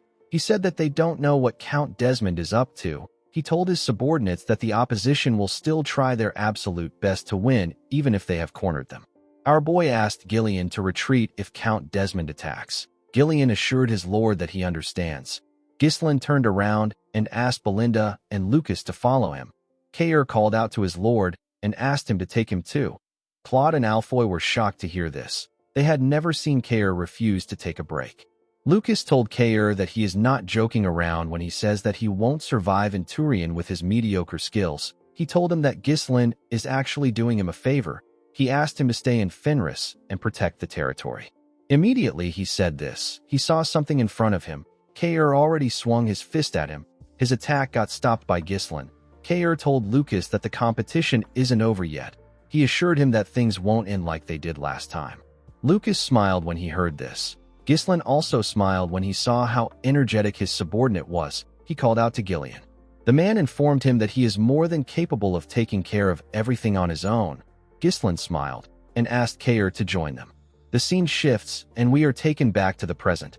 We see the group enter a fortress. This place is Fortress Ironcliff. It is in the Shadow Mountains. There were several warriors in the fortress. All the warriors turned to Ghislain and his subordinates when they entered the fortress. Some of the warriors were standing next to the monsters they captured. Belinda noticed that the warriors were staring at them. She said that they are really trying to set a mood. Lucas told her that the place is just as he remembered. Kair asked the warriors to tell him what they are looking at. Ghislain ordered him not to pick a fight with them. Kair asked him if they will go straight to hunting monsters after unpacking. Our boy told him that they can't. He explained to Kair that they have to register themselves as hunters in the guild building in order to be able to hunt. Belinda found this odd. She reminded her master that he came there because of the kingdom's royal family's plea for help. She told him that there should be some kind of special treatment available to him. She asked him about why he needs to go through such a troublesome process. Ghislain smiled and told her that they cannot rely on their status there. He told her that the rules there are for everyone. He and his subordinates went into the guild building. They met a warrior at the front desk. Ghislain informed the warrior that he is Baron Fenris from the Lithania kingdom. He told him that he came there in response to the Turian royal family's request for aid. The knight turned to him and asked him if he is there for the hunter registration. He informed Ghislain that his nobility status isn't recognized there. He told him that nobles and slaves are all the same to them. Belinda was shocked to hear this. The knight began to write on a paper. He asked Ghislain not to earn resentment by acting like a noble for no reason. He explained to him that the Knights of Turian merely oversee things at the fortress so that it can maintain its minimum functions. Any problem that comes up amongst hunters is expected to be resolved on its own. He asked our boy to try not to kill anyone. He said that they all came there to hunt some monsters. Kair smiled and told the man that the knights are simply lazy slackers. The knight asked Ghislain if he agrees to their terms. Our boy told him that he does. The moment he heard this, the man threw 4 tokens on the table. He explained to the group that they will be permitted to hunt anywhere in the Shadow Mountains area if they hold on to the tokens. He asked them to make sure they have it on them at all times. Ghislain and his subordinates picked up the tokens when they heard this. The knight asked them to have a great time. Belinda didn't like the attitude of the people there at all. She didn't like how they were acting even though they came to help them. While she was complaining, someone welcomed them to Ironcliff. He asked Ghislain if he just finished his hunter registration. Our boy turned to the side when he heard this. He saw the man with 2 other men. Kair asked the man to get lost. He told him that they are busy. The man smiled and said that he works for Donkad, the king of Ironcliff. He took off his hood and revealed his scarred face. He said that he belongs to an association that was established under Donkad's protection to safeguard the rights and interest of hunters. Kair laughed when he heard the name of the so-called king. He said that there is always one idiot who wants to play king everywhere he goes. He asked the man to tell him what he is going to do if he says that this is their first time there. The man told him that the knights of the kingdom never do anything. He said that the hunters have to work together to keep the law and order around there. He told Kair that they simply wanted to help them get used to this place. He informed him that they won't have to waste time with unnecessary dispute if they pay a small fee to join the association. Lucas called out to his lord when he heard this. Belinda couldn't believe that the man was trying to rip them off. Ghislain asked Kair to watch carefully. He told him that he wants to show him what to do when he goes to a new neighborhood, especially in a lawless city like this. He walked up to the man. The man believed that our boy had made up his mind. He told him that he is very quick-witted. He told Ghislain that they will be seeing each other in the fortress whether they like it or not. He said that it is better they cooperate. Immediately he said this. Ghislain gave him a bone-crushing punch in his face. The attack sent the man flying. He crashed into the wall. Kair was shocked to see what his master did. Our boy told him that fist comes before talks in places like this. He said that the strong define justice. The warriors next to the man took out their huge hammers. One of them called Ghislain a fool. The other one told our boy that he dug his own grave when he refused to work under Lord Donkad's protection. The moment he said this, he and his comrade charged at our boy. Ghislain took out 2 daggers and threw it at the men. The daggers never hit them. They were just a diversion. Kair and Belinda attacked them when they got distracted. Belinda used her leg to hit one of them in the chin. Kair gave the other man a punch in the head. The men got knocked out. The knight told them that they have done enough. He asked them if they are going to pay for the damage they caused. Belinda reminded him that he said that he wasn't going to intervene. Kair smiled and told his lord that he understands what he means now. He told him that he simply needs to show his skills and stop using his brain. Ghislain nodded his head at him. Lucas told our boy that he seems to know this place quite well. He asked him if he has ever been there before. Ghislain told him that he has. Belinda was surprised to hear this. She didn't know how this was possible. Our boy recalled that the special one among the continent's 7 strongest used to be in the Turian kingdom. The first man who our boy hit stood up and called them bastards. With his messed up face, he told the group that they have no idea about what they have just done. Before he could say anything else, Kair gave him a punch to knock him out. He asked his lord about what they are going to do now. Ghislain told him that they can't waste their time dealing with this riffraffs. He said that they will flock to their side on their own once they know who is on top. He asked the men on the ground to pass a message to their king. He asked them to tell Donkad to come find him by himself if he has a problem with him. The scene shifts, and we see a man scream out in pain when he got stabbed in the chest with an axe. The man screamed that barbarians are there again. The huge and muscular barbarians tore the men there apart with their weapons. Their huge leader wore a huge monster fur. He raised his axe and ordered his warriors to begin the harvest. He asked them to indulge in the moment. The barbarians destroyed everything there. The scene shifts, and we are taken to the Soundwind tribe's encampment at the northern edge of Lithuania. The barbarians sat around a fire and discussed how they tore their enemies apart. One of them said that a man was begging for his life. His comrade told him that he is not skilled enough. He explained to him that he won't have to see something like that if he kills his prey cleanly. While they were talking, someone called out to the chief and asked him to take a look at a letter. The chief of the Soundwind tribe, whose name is Kustu, turned to the man when he heard this. He grabbed the letter and opened it. He was shocked to see what was inside. He turned to his subordinate and threw his liquor at him. He told him that he should have brought the village chief along with him if he got a paper that has letters in it. He asked him if he is making fun of him for being illiterate. The man apologized to him and told him that he will go get the village chief. The chief opened the letter and said that the north is empty. He said that the writer has permitted them to claim Perdium. A bald man said that they have finally gotten the chance to plunder the rich land that the northern wolf cherishes dearly. Another warrior sitting next to the chief smiled and said that the time has finally come for the warriors to claim the land that they have long desired. The moment he said this, the man noticed that his chief was quiet. Kusta found it odd that the writer asked him to claim Perdium. He began to laugh. He wondered about what kind of scheme the bastards in Lithuania Kingdom are trying to pull. He couldn't believe that they sent a personal letter to him. He didn't really care about the scheme as long as he got to fight. Their tribe has already been planning to invade Perdium. This situation favored them. He stood up and ordered his men to tell the other chiefs to muster their warriors. He said that the time has come to claim Perdium. The scene shifts, and we are taken to the Shadow Mountains. We see Kair looking shocked when Ghislain told him that he needs to kill 100,000 monsters. Our boy reminded him that he said he wanted to get stronger. He told him that he needs to kill at least this much monsters. Kair asked his lord to tell him how he will get stronger by killing some dumb monsters. He said that there are so many people in the world who are stronger than the monsters. The moment he said this, Belinda asked her master to look forward. When Ghislain raised his head, he saw some monsters eating another monster. One of the monsters turned its head around when it sensed the group's presence. The monster had the head of an owl. These monsters are the apex predators of the Shadow Mountains. They are known as owl bears. The monsters were huge owls. They turned to the group and showed off their claw-like hands. Kair grabbed his sword and asked his lord to wait there while he takes care of them. He said that he can fight thousands of owlbears. Immediately he said this, Ghislain gave him a punch that pushed him off his horse. The owlbear appeared out of nowhere and used its huge leg to grab Kair's horse. Our boy advised Kair not to take his eyes off the monsters. He said that the owlbears don't make a sound when they move.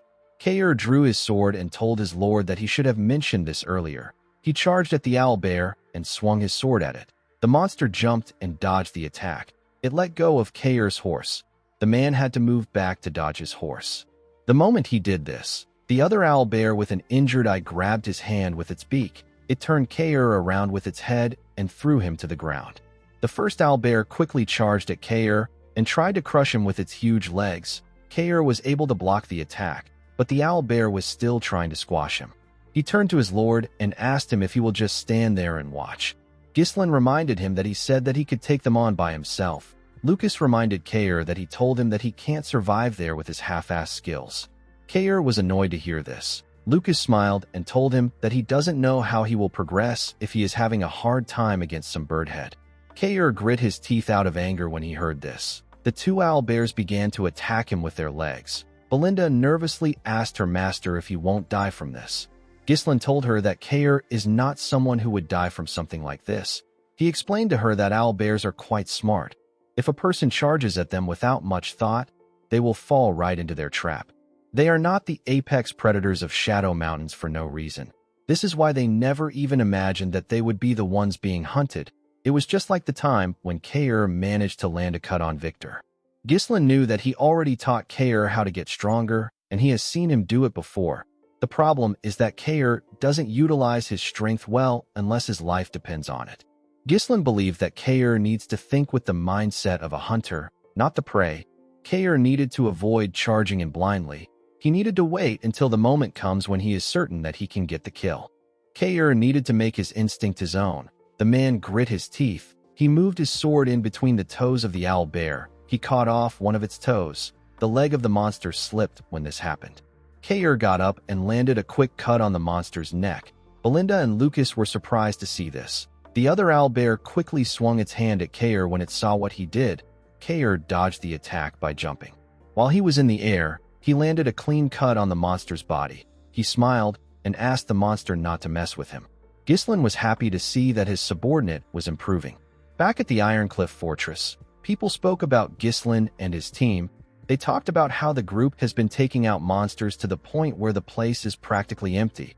The people couldn't believe that the group was poaching without having a single casualty. One of them said that they will soon have no monster materials left to sell. One of the warriors said that the group messed with Donkad's subordinates. He said that it won't be long before the group is dead. He said that Donkad will soon step in.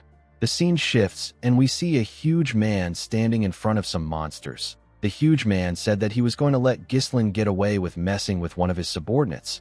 He said that he can't believe that our boy is aiming for his table. He raised his unique weapon and put it on his back. He ordered his hunters to get ready. He told them that it is time to hunt. The scene shifts, and we see Ghislain and his subordinates putting away their weapons after taking care of a large number of owlbears. Kair said that they killed a lot of monsters. He turned to some men loading up the monster corpses and asked them to finish up quickly before more monsters come. He asked them not to take any materials because he is going to count every single one. The men nervously told him that they understand. Lucas told Kair that he will soon find a blade sticking out of his back if he keeps pressuring them. Kair brushed off his advice and told him that he wants to see the men try it. He asked him if there is a reason why he has to respect anyone who sucks up to Donkad. He said that they did not run into anyone who tried to mess with them for days. He said that Donkad must be scared. The two men turned around and glared at Kair when they heard this. Ghislain noticed this. Kair looked at the monster bodies and asked his lord about what they are going to do with the bodies. He reminded Ghislain that they already have too many materials stocked up in their storage. Ghislain asked him to send them to the territory and to Cardinia. He said that the dwarves are going to love these materials since they don't get them in Lithuania. He told Kair that he already sent a letter telling Claude to form a transport unit. The moment he said this, Belinda called out to her master. She told him that they have a problem. She showed him a letter and told him that it just arrived from Perdium. She told him that he needs to read it. Ghislain quickly opened the letter. He was surprised to find out that Perdium is being attacked. The scene shifts, and we are taken to Perdium. We see the archers of the territory firing a ridiculous amount of arrows at the barbarians below. The barbarians raised their shields when they saw the arrows coming at them. Zwalter ordered his archers to shoot every barbarian down. He asked them to not let any barbarians set foot in their territory. Kustu ordered his warriors to climb the walls. He said that the highland is right in front of them. He asked the energetic warriors to dethrone the wolves. The warriors laid their ladders on the wall and began to climb it. The Perdium soldiers used their spears to hit them and push them down. Randolph was shocked to see that there were so many barbarians. He wondered if they were serious about taking over Perdium. Scoven was also shocked to see this. Although the barbarians have attacked them before, it was never something on this scale. Randolph turned to Zwalter and told him that there is nothing ordinary about this attack. He suggested that they ask Ghislain for assistance. He told him that they need to send a letter to our boy right now. The Count asked him not to even think about it. He said that this is an issue that the Lord of Perdium has to solve. It is not for the Lord of Fenris. Zwalter said that they do not need any assistance.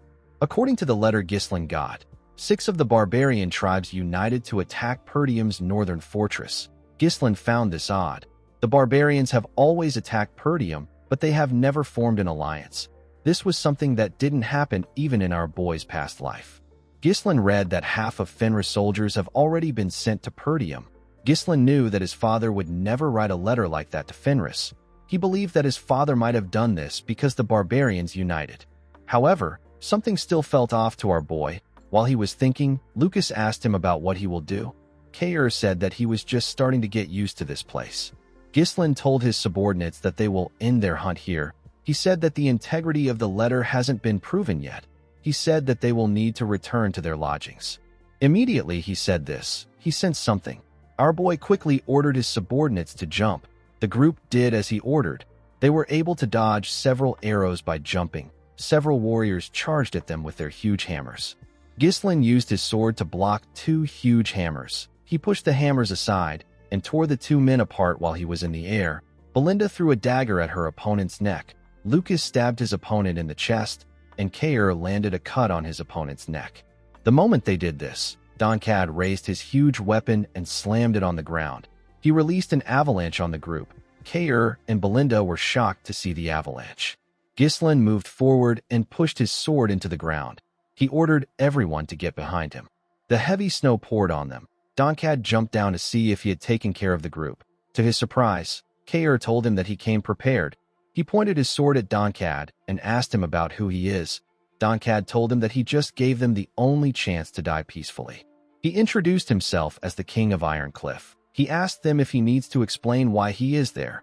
Ghislain told the man that he was the one who asked his subordinates to tell him to come. Lucas told him that he never expected him to come just because Ghislain called him. He asked Donkad if he is a dog. Kair realized that this was the idiot playing king. He asked Donkad if the rule doesn't state that they should refrain from killing each other. He asked him if he really thinks that he is above rules just because people call him king. Donkad smiled and said that rules are very important. He told Kair that he never said he was going to kill them. He said that they are currently in the middle of the Shadow Mountains. It is not too strange for people to die to monsters there. Immediately he said this. He showed the group the tokens of people he has killed.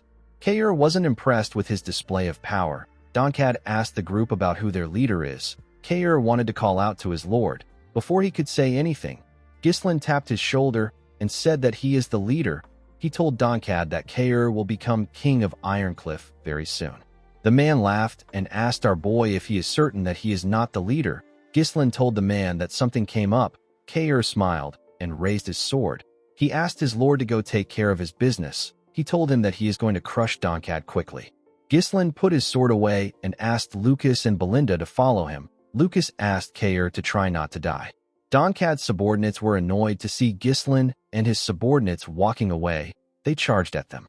Kair moved to the side and landed a huge cut on their necks with a single swing of his sword. His sword was so fast that the men couldn't react to the attack. He smiled and asked the men not to take their eyes off him. He told them that he is their opponent. Donkad smirked when he heard this. He told Kair that he will grant his wish. His remaining men charged at Kair with their huge hammers. Kair blocked the attack of the first man that swung his hammer at him. He cut the man down with a single strike. Another warrior swung his hammer at him. Kair blocked the attack and pushed his hammer aside. He tore the man's stomach open with his sword. The third warrior appeared behind him. He swung his hammer at Kair's head. Kair bent his head and dodged the attack. He gave the man a powerful kick in his chin. The man spat out some blood. The kick sent him flying. Before Kair could get up, Donkad swung his pillar at him. Kair quickly jumped back to dodge the attack. Donkad instantly raised his weapon and made a huge swing. Kair was still able to dodge the attack. Donkad referred to him as Red Hair and told him that he is not half bad. He asked Kair to come work for him. He assured him that he will treat him well. He licked his lips in a disgusting manner and told Kair that the two of them will make a great team. Kair asked the man to tell him how a wolf can work under a pig. He said that he is going to be the king of this place from now on. Some minutes later, we see some crazy movements in the snowy mountain. Kair and Donkad were the ones destroying the trees and the terrain. Kair was dodging Donkad's attacks. The huge man swung his pillar with ease and precision. Each attack was smooth and well executed. Although Kair was able to dodge his attacks, he was getting pushed back. Kair decided to attack the man. He thrust his blade at him at a crazy speed, but Donkad easily blocked his attacks. Kair found the man to be quite annoying. He couldn't believe that Donkad was using the pillar like it was some kind of shield. Immediately he thought of this. Donkad swung his pillar at him. Kair jumped in order to dodge the attack. He swung his sword at Donkad while he was in the air. The man quickly raised his pillar and blocked the attack. He moved his pillar aside and made Kair lose his balance. He gave him a kick in his chest before he could land on the ground. The attack sent Kair flying. Fortunately, the knight was able to quickly regain his balance. He grit his teeth out of anger. He found it incredible that Donkad was able to move this fast, even though he is fat. He couldn't believe that the man wasn't showing any openings despite the fact that he was carrying a stupidly massive pillar. Kair knew that he would pass out if he gets hit even once. He didn't know how he was going to beat this man when his counterattacks don't work. The moment he thought of this, Donkad appeared in front of him. He swung his pillar at him. Kair was able to bend his head and dodge the attack. Donkad's pillar hit a tree and destroyed it with a single swing. The tree quickly fell apart. It slowly fell on Kair. Kair realized that Donkad already knew that he would dodge the attack. He was actually aiming for the tree. Before he could jump out of the way, he saw Donkad raise his pillar. The man smiled and told Kair that he has run into guys like him as many times as the number of monsters he has hunted. He said that guys like him always think that they are some kind of top dog. Immediately he said this. He hit Kair with his pillar. The tree also fell on the knight's body. Kair was able to raise his sword to block the pillar, but it wasn't strong enough to stop it. He spat out some blood. The attack caused a loud explosion in the area. When the cold air cleared up, we see Donkad sitting on his pillar. He robbed some flint rocks together and used it to create fire in order to light his cigar. He quickly put the cigar in his mouth and let out a puff. Kair was lying on the tree that hit him while Donkad was smoking. The huge man told Kair that he has never met someone who challenged him for his position. He said that he forgot how to hold back. He told Kair that it is not always a good thing to become renowned. He said that everyone backs down before they even try. He revealed to Kair that he noticed that he started getting scared at some point and focused on dodging. He said that he decided to finish things quickly because it stopped being fun. Donkad stood up and told Kair that he feels bad for the blonde guy who trusted him. He said that the fight was boring. Before he could walk away, Kair stood up and called him a shithead. He asked him if he ever said that he got scared. Donkad was surprised to hear Kair's voice. He quickly turned around to see Kair's body covered in blood. He asked him if he will reconsider his offer. He asked Kair to work for him. He told him that it isn't too late for him. He said that pride doesn't put food on the table. He asked Kair if it isn't better to live as a satisfied pig than a hungry wolf. While breathing heavily, Kair let out a sigh. He took a stance and pointed his blade at Donkad. He told the man that one of them will have to die there today. He assured Donkad that the person dying won't be him. Donkad called him a fool. He took a stance and covered his pillar with mana. He told Kair that he won't be able to regret his actions after he dies. Even though Kair was putting on a brave face, he felt like he was about to die. He was certain that all the bones in his body have completely shattered. He realized that things are always like this for him. He thought that he understood everything Ghislain taught him, but he forgets them in real situations like this. He knew that Donkad was right when he said that he got scared. Kair was unable to execute his moves clearly due to his fear. He noticed that his hand was shaking. He quickly grabbed it to calm himself. He realized that this was fear. He remembered asking Ghislain to tell him when he ever got scared.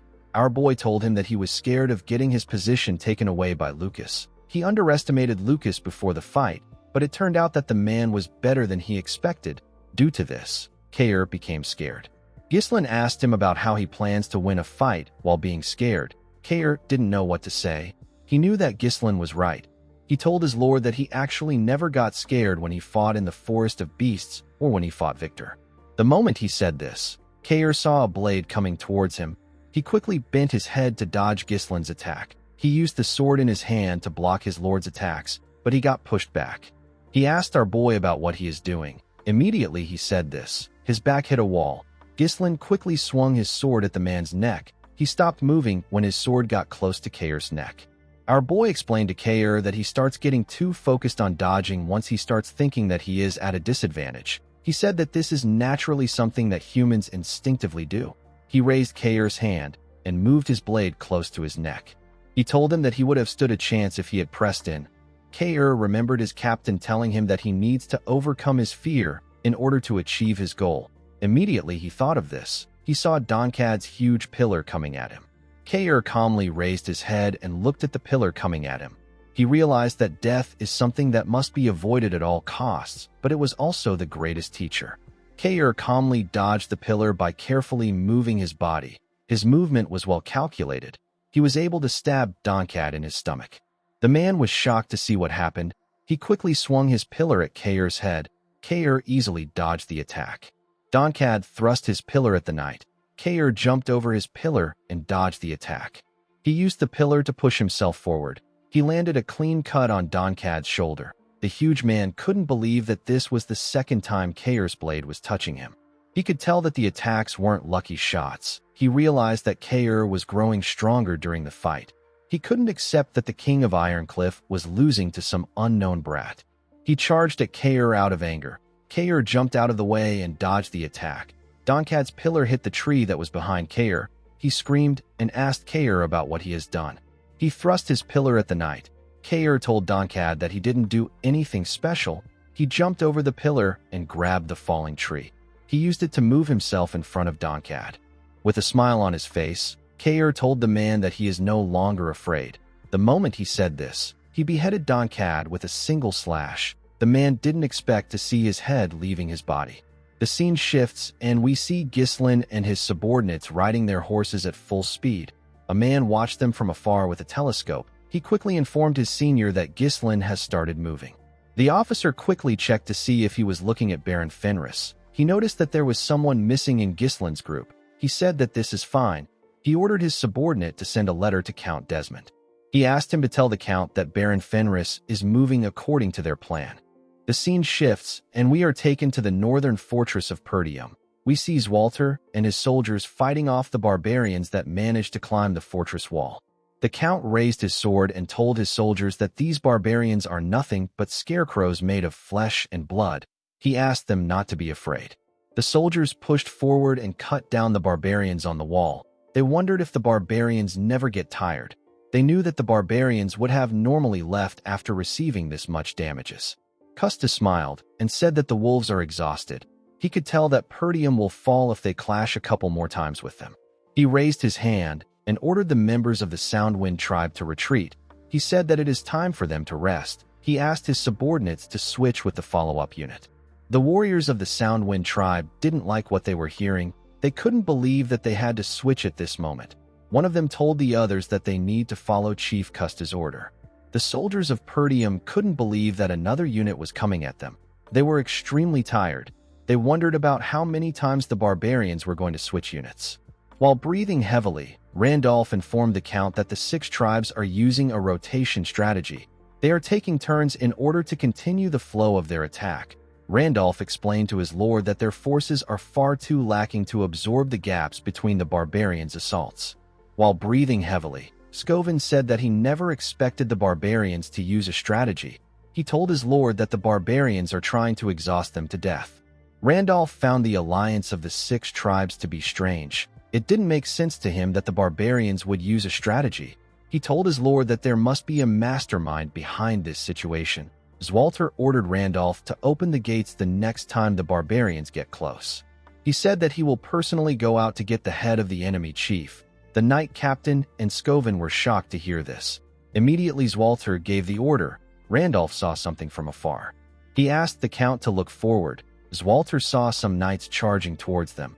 He was shocked to see the unit approaching the fortress. It was Gislin's unit. Our boy and his knights gloriously charged at Perdium. Belinda was annoyed to see the barbarians surrounding the northern fortress. Lucas said that the alliance of the 6 tribes must be true. Gislin ordered Belinda and Lucas to lead their units and spread out to both flanks to form an encirclement.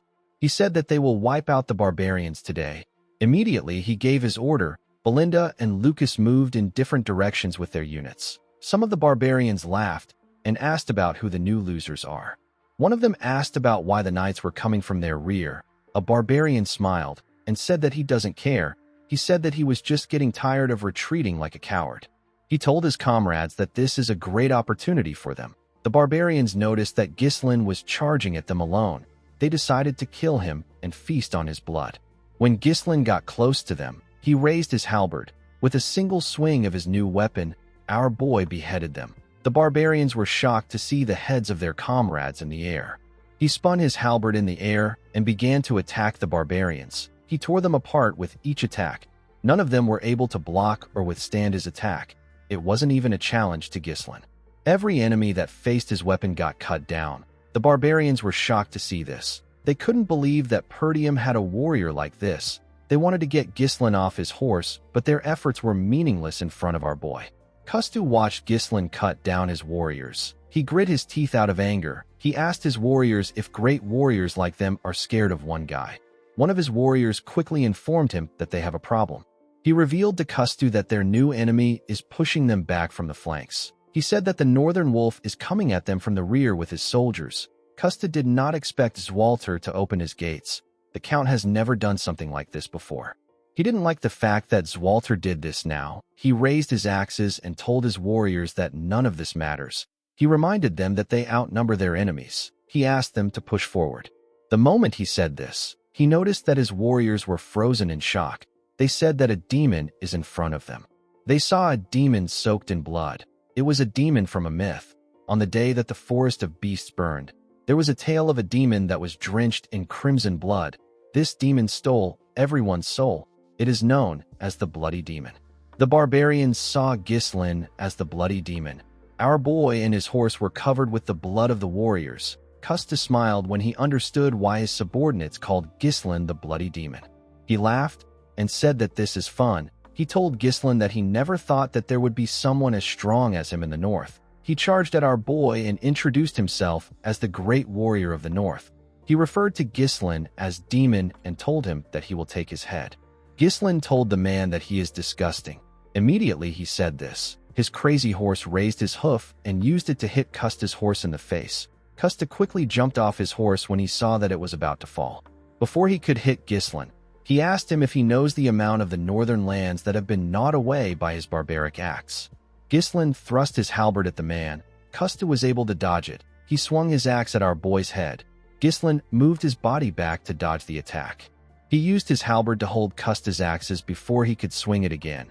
He dragged the chief and threw him to the ground. Kusta quickly got up. He asked Gislin to fight him properly. He told him that he will take his life. Immediately he said this. Our boy's horse kicked him in the face. The attack sent the chief flying. It sent him to the mouth of the northern wolf. Zwalter stabbed the chief in his chest. Kusta carefully looked behind him to see who stabbed him. He never expected it to be the Northern Wolf. Ghislain told him that a new mythology will spread among the barbarians. From this day on, the barbarians will always know that the Northern Wolf will slit the throats of their warriors. Zwalter took out his sword and let Custa's body fall to the ground. He announced to his men that the chief of the barbarians is dead. He asked them to make the barbarians never think of coveting Perdium again. Ghislain and his father came down from their horses. Our boy walked up to his father. Zwalter smiled and told him that it has been a while. Ghislain took off his helmet and placed his hand on his chest. He said that he was a little late. Randolph quickly hugged him and told him that he is so proud of him. He told Ghislain that they can finally breathe thanks to him. Zwalter asked his son about how he knew about the situation and how he knew that he was to come with this many soldiers. Ghislain revealed to his father that he came there after receiving an urgent plea for aid bearing the seal of Perdium. He explained to Zwalter that the letter stated that he was under attack by the barbarians and that he has already received a part of Fenris's forces as reinforcement. The Count was surprised to hear this. Ghislain took out the letter and asked his father if he wasn't the one who sent it. Zwalter glared at Randolph when he heard this. The knight captain assured his lord that he wasn't the one who sent it. He reminded Zwalter that he ordered him not to send any letters earlier. The Count didn't understand what was happening.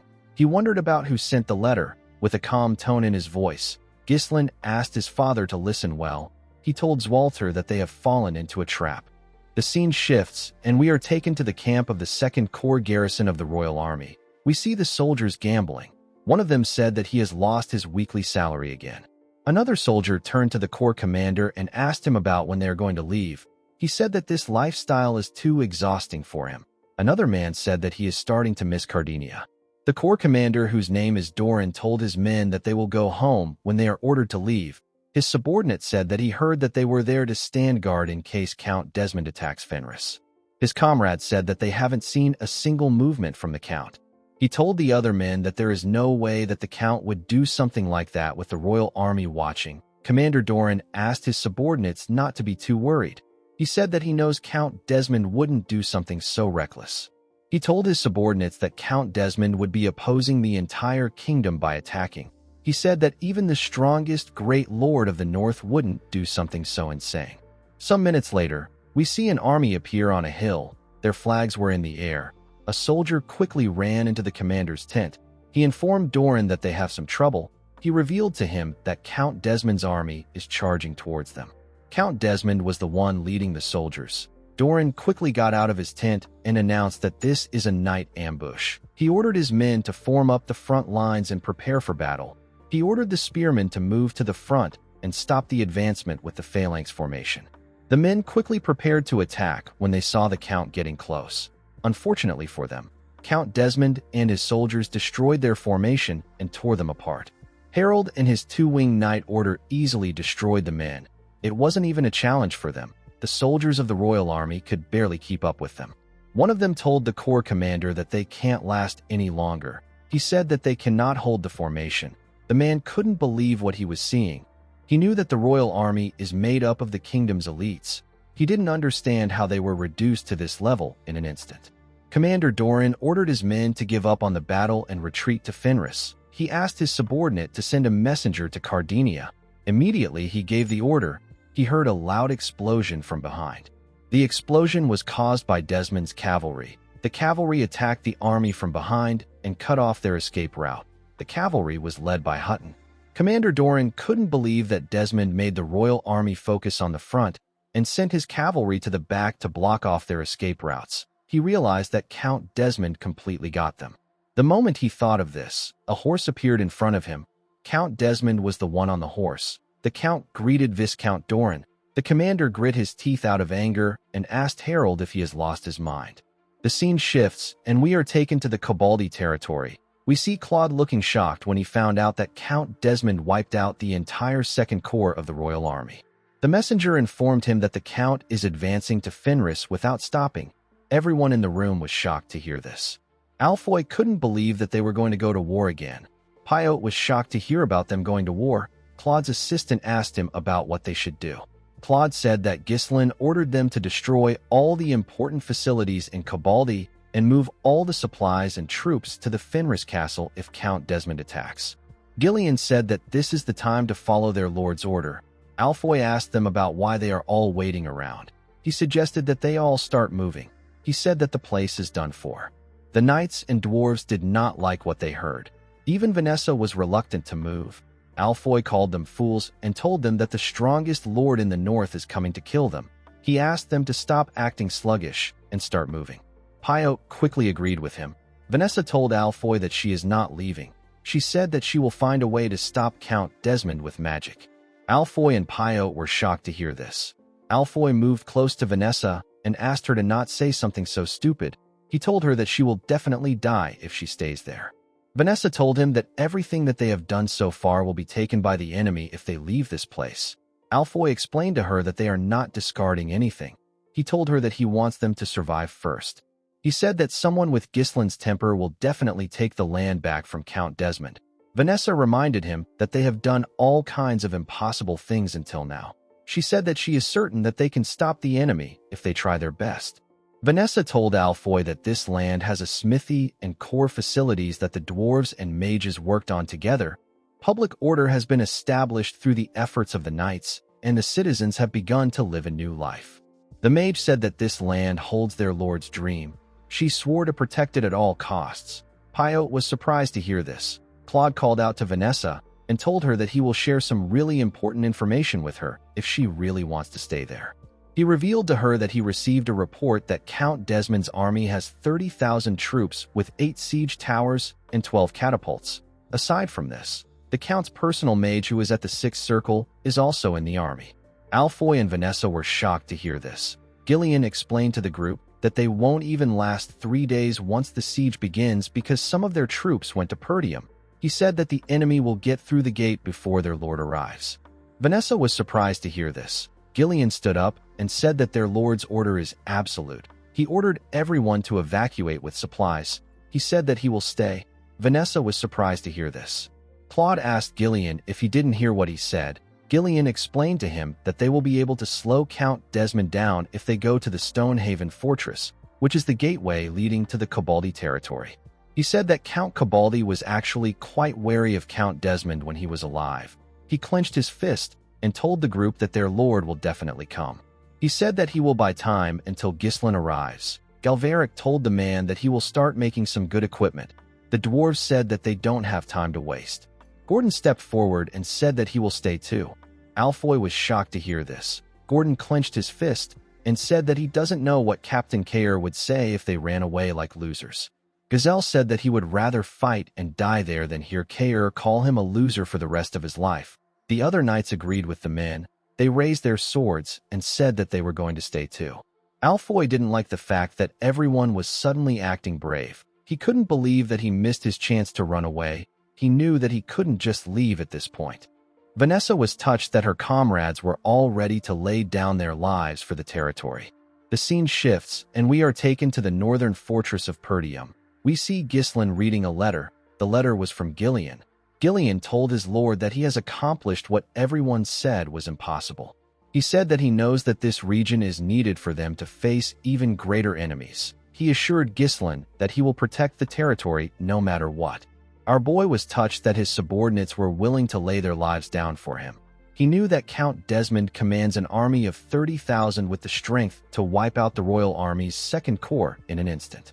Gislin understood that the Count sowed confusion in his intelligence network and dispersed Fenris forces. He launched his attack while keeping our boy tied down there. Gislin didn't like this situation at all. He considered the fact that the Count might act independently, but he never thought that he would do something like this. Randolph told our boy that he shouldn't be there while Count Desmond's army is advancing. Zwalter told his son that he needs to go back to his territory now. Immediately he said this, Scoven barged into the room and informed him that they have a problem. He said that the follow-up units of the barbarians are advancing towards them again. Everyone quickly went outside to see the barbarians. They were even more than before. Randolph was shocked to see how many barbarians were coming towards them. Zwalter didn't expect them to be this much. He thought that they had fully stopped the barbarians' attack. Gislin knew that even his father won't be able to stop this many barbarians. He was certain that the barbarians will take over Perdium if he leaves now. He didn't expect Harold to use this strategy. He realized that the Count has staked everything on this war. Zwalter placed his hand on his son's shoulder and asked him about what he is waiting for. He explained to Ghislain that fending off the barbarians and protecting the people of Perdium is the job of the Northern Wolf. Ghislain did not expect his father to say this. The Count reminded his son that he is now a lord. He told him that the people he must protect are waiting for him. He asked him to carry out his duty. Ghislain could only stare at his father when he heard this. Randolph drew his sword and ordered the archers to prepare to fire. He told them that their homeland will be invaded if they can't stop their enemies there. Zwalter drew his sword and walked forward. He asked his son to go now. Ghislain walked past his father and told him that he is correct when he said that he has people to protect. He grabbed his halberd and said that this people are the ones he trusts the most. The moment he said this, he covered his sword with mana. He called out to Belinda and Lucas and told them that they need to clear this place as quickly as possible and return to their territory. With a cold gaze in his eyes, Ghislain said that Count Desmond will die in the war at the end of the day. Guys, we have come to the end of our video. If you guys want more of this recap, let me know in the comments section. Don't forget to like and smash that subscribe button for more recaps. See you guys later.